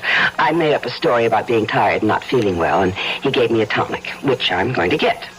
You know, maybe we're getting somewhere. Oh, we're there, darling. We are there. All right, slow up. Now, first, where can we get the aconite? Aconite. Yeah, that's it. Suppose I told you we don't have to get it. Well, I'd like to hear why. Okay. My dad had a bad heart. Oh, how long ago was that? About 7 years. And you're telling me that this Dr. Carmody prescribed aconite? Right. Well, how do you know the stuff's still good? I don't. Well, it doesn't seem to be. Well, this is the only way we can handle it. If it doesn't work, we won't get into any trouble. And if it does, we won't get into any trouble either. So what have we got to lose? You know, when you put it that way... Do you know any other way? No. Then let's try it. Okay, let's work it out. Okay. Day after tomorrow, Thursday. That's Eileen's night out. Right. I'll buy the mushrooms tomorrow. Then I'll cook a great steak dinner with all the trimmings. And Leo and I will eat it. And you too? Of course, I'll have to. I won't eat too much, though. but enough to make me a little sick. Yeah. Then when Leo begins to feel sick, I'll suggest we call the doctor. Carmody. Of course, Carmody. He'll come and ask about what we ate, and I'll say steak and mushrooms, and he'll say, mushrooms? And right away, diagnose mushroom poisoning and give us something. Yeah, I'm with you so far. And then? And then after he leaves, I'll tuck dear old Leo into bed, tell him I have to go to the drugstore to get something. I'll go down and let you in. Wait a minute. What do you need me for? We're in this together, my love. And I want you there. Yeah, I damn well better disappear after Leo dies. That will be just fine. And we'll set up a very, very romantic meeting place.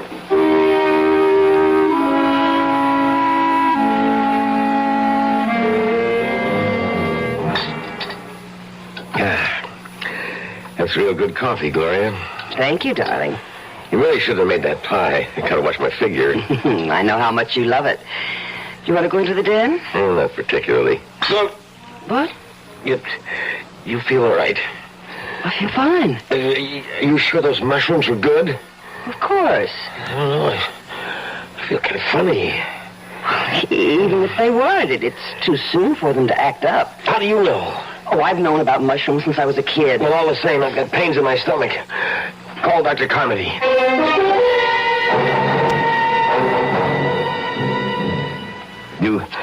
You really think it's the mushrooms, Doctor? I know it's the mushrooms. It has to be. Both of you ate them, and you tell me, Leo, that you ate more than Gloria. Yeah, that's right. That's what I get for being a pig.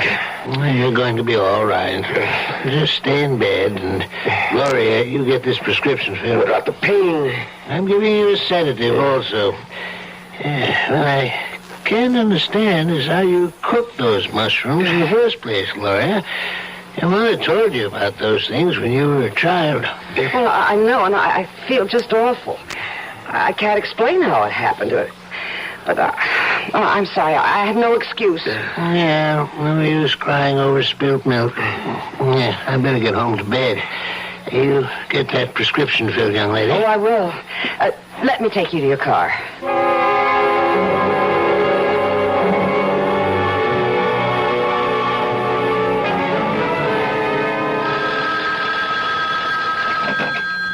Hello?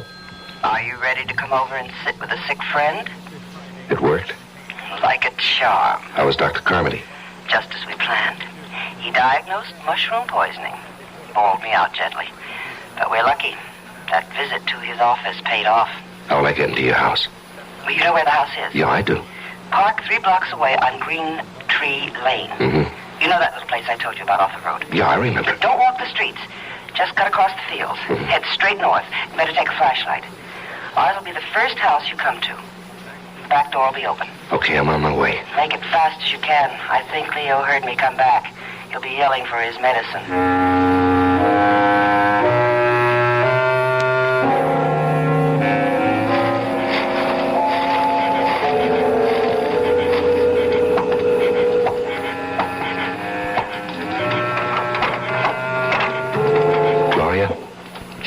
Come in and shut the door. Okay.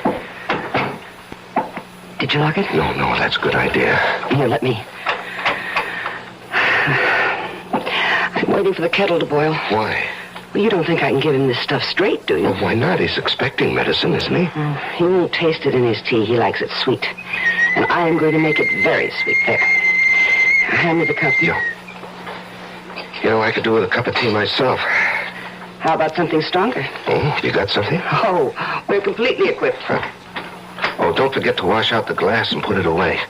Don't worry. All right. Hey, that's plenty. Have to be able to walk straight. Drink as much as you want. I'll finish what you leave. Gloria! Yes, dear? What happened to the medicine? I'd better get upstairs. I'll be right back.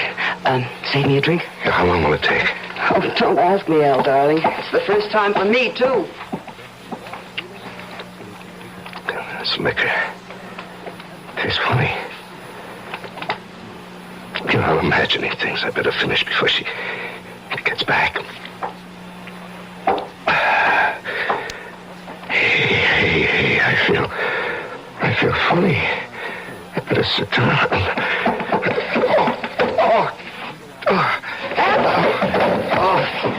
Al, what happened? I'm sorry. I made so much noise. I don't feel too good. Don't worry about the noise, Al. It's all right with me. What? Well, I guess the aconite wasn't too old, Al. Stupid. This was a setup all the way. All the way. I must admit you did make it tough. Not as tough as you made it for me. You know, you're a hell of a dame. You're right, Al. No, not dame. I was going to say a hell of a liar. It wasn't all lies, Al. I'm expensive. And there is $1 million life insurance policy. And when I saw your face, I realized that this was just too good an opportunity to miss. You know, there's a little something.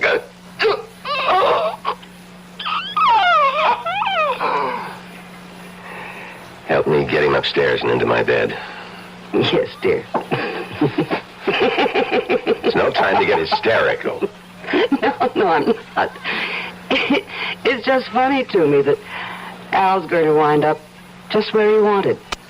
In your bed. A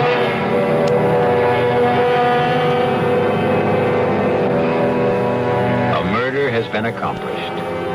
The happy couple, Leo and Gloria Winters, still have a way to go before they achieve their goal. But murder sometimes makes for strange and uneasy bedfellows. We'll return shortly with Act 3.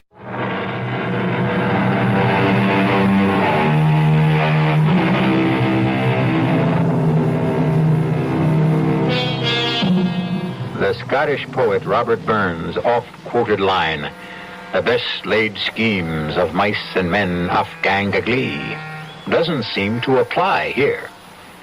Leo and Gloria Winters have successfully killed Al Grissom, a man who looked enough like Leo Winters to have been his twin. They've carried him up to Leo's bed, and now at 4 o'clock in the morning, a frantic Gloria has summoned her sleepy and bewildered family doctor, for whom she plays the distraught and bereaved wife. I don't understand. Oh, neither do I, Doctor. I gave him the medicine you prescribed, and he seemed to feel better. And he dropped off to sleep, and he...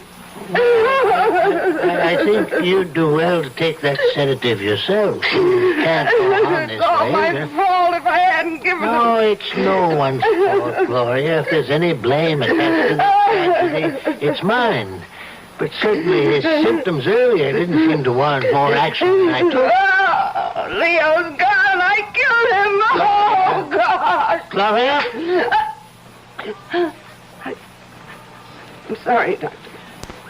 It's all right. It's perfectly understandable in this situation. Now, I want you to take this sedative and go downstairs and lie down.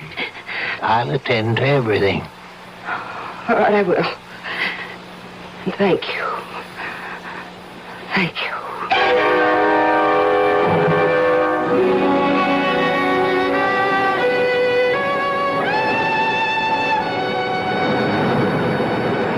Oh, Gloria. Have I ever told you how clever you are? Not more than 1,000,000 times in the last week. That's an exaggeration. So? So I love you. You should. Without me, would we be here on Riviera and Pratt, living the way we've always wanted, with $1 million, and the whole world waiting to see that we enjoy ourselves? Do you think we can ever go back to the States? Oh, I don't want to. Do you, Leo? Watch the Leo. I'm sorry. I've been pretty good, though, lately, haven't I, Al? You've been great. You must have really been good with old Doc Carmody, too. Oh, he was so upset and so confused. I threw the most beautiful fit of hysterics you ever saw. Wish I could have seen it. Oh, I was so broken up. So he insisted on handling everything, even the insurance people. He never gave them a chance to question anything.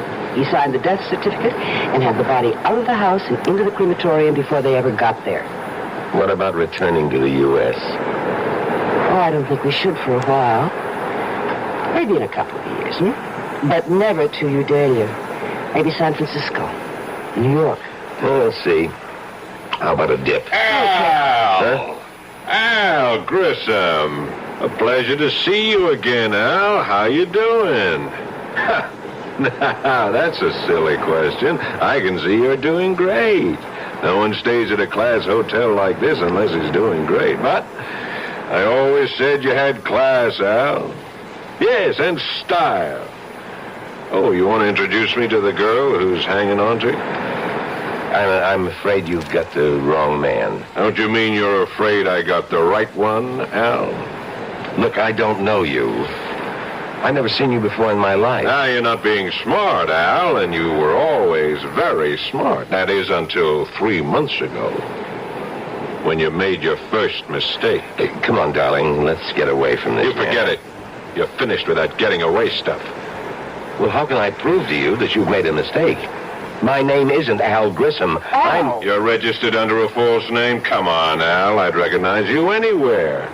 But I still can't figure why you didn't try some kind of face job. But like I said, you haven't played this very smart from the beginning. Look, mister... Oh, the name is Grafton. Lou Grafton. And I'll meet you at the Promenade Cafe in an hour. 1 hour, Al. And you be there. Who is this guy? Don't ask me. And who should I ask? Maybe Al. Very funny. Didn't Al ever mention this Lou Grafton? Must have said something. Nothing. Well, I don't believe you. But why would I lie? I don't know. But you certainly were cozy enough with Al. I found out what I had to. What we had talked about. He had no family, no relatives, nothing, nobody to trace. I'd better meet this guy and find out what he's talking about. I'll go with you. I don't think that's smart. We're in it together, Al. Who knows? I may even be able to help.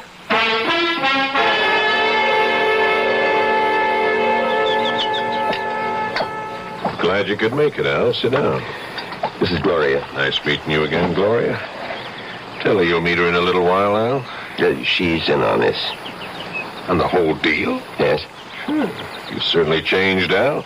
You never put a dame on the spot before. On the spot? Oh, well, look. All I meant is that she's with me. You've made a mistake, and I don't even know what you're talking about. Darling, why don't we listen to what he has to say? Smart. Al, this is the only time I'm going to go soft. The only time. And because we've known each other so long, and... well, because we didn't pull it off the first time. Now, I've talked to John. I got him to agree that if you give us the whole take, we'll forget about what happened. The whole take? The whole $2 million, Al. All of it. Well? Yeah, I'm trying to think. What's there to think about? What's your alternative? You gonna try to run again? You know we'll get you. You've seen it happen 100 times to other guys who've tried to cross us. Now you just tell us where and when we can pick up the cash. And just thank God that I could make the deal for you. It isn't all that easy. What's your problem? It's no use. You wouldn't believe it. If you got a problem, you know we can help, but don't give me any fairy tales. Any time. For what? To think. There's nothing to think about. Well, from what you say. How much time? Another day. Oh, no deal. Look, if you want to do business with me, you'll just have Tonight. You'll be in your room at 10. There's plenty of time to think. And while you're at it, think about doing it our way. Or this time, you'll really end up very dead.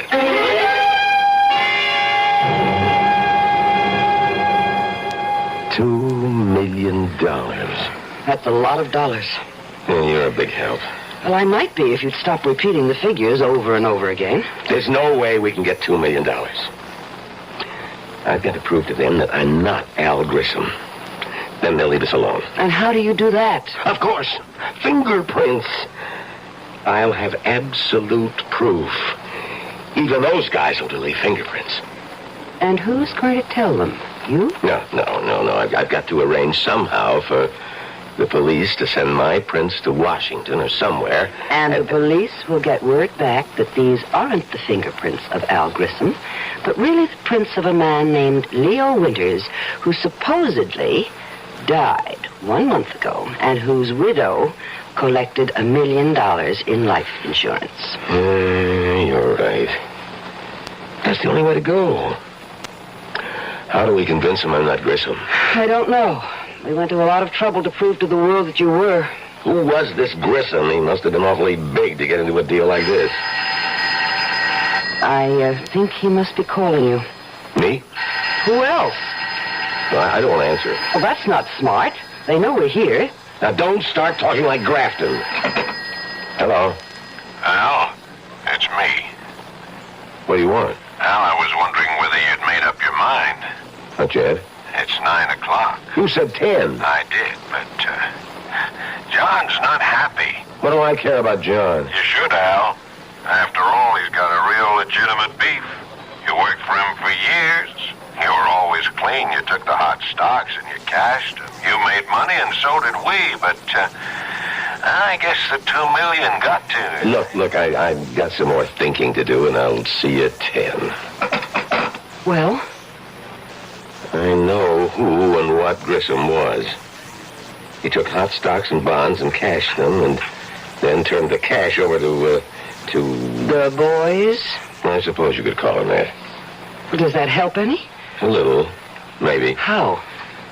At least we know what they're after. If there was some way we could trap them, some way to fool them. Well, suppose there were, then what? I don't know yet. Play along with me when Grafton comes up at 10. Yes? Grafton.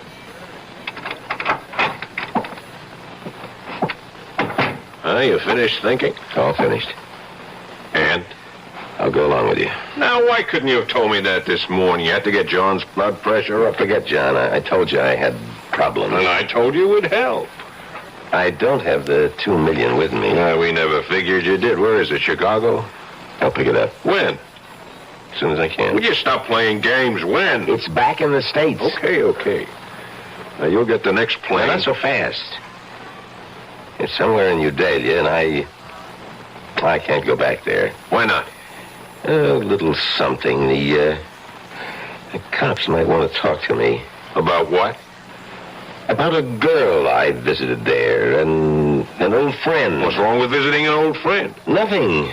If you don't get caught by her husband and get into a fight, beat him up, and he calls the cops. That's not much of a rap. That's right. But you want to see me in jail. Yeah, you got a point. We'll pick up the dough. No way. Why not? We're going to get it anyway. You're going to get it. But I want some assurance that I'm going to be okay. You have my word. Well, I'd like a little more than that. Like what? Well, that's what I've been trying to figure out. Some way I'll be sure that... Look, if you haven't figured it out by now, you're not going to. Well, I get the plane tickets. You sure don't give me much time. We gave you time before, Al. Too much time.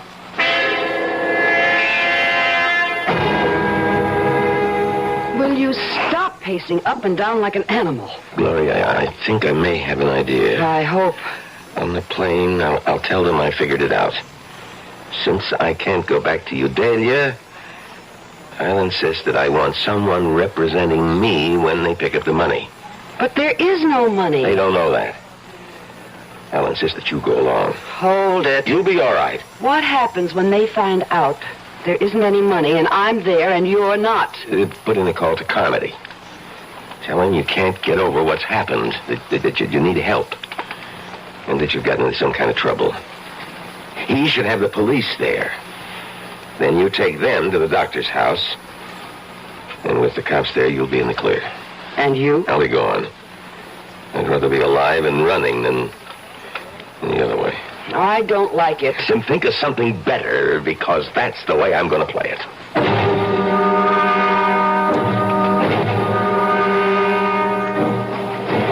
Now, Al, I know you won't get any crazy ideas at this stage of the game, but just in case you do, these two young fellas here are in our party, and they'll be on the plane with us. all the way to Chicago. Thanks. Flight 396 to New York, now loading at gate 3. Flight 396, that's up. now Let's go. loading at gate 3. Excuse me. One moment, please. What do you want? Lieutenant Fourneau, Interpol. I believe you are Mr. Leo Winters. I'm afraid you're mistaken. I've known this man for years. His name is Al. Mr. Winters. You heard him. You've got the wrong man. Please, don't make a fuss, Mr. Winters. I'm instructed to hold you for the murder of an Alvin Grissom in New Delhi. Hold me. What about her? She's my wife, and she was in on this from the beginning. The whole thing. We know all about Mrs. Winters. In fact, she was the one who informed us about the murder. In return for some small promises. She told? She... You asked me, remember? You said, think of something better. And I did. Come along, Mr. Winters. Gentlemen, you'll excuse us. I'm coming, Lieutenant. I'm coming without any trouble. You see, Grafton, you didn't believe me. If you'd only have believed me, maybe we could have worked out a deal after all.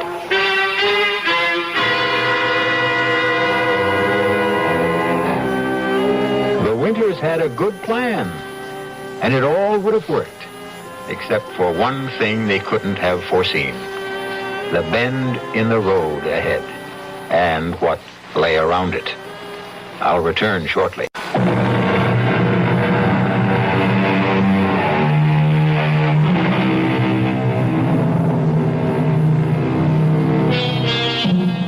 If Gloria and Leo Winters could have known what lay ahead of them, they would never have gone through with their plan. That is, if they could have seen into the future and around the bend. Yet actually being able to see into the future, to know what's going to happen next week, next month, next year, is a gift that most of us wouldn't want. Because who knows what terrors may lie ahead. Our cast included Leon Janney, Joan Lovejoy, Larry Haynes, Paul Hecht, and Robert Dryden. The entire production was under the direction of Hyman Brown. And now, a preview of our next tale. There are no such things as ghosts. I'm just imagining things. But I see you. I see you. Now, don't hurt me. Whatever you are, please, stay away from me. I'll go right down the stairs, walk out of the house, and never come back. Is that what you want? Please. No! Don't touch me! Let me out!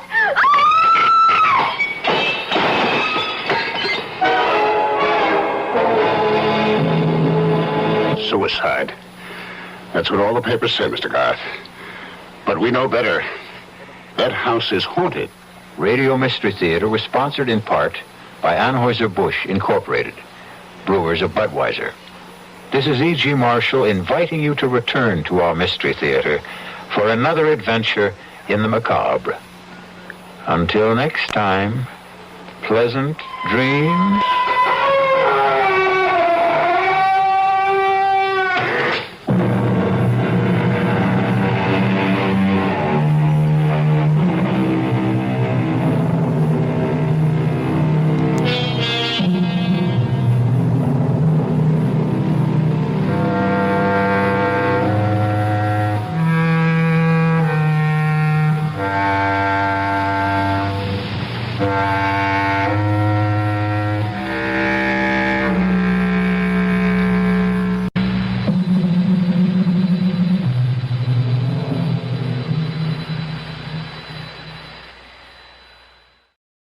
The CBS Radio Mystery Theater presents...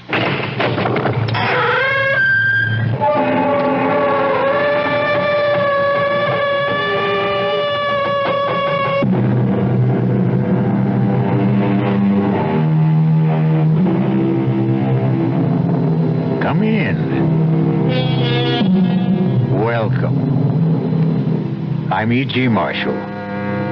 Welcome to the sound of suspense, to the fear you can hear.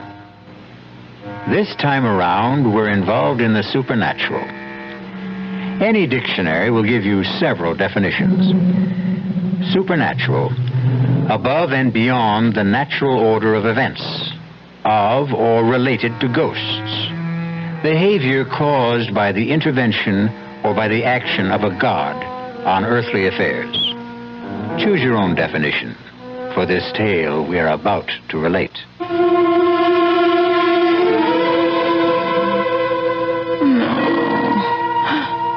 They don't want me here.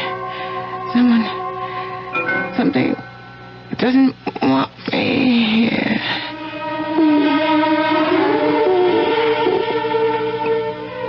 Richard. Not Richard.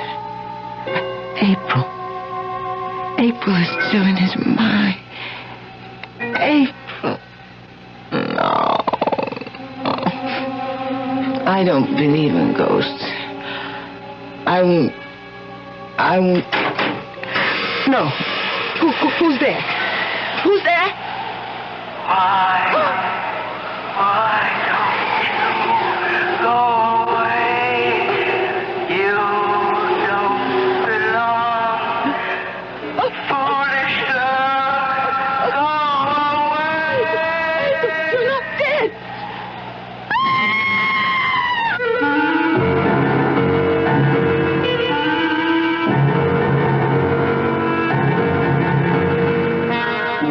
Our mystery drama, Here Goes the Bride, was written especially for the Mystery Theater by Ian Martin and stars Ruby Dee and Michael Wager.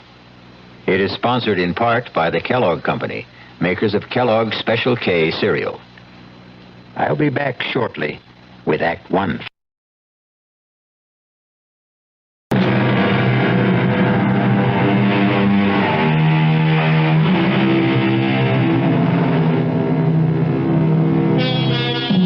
The supernatural doesn't always have to presuppose something totally beyond this earth. There are those among us who hover somewhere between earth and sky. The stars who light up our theater marquees or movie screens. All the human beings who have become, by extension, a little larger than life. This is the shocking tale about two of those. Richard.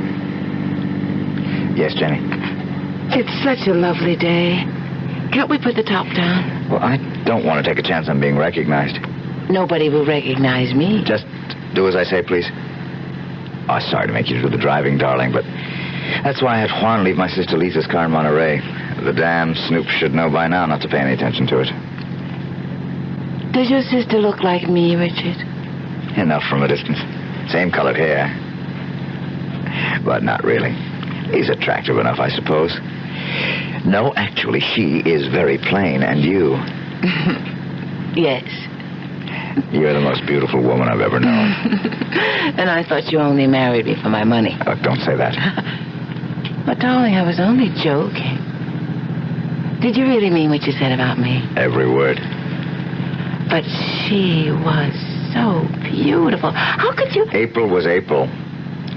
She isn't in my world or anyone else's anymore. She's dead. I'm sorry, darling. I shouldn't have brought her up. Oh, we're here already. So, I'm about to see Richard Morgan's folly at last. Don't let the wall spoil it for you. Ooh, it's like a fortress, barbed wire, broken glass. And the gate looks as though you borrowed it from the Bastille. Does it all have to be so high? The price of privacy. What little we could ever get. The fans considered April and myself public property. But we could forget that once we're inside. From there looking out, you can't even see the walls. Open the gate. I don't think I could even budget it if I knew how. Not manually. You see the little box on the visor? It's an electric gizmo. Just press the button on it. It's a magic castle. Enter, Your Majesty, and long live the Queen.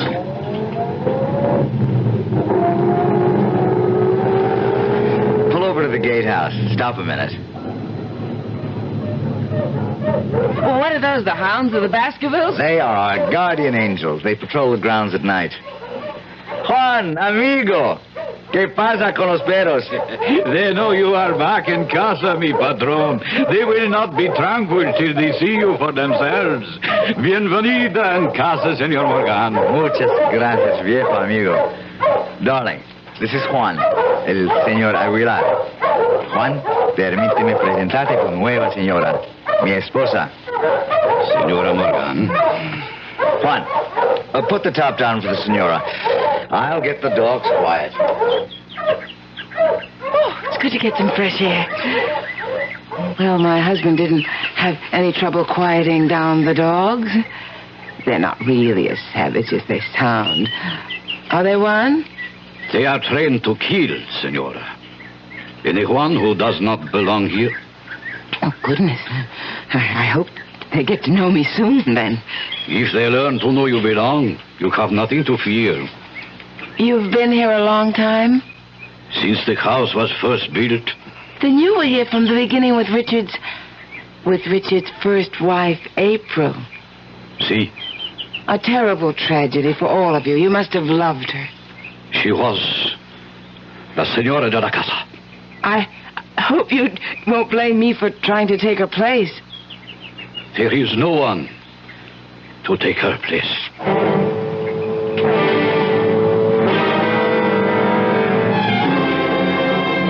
Conchita? Si, señorita. Here in the hall. Yes, Señorita Morgan. You didn't take her portrait down. La Senora? April? That is her place. I don't think my brother is going to agree with you. He is bringing home a new bride, you know. I know. Didn't he suggest it might be a sensible idea to clear away all the portraits and memories of April from around the house? The portrait here in the hall is painted on plaster. It cannot be removed, any more than her memory can be removed. So it stays. This is her place. No one can take it. A fresco. Funny, I never realized that. Because it's framed, I suppose. It was El Patron's idea for the wedding present. His way of saying, here is my love, which will never die, as it will never die for any of us. Except for my brother Richard. Maybe he thinks so, maybe not. But once he returns again, I think he will know there is only one, La Senora.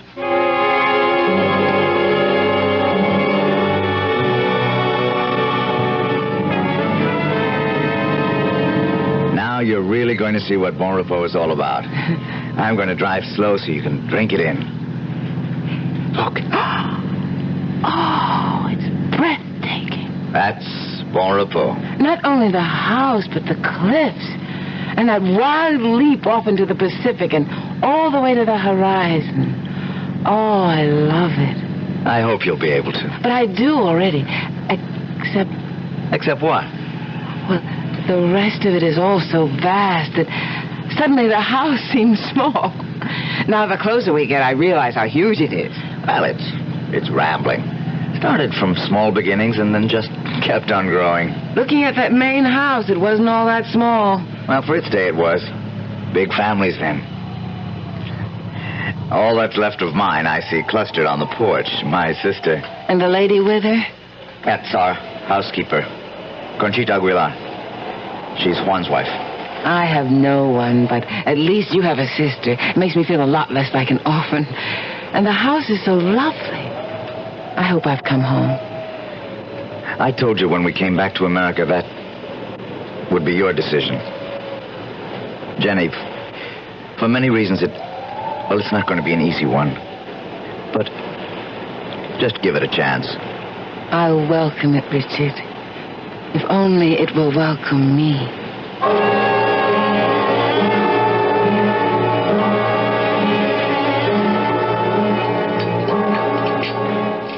We flew straight from Japan to San Francisco. Then drove down to Monterey to pick up the car. Well, it's so good to see you. Your bride is lovely.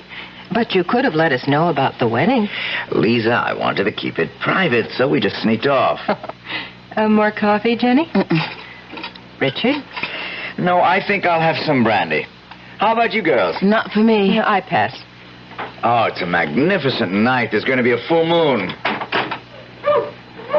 Damn dogs are all stirred up again. Jenny? Yes, Richard? Want to walk down with me and start making friends with them? Well, I'm a little tired tonight. I bet I'd make a better dog pal by daylight. Well, why don't you go ahead while I go up and get ready for bed? Well, you're the one they're calling for anyway. I've missed them. And it's nice to have been missed. Would you mind? I won't be over a half hour. I'll be waiting for you when you get back.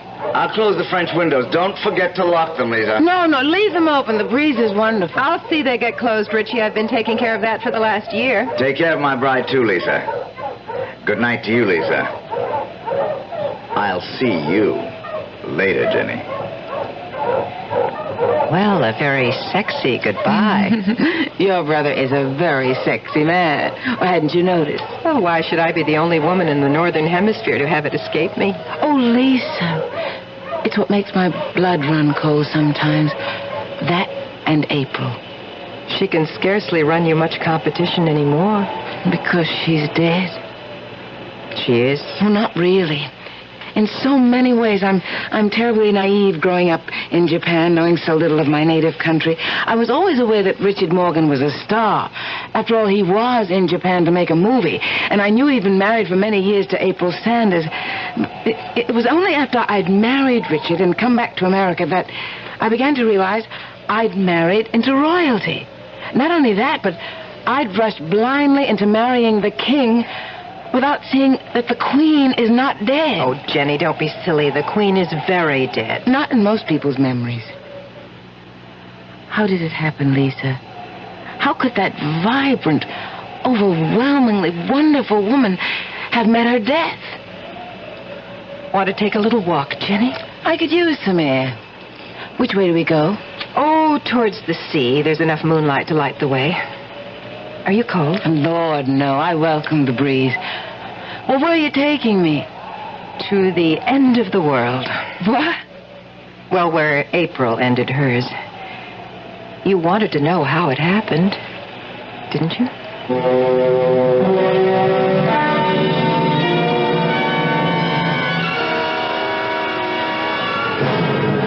I think I've gone far enough, Lisa. Only a few steps. What is this path? I mean, somebody cut it out of solid rock. It's called the 7 Steps to Heaven. More like 70. Richard had them cut for April on their 7th anniversary. You'll see why now as we come out on the ledge. It's windier tonight than I thought. Most days it's calm up here. The sun pours down. You can lie out here on the ledge with the sea 400 feet below and drench in the sun as though you were the only person in the world. April treated this as a shrine. She was inveterate sun worshiper. But it's sheer heaven, bathed in moonlight. If you look up. Well, I can't see too much of the shadows looking down. The rocks are as jagged as teeth. 400 feet straight down. This is right where she fell. Spread-eagled on the rocks, broken and mangled, but speared by the sharp edges so even the restless sea couldn't wash her away. Oh, my God, Lisa. How could she have gone close enough to fall? She didn't fall. But the papers That's said she... the story that was given out. Conchita believes it. Richie claims he does. Others are not so sure. Come on, this place gives me the heebie-jeebies. Let's get back to the house before Richie sets those damn dogs loose.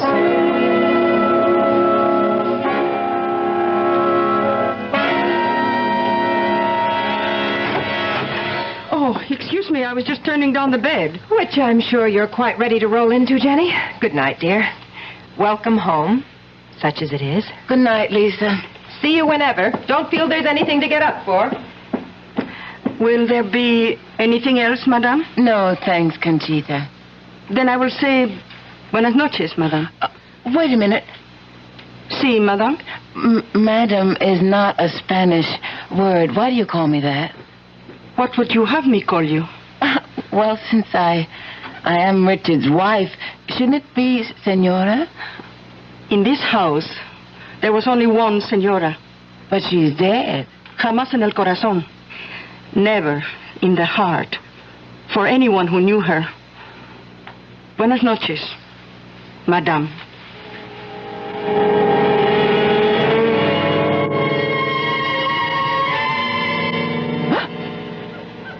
Richard? Richard, are you awake? Huh? It's her.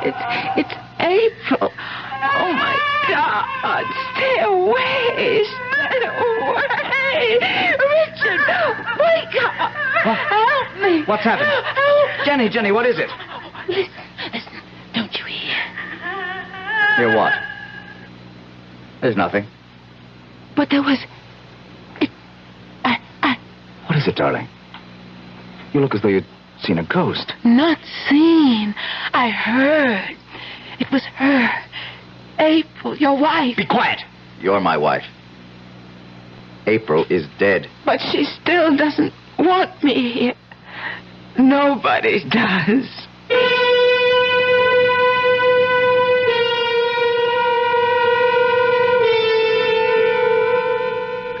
Not a very auspicious housewarming for poor Jenny at Bon Repos.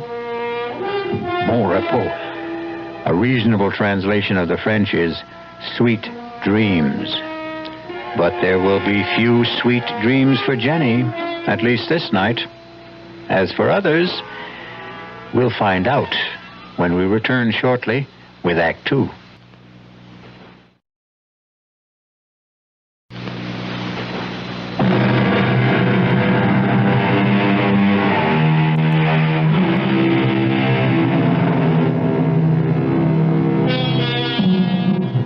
By the fresh light of a clear morning, with the wind stilled and the sunlight flooding all the dark corners, Bon Repos is a little more worthy of its name.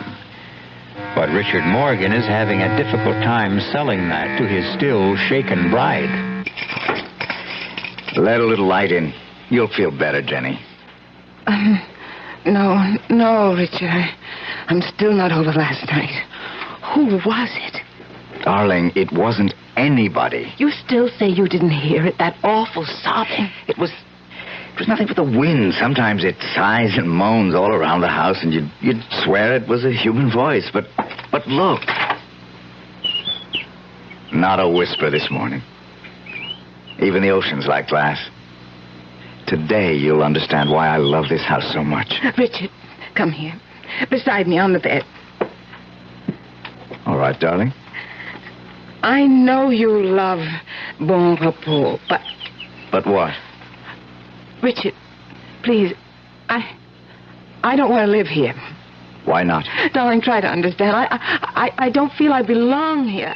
I know Juan and Conchita seem to resent me. Have they said anything? No, not in so many words. It's just a feeling I get. I'm not wanted. That isn't true.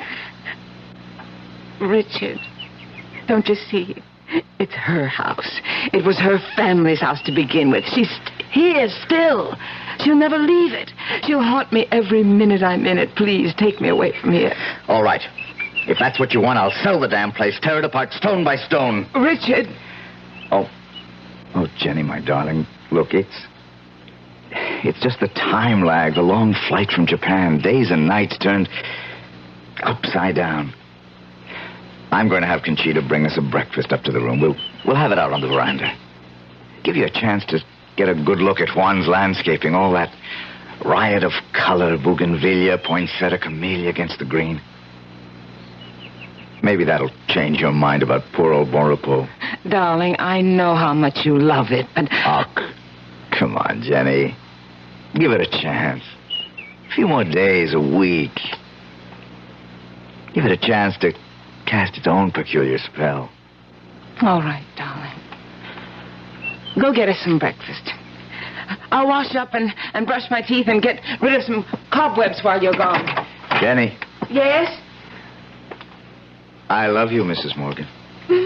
That's who I am, and I love you, my husband.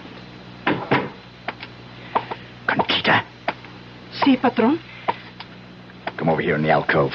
What the hell happened last night? I couldn't help it. She woke up, started to scream, and then to sob. You heard? The whole house must have heard. Why didn't you stop her? I did as soon as I could. You know I don't want my wife to know about her being here. I know. Then keep her quiet. Got sedatives. That's your job. And I want my new wife made welcome. That is not my job. Then I'll find someone else for it. You would drive Juan and me from this house? We'll talk about this later. For now, bring breakfast to the veranda for the senor and me. Si, senor. Where's my sister? In her room, I think. Muy bien. Come in. It's open. Richard, I didn't expect to see you this morning. Why not? Well, after all, brother mine, a new bridegroom. I'm an old bridegroom by now. Yes, maybe she is a touch young for you. Damn you, I didn't mean that. I didn't mean what I said either. I was only teasing you. She's a lovely girl. She's sunny and free and unspoiled. I want to keep her that way. What the devil am I going to do about her? Upstairs there, you heard her last night. Well, you know my feelings on the subject. Get rid of her. For good. I can't. After all, it's partly her house. God, why won't she die? It would be a neat solution to it all, wouldn't it? But it seems she just won't. I'm afraid you're stuck with her as long as your conscience holds you back. Please, for God's sake, don't tell Jenny about her. Just how long do you think you can keep her secret? Oh, I don't know. All I need is a few days, a week. By then, one way or another, it won't matter.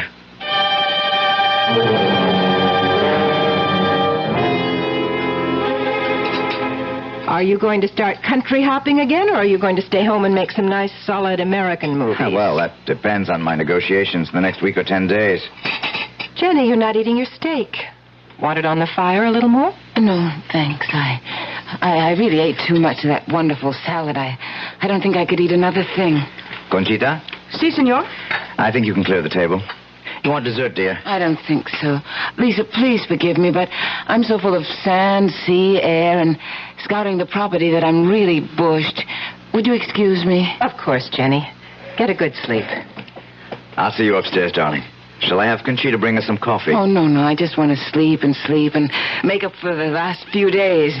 You don't have to come up. Try and keep me away. Night, Lisa. Night. See you tomorrow. I feel like such a party pooper. Lisa, forgive us. I'm bushed myself. Darling, you're positively weaving. Well, I feel a little high or low or something. Well, here, how about my arm for support? I'd love it. No good? No, fine. I was just... She was so lovely, Richard. Huh? Oh. April, the fresco. That damn thing, I wish I'd never dreamed it up. I promise you it'll be removed or covered as something. Oh, no, darling, it's too lovely to destroy. Besides, no matter what you do or anyone tries to do, the memory of April Sanders in our time can never be wiped out or erased. It's something we both have to live with. She was like Jean Harlow, Marilyn Monroe, Elizabeth Taylor. She belonged to the public. But you had her painted to endure forever.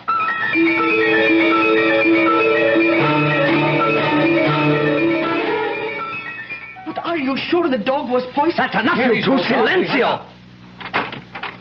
What was all that arguing about? Nothing. Trouble with one of the dogs. Come on, Jenny. Let's have some morning coffee and juice and get back to normalcy. Well, what's the matter with the dog? Here's your juice. Oh, it's what I've been trying to steel myself to weed out. He's a maverick, or was. What do you mean? Well, some dogs take to training, some don't.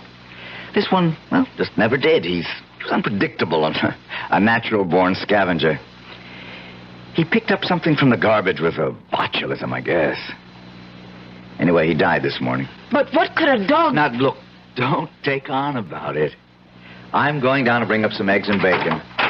Why don't you set the table for us on the veranda? Of course, darling. The steak. I didn't eat. Is that what poisoned him?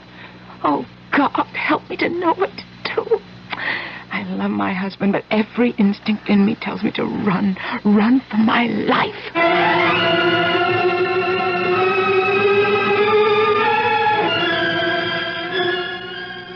Yeah. Yep, sure, JB. No, I don't like it, but if it's the only way, I'll be there. Yes, right away. No, I'll drive down. It's almost dark already, so I'm not taking much of a chance. What? Well, yes, thanks, yes. I'll stay with you overnight and come right back. You're going to Los Angeles? Just overnight, darling. But take me with you. Oh, Jenny, I can't. This is all strictly business. And I stay here alone? Oh, not alone. Lisa's with you. Oh, thank God for that. You have nothing to worry about. Of course I haven't. Go, do what you have to do and come back to me safe. And you stay safe for me to come back to.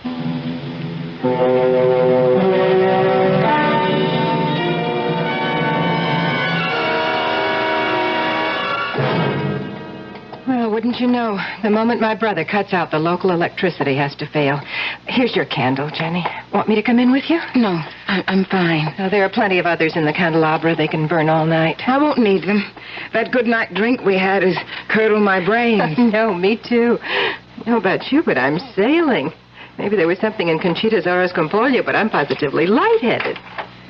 Well, whatever it was, thank God for small favors. I'll sleep sound tonight. If I can just find the bed. Ooh, I'm really high as a kite. And no reason for it. Whatever it is, don't let Conchita see me like this. See me to bed, Lisa.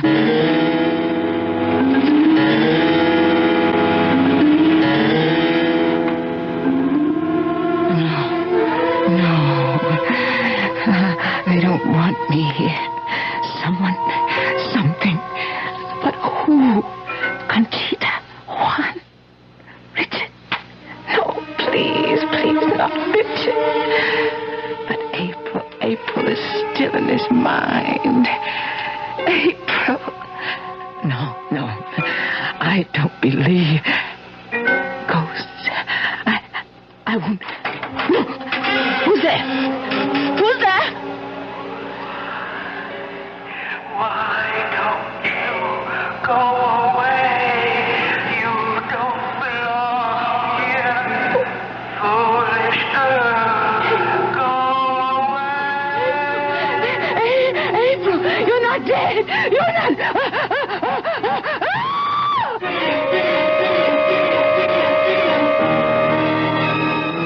Moving towards the bed was the dead woman, April Morgan.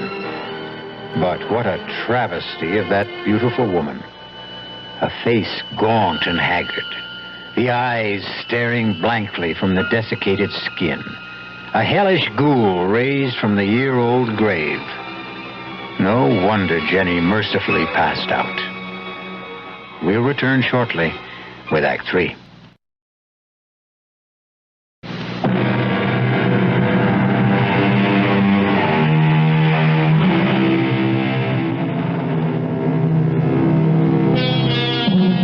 The spectral figure that hovers over Jenny, motionless under the covers, stands as still as the girl lies in the bed.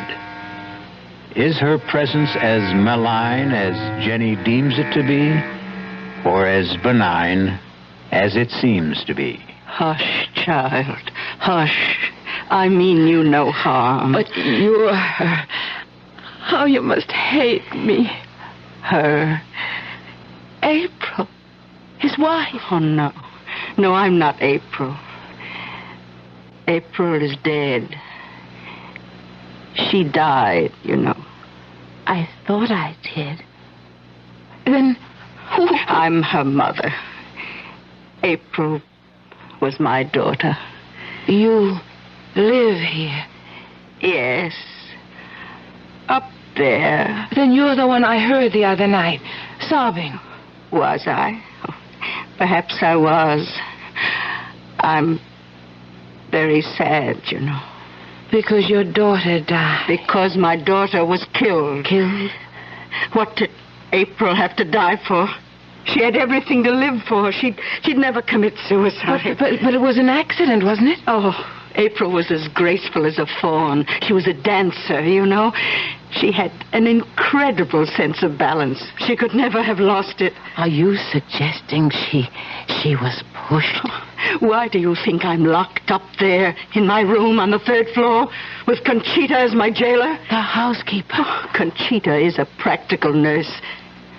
And I am a prisoner, half the time under sedation, living in limbo, the shut-in to end all shut-ins. But why? To keep me from crying it to the skies.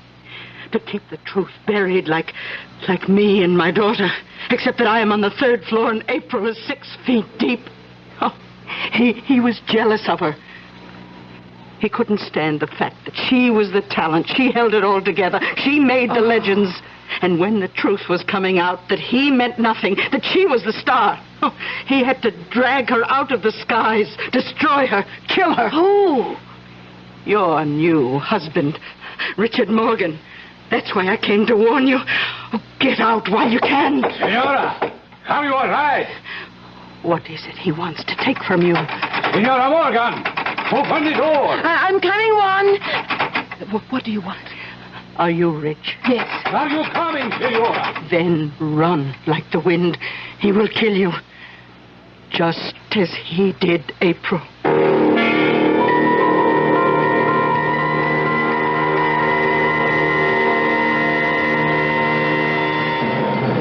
Are you all right, Jenny? Are you all right? I'll do. The lights are on again. Yes. What happened to April's mother? Juan has taken her back to her room. She's mad, you know. She's quite mad. She accused Richard of killing April. It's her obsession. She should be institutionalized, but Richie, well, he could never hurt a fly. But I don't understand why. Now what? Headlights coming up the drive. Must be Richie. I better go down and let him in.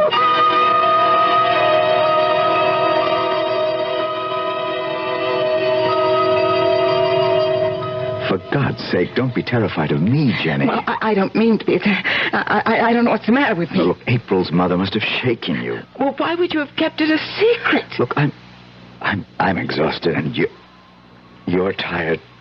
Must we go through it tonight? I don't think we can go through any other night if we don't. Okay. It all has to do with, well, living a legend. April was a star, a sex symbol developed by the studios. I was a stage actor with a gift of reasonable looks and an unusual voice. Separately, we had great success. But together, when we did get together, and particularly after our marriage, we became something not only wildly larger than life, but larger than even just plain stardom. Our own lives disappeared, replaced by a storybook romance that our careers had to conform to, despite the fact that we had learned, not to hate each other, but that we had no love left. You didn't love April? Jenny, I couldn't stand her. She was selfish, avaricious, demanding, petty, an impossible woman.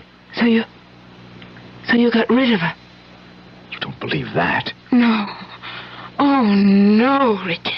But how did April really die? I wasn't asking No, that. you don't have to. Half the world has speculated on that. Her mother thought I killed her. Still think so. Conchita and Juan know it was an accident. Lisa has her own theory. Something to do with April's star complex and the wild winds that sometimes blow across the headlands. And you? I think she committed suicide.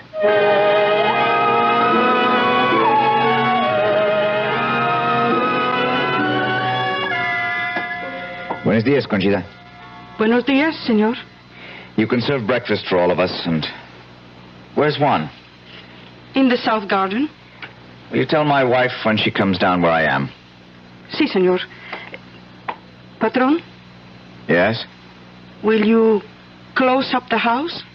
If I'm going to save my new marriage, I think I must. I'm not going to argue the facts. But it's quite clear that Jenny doesn't fit here. I'll have some juice and coffee, Conchita. Si, señorita. Oh, and for Senora Morgan, too? Si, señorita. Morning, Jenny. Good morning, Lisa. Oh, heavenly day. Breakfast is on the way. Where's Richard? Oh, off on the grounds somewhere. Want to go look for him? I would like to get some air. Well, then let's go. Did you finally get some sleep? Yes. Well, with the new day, if you're smart, you'll make up your mind to get out of here and have Richard all to yourself. Oh, but what will you and Conchita and Juan and Mrs... Isn't that terrible? I don't even know April's mother's name. Oh, what will all of you do?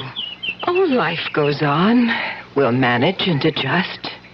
We might even be able to do it here in time. Oh, no, Lisa, I never could. This isn't my place. It's April's. It wasn't hers either.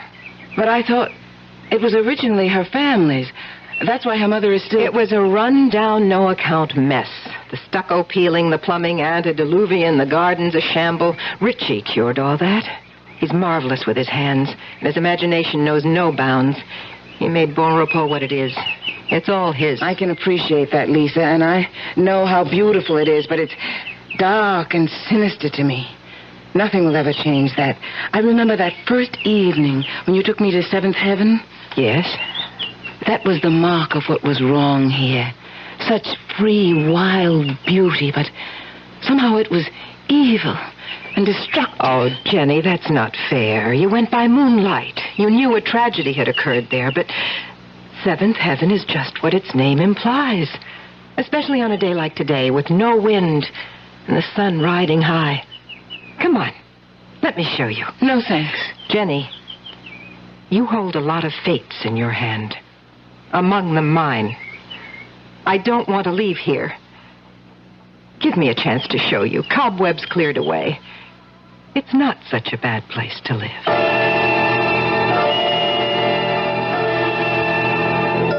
Conchita? Si, senor. Where is the senorita? They went out in the garden towards the water. They? Your sister and your wife. Didn't they know breakfast was ready? I think... But the Senorita Morgan seemed to want to take the senora to the water. I should not say this, but I have a sensation you should go quickly after them.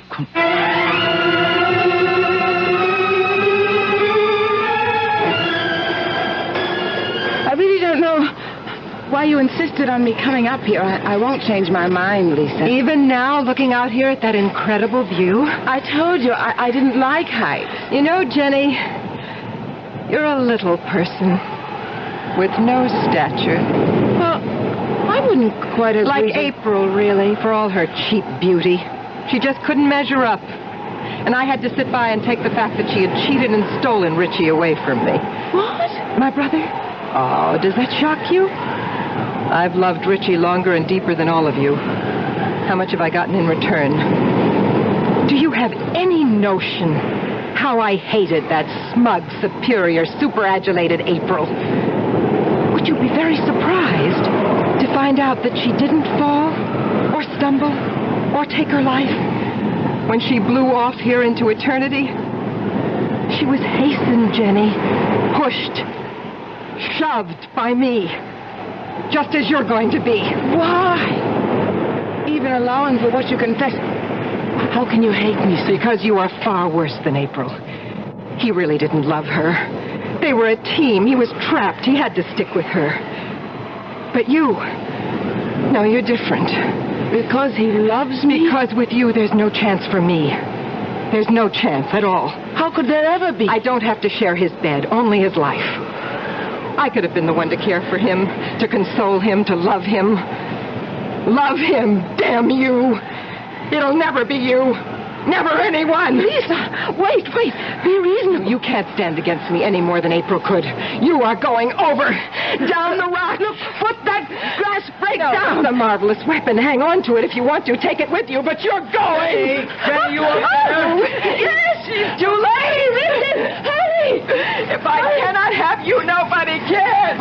God's sake, Lisa, what are you doing? Give me that!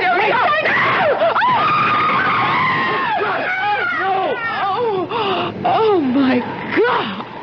What can I say? Nothing. Nothing. But your sister. I loved my sister either more or less than my first wife. I can't mourn either one of them. Jenny, it's too important to celebrate you. It'll take some time to straighten out my affairs, but once we do, you and I are going to enjoy our private life. You'll still be public property. No. My new deal as a director. I'll never act again. Not even for me. For you. For you, I'll be whatever you desire.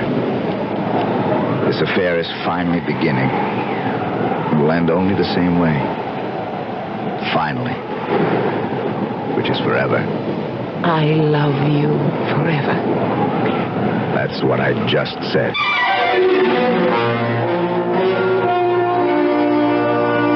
The walls still stand about Bon Repos, but the barbed wire and broken glass are gone from the parapets. The gates stand invitingly open, and the dogs are gone. In the bright sunshine, the dark memories, too, are fading, and the clean winds from the sea have washed away the cobwebs. Once again, the old house lives up to its name. I'll be back shortly.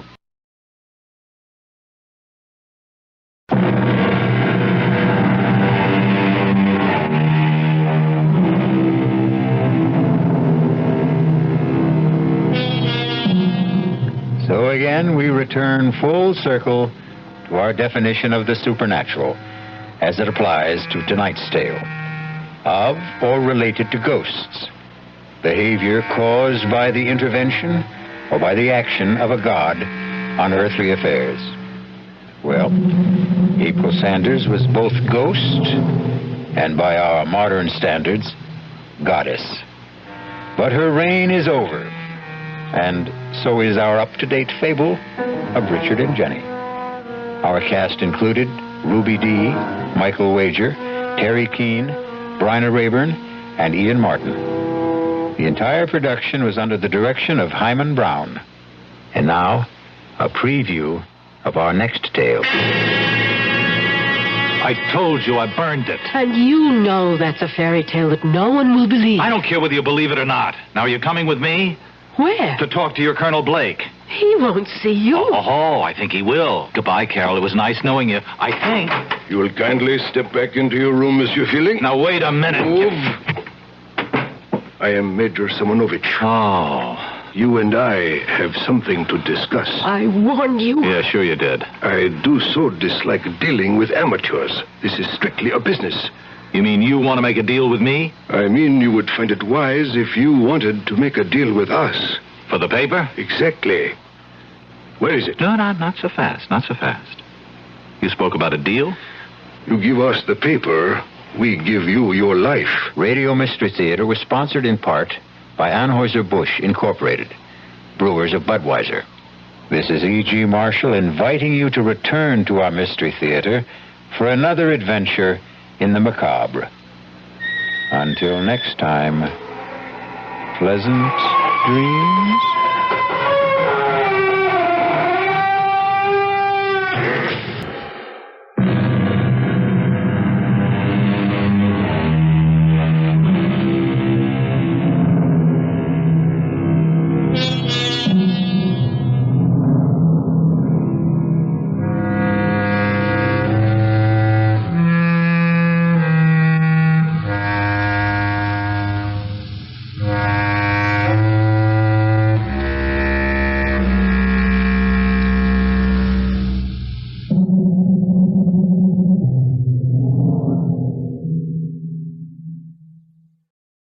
The CBS Radio Mystery Theater presents...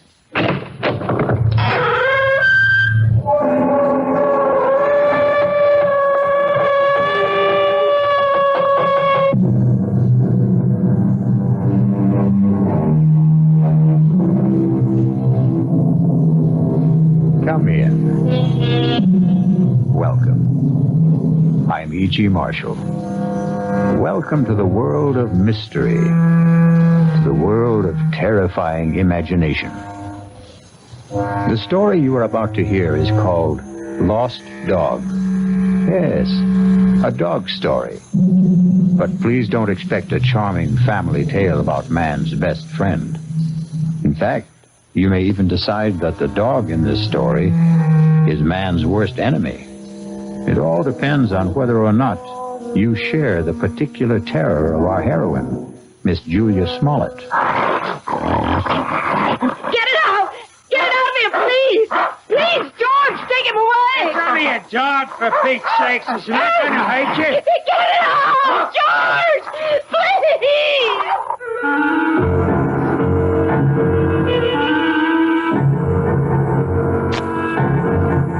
Our mystery drama, Lost Dog, was written especially for the Mystery Theater by Henry Slesar and stars Kim Hunter.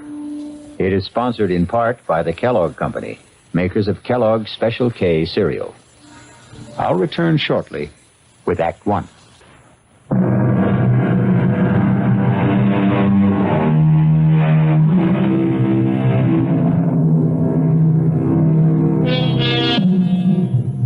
Our story begins in the quiet parlor of a small suburban house at the end of Elm Street. Well, not completely quiet, since young Ronnie Hughes is once again practicing his scales under the gentle, watchful eyes of his piano teacher, Mrs. Julia Smollett.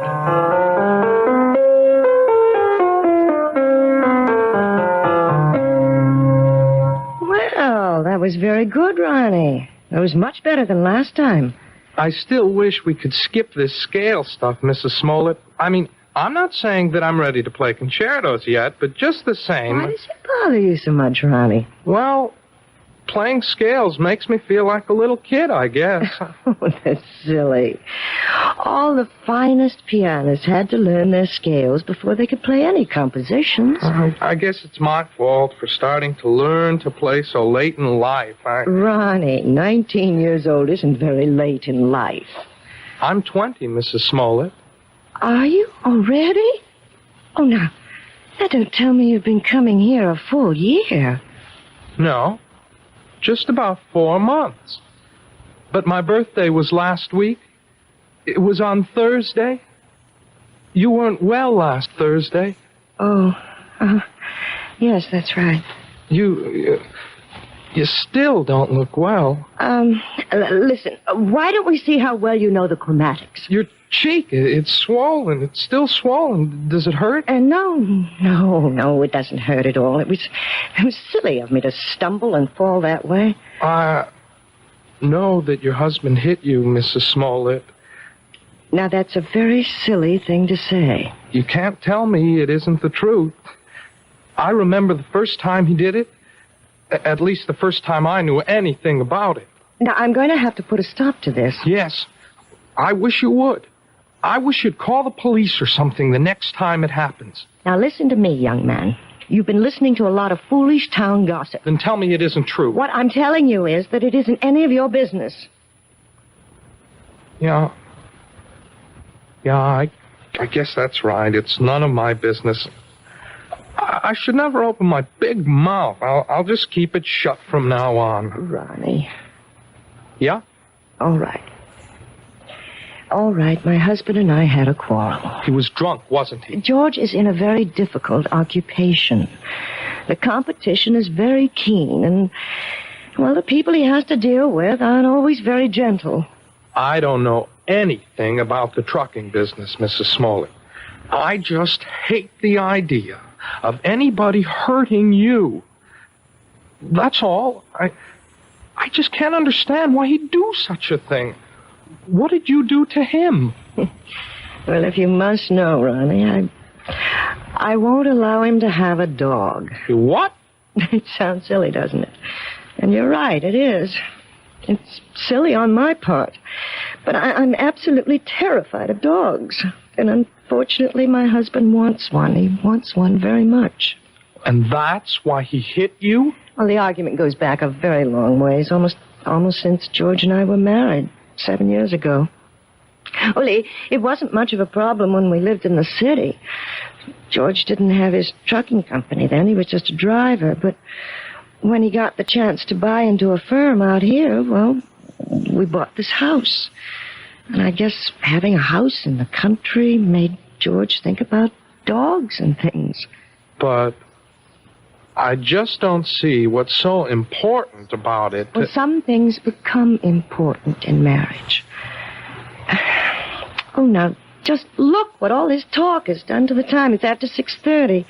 My husband's going to be home in half an hour, and I haven't even started dinner. Will he beat you for that, too? Ronnie, if you keep talking this way, well, I just don't think it would be wise to continue giving you lessons. You don't mean that. I'll see you on Thursday, Ronnie. Yeah. Sure. Bye, Mrs. Smollett. Goodbye, Ronnie. And happy birthday, Ronnie.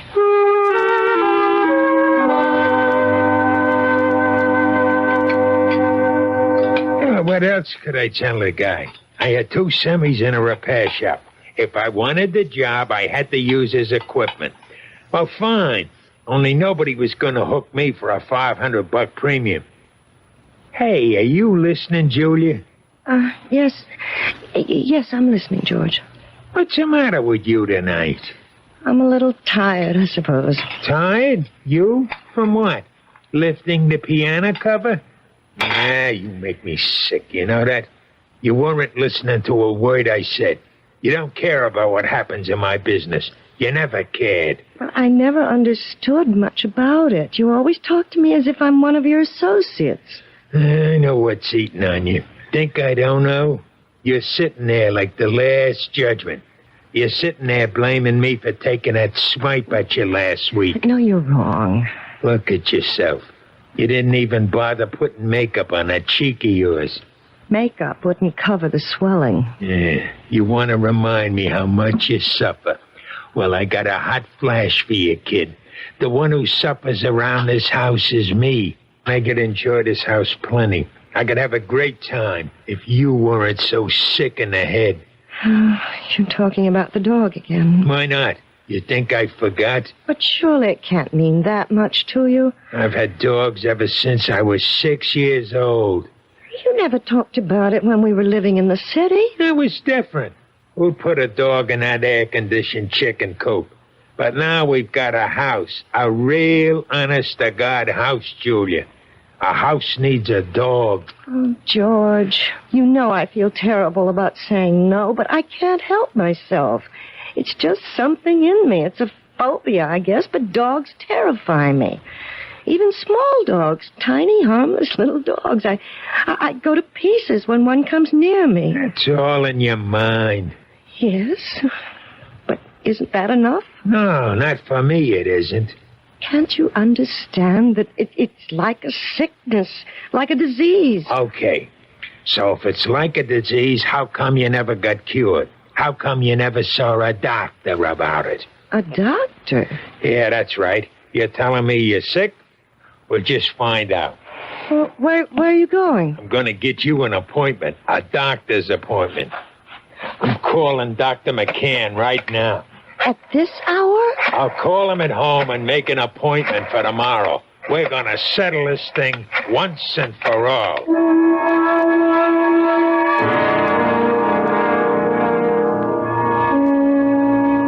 Well, Julia, maybe I'm the wrong kind of doctor.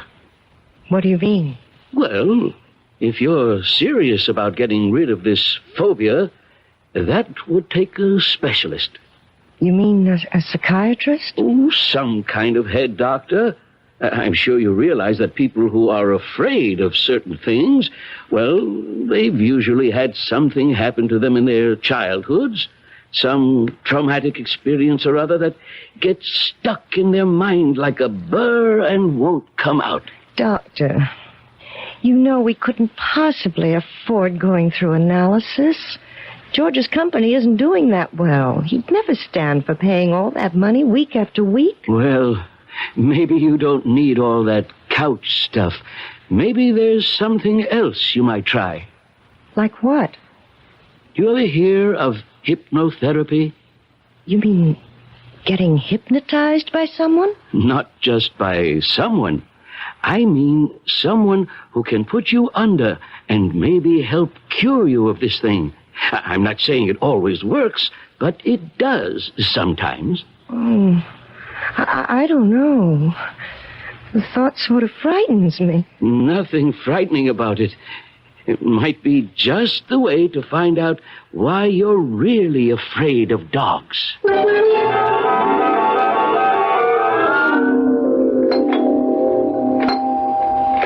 1 minute. What'd you do? Forget your key? Yes, George, I'm sorry.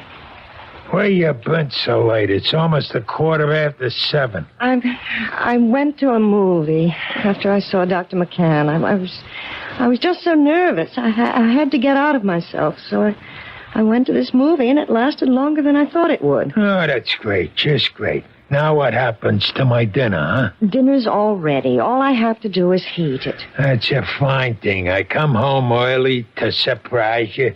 You're not even here. I'm sorry, George. Oh, do you think you should have more to drink now? I mean, it won't take me more than 10 minutes to get dinner on the table. Never mind how much I drink. Besides, I'm in no hurry for dinner. I want to know what the doctor said. Well, it's just as I told you, George. There's nothing Dr. McCann can do for me. It's not something that can be cured with a pill. There's gotta be some way. Well, he suggested that maybe a different kind of doctor, a hypnotherapist. A what? Someone who hypnotizes you, who tries to make you go back into your past. It sounds like a lot of junk to me. Well, it might do some good. I really don't know. I'll tell you what would do some good. A little direct action. That's what you need. What are you talking about, George? The only way to learn how to swim is to jump in the water, right? Well, that's what you need, Julia. I simply can't make you understand, can I? Well, maybe I can make you understand. Forget it. You want to get that dinner ready? I'm hungry. Yes, I'm going now. Look, why don't you change first? Change? Yeah, your clothes. Get more comfortable. Well, yes, I think I'd like to do that, George. I won't be long.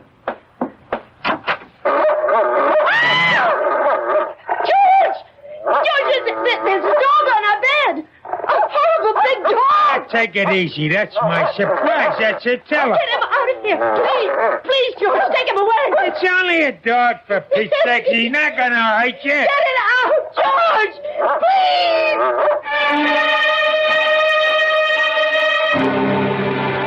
It only goes to prove that there are more terrors in this world of ours than anyone imagines. But the question in the Smollett house is, which one is the real terror?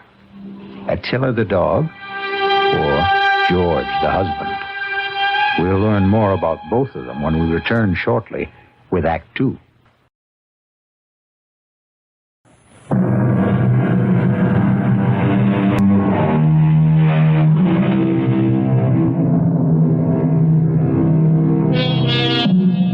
Now let's return to the plight of Mrs. Julia Smollett, the woman whose nightmares take the shape of a barking dog.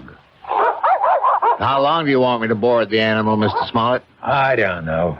Until that wife of mine gets her head on straight, I guess. Beg your pardon? My wife doesn't like dogs. Took one look at Attila and screamed the house down. Well, some women get scared of Dobermans. This dog's only 6 months old, for Pete's sakes. Practically a puppy. Can you board my dog until my wife gets through with her treatment? Treatment? I don't think I understand. Just give me a straight answer. Oh, yes, sir. Certainly. We'll take the dog for as long as you like. We'll see how long that is.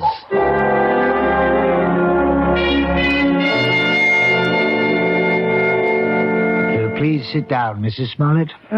Thank you. Right here, Mr. Smollett? Yeah, thanks. You both seem a little nervous. Well, I'm sorry, Dr. Froelich, but I suppose I am. I know. Dr. McCann explained to me. He said that hypnotherapy was an accepted kind of treatment. For some cases, yes. Not all of them. All I want to know is, will it work? Well, frankly, I don't know much about your wife or her problem. I'm not going to say I can help her get over this particular phobia until I do. Please, George, let me tell the doctor about it. I can tell him in one sentence. My wife's afraid of dogs. All dogs. Big ones, little ones. Falls apart when she just looks at one. No, that isn't true. I don't fall apart, as my husband said, unless I'm close to them. Animal phobias are one of the most common types I deal with, Mrs. Smollett, and I might say that I have a great deal of success with them. But how do you do it? I use a technique called hyperamnesia. Amnesia? Actually, it's the opposite of amnesia. After placing the subject in a trance state and making her completely willing to free herself from critical judgments about her past... Hey, wait a minute. I'm not following you. What we do is get the subject to remember long-forgotten, very, very deeply repressed experiences. Sometimes they remember them in great detail, even though they still maintain amnesia at the conscious level. And you see? I'm not sure I do. Do you mean you can find something in my mind that I don't even know is there? Possibly. It may take some time.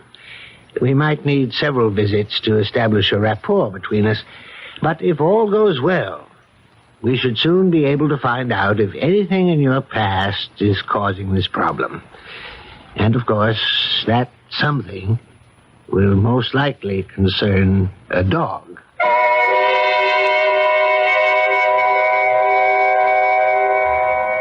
That wasn't one of Hank's longest passes, but it was a bullet right at Joe Flax, deep in enemy territory. George? 3 minutes left in the half. You home already? Whether or not the Raiders will try to go all the way. Well, what happened? How'd it go at Frolick's? It was all very strange. Well, come on, let's hear it. Did he get you hypnotized or didn't he?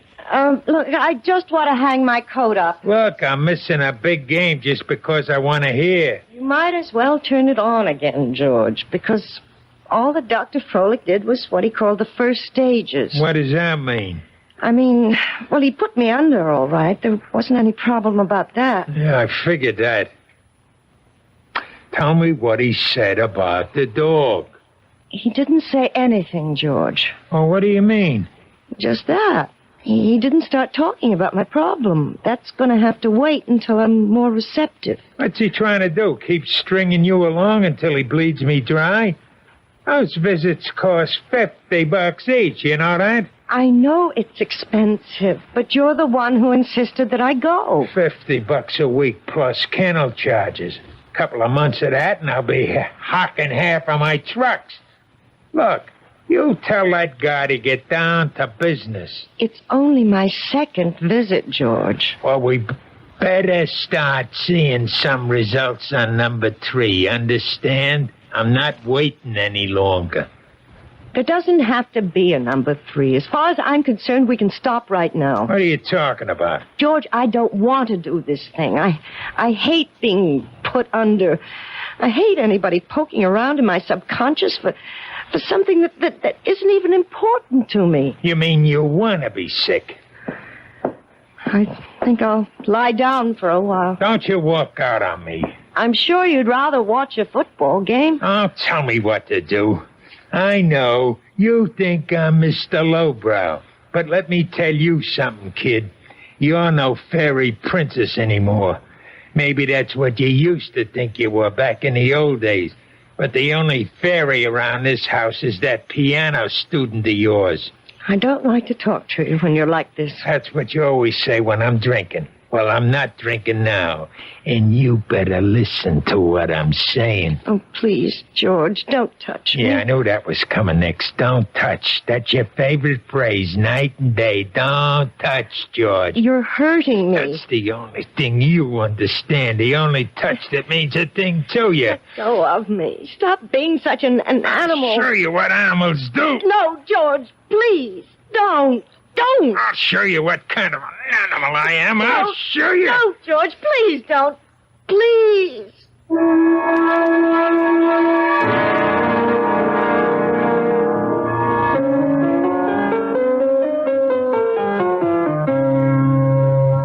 Well, I guess that wasn't much better, was it? What? You didn't think much of the performance. I mean, it wasn't exactly Horowitz, was it? No, it was perfectly all right, Ronnie, really. But you're not all right, are you?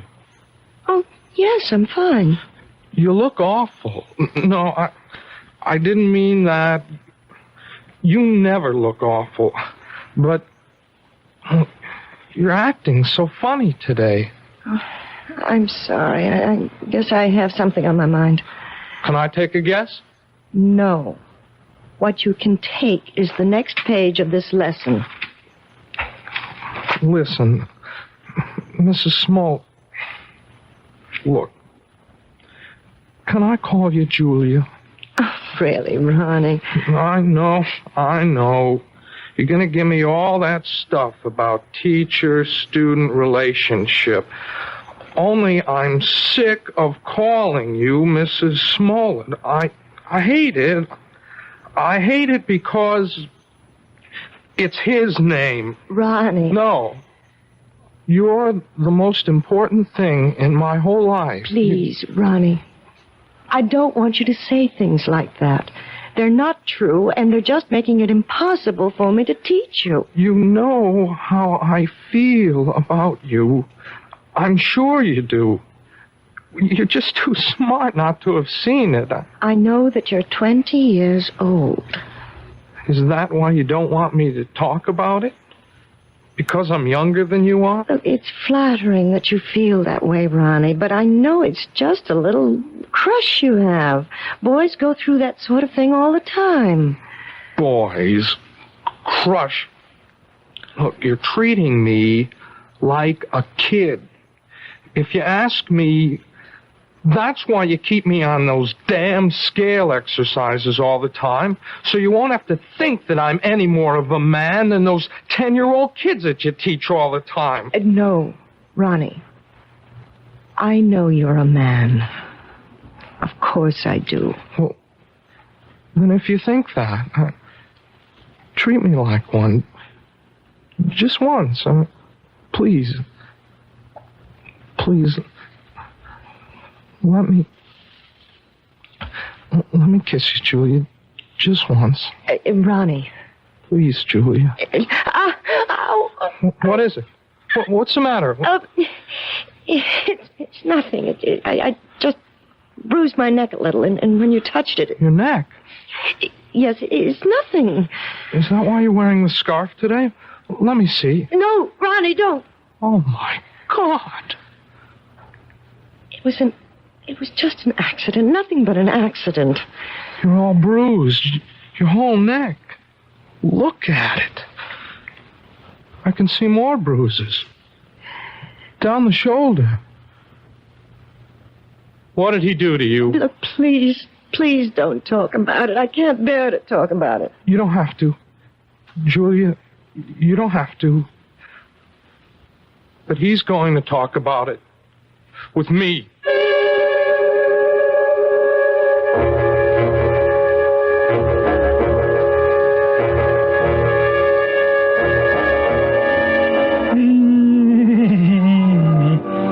Sit down, will you? Doesn't that bring back memories? Hey, Julia. What? That song. We used to dance to it, remember? In the gold room, first year we were married. Hey, you want a drink? No, thanks. You're drinking enough for both of us. Ah, makes me feel good. Yes, I know. I should think about wives. They ought to do what their husbands do. A man needs a pal, not just a wife. I'm sorry that I'm not a pal, George. That's why I need a dog, you understand? A man's gotta have a friend. Somebody who understands him, you see? You really think that dog, what's his name, would understand you? His name's Attila. Attila. That's an awful name for a dog. A frightening name. Everything scares you, even names. Oh, who the heck is that? I don't know. Hello, Mr. Smollett. Hey, what is this? Since when do you give piano lessons at night, Julia? Ronnie, what are you doing here? I didn't come for a lesson. I came to talk to Mr. Smollett. You want to talk to me? About what? May I please come in, sir? Yeah, sure. Come on, Sonny. Ronnie, you shouldn't have come here. I won't stay long. I just want to say something to your husband. Sure, kid. Go ahead. I wanted to say that I know what you're doing to Julia.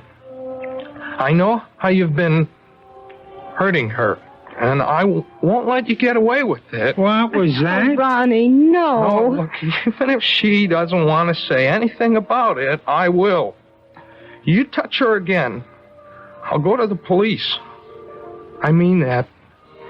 See, there are laws in this country. I think maybe I'm hearing things. I swear, Mr. Smollett, you ever hit her once more, you're going to go to jail. So I'm going to jail her, and you're going to put me there. Ronnie, I begged you not to do this. No. It's okay, Julie. I like hearing this. I mean, I want to know what the younger generation is thinking.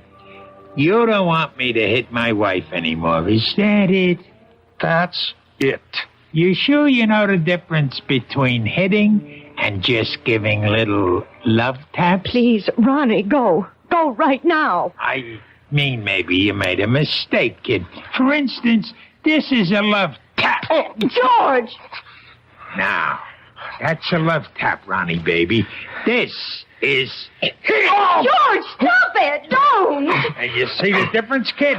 You better be sure you know the difference before you talk to the cops. George! George, don't! Don't!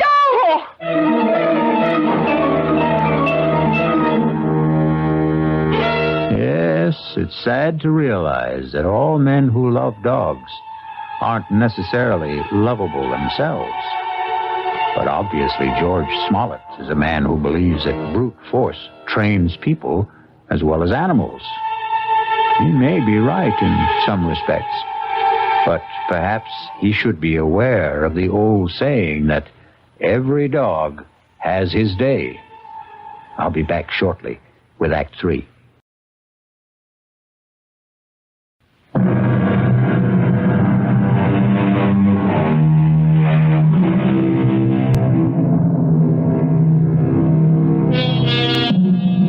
An important day has arrived in the life of Julia Smollett and her husband George, because Julia is on her way to the offices of Dr. Froelich, who has promised that this is the day which may bring her back to the forgotten days of her past, perhaps to the very day when she equated the word terror with the friendly eyes and wagging tail of man's best friend. This better be the payoff. That's all I've got to say. I hope you're not disappointed, George. Well, at least you're talking to me. That's the first word you've said to me in 2 days. I haven't had much to say. Look, the kid Ronnie's all right. I didn't mark him up. He's still as pretty as ever. That worries you, doesn't it? Nobody's got a right to walk into my own house and say those things to me. You have nothing to worry about, George. Yeah, that's what you say. $50 a visit is something to worry me, and $40 a week for the dog, and a lot of other things. We've also lost a piano pupil. I suppose you realize that. Who cares about that? Ronnie paid $20 a week for his lessons, George. I won't miss it. Not as much as you'll miss your little Prince Charming. Well, What about it? About what? You're gonna miss him, right? You're not gonna have any shoulder to cry on, are you?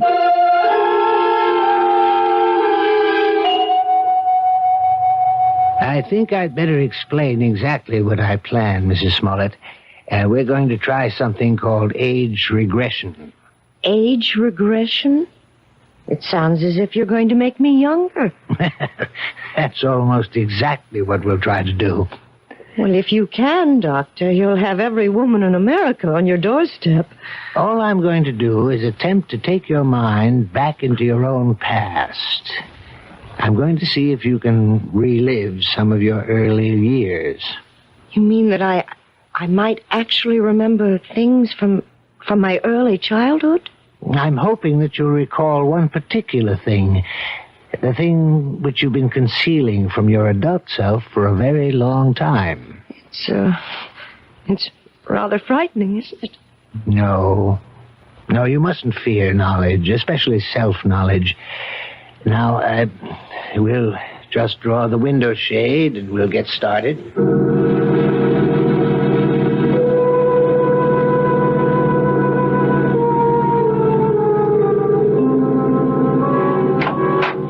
Mr. Smollett, would you like to come inside? Me? You mean you're all through so fast? No, we're not through, but your wife is in a deep trance, and I thought you might want to be here when we begin the age regression attempt. Well, sure, if you want me in there. Hey, she looks like she's asleep. But she isn't. Hypnosis only resembles the sleep state, but it's not. Mrs. Smollett is very much awake. Yeah? Mrs. Smollett, Julia, you may open your eyes now. Ah, that's fine. Now, tell me, do you know what day it is today? Yes. Wednesday. No, you're wrong. It's Friday, Julia. Is that right? Yes, Friday. No, Julia, it isn't Friday either. Do you know what day it is now? No. I don't know what day it is. In fact, right now you don't know the day or the month or even the year, Julia, do you? No. You see, Mr. Smollett, I'm purposely doing this to dislocate your wife in time. Oh, yeah, I understand. Julia, you're going to be a child all over again. You're going to see and hear and feel everything you did since you were a baby. And you're going to tell me everything I want to know about what you see, hear, and feel. You're going to answer all my questions starting right now. You understand? Yes. Julia, you are 1 year old. Do you hear me? You're an infant, only 1 year old. Tell me what you know, Julia. Tell me if you're afraid of dogs.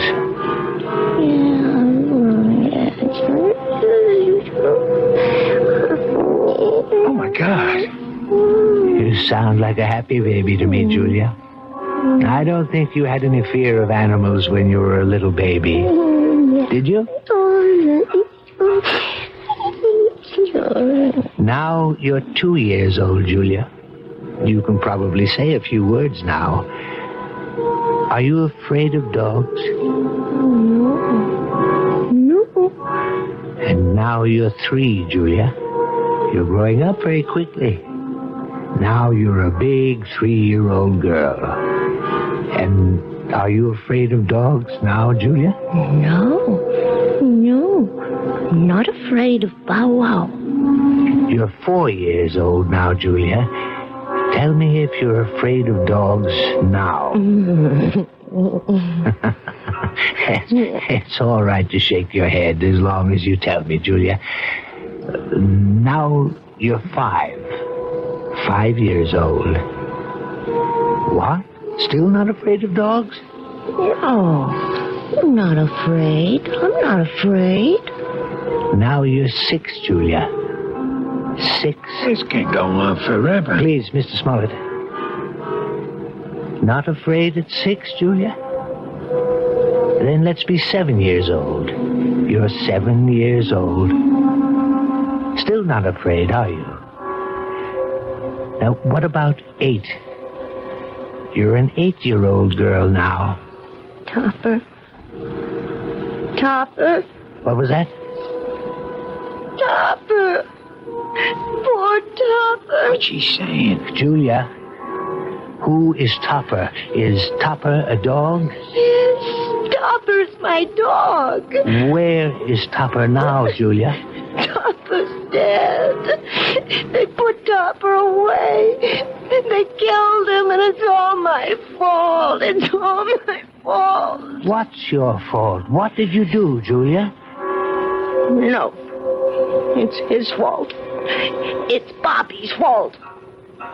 Who is he, Julia? Is Bobby a friend of yours? I hate him. He teases me all the time. I'm glad I did it. I'm glad. Only don't kill Topper, please. Please don't kill my dog. Does all this mean something? Yes, it means a great deal, Mr. Smollett. Julia, now please listen. I want you to tell me all about Bobby and Topper. Bobby lives next door. He's 10.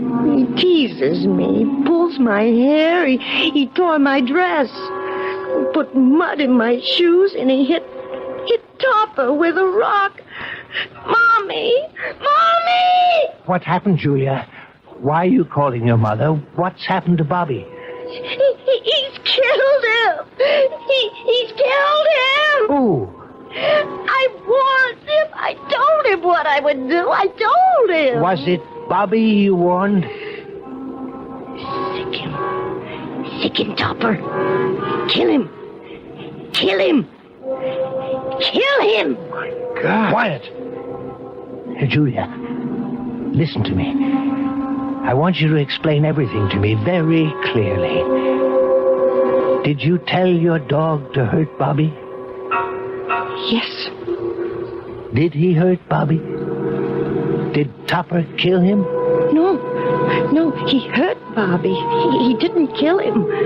He hurt Bobby in the neck, but they killed Topper. They killed my dog. And it's my fault. It's my fault.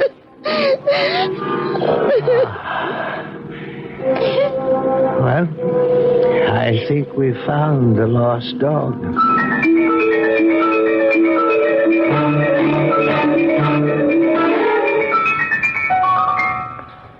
So, now you know, Mrs. Smollett. Now you may be able to understand. It was this one incident in your childhood, this one tragedy of your past innocence, which is responsible for your phobia. More than anything, you have a strong feeling of guilt. You blame yourself for what happened to little Bobby, when in all likelihood you were not in any way at fault. No, Dr. Froelich. You're wrong about that part. It was my fault. I remember it all now. You probably just wished that Topper would turn on the little boy, and you saw your wish become a reality. So you accused yourself of a crime. I didn't wish it. I told Topper what to do. I hated Bobby so much I wanted him to sink his teeth in that little boy's throat. Well, at least you brought it all into the light, Mrs. Smollett. And something tells me that it won't be long before you'll willingly accept the love and friendship of a dog again.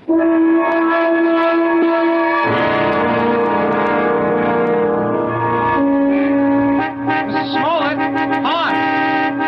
Oh, hello, Ronnie. How are you? I'm okay, I guess. That looks like a brand new car you're driving. Oh, yeah, it is. My parents gave it to me for my birthday, but, well, it took a couple of months to get it here from the factory. Well, you see, I wanted a couple of special things done to it. It's very handsome, Ronnie. I'm sure you're enjoying it. Yeah, it's great. I guess you've been shopping, huh? Yes, I have been. Ronnie, maybe you'd like to come inside for a few minutes for some tea or something? I'm afraid I can't right now. See, I'm supposed to pick up Lisa at her house. Lisa? Yeah, Lisa Bryan. We, sort of going steady now. Yes, of course. Well, it was very nice running into you, Ronnie. Yes, it was. Hey, by the way, you're looking... Well, I mean, you seem real fine these days, Mrs. Smollett. Yes, Ronnie. I'm really very fine. Now, I've got to go inside. It's time to feed Attila. Who? Goodbye, Ronnie.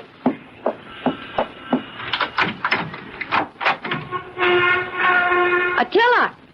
Where are you? Attila? Here, boy! Oh, where's that animal? Oh, well, I suppose he's playing in the yard or something. Oh, or maybe he's in the bedroom. Attila? No, not in there. Oh, I see George's jacket's back from the cleaners. I hope they haven't taken all the smell out of it. No, they couldn't do that. Nothing will ever take the smell of George out of anything. Now to find that animal. Attila! Where are you? Attila? Are you here? Oh, there you are. Oh, for heaven's sake. Are you still tied up, you poor thing? Oh, well, don't worry. I'll have you out of that in a minute. We can't have you tied up, can we, boy? We can't play our little game if you're tied up.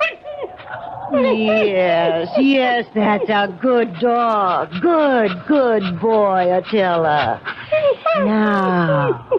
Now, let's play our little game. See the jacket, Attila? See? Smell the jacket, boy. Go on, smell it.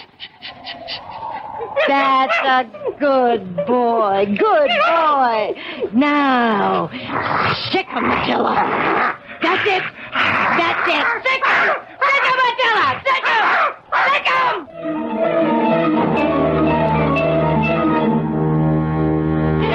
Who said a dog has to be man's best friend? Why not woman's best friend? Especially a woman like Julia, who is just learning how really helpful a dog can be. Or rather, she's remembering how helpful. And one day soon, George Smollett will come home to a very surprising greeting from his own pet. I'll be back shortly.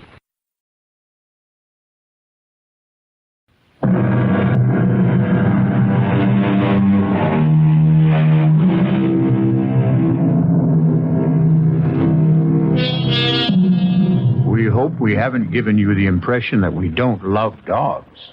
We love them very much, especially since dogs are descended from wolves. And the wolf is not only a fascinating creature, he also does something wonderful for all lovers of mystery stories. He makes this chilling sound. Our cast included Kim Hunter, George Matthews, Robert Dryden, Gil Mack, and Mandy Patinkin. The entire production was under the direction of Hyman Brown. Now, a preview of our next tale. They'll never be satisfied. We got him out of the country. What's to keep him from coming back when he's broke or even threatening us from abroad? I gave him $1,000 in cash only a few days ago. When he was picked up in the bar, he had only about $270-some left. In a matter of 2 days, he'd squandered over $700. But if he were made to understand that the sum agreed on was all he was going to get... Can't I make you understand? We're not dealing with a rational, honest man. What can you do? There are only 2 things one can do about a blackmailer.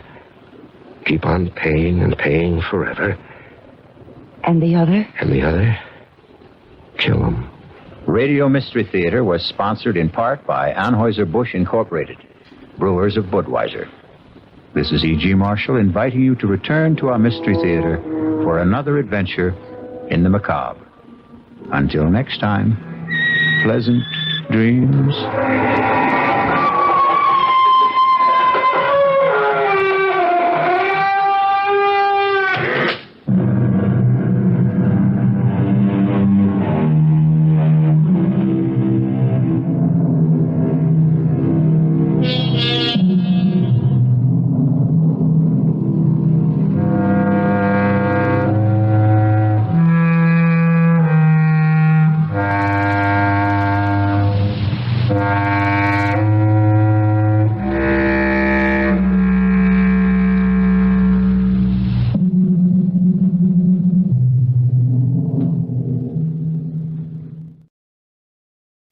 The CBS Radio Mystery Theater presents...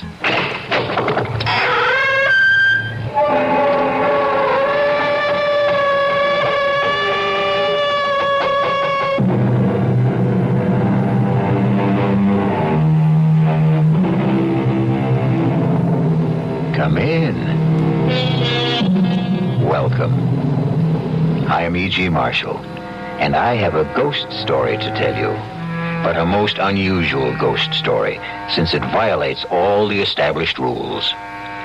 You know the rules for a ghost story. It must be set on some desolate, windswept moor, or perhaps in a ruined, isolated mansion, or a lonely, deserted castle. However, this spine-tingling tale actually takes place in a modern, luxury, high-rise apartment building, and in broad daylight. Don't want to die, George, please. I don't want to die. Margaret, darling, listen to me. No. Margaret, it would be better. Better for who? For you, dear, for you. I have very little left, George. Please, just let me live a little longer. Margaret, life means nothing to you now. I know, but just let me live a little bit longer. I can't, Margaret. I can't.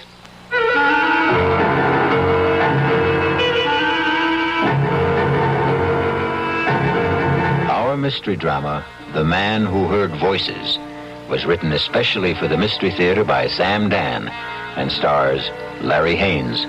It is sponsored in part by the Kellogg Company, makers of Kellogg's Special K cereal. I'll be back shortly with Act 1.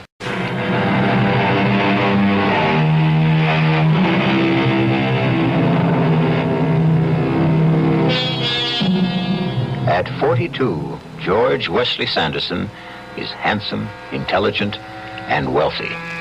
He is married to a most beautiful woman. He is a partner in a prestigious law firm. He has a host of friends because he is gracious, considerate, sensitive, and obliging. And so, you look at him sipping his morning coffee in his luxurious apartment in New York City, and you say to yourself, here indeed is one of fortune's favorites.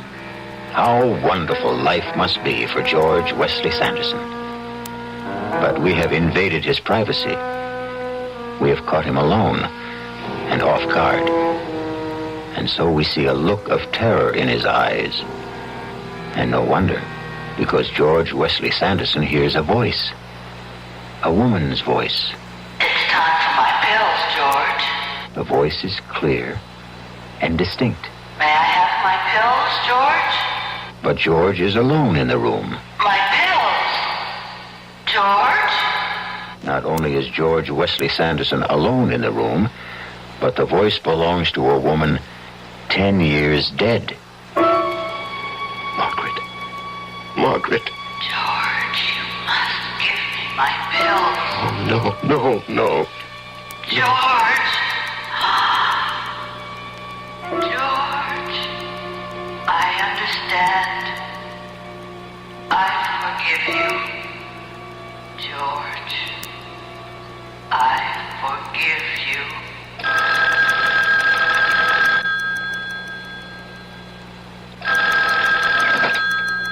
Hello? Georgie, get on the 10 o'clock plane and come down. Georgie, are you there? Yes, I'm here, Sally. We all decided that you should be down here. Well, Well, you what? Are you all right, George?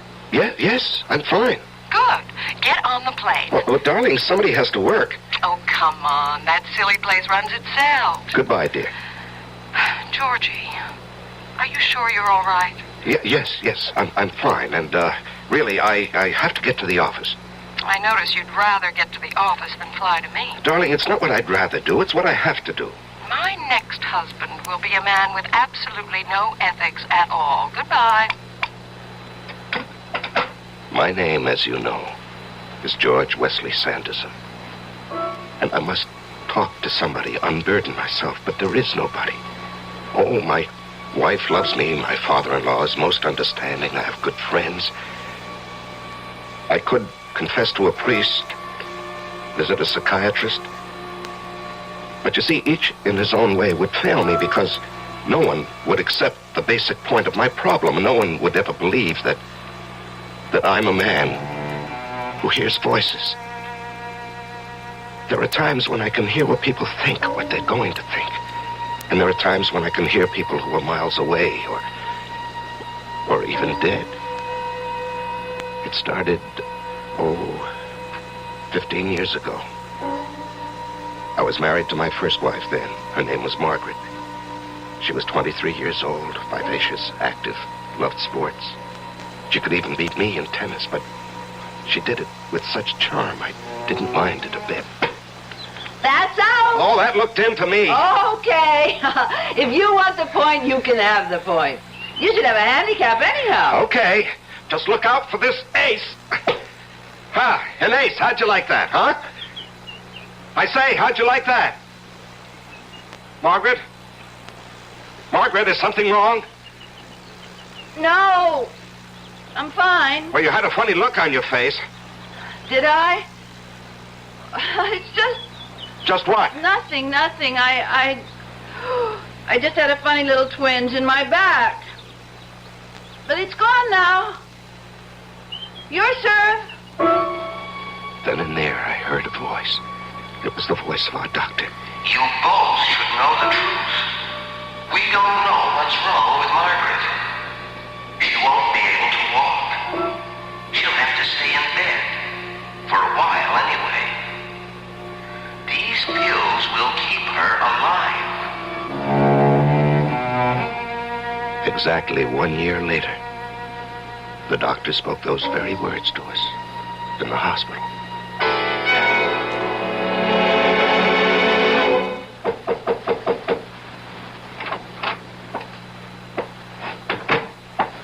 You sent for me, Mr. Cartwright? Yes, George. Sit down. Thank you, sir. George, I read your brief on the Hollingsworth case. Brilliant. Is that what you'd like to specialize in? Criminal law? Yes, sir. Good. This firm could use a crackerjack trial lawyer. Let's have dinner one night this week and start making some plans for you. Well, sir, I really can't go out much at night. No? No, you see, my wife is bedridden. Oh, well, I'm sorry to hear that. We don't even know what it is. One of those mysterious ailments. Anyhow, she has to have constant attention. I have a woman who stays with her during the day, but at night, I can't leave her alone. Well, that's too bad. We'll arrange for lunch, perhaps. And I heard his voice.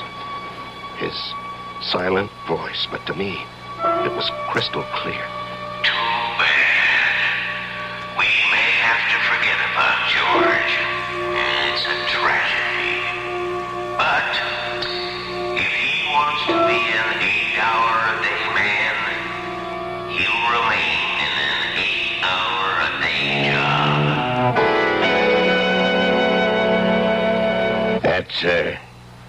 That's all for now, George. I just wanted to let you know how pleased I am with your work. And the other partners are, too. Well, thank you, sir. Hi, Dad. Your secretary said you were busy, but I'll only be a minute. Well, hello. Who is this? This is one of our new young attorneys, George Wesley Sanderson, my daughter, Sally. How do you do? George Wesley Sanderson. Even sounds like a great lawyer. Now, dear, save that ravishing smile for where it'll do you some good. George Sanderson is a married man. And once again, I heard a voice. Sally's voice. I don't care if he is married. I want him. I never believed it, but now I know it's absolutely true. There is such a thing as love at first sight. I love him.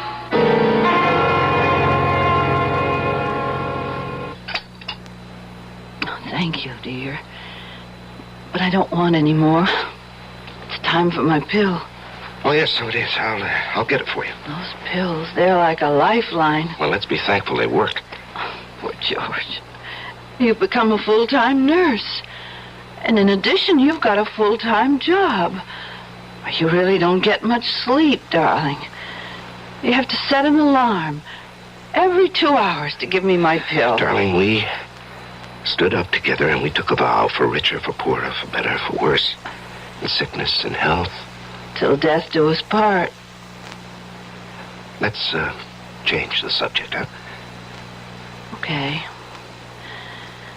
Well, how'd it go at work today? Oh, everybody flipped for the way I handled the Hollingsworth case. Oh, will it mean a promotion? Well, maybe, but more important is the additional money. Oh, George. Now what? If you become important, we'll be expected to entertain. Oh, no, nothing of the sort. I'm going to run my business the way I want. I intend to do my work during the day, in the office. I don't have to socialize with people. Merit, ability, that's what should count. And for the third time that day, I heard a voice. This time Margaret's. Oh, Lord. I want to live. I'm not much use. I can't do a thing. I'm a drag on the man I love. I'm good for absolutely nothing. But I want to live.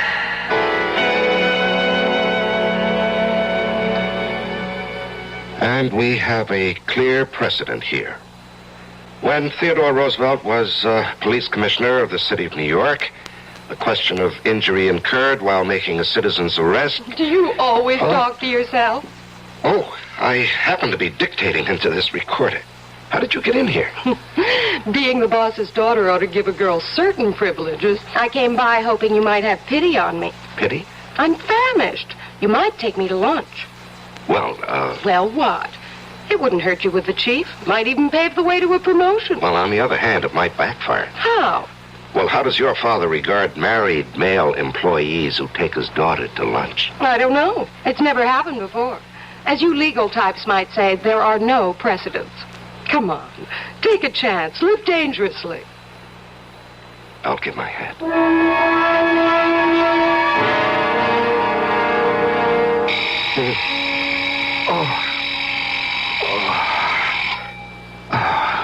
Darling, I'm sorry.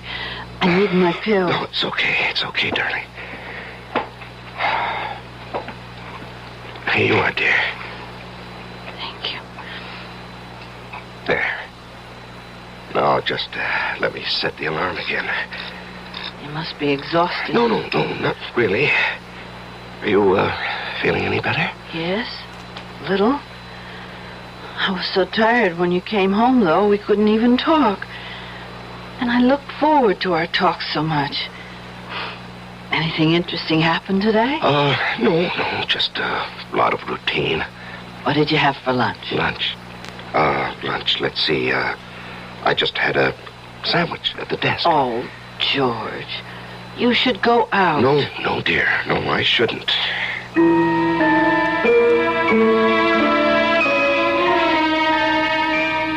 But I did. She would drop by 2-3 times a week.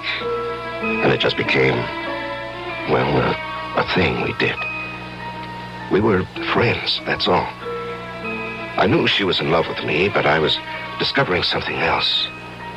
Something very unsettling, very disturbing. I was falling in love with her, too. I tried to fight it.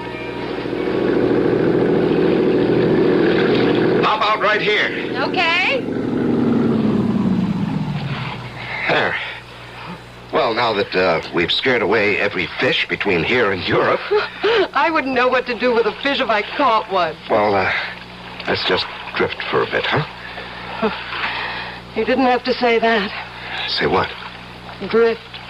Haven't we been doing just that since the day we met? Yes, I suppose we have. What are we going to do, George? I don't know. I'm willing to settle.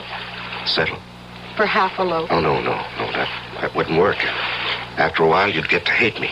No, George, I wouldn't. Well, I'd hate myself. You still love her? No. No, it's a terrible thing, but I don't love her anymore. You know, that happens to people. Just as they can fall in love, they can also fall out of love.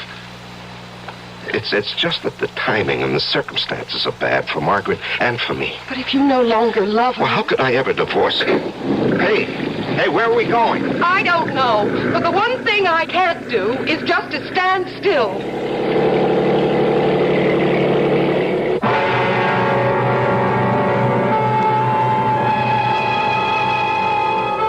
Nothing and no one in this world ever really stands still. Wheels are always turning. Gears are shifting. Minds are changing. Perhaps slowly, imperceptibly, subtly. Even a marriage vow contains the seeds of its own dissolution, for it says, "Until death do us part." We'll be back shortly with Act 2.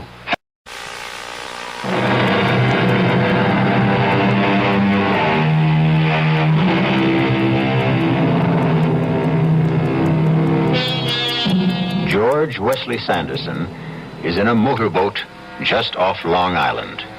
A beautiful day with a beautiful woman who loves him. And to make it perfect, he also loves her. However, there's a complication. George Wesley Sanderson is married, and he takes his vow seriously. We'll do something, Sally. You'll have to do something, George. People don't stand still. Yes, I know. You can't freeze a relationship. It grows better every day or it becomes worse. You fall in love because another person has something you need, and sometimes it's the terrible truth. When that person loses what attracted you in the first place, love also goes with it. I know. So many people can't face up to it. They're unable to end a thing that really no longer exists. I love you, Sally. I love you, George, but I'm human. If I can't have you, sooner or later I'll face it, and then I'll make other arrangements for my life. Sally, wait for me. Oh, I'll wait, George. But I can't promise to wait forever. Just then I heard another voice. It was a voice I'd never heard before, but there was no mistaking who it could be and what the meaning was. And do you, George, take Sally for your lawful wedded wife, to have and to hold? Oh, Sally, darling, don't ask me how or when or why. George, look out, you'll upset the boat. Who cares, Sally? It's going to happen. What's going to happen? You and me, we're going to happen. We're going to be married. But... No buts. Just believe me. I believe you, George. I believe you.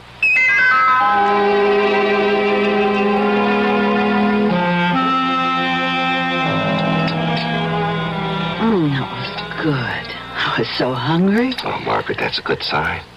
Oh, I don't know. Sometimes I just wish... What? What do you wish? Oh, nothing. I don't want to talk about it. Well, now, you must have had an interesting morning. Oh, just so-so. Well, what was it? What did you have to do at the office? You never did tell me. No, I didn't. Well, we had to take a deposition. Oh? And we just spent the morning listening to witnesses. And, Margaret? What? Oh, dear, what is it, George? Don't close your eyes yet. It's time for your pill. Here, take it down with some juice. Oh. That's all we'd have to do, just forget one pill. Oh, George, darling, maybe we'd both be better off.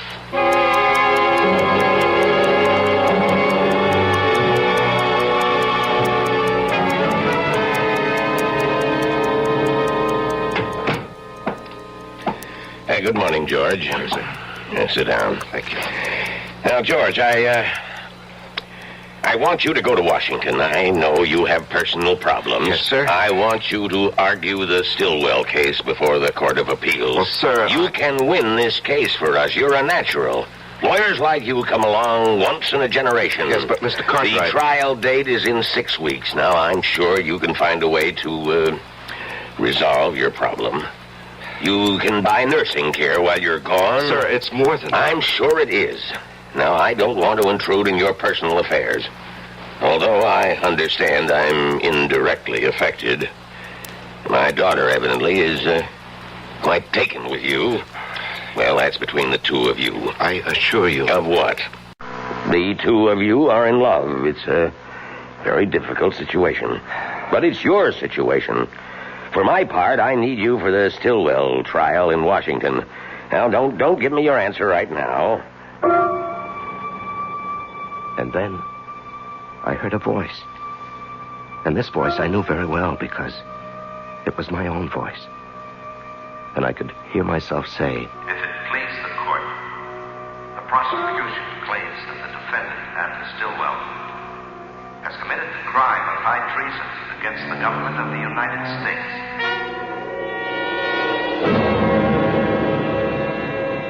George? George! Oh, what? Well, that's what I want to ask you. What happened? You turned pale. Is everything all right? Oh, yes, sir. Yes, sir, everything's fine. Just fine. I believe that I will be able to plead the Stillwell case after all.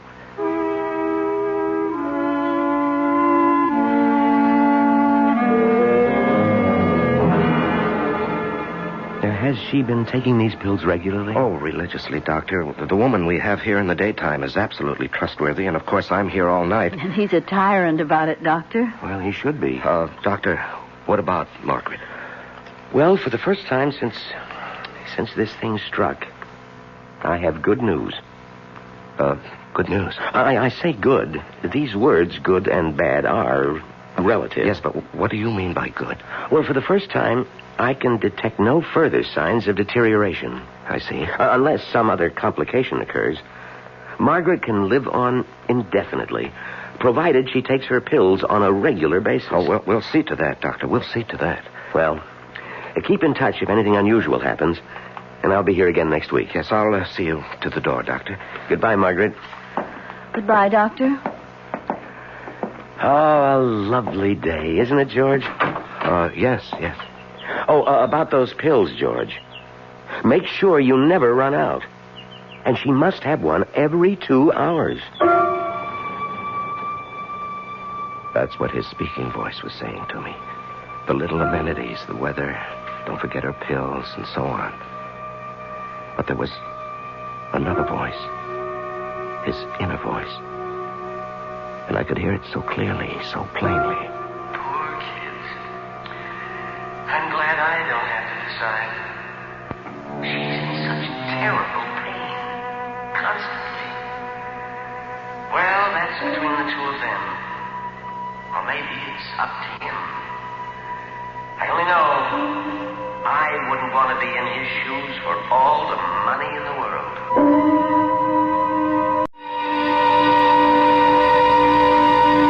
Goodbye, George. Goodbye, Doctor, and thank you for everything. George? George? Yes, dear. I'd like a pillow. Yes, dear, I'm coming. Here we are. Now, does that feel more comfortable? Mm-hmm. I think so. Margaret, look at me. I'm looking at you, darling.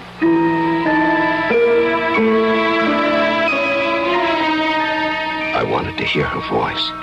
Not her speaking voice, but her thinking voice, her feeling voice, the way I'd heard it once before. But this ability, this gift, this talent, call it what you will, doesn't work at my command. It comes and goes of its own accord. I wanted to know how she felt, what she really wished for. If a certain decision was to be made, I wanted her to share in it, but try as I might, I simply couldn't hear her inner voice, and I knew that the decision, one way or another, would have to be mine. All mine, mine alone. I'm looking at you, darling. Margaret, are you in pain? Oh, doesn't matter, really. The pill takes care of it. Oh, it's such a miraculous pill. It takes care of everything. Oh, I think I'd better sleep for a while, George. I just want to sleep. Margaret, what do you mean? Please tell me, what do you mean by sleep? Margaret? Oh, I'll get that.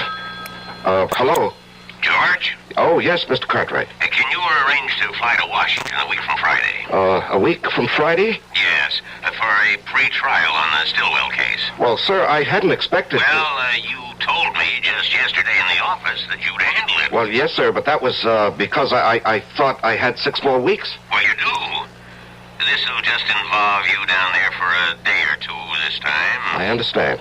I'll have Miss Gordon book your flight. Well, a week from Friday, that's about 10 days, isn't it? Yeah, well, we'll have all the papers for you at the office tomorrow.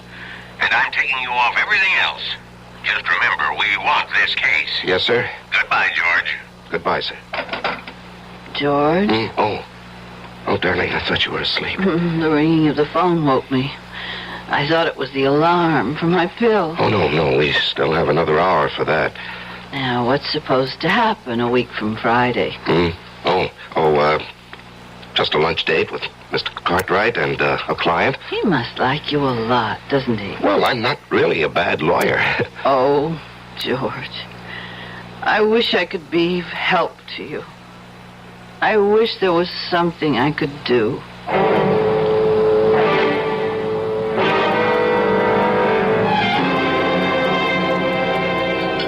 Here I am, George. Oh, hi. I'm sorry I'm late. Dad tells me how busy you are. I ordered you your extra dry gimlet. Thanks, I could use it. Dad also tells me you're going to Washington. Yes. That is, I think so. You think so? I understand the plans are all set. Well, the fact is, I know I'll be going, but, But what? Oh, nothing. Once the trial begins, there's no telling how long it may run. These government things can go on for months. Yes, I know. How about Margaret? Yes, Margaret. Let's not talk about Margaret. But, George... Please. I said I'd be satisfied with half a loaf. Right now, I don't want to talk about it. But, George, I'm in touch. There are things I must decide. I want to help you. No. But when people are in love, there should be no barriers. Nothing held back. Sally, you have a lot to learn about love. George, I won't be spoken to. Please, Sally, don't press me, don't push me, huh? I don't care who you are, how deeply you love. There are certain things I must decide on my own.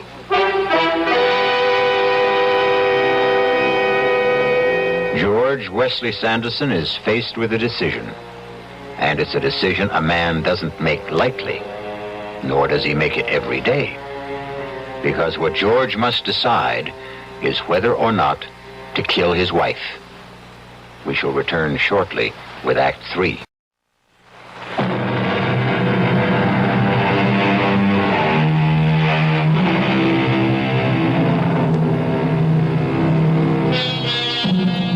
It is 1 minute before 2 in the morning in the apartment of George Wesley Sanderson. An alarm clock is set to go off exactly on the hour. It must awaken George so that he can give his wife, Margaret, a pill. A pill she takes every 2 hours. Without her regular pill, Margaret will die. George? George, wake up. George? Wait a minute. Wait a minute. Oh, I was afraid for a minute that the clock wouldn't wake you. Yes, I'm sorry. I was sleeping pretty soundly. Poor George, you never get any No, rest. it's all right. It's all right. Here, darling, take your pill. Oh. Thank you, darling. Thank you. And now go back to sleep. Well, I better reset the alarm. You're so good to me, George. There it is. I've set it for 4. Good night, darling. Good night. I turned to look at her. Her eyes were closed. She was only 28, but her face was lined. Her skin was drawn and flushed, and she looked old. Old. Where was the pert, vivacious Margaret who only a few months before had been bursting with life? Wasn't she as good or as bad as dead already? Wasn't it a mercy to end her suffering? Wasn't her living merely a sham and a pretense?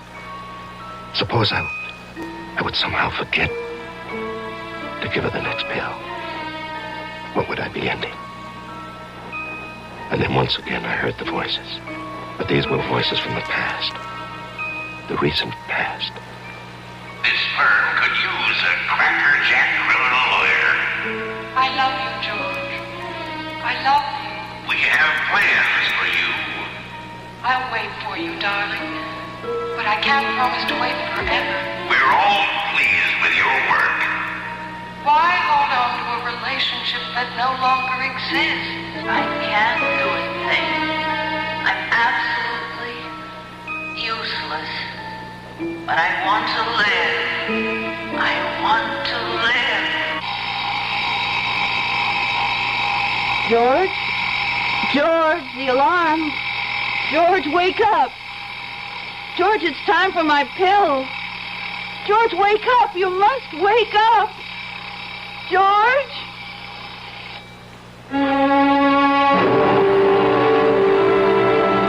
I heard the alarm, Margaret. I heard it. George, you must wake up. Believe me, Margaret, I'm doing it for you. George. George, I must have my pills. George, wake up. Believe me, Margaret. Please believe me, it isn't Sally or the job. I admit they both tempt me, but I don't want to see you suffer anymore. Aren't you going to give me my pills? George, let me live. Just a little longer, please. And I'm so tired, Margaret. So tired. George, please. So mixed up. George, don't pretend to be asleep. I'm doing it for you, Margaret. Maybe for me, too, but mostly for you. Oh, George. Darling. I forgive you.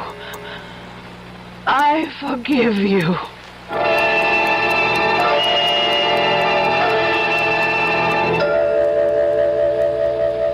Sit down, George. Sit down.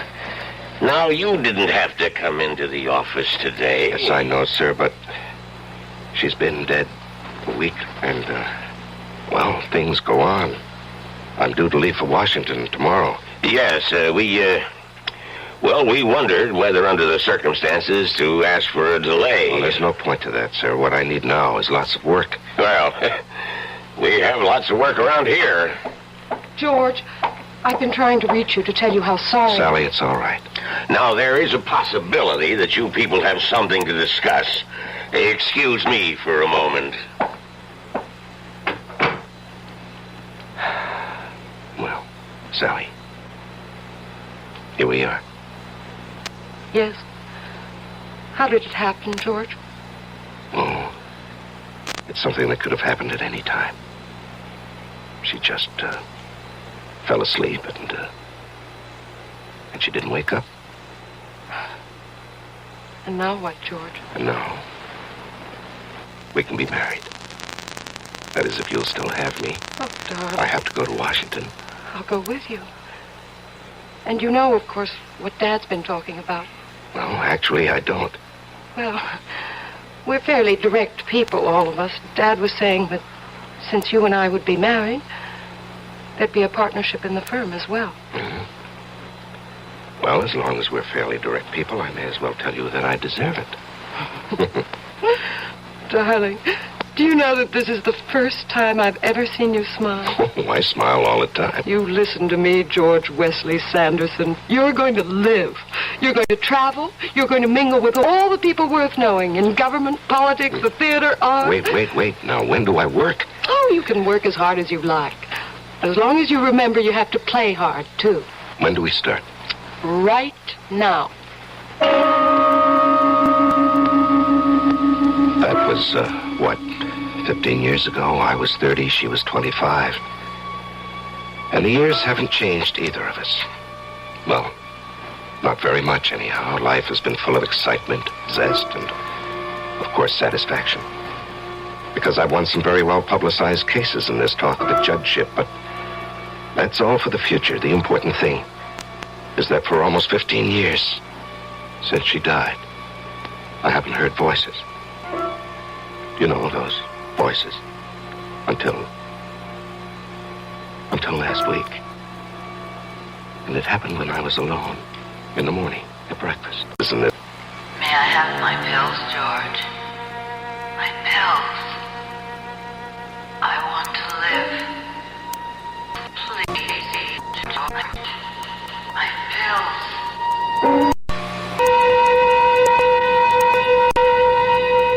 And I've kept hearing them. I don't know what to make of it because, after all, she did say she's forgiven me. Why should I hear her now? Why? I don't understand it. Why now?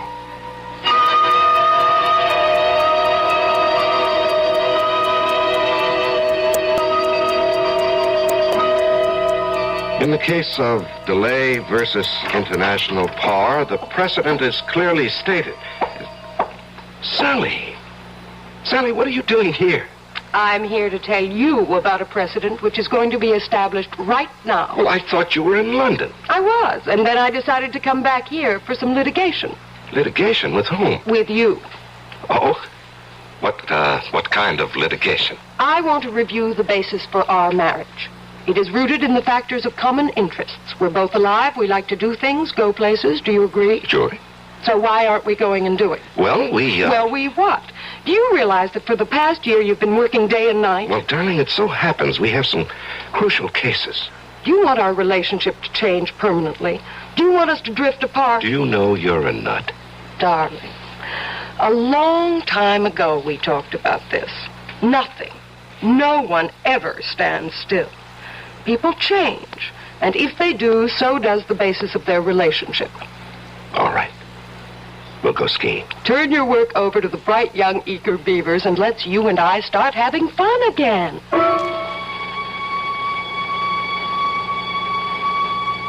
And we did. We traveled, we played, we danced, we enjoyed ourselves.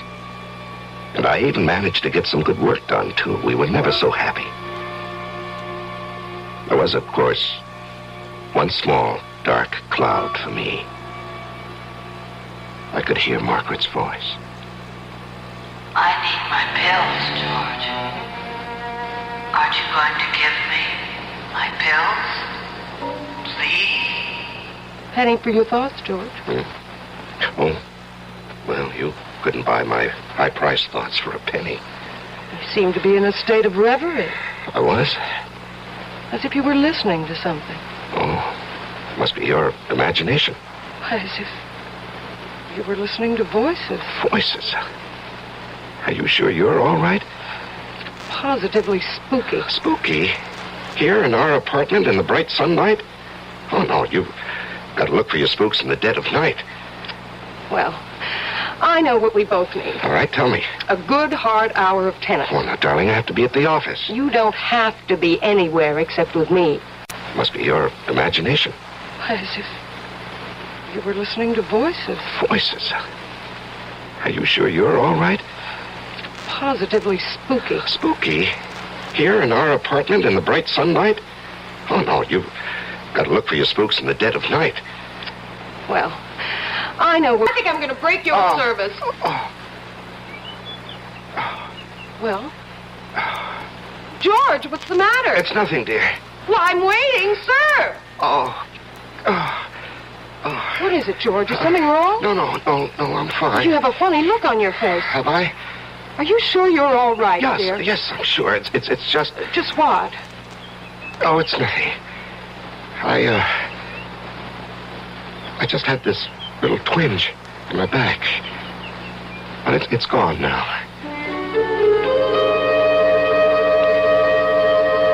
But it wasn't gone. It wasn't much, but it didn't go away. And so that afternoon, instead of going to the office, I went to the doctor. I can't see anything. Could be a muscle strain. Try a little heat at home. If it persists, we'll give you some physiotherapy. Doctor, it's nothing serious, would you say?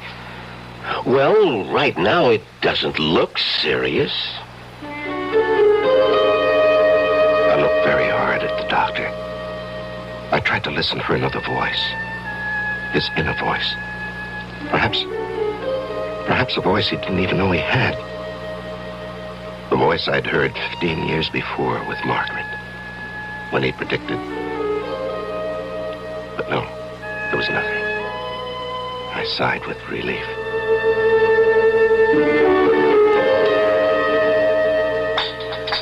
Pour me a cup of black coffee. Yeah, sure thing. How's the back this morning? Fine, just fine. How about some tennis? If you'd like. Sure your back's okay? I said so, honey. I found out you'd seen the doctor the other day. Oh, well, it was just a checkup. And the back? Oh, a twinge now and then. Everybody gets a twinge now and then. Dinner tonight at the Caswells. I better call her.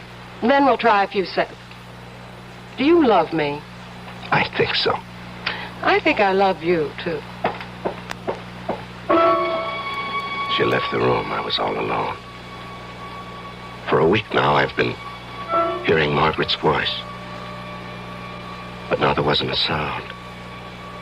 I listened. But as mysteriously as it had begun, perhaps it was coming to an end. Maybe I was losing this ear I had for voices. And then I heard it. A voice. It was very indistinct at first, but I recognized it. It was my own voice. But I couldn't believe what it was saying. I didn't want to believe what it was saying. Sally. Oh, please, Sally. Sally, give me my pills. Please. Sally, I must have my pills. Sally, aren't you going to give me my pills? Sally, don't kill me. I don't want to die. Sally, my pills. George! George, what's wrong? Sally, it's my back. I'll call the doctor. Yes, Sally, quickly. The pain is terrible. Sally, please. You won't kill me, will you? What are you talking about? When the time comes, you won't kill me. You won't, Sally. Or will you? Will you?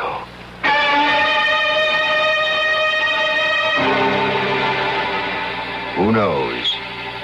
George and Margaret, that's one story. George and Sally, that's another. Yes, we often think, many of us, how wonderful if we could only hear voices from the future, voices that could predict our fate. But maybe it's not such a good idea after all. Maybe it's better never to know. I'll be back in a moment.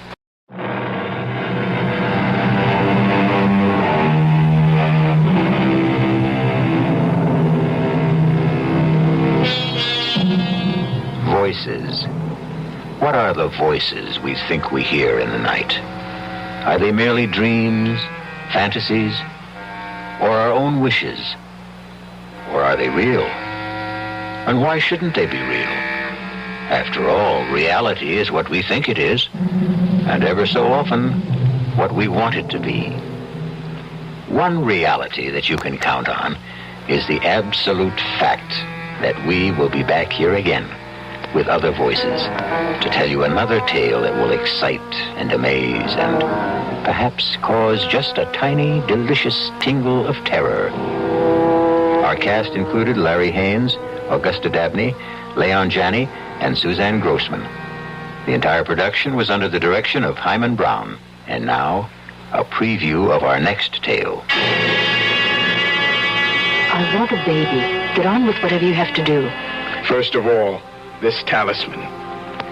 You must wear it around your waist. This package contains herbs. A special combination to relax you. That's the secret. To relax. That's all? For now. But one thing I must add. On the birth of the child, I will ask you one favor. You must promise to grant it. Take the talisman and the herbs. And don't be alarmed if certain unusual things happen in the next few weeks. Radio Mystery Theater was sponsored in part by Anheuser-Busch Incorporated, brewers of Budweiser.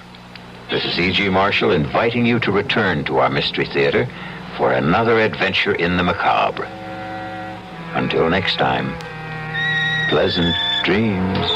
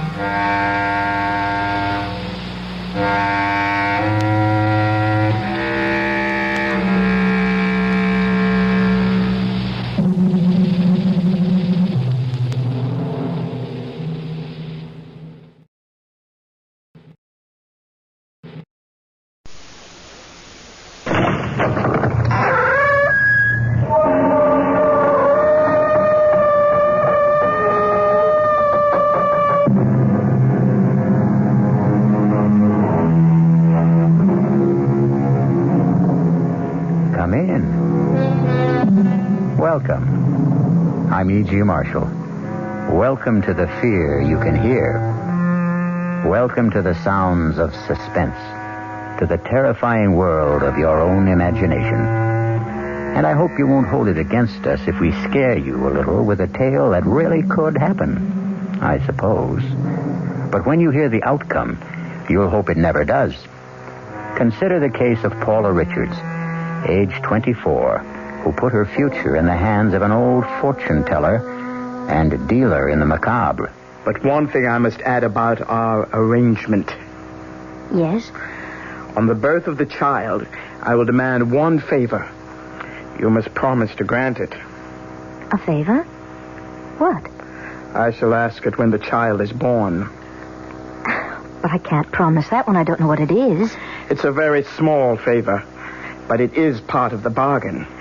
And believe me, Mrs. Richards, if you do decide to bargain with me, I warn you to be ready to keep your part of it.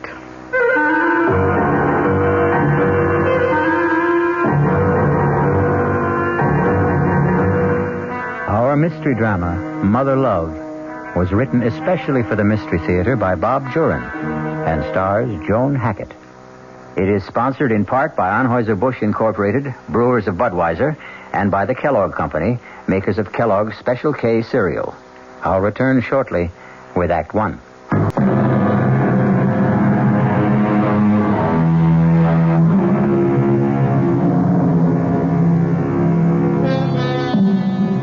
A doctor's waiting room is not the most pleasant place to spend a winter morning.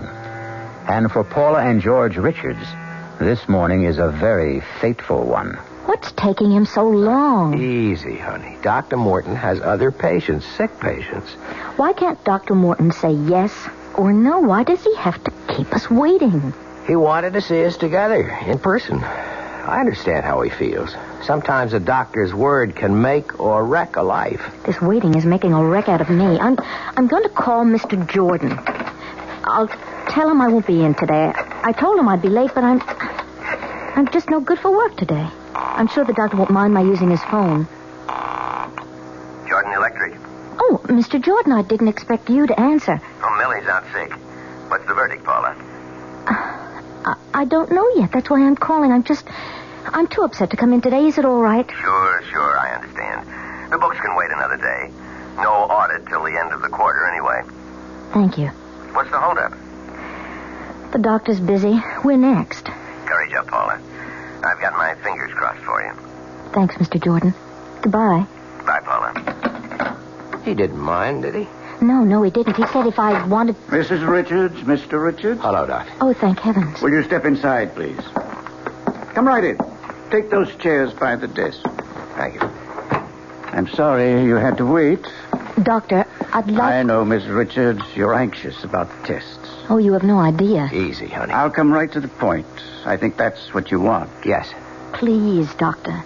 All right. I can't sweet-talk my way through to make it easier for you.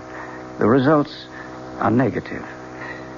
I'm sorry, Mrs. Richards, but from my examination, Dr. Field's examination, and the lab tests, you simply cannot ever hope to bear a child. Oh, George. It's certain, then? Absolutely certain? Yes, it is. Would artificial... No. The trouble lies with Mrs. Richards. She's physically incapable of conceiving or bearing a child. I was trying to prepare for this, but it sort of hits you right between the eyes. Take me home, George, please.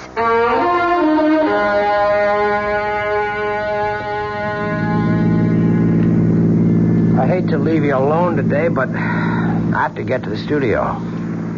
It's all right, George. You know that I'm not going to love you any the less, Paula. Darling, I just wanted to give you a son. So it's not in our cards. We have each other. That's the main reason we got married, to be together. A baby would have been the extra icing on the cake. Don't stop loving me, George, please. Please, George. Don't stop loving me. I told you I won't, honey, and I meant it. You'll be okay today? I'll be okay. I won't be singing around the apartment, but I won't be jumping out the window either. I hate like the devil to leave you, honey, but I'm due on the air with the noon news. I'll be all right. See you at 7.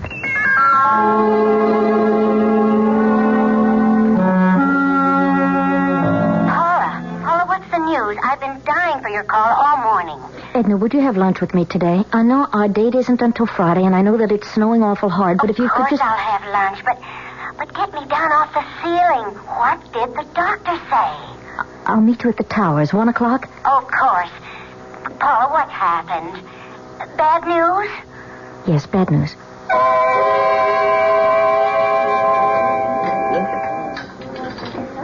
Oh, I can imagine how tough it is for you, Paula. No, you can't. I'm going to lose George. Did he say that? No, just the opposite, but... Oh, Edna, I know. I have a feeling. Oh, now, Paula, honey, don't start planning your own downfall. I'm afraid it's all planned. It's all in the cards. In the cards? Yes, you know, it's just an expression. Well, honey, I don't know whether I should suggest this. What? Well, you're just mentioning cards. It seems sort of frivolous at a time like this, but... Well, there's a woman down in the East Village. She tells fortunes, with cards and tea leaves. And what could you do for me? Tell me what I already know. Well, this woman specializes in herbs. She calls herself Mother Love. Mother Love? Well, now, mind you, I'm just suggesting, but maybe, just maybe, this woman could help you. How? Sometimes these old crones can read things in the future. Maybe a baby is in the cards for you. After the doctor said that there wasn't... It's just an idea. Well, how do you know this Mother Love? Oh, quite by accident. About 6 months ago. Henry and, well, maybe it was Ed. Anyway, it was the current one at the time. We were bar hopping in the village when we came on this fantastic storefront. The window was painted green and purple with red curtains, and it said Mother Love in orange letters. Fortunes told, secret herb remedies. Seemed like a lark, so we went in. And all I remember from then on was mumbling and incense. And being told, 1, I'd never marry. 2, that I was too fickle and flighty. And 3, that my mother had had a wart on her right thigh. Oh, really? Darned if the old crone wasn't right about that, too. Edna, the idea that a fortune teller spell can help me have a baby is just nonsense. Well, looking at it in the cold light of day, you're right. It's just a thought. Oh, something to say, I guess. Oh, honestly, Paula, I feel so uncomfortable. I mean, what do you say to someone in your predicament?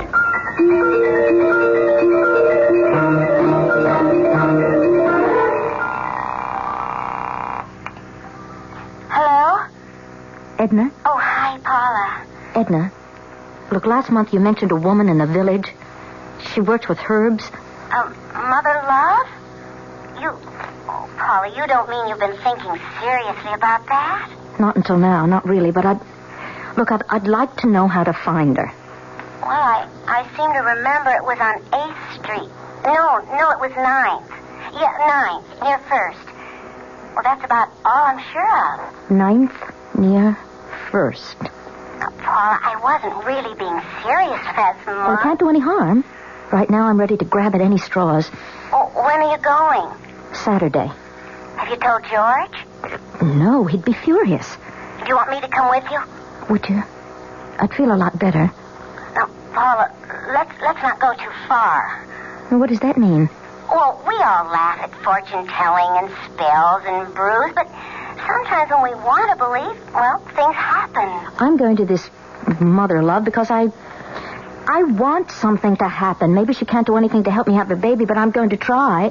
Look, it was all your idea, Edna.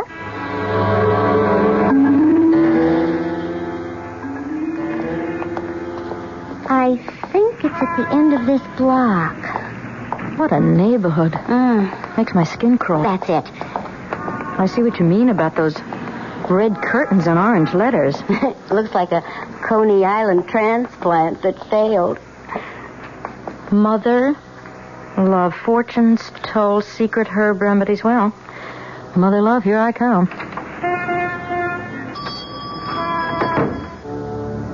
Good heavens. I never expected anything like this. It's not what I remember. Oh, but then I'd been bar hopping. This rug, it must be worth a fortune. Edna, look at the paintings. There's too much incense, though. Mother has company. Good morning, ladies. Come in. How can Mother serve you? Your fortunes, perhaps? Maybe an ailment? Well? I'd like to talk to you. It will cost you. Mother's time is expensive. Well, I'll pay. Are both of you? Oh, no, I'm just along for the ride. Come then. We'll go into my studio. Edna, I'll be here. This way, my dear. Through the curtains. It's a little dark, but I like it that way. Mother, is that you? Mother? Of course, Claude. Mother, is that you? Don't be alarmed. He's harmless. He's my son.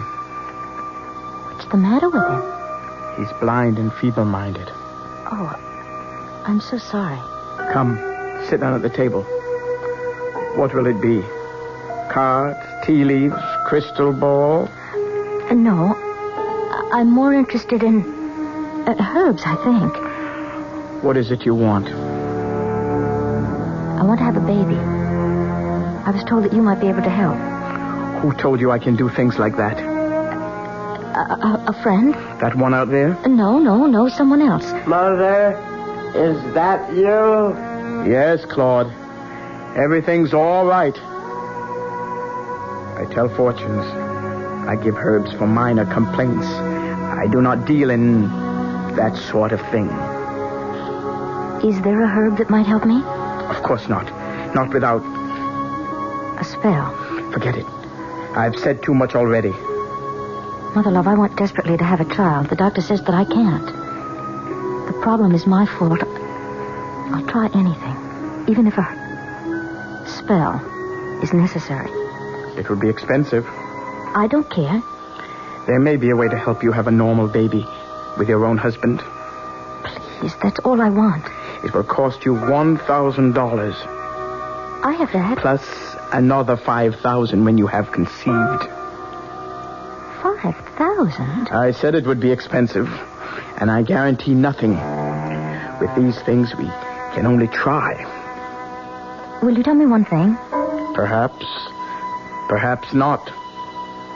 Have you ever done this or this sort of thing before? I cannot answer that. Quite a gamble for Paula. $6,000 and no guarantee. A long shot if there ever was one. Will she take the gamble? Is she desperate enough? We'll soon see. I'll be back shortly with Act 2.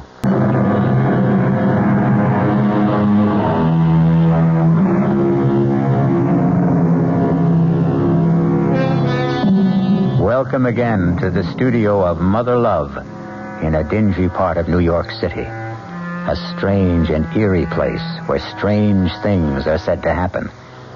Let's see if they do, as Paula Richards considers a bargain for a baby.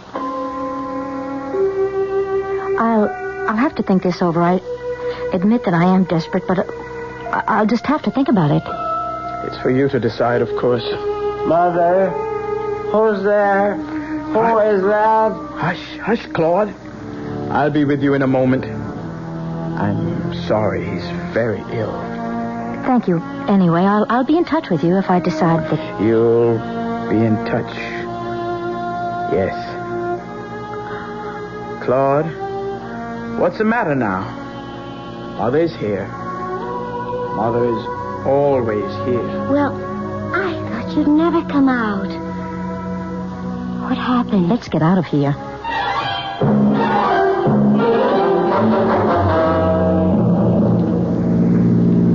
nobody said that. Well, she said she doesn't guarantee anything. Paula, now listen to me.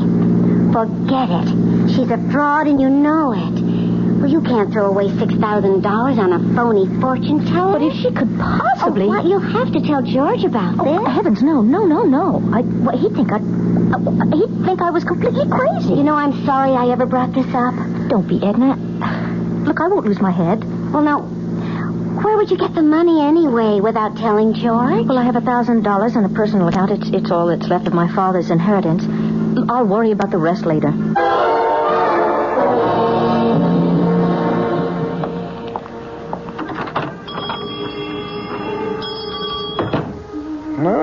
Mother has company. It's you. I have the 1,000. I want to try. Come in. This way. I thought you'd be back. Mother love knows. Mother, is that you? You have the money. Here, in cash. Good. I need it. For Claude. He needs medicine so badly. Poor Claude cost me so much. Are you sure you want a child? I want a baby. Get on with whatever you have to do. Yes, of course. Excuse me. I have to get some things. I had them already. I knew you'd be back. Now, first of all, this talisman. You must wear it around your waist. This package contains herbs. A special combination to relax you. That's the secret. To relax. Half a teaspoon in a cup of boiling water once a day. In the morning is best. That's all? For now. But one thing I must add about our arrangement. Yes? On the birth of the child, I will ask you one favor. You must promise to grant it. A favor? But what? I shall ask it when the child is born. But I can't promise that when I don't know what it is. It's a very small favor. Don't worry. But it's part of the bargain. Very well, it's a long way off. Yes, it is. Take the talisman and the herbs. And don't be alarmed if certain unusual things happen in the next few weeks. Unusual things? What kind of things? You'll understand. You'll recognize them. They will mean things are working. Have you told your husband about this? No. Good. Tell no one. No one. Now, the last thing I must have is your name. Paula Richards. Your husband? George Richards. Go now. And beware. I'll be in touch with you. Yes. 5,000. Remember when you conceive. Mother! Who's there? Who's Lord, Mother's here now. Only Mother. See, Claude? $1,000 from the nice lady. The lady who's going to help us. You're going to get better, Claude. You won't be sick anymore. The lady is going to help us. Isn't that nice, Claude?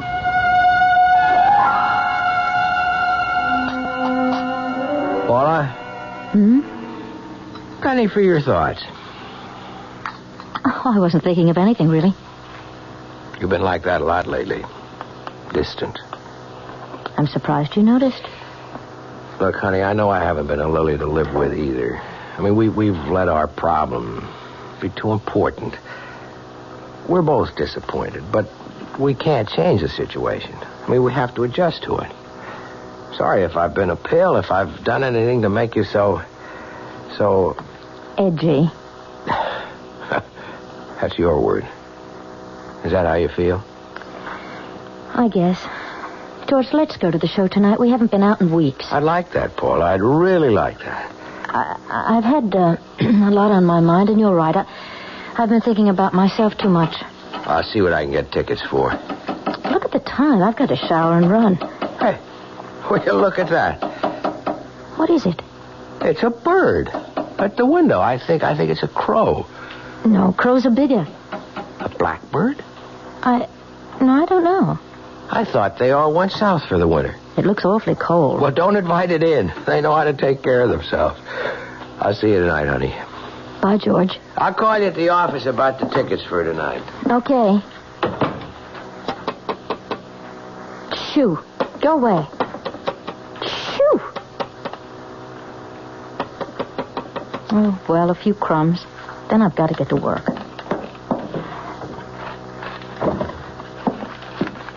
You look so cold. Now here's some bread. Get out of here! Get out! What am I going to do? Oh, get off the floor, lad! Get out! Get out! Oh, Lord! What am I going to do? Get out! Shoot! Good. Go away! Hello? Mrs. Jensen? Is Mr. Jensen there? This is Mrs. Richards in 3A. No, it's not about the heat. It's about a bird in my apartment. I can't get it out. Well, I thought that Mr. Jensen might... Oh, no, I've got to get to work. All right, I'll leave... he can get in with the pass key. Maybe the bird will just fly out, and I'll leave the window open a little. Yes, all right, thank you. Bye. Stop following me. Get out! What am I going to do? To get rid of you?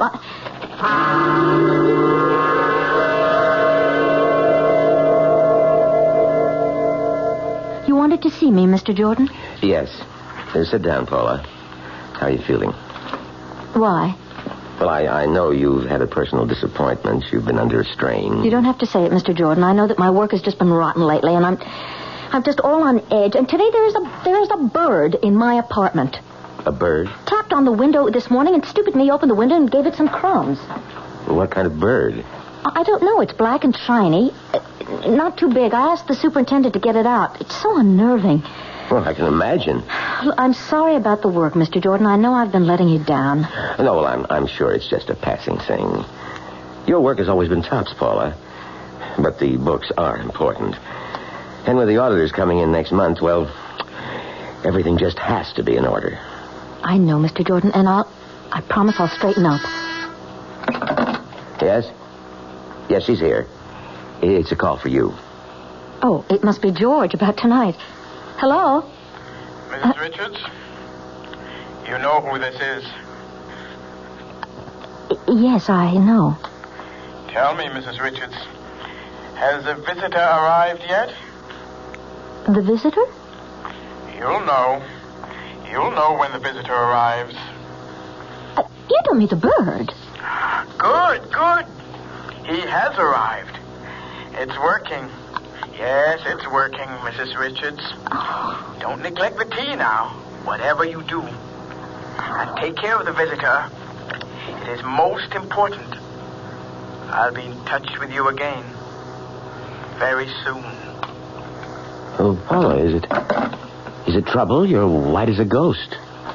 No trouble at all. That is, I don't know. Well, you mentioned the bird. Is that it? Yes. The superintendent got it out. Oh, good. Then there's nothing to worry about.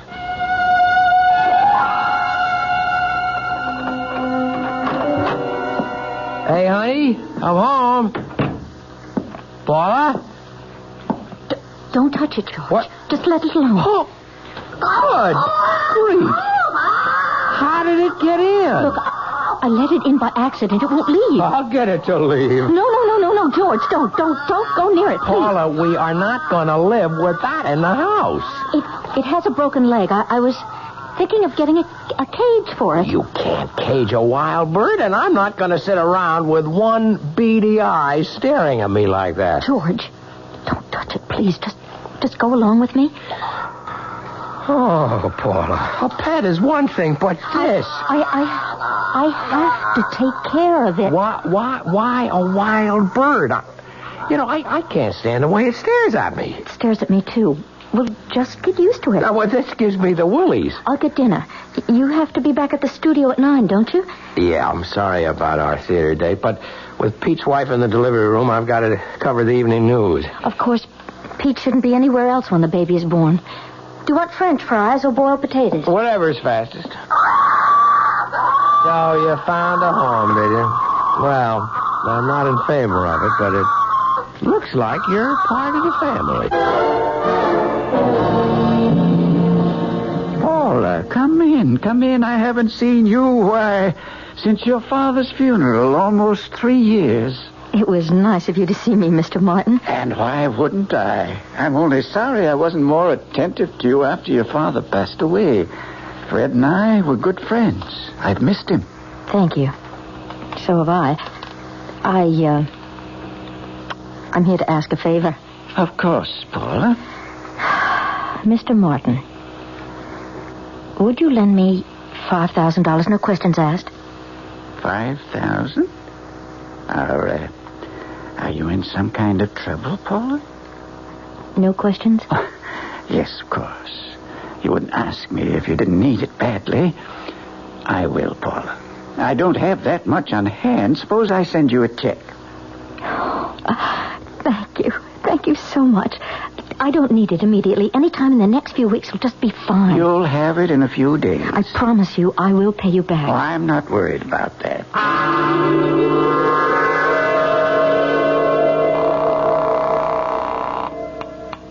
Hello? Mrs. Richards? Oh, yes, it's you. Things are ready. You'll be needing the 5,000 very soon. I've arranged that. Good, good. How is the visitor? Still there? It must be there. It is. Good, good. $5,000, Claude. What? The lady will give us $5,000. Mother? You'll be going to get better, Claude. You'll be able to see again. Your legs won't hurt. Mother? Mother has to leave you for a while. But don't worry, Claude. We'll be together soon with $5,000. Everything will be all right. I promise you.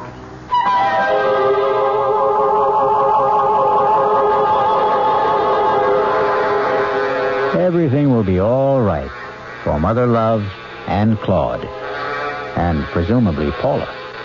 But when we tamper with the unknown, the results can be very unexpected. I'll return shortly with Act 3. I'm Hy Brown, producer of Radio Mystery Theater.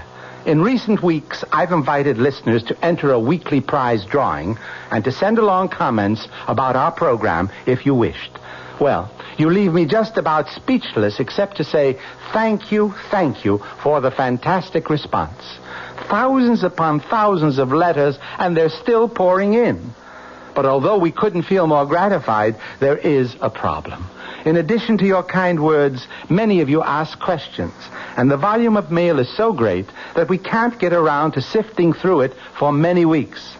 But now that the drawing is over, if you have a specific question, please try us again, and we'll aim for a quick reply. Address, Mystery Theater, Box 5152, Radio City Station, New York, 10019. Mystery Theater, Box 5152, Radio City Station, New York, 10019. This is WOR New York, 710 on your dial, your Mystery Theater station.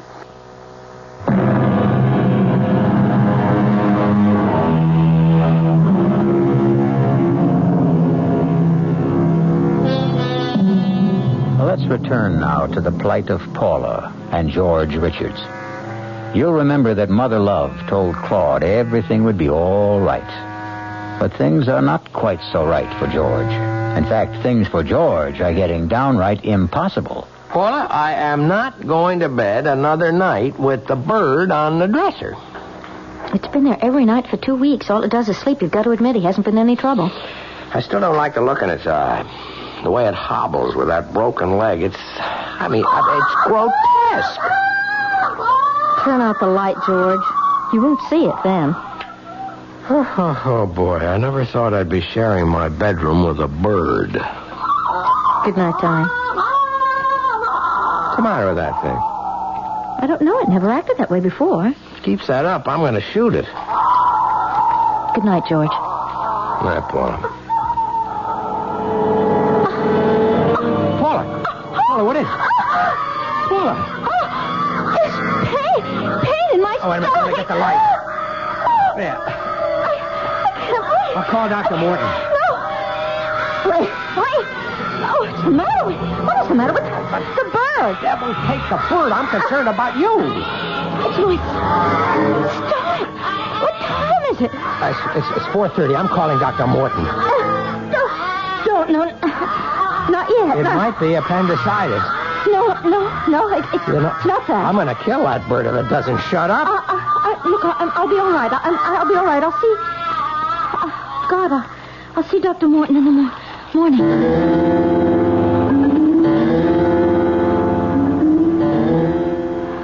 George? Yes, honey. What time is it? 7 o'clock. I fell asleep. After the pain seemed to stop. Oh, the pain.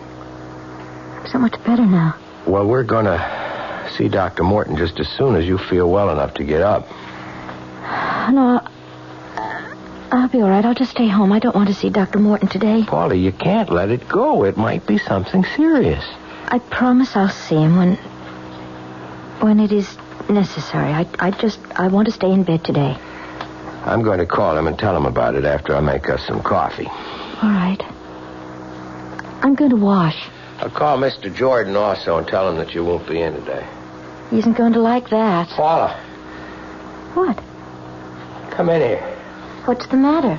You sound so... I didn't do it, Paul. I know I threatened to, but I swear I didn't. I never gave the bird another thought after that painage. I never touched it. Oh, George, it's all crumpled up. It's dead, Paul. The bird is dead. How long ago was this attack? A little over a month ago, Dr. Morton. Why didn't you see me right away? Well, I wanted to be sure. Well, Paula, there are some preliminary signs similar to pregnancy. That's what I thought. I knew it would be. Don't get your hopes up yet, Paula. I told you about the impossibility of your... I know, but I think that... And I said these symptoms are similar to pregnancy. They could be caused by something else. I'd like to run a few more tests. All right, anything that you say, but this time they're going to be positive. I know, Dr. Morton, I just know. A woman knows when life has started within her.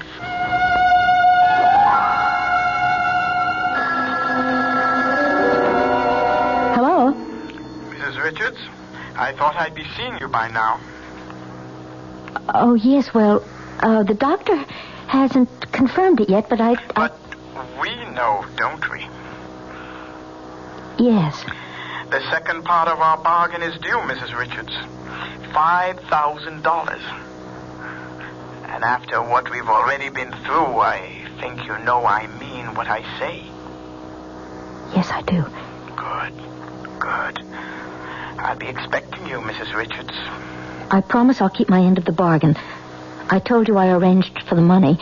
It just hasn't come in yet. I'll check on it today. Good. I'll be seeing you soon, then. Yes, I promise. I hope so. Mrs. Richards. You know what I can do.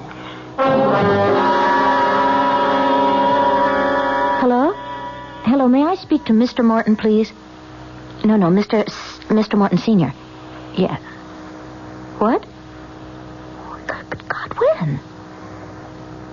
Well, he can't be dead. He just can't be dead. Well, listen, do you know if he sent... Oh, no, you wouldn't know that. What am I going to do? Dear God. No, I don't want to speak to anyone else. I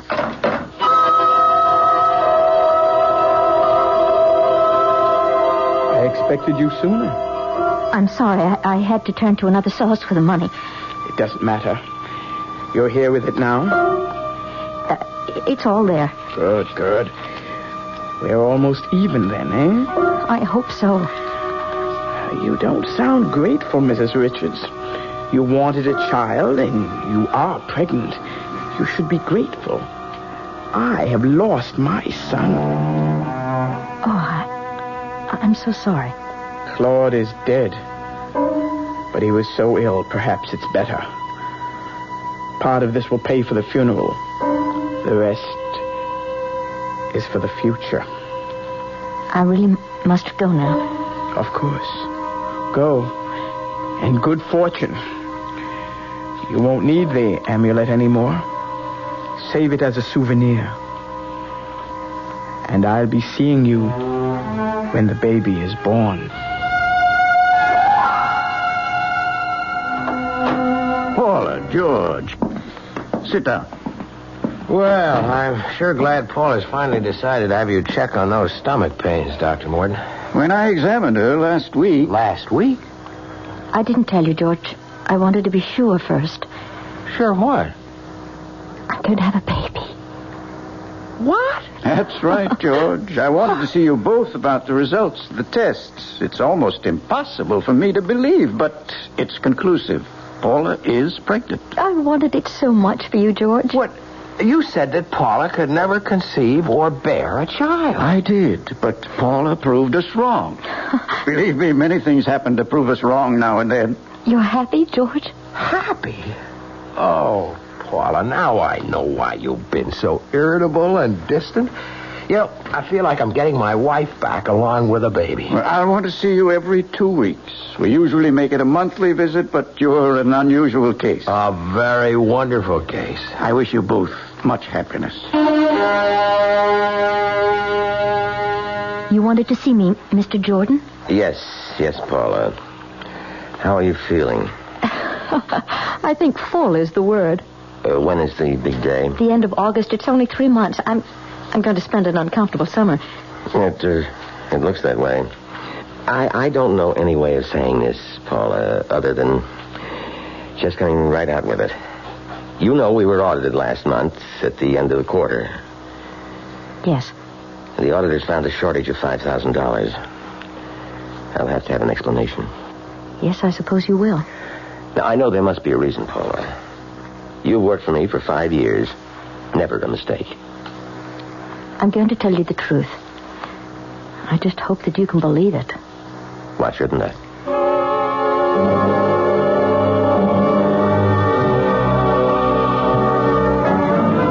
I simply couldn't get the money anywhere. I haven't told George, but we'll pay it back. Look, I promise you. I hope so. But I'll go along with that. Thank you, Mr. Jordan. Right now, the baby's the important thing. George, it's time. I know it. I'll get Dr. Morton. I'll get the suitcase. Congratulations, Dad. Everything's all right. Paula? Paula's fine. Boy or girl? Only the mother can tell you that. Go on in. Paula, honey. George, isn't he beautiful? I've already named him George Jr. I hope you don't mind. Mind? Oh, no. Honey, honey, honey.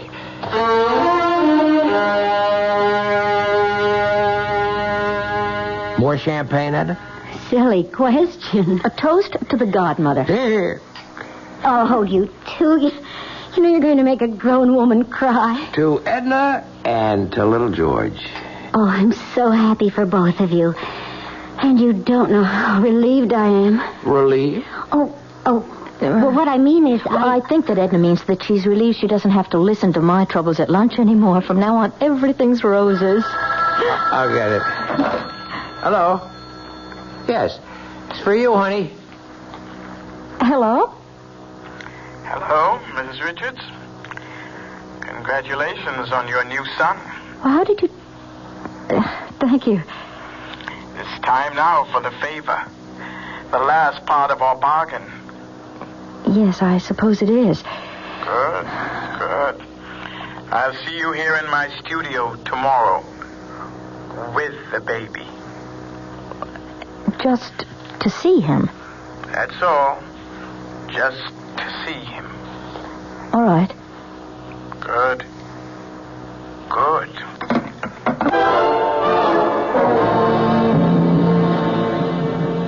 Come in. I don't want to seem rude, but I'd like to get this over with just as quickly as possible. Come. Let me hold him. There we are. What a fine, healthy boy.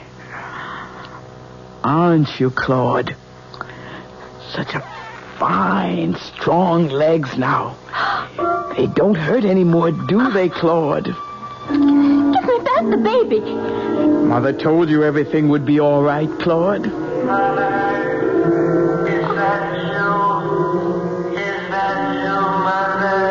Yes, Claude.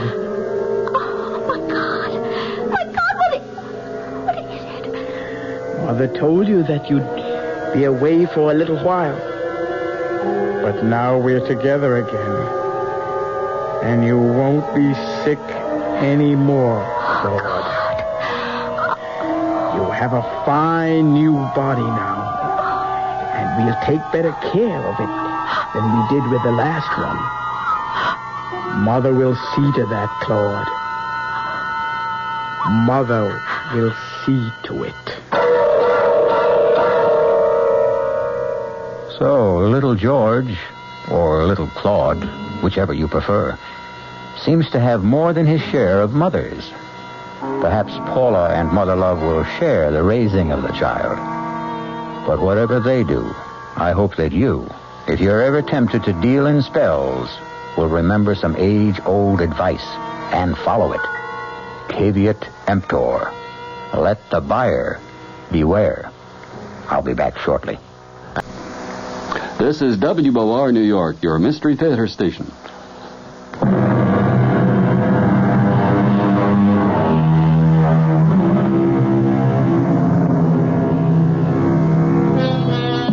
Ah, sweet mystery, magic, mysticism. These are the ingredients we mix well, chill, and serve nightly on Radio Mystery Theater. Come and enjoy our hospitality again when malice heads the menu and menace is our mead. Our cast included Joan Hackett, Bennett Carroll, Mason Adams, Leon Janney, Evie Juster, and Roger DeCoven. The entire production was under the direction of Hyman Brown. This is E.G. Marshall inviting you to return to our Mystery Theater for another adventure in the macabre. Until next time, pleasant dreams.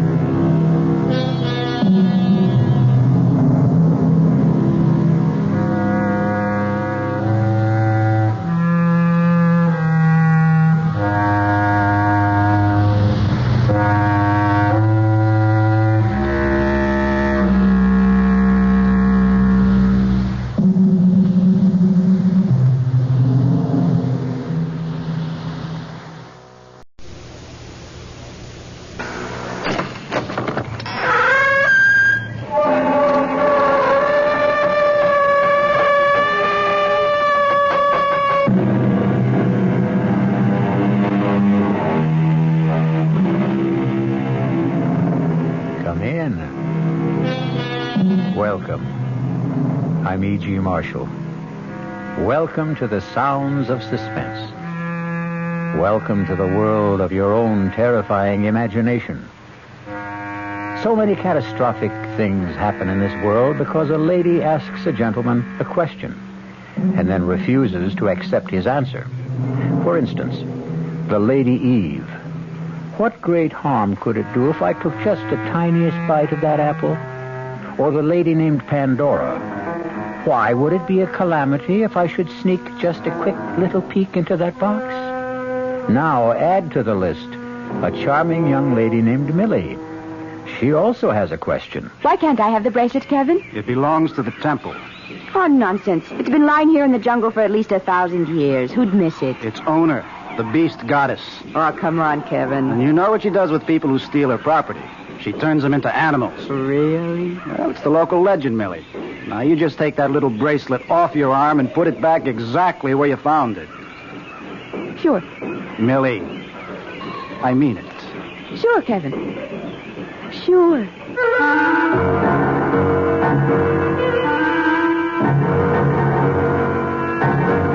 Our mystery drama, The Sign of the Beast, was written especially for the Mystery Theater by Sam Dan and stars Lois Smith. It is sponsored in part by Anheuser-Busch Incorporated. brewers of Budweiser. I'll be back shortly with Act One.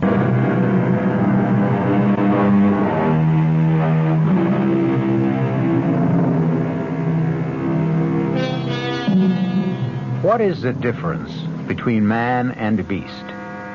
There are those who ask, is there a difference?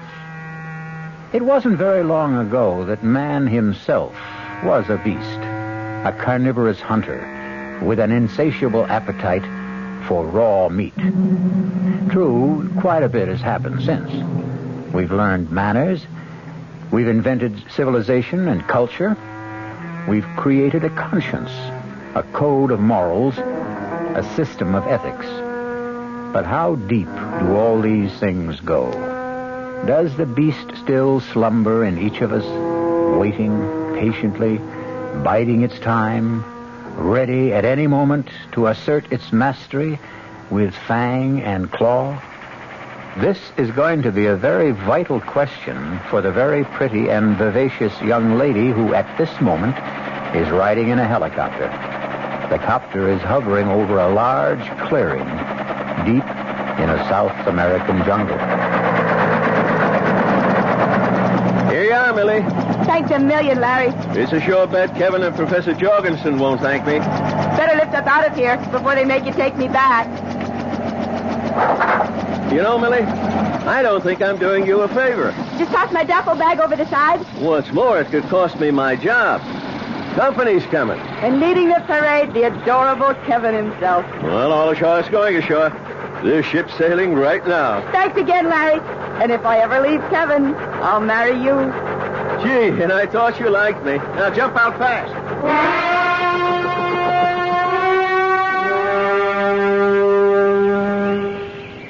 And furthermore, you haven't even kissed me. Look, I'm very angry about this, Millie.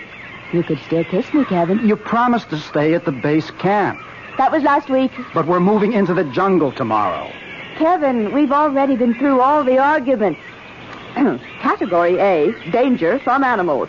Well, I brought the 405 Anson Carteret, and I'm a better shot than you are. Now listen, Millie. Category B, danger from rare, unknown, mysterious, incurable tropic diseases.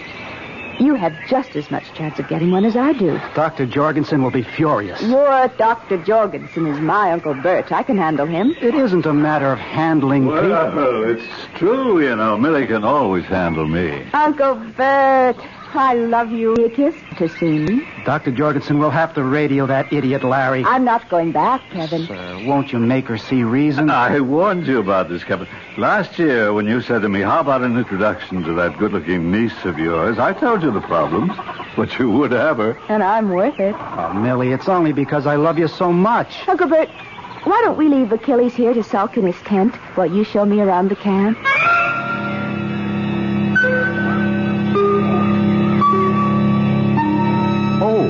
And there's somebody you should know, that tall, powerful-looking fellow. His name is Imara. He's our straw boss. Imara, whenever you want something done, you... Yes, Dr. Jorgensen. Imara, this is Kevin's wife. Her name is Millie. How do you do, Imara? It is an honor to meet you, Millie. Imara is in charge of setting up, taking down, and moving the whole camp. Ah, well, I can see he does a splendid job. Oh, no. The fact is he does a very bad job. What? What did you say? I said he does a poor and unsatisfactory job. Uncle Bert. Oh, it's the truth. But everything looks to be so neat, so orderly. Actually, Imara is unbelievably incompetent. He deserves to be fired. I think that's unfair and heartless. Excuse me, Millie. Imara, please go to Kevin's tent and bring Millie's 405 rifle. Yes, Doctor. At once. Uncle Bert. No, before you say another word. How could you be so heartless? You must understand, Imara, his primitive superstitions, his beliefs. But he's not some ignorant savage. You can tell by his speech. He's obviously educated. Must you insult him? Millie, you simply cannot compliment these natives. These natives? Oh, my, aren't we condescending? And why must we not compliment them? Will it spoil them as servants? Will it drive up the pay scale? Oh, Millie, where to begin? In Aymara's religion, he is surrounded by a host of jealous, angry, implacable gods and goddesses. They do not tolerate praise for human beings. That's nonsense. One man's nonsense is another man's devoutly held belief. You terrify Aymara when you praise him. Therefore, on this expedition, never. There's a charm in being, quirky, kooky, offbeat. Just obey orders. Don't, under any circumstances, praise anybody. Understand? Yes, Uncle Bert, I understand. Things are bad enough. In the first place, you're a woman. Well, I like that. You need some prestige. That's why I sent him for the rifle. Hit some tin cans, break a few bottles at 300 yards, and you'll be one of the boys. Uncle Bert, you actually are a male chauvinist. Who would have suspected it? Well, I have to pack away my instruments. Can I trust you not to get into any trouble? Implicitly. Very bad shot, Millie. And now, I'll break that bottle next to it. Oh, that was terrible. Not bad, if I do say so myself. And that's every bit of 250 yards. Now, you see those 3 cans? You are a very poor shooter, Millie. That's nothing. You should see me when I'm in practice. Oh, my. I didn't know we had children in the camp. Who's that youngster by the kitchen tent? It is my little boy. He stays here with me till we leave the jungle. What's his name? His name is Isara. Isara. Oh, what a lovely name. No, it is an unpleasant name. I should think you'd be proud. Proud? Me? Proud? Why do you say I'm proud? Oh, because he's such a handsome child. No, he is plain, he is ugly. He seems so intelligent. Notice how patiently he lines up those stones and shells. No, you're stupid, I swear to you. He has no sense. He disgraces his mother and me. Well, what are you saying, Aymara? This child is a fool. Anyone can see that. Now, I must go. Where? I must go clean the rifle. I must go. Well, what made him so upset? Oh, now I remember.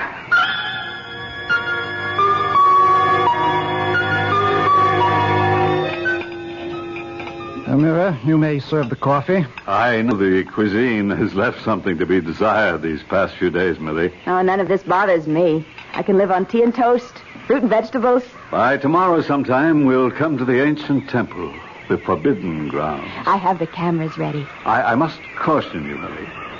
We were permitted to come here only because I promised the chief, who is my blood brother, We do have a wild family, don't we, that Uncle we Bert? will not defile the holy grounds. Now, all around you'll see scattered ornaments, bric-a-brac, all sorts of things. Touch nothing.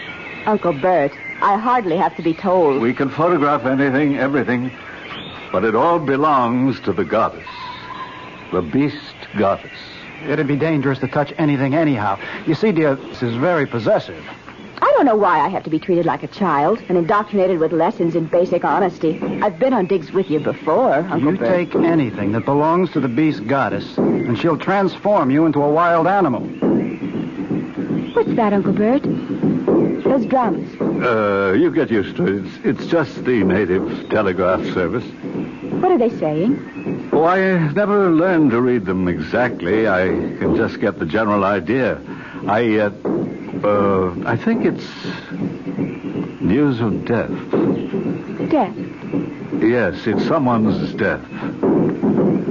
How can you tell? Well, the basic rhythm speaks of death. And since it's a very beat, it's probably, the death of a child. A child? Yes, I'm sure of it.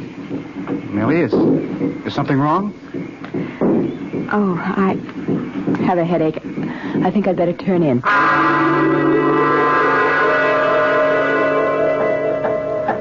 Amira, let's put the scaffold here. I want to climb this wall and study the inscription. Millie!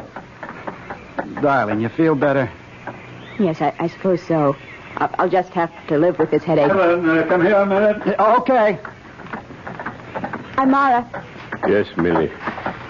your little boy, Isara, he's dead, isn't he? Yes. How did you know? I know. I'm sorry. I thank you. I mean, I hope you don't... Yes, Millie. I hope you don't think I'm responsible. Why should I think that, Millie? Because... oh, I don't know. Yes, I do. It's because I praised him just a few days ago, and you seemed so upset about it. I was upset? Oh, yes, very much. And Dr. Jorgensen told me... I know. I know what he told you. But my little boy, I died of fever. The way so many children here do. Suddenly, without warning. Then you don't blame me. I blame you? No. I am not a... I felt terrible. I was afraid you might. You see, in our culture, we believe in praise, especially when it comes to children. We automatically say nice things about children. I understand. And have a gift for you. For me? We have a custom. When we make someone feel bad, we must give that person a gift. And the person must accept. Oh, that's such a lovely bracelet. Where did you get it? Here. Oh, but we're not supposed to... There are thousands of pieces of ornament. Who would know? Place it on your wrist. Ah, see how pretty it looks. Oh.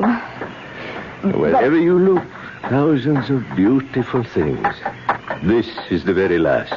Besides, it is the custom. You see, you would have to explain why I gave it. I understand. And it would make them uncomfortable. Because everything they have come to believe about superstition would be wrong. Millie! What is it, Kevin? Bring the camera. I want to shoot these inscriptions. Thank you again, Amara. And it will be our secret. I'm coming, Kevin. Yes. Go to him. Go to your husband, arrogant, heedless, ignorant woman. You have defied my gods and killed my son. Your punishment has been decreed. It has already begun.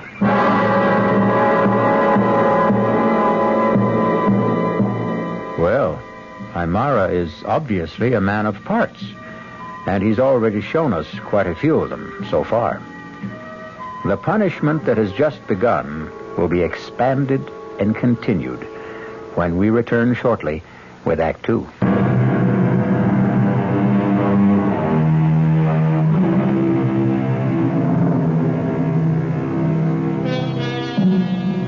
Is it entirely valid to suggest that the best way to... There seems to be some historical basis for it. Archaeologist Kevin has ordered his wife Millie not to touch any of the artifacts or ornaments found in his latest discovery. And now, he finds it impossible to take his eyes off her wrist. Is this the section of the temple wall you want me to film, Kevin? Kevin, what are you looking at? What's that on your wrist?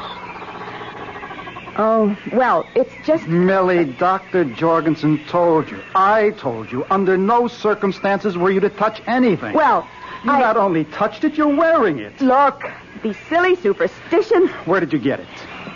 Kevin, I don't like that tone of voice. Hey, what are you two quarreling about? Show him, Millie. Oh. Uncle Bert, listen. I must ask you, Millie. Where did you get it? I found it. You found it here? Well, around. Millie, I can tell by the workmanship. It was made by an ancient priest of the temple. It has the same symbols. What's all the fuss? Millie, I thought we all understood. Why can't I have the bracelet? Because it belongs to the temple. Nonsense. It's been lying around the jungle for at least 1,000 years. Who'd miss it? Its owner, the beast goddess. Kevin, are you serious? Listen, go ahead. Tell me the rest of it. Tell me she turns people who steal her property into animals. Amara, let's put this... Overlooking a point, Millie. If it were made of gold or silver or precious stones, I could understand. But it's just a twisted piece of copper. Well, for all I know, we're being watched. If so, you can expect a poisoned arrow through your throat any second. You know, I listened to the two of you, and Millie, your trouble is that you don't listen. Now, let's not have an argument. I gave my word. That's all there is to it. Millie, you will take that bracelet off your wrist and put it back. Put it back exactly where you found it. Sure. I mean it, Millie. Well, sure, Uncle Bert. Sure.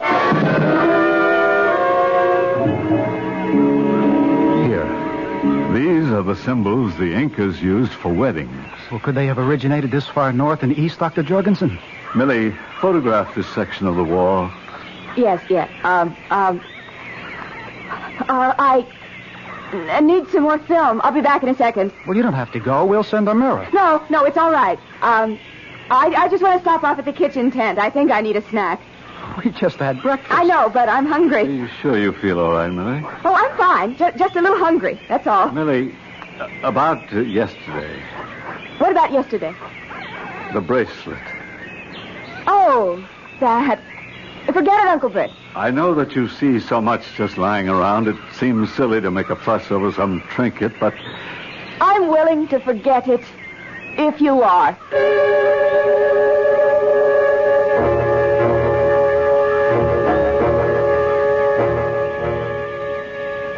Hi, Mara. Yes, Millie. Where's the cook? He will be back soon. I was wondering if there's anything to eat. What would you like? Well, I'd like some meat. I could cook a slice. Oh, would you please, Amara, and hurry? Will this be enough? Just throw it on the fire. Yes, Millie. That's good. Oh, that smells good. Be careful, don't burn it. I just put it... No, you're burning it. Amara, that's good. It's good. Right now, just the way it is. I tell you, it's fine. Yes, Millie. Let me get you a plate and a knife and a fork. Oh, hurry. Here you are, Millie. Amara, put up some more.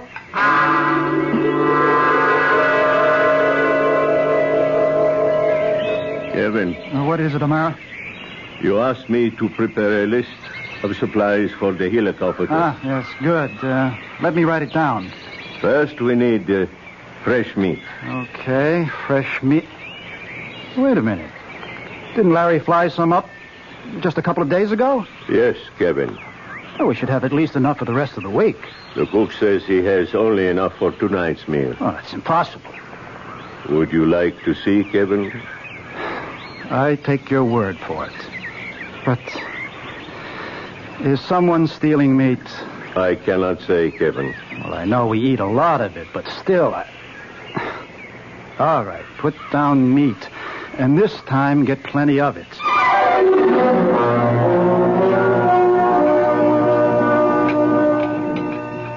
Is there any more meat, Amara? I will go see. Meat since I've known you. Aren't you going to finish yours, Kevin? Well, I've had enough. Let me have your plate. The air out here must agree with you, Millie. I'm starved, Uncle Bert. I don't understand it. You must be famished. Honey, you haven't had meat in so long, you've forgotten how to eat it. You have to chew it before you swallow. Excuse me. Here are some chops. Those, take them back. They're too well done. I want some rare. I'm sorry. This is all we have. Tell him to put up some more. There is no more meat. Oh, that's right. Larry's due in with supplies in the helicopter. When will he be here? Well, I don't know. Sometime today. Why don't I take the 405 and shoot us a deer or something we can eat? Millie, are you all right? Of course I'm all right. Now, why do you ask? Well, don't snap my head off. Millie, you'd better get some rest here. You're tired. I'm not tired. I'm hungry. Millie, darling, something's wrong. Why? Well, because this isn't like you, that's all. Kevin, I don't know. I have such a pain in my stomach. What kind of pain? Hunger. That's the only way I can describe it. But you shouldn't be hungry. I can't help it. I have this terrible craving for food. Oh, no, not for food, for meat, for red meat. Oh, Kevin. Uncle Bert, I'm frightened. Take her to a tent, Kevin. Take her to a tent. We'll give her a sedative. Oh, yeah. Yes. Maybe that'll be best. Maybe that pain will go away. Yeah, come on, dear. Now, come on. Kevin. Oh, Kevin. You'll wake me when Larry gets here in the helicopter with the meat. Sure. Promise. Yes, dear, I promise.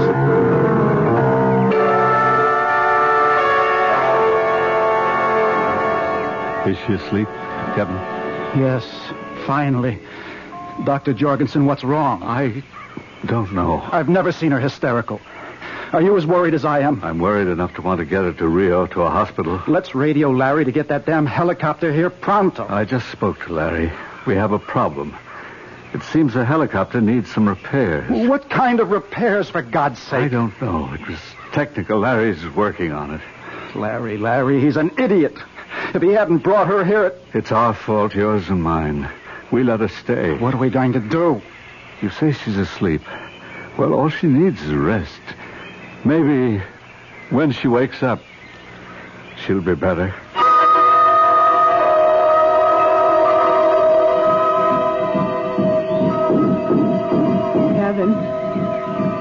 Kevin. I'm here, dear. I'm here. Oh, I was so sleepy. I know. It's dark out. What time is it? Well, it's almost midnight. You let me sleep. You didn't wake me. I couldn't. But Larry was here and he brought the meat. No, dear. The helicopter's out of order. Oh, Kevin, I am so hungry. Well, I knew you'd be hungry when you woke up, so I'll make you an egg sandwich. No. I want some meat. But there isn't any. There's plenty of meat. Where, Millie? All around you. Out there. There's deer. There's wild pig. Can't you smell it? Oh, no, Millie... Let me have the 405. We'll be able to feast. You can't go... No, in the morning. You can't hunt in the morning. All at night. Darling. That's the time. Now, listen. Here are some pills to calm you. Kevin, something's wrong with me. I don't know what. I say things I don't understand. I have urges. Oh, I can't even describe. Hold my hand. Yes, dear.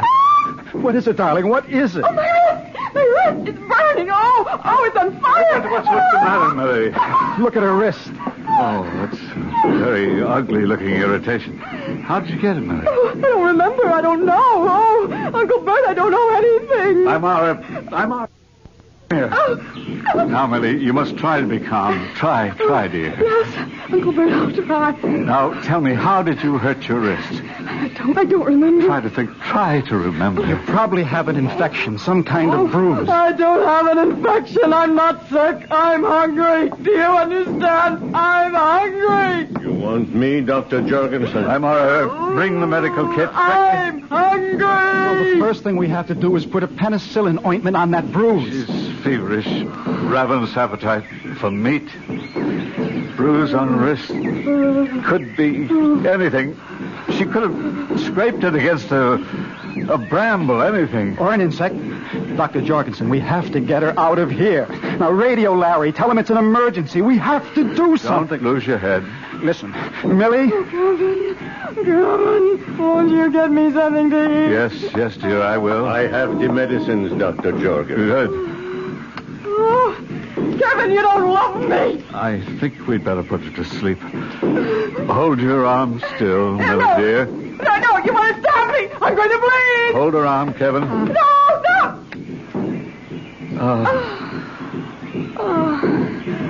Amara, I want to ask you a question. Yes, Dr. Jorgensen. Have you ever seen anything like this? Yes. Where? When? Once, it was a man. He had invaded these holy grounds. He had stolen a jewel from the beast goddess. Yes, go on. He then became a beast. He disappeared into the jungle, and he was never seen again. Thank you, Amara. You may leave. This kind of superstition we can do without. Maybe. And don't bite my head off. Maybe there's something to it. Something to what? To what he's saying. Oh, I know. Primitive superstition. But look at us. You and me. Between us, we carry a considerable supply of the knowledge of the civilized world. Between us, we have degrees in medicine, anthropology, chemistry, sociology. Can we explain it? Are you saying the legend is true, that Millie has offended the beast goddess, being punished? I don't know what I'm saying. But look at her. Look how troubled, how agitated she is. She's flushed, breathing rapidly. She could burst through that sedative any minute. Kevin, I'm so hungry. Try to rest, darling. I'm going to get on the radio. The helicopter is out of order. We're past all that. I'm going to speak with the hospital in Rio. I'll describe her symptoms. They'll arrange to get her there. My wrist. Oh, my wrist. Oh, Doctor. It's burning. Oh. Look at her wrist. Look at her wrist. Something's on it. Oh. It's a design. It's the shape of that bracelet. Kevin, it's your imagination. Is it? Look. Do you see that symbol? It's on every ornament worn by the goddess. The design decorates her dress. It's just a raw, ugly scar with some very wavy lines. But it's her sign. The sign of the beast goddess. The sign of the beast. It could be a coincidence. Do you believe that? Tell me, do you believe it? Kevin, I don't know what to believe.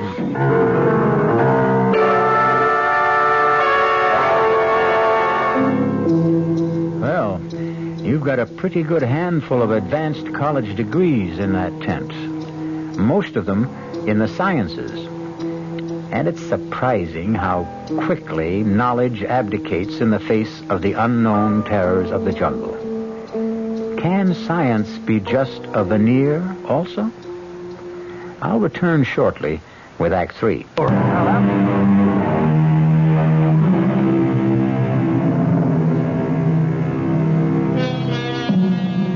Hamlet said that there were more things under heaven and earth than were dreamed of in philosophy. Hamlet should be with us in a tent, deep in a South American jungle, amidst the ruins of an ancient temple, because there are more things than any of us can dream of. Is she still asleep? I think so. She shouldn't be left alone. I'll go back in the tent in a second. Dr. Jorgensen, I just had to find out. Were you able to radio the hospital? Kevin, it's 2 o'clock in the morning. Well, what's the difference? My contact there, the chief of medicine, he's due at 7. Can't he be reached? Kevin, he's returning from vacation. He's on the road. It's only 5 hours. Don't worry. Poor Millie. You know, she really didn't mean any harm. And there are scads of this stuff lying around. I know. It's a pretty little thing. Who'd miss it? She didn't think it was stealing. Kevin, don't talk as if... As if what? As if you believe this is the revenge of the beast goddess. Can you rule it out? Kevin! If they can't send a copter for her, I'll carry her out of here on my back. Those damn drums, what are they saying? Is it important? I'm getting so jumpy.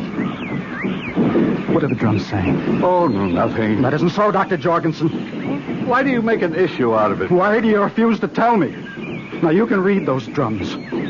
The way I can read a telegram. Now, what are you trying to keep from me?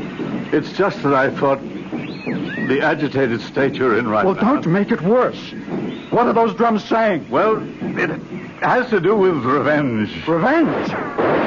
What was that? Well, those are rifle shots. Well, who'd be firing at this hour? Come on. Millie! Millie! Oh, she's gone. She's got a rifle. Amira, wake everybody up. Rouse the camp. We have to find Millie. Millie! Careful now. Watch every footstep. It's a good thing there's a moon. Millie, where are you? Those shots came from just about here. Why did she go out? Oh, let's quit pretending. You know why she went out. To hunt. At night? Why? Because she's hungry. Oh, Kevin. When are we going to face it? Admit it. Millie, can't you hear us? Bert. Look. Where? Oh, no. No, she can't be dead. Millie. She seems to be breathing. There's blood all over her. But it isn't her blood. She must have shot this deer and... Millie. Are you all right? I feel so nice and warm.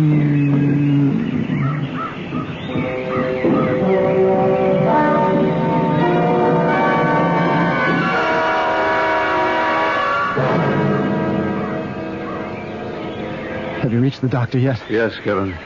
They're sending a copter.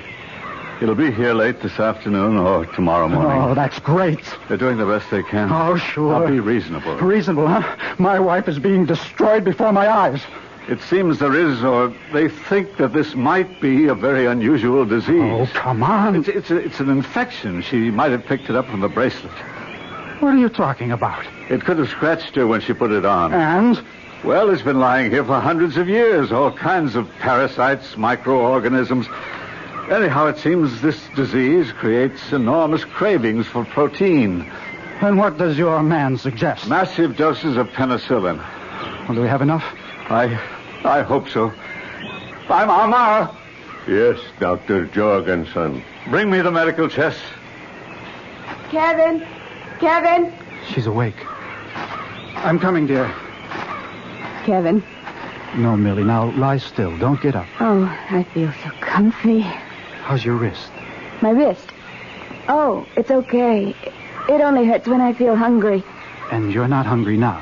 No. Oh, you know, I had such a crazy dream. I better not tell you. You've got to. You've aroused my curiosity. You won't believe it. You try me. Don't laugh, promise. I promise. Well, I dreamed I went out into the jungle alone at night. There's a picture for you. Imagine me alone in the jungle at night. Anyway, I dreamed I shot this, I think it was an antelope. Something like that. Yes. And I was so hungry, I ate it right there. What a dream. You know, I felt so full just before, but just talking about food seems to give me an appetite. How about some tea and toast? Tea and toast? Ooh, how about a nice chop? Or steak? Rare, very rare. Well, Larry's been unable to fly up the supplies. Doesn't matter, I can go out and shoot. Later, Millie, later. You're not hungry now, are you? Oh, well, not very, but in a little while. Okay, then just a little while, huh? Promised. Okay, I promise.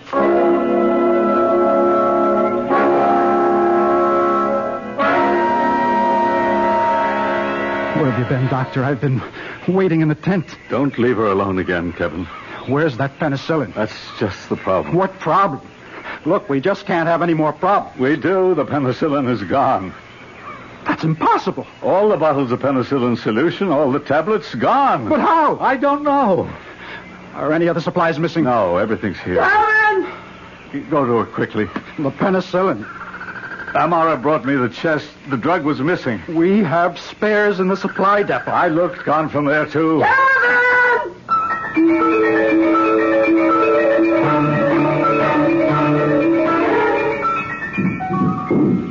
Kevin! Kevin! I'm hungry! Oh, Kevin, you don't know my stomach hurts! And my wrist, it's on fire! Millie, everything will be all right. Sure, yes! Just let me take the 405 and shoot something! No, Millie, no. Kevin, I'm going! Millie, try to get some rest. I don't need rest! I need food! I need meat! Please, Millie, lie back. Rest. Take your hands off me! Millie. Let go of me! Help me! Somebody give me a hand. We'll have to tie her down. Amara, get some rope. Let go of me! Let go!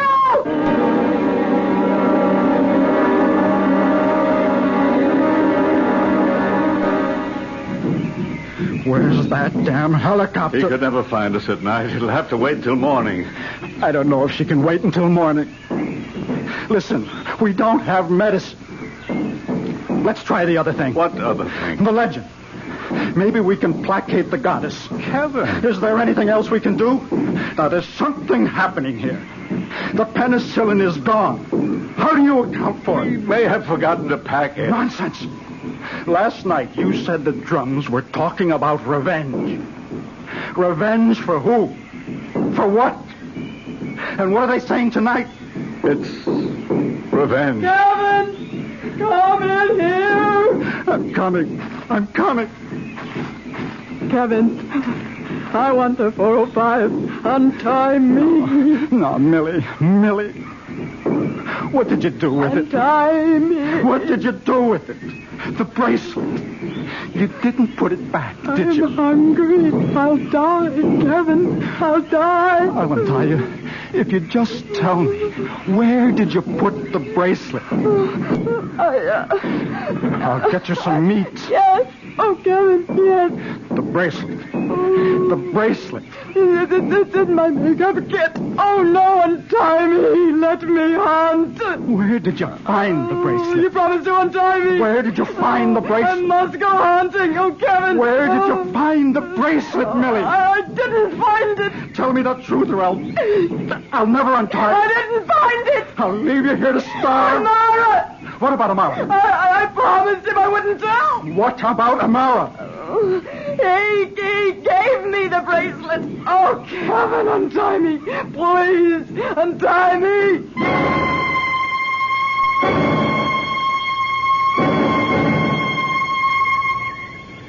Amara, you will tell us where you hid that penicillin, or I'll blow your brains out.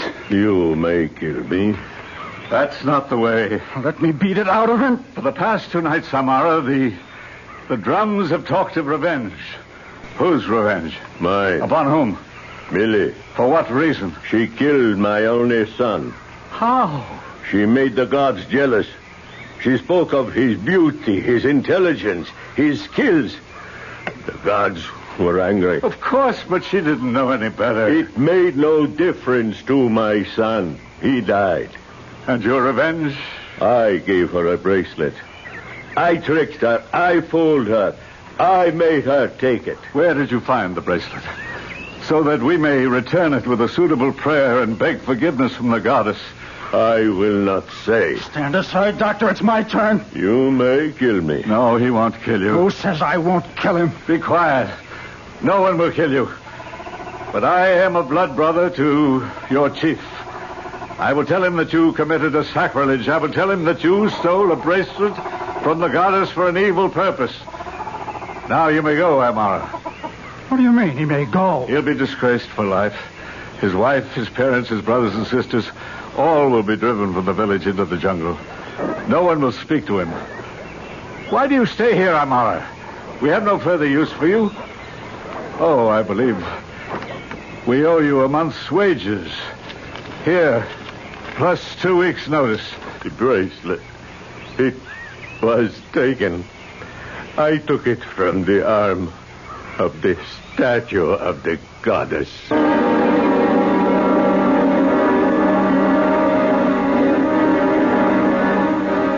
Now repeat this, Millie.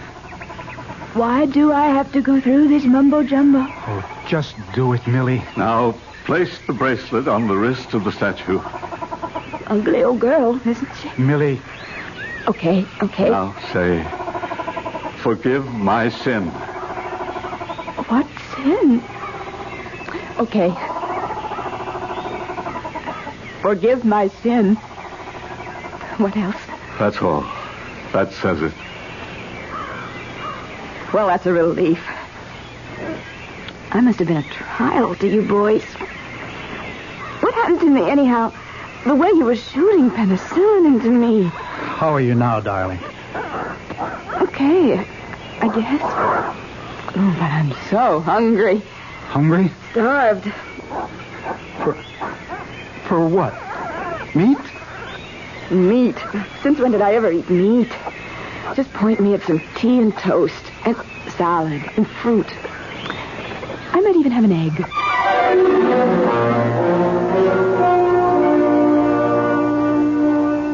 It's always good not to put all your eggs in one basket. Always have another course of action in reserve. What cured Millie? The atonement before the goddess and the return of the bracelet? Or the penicillin? Or both? I'll be back shortly.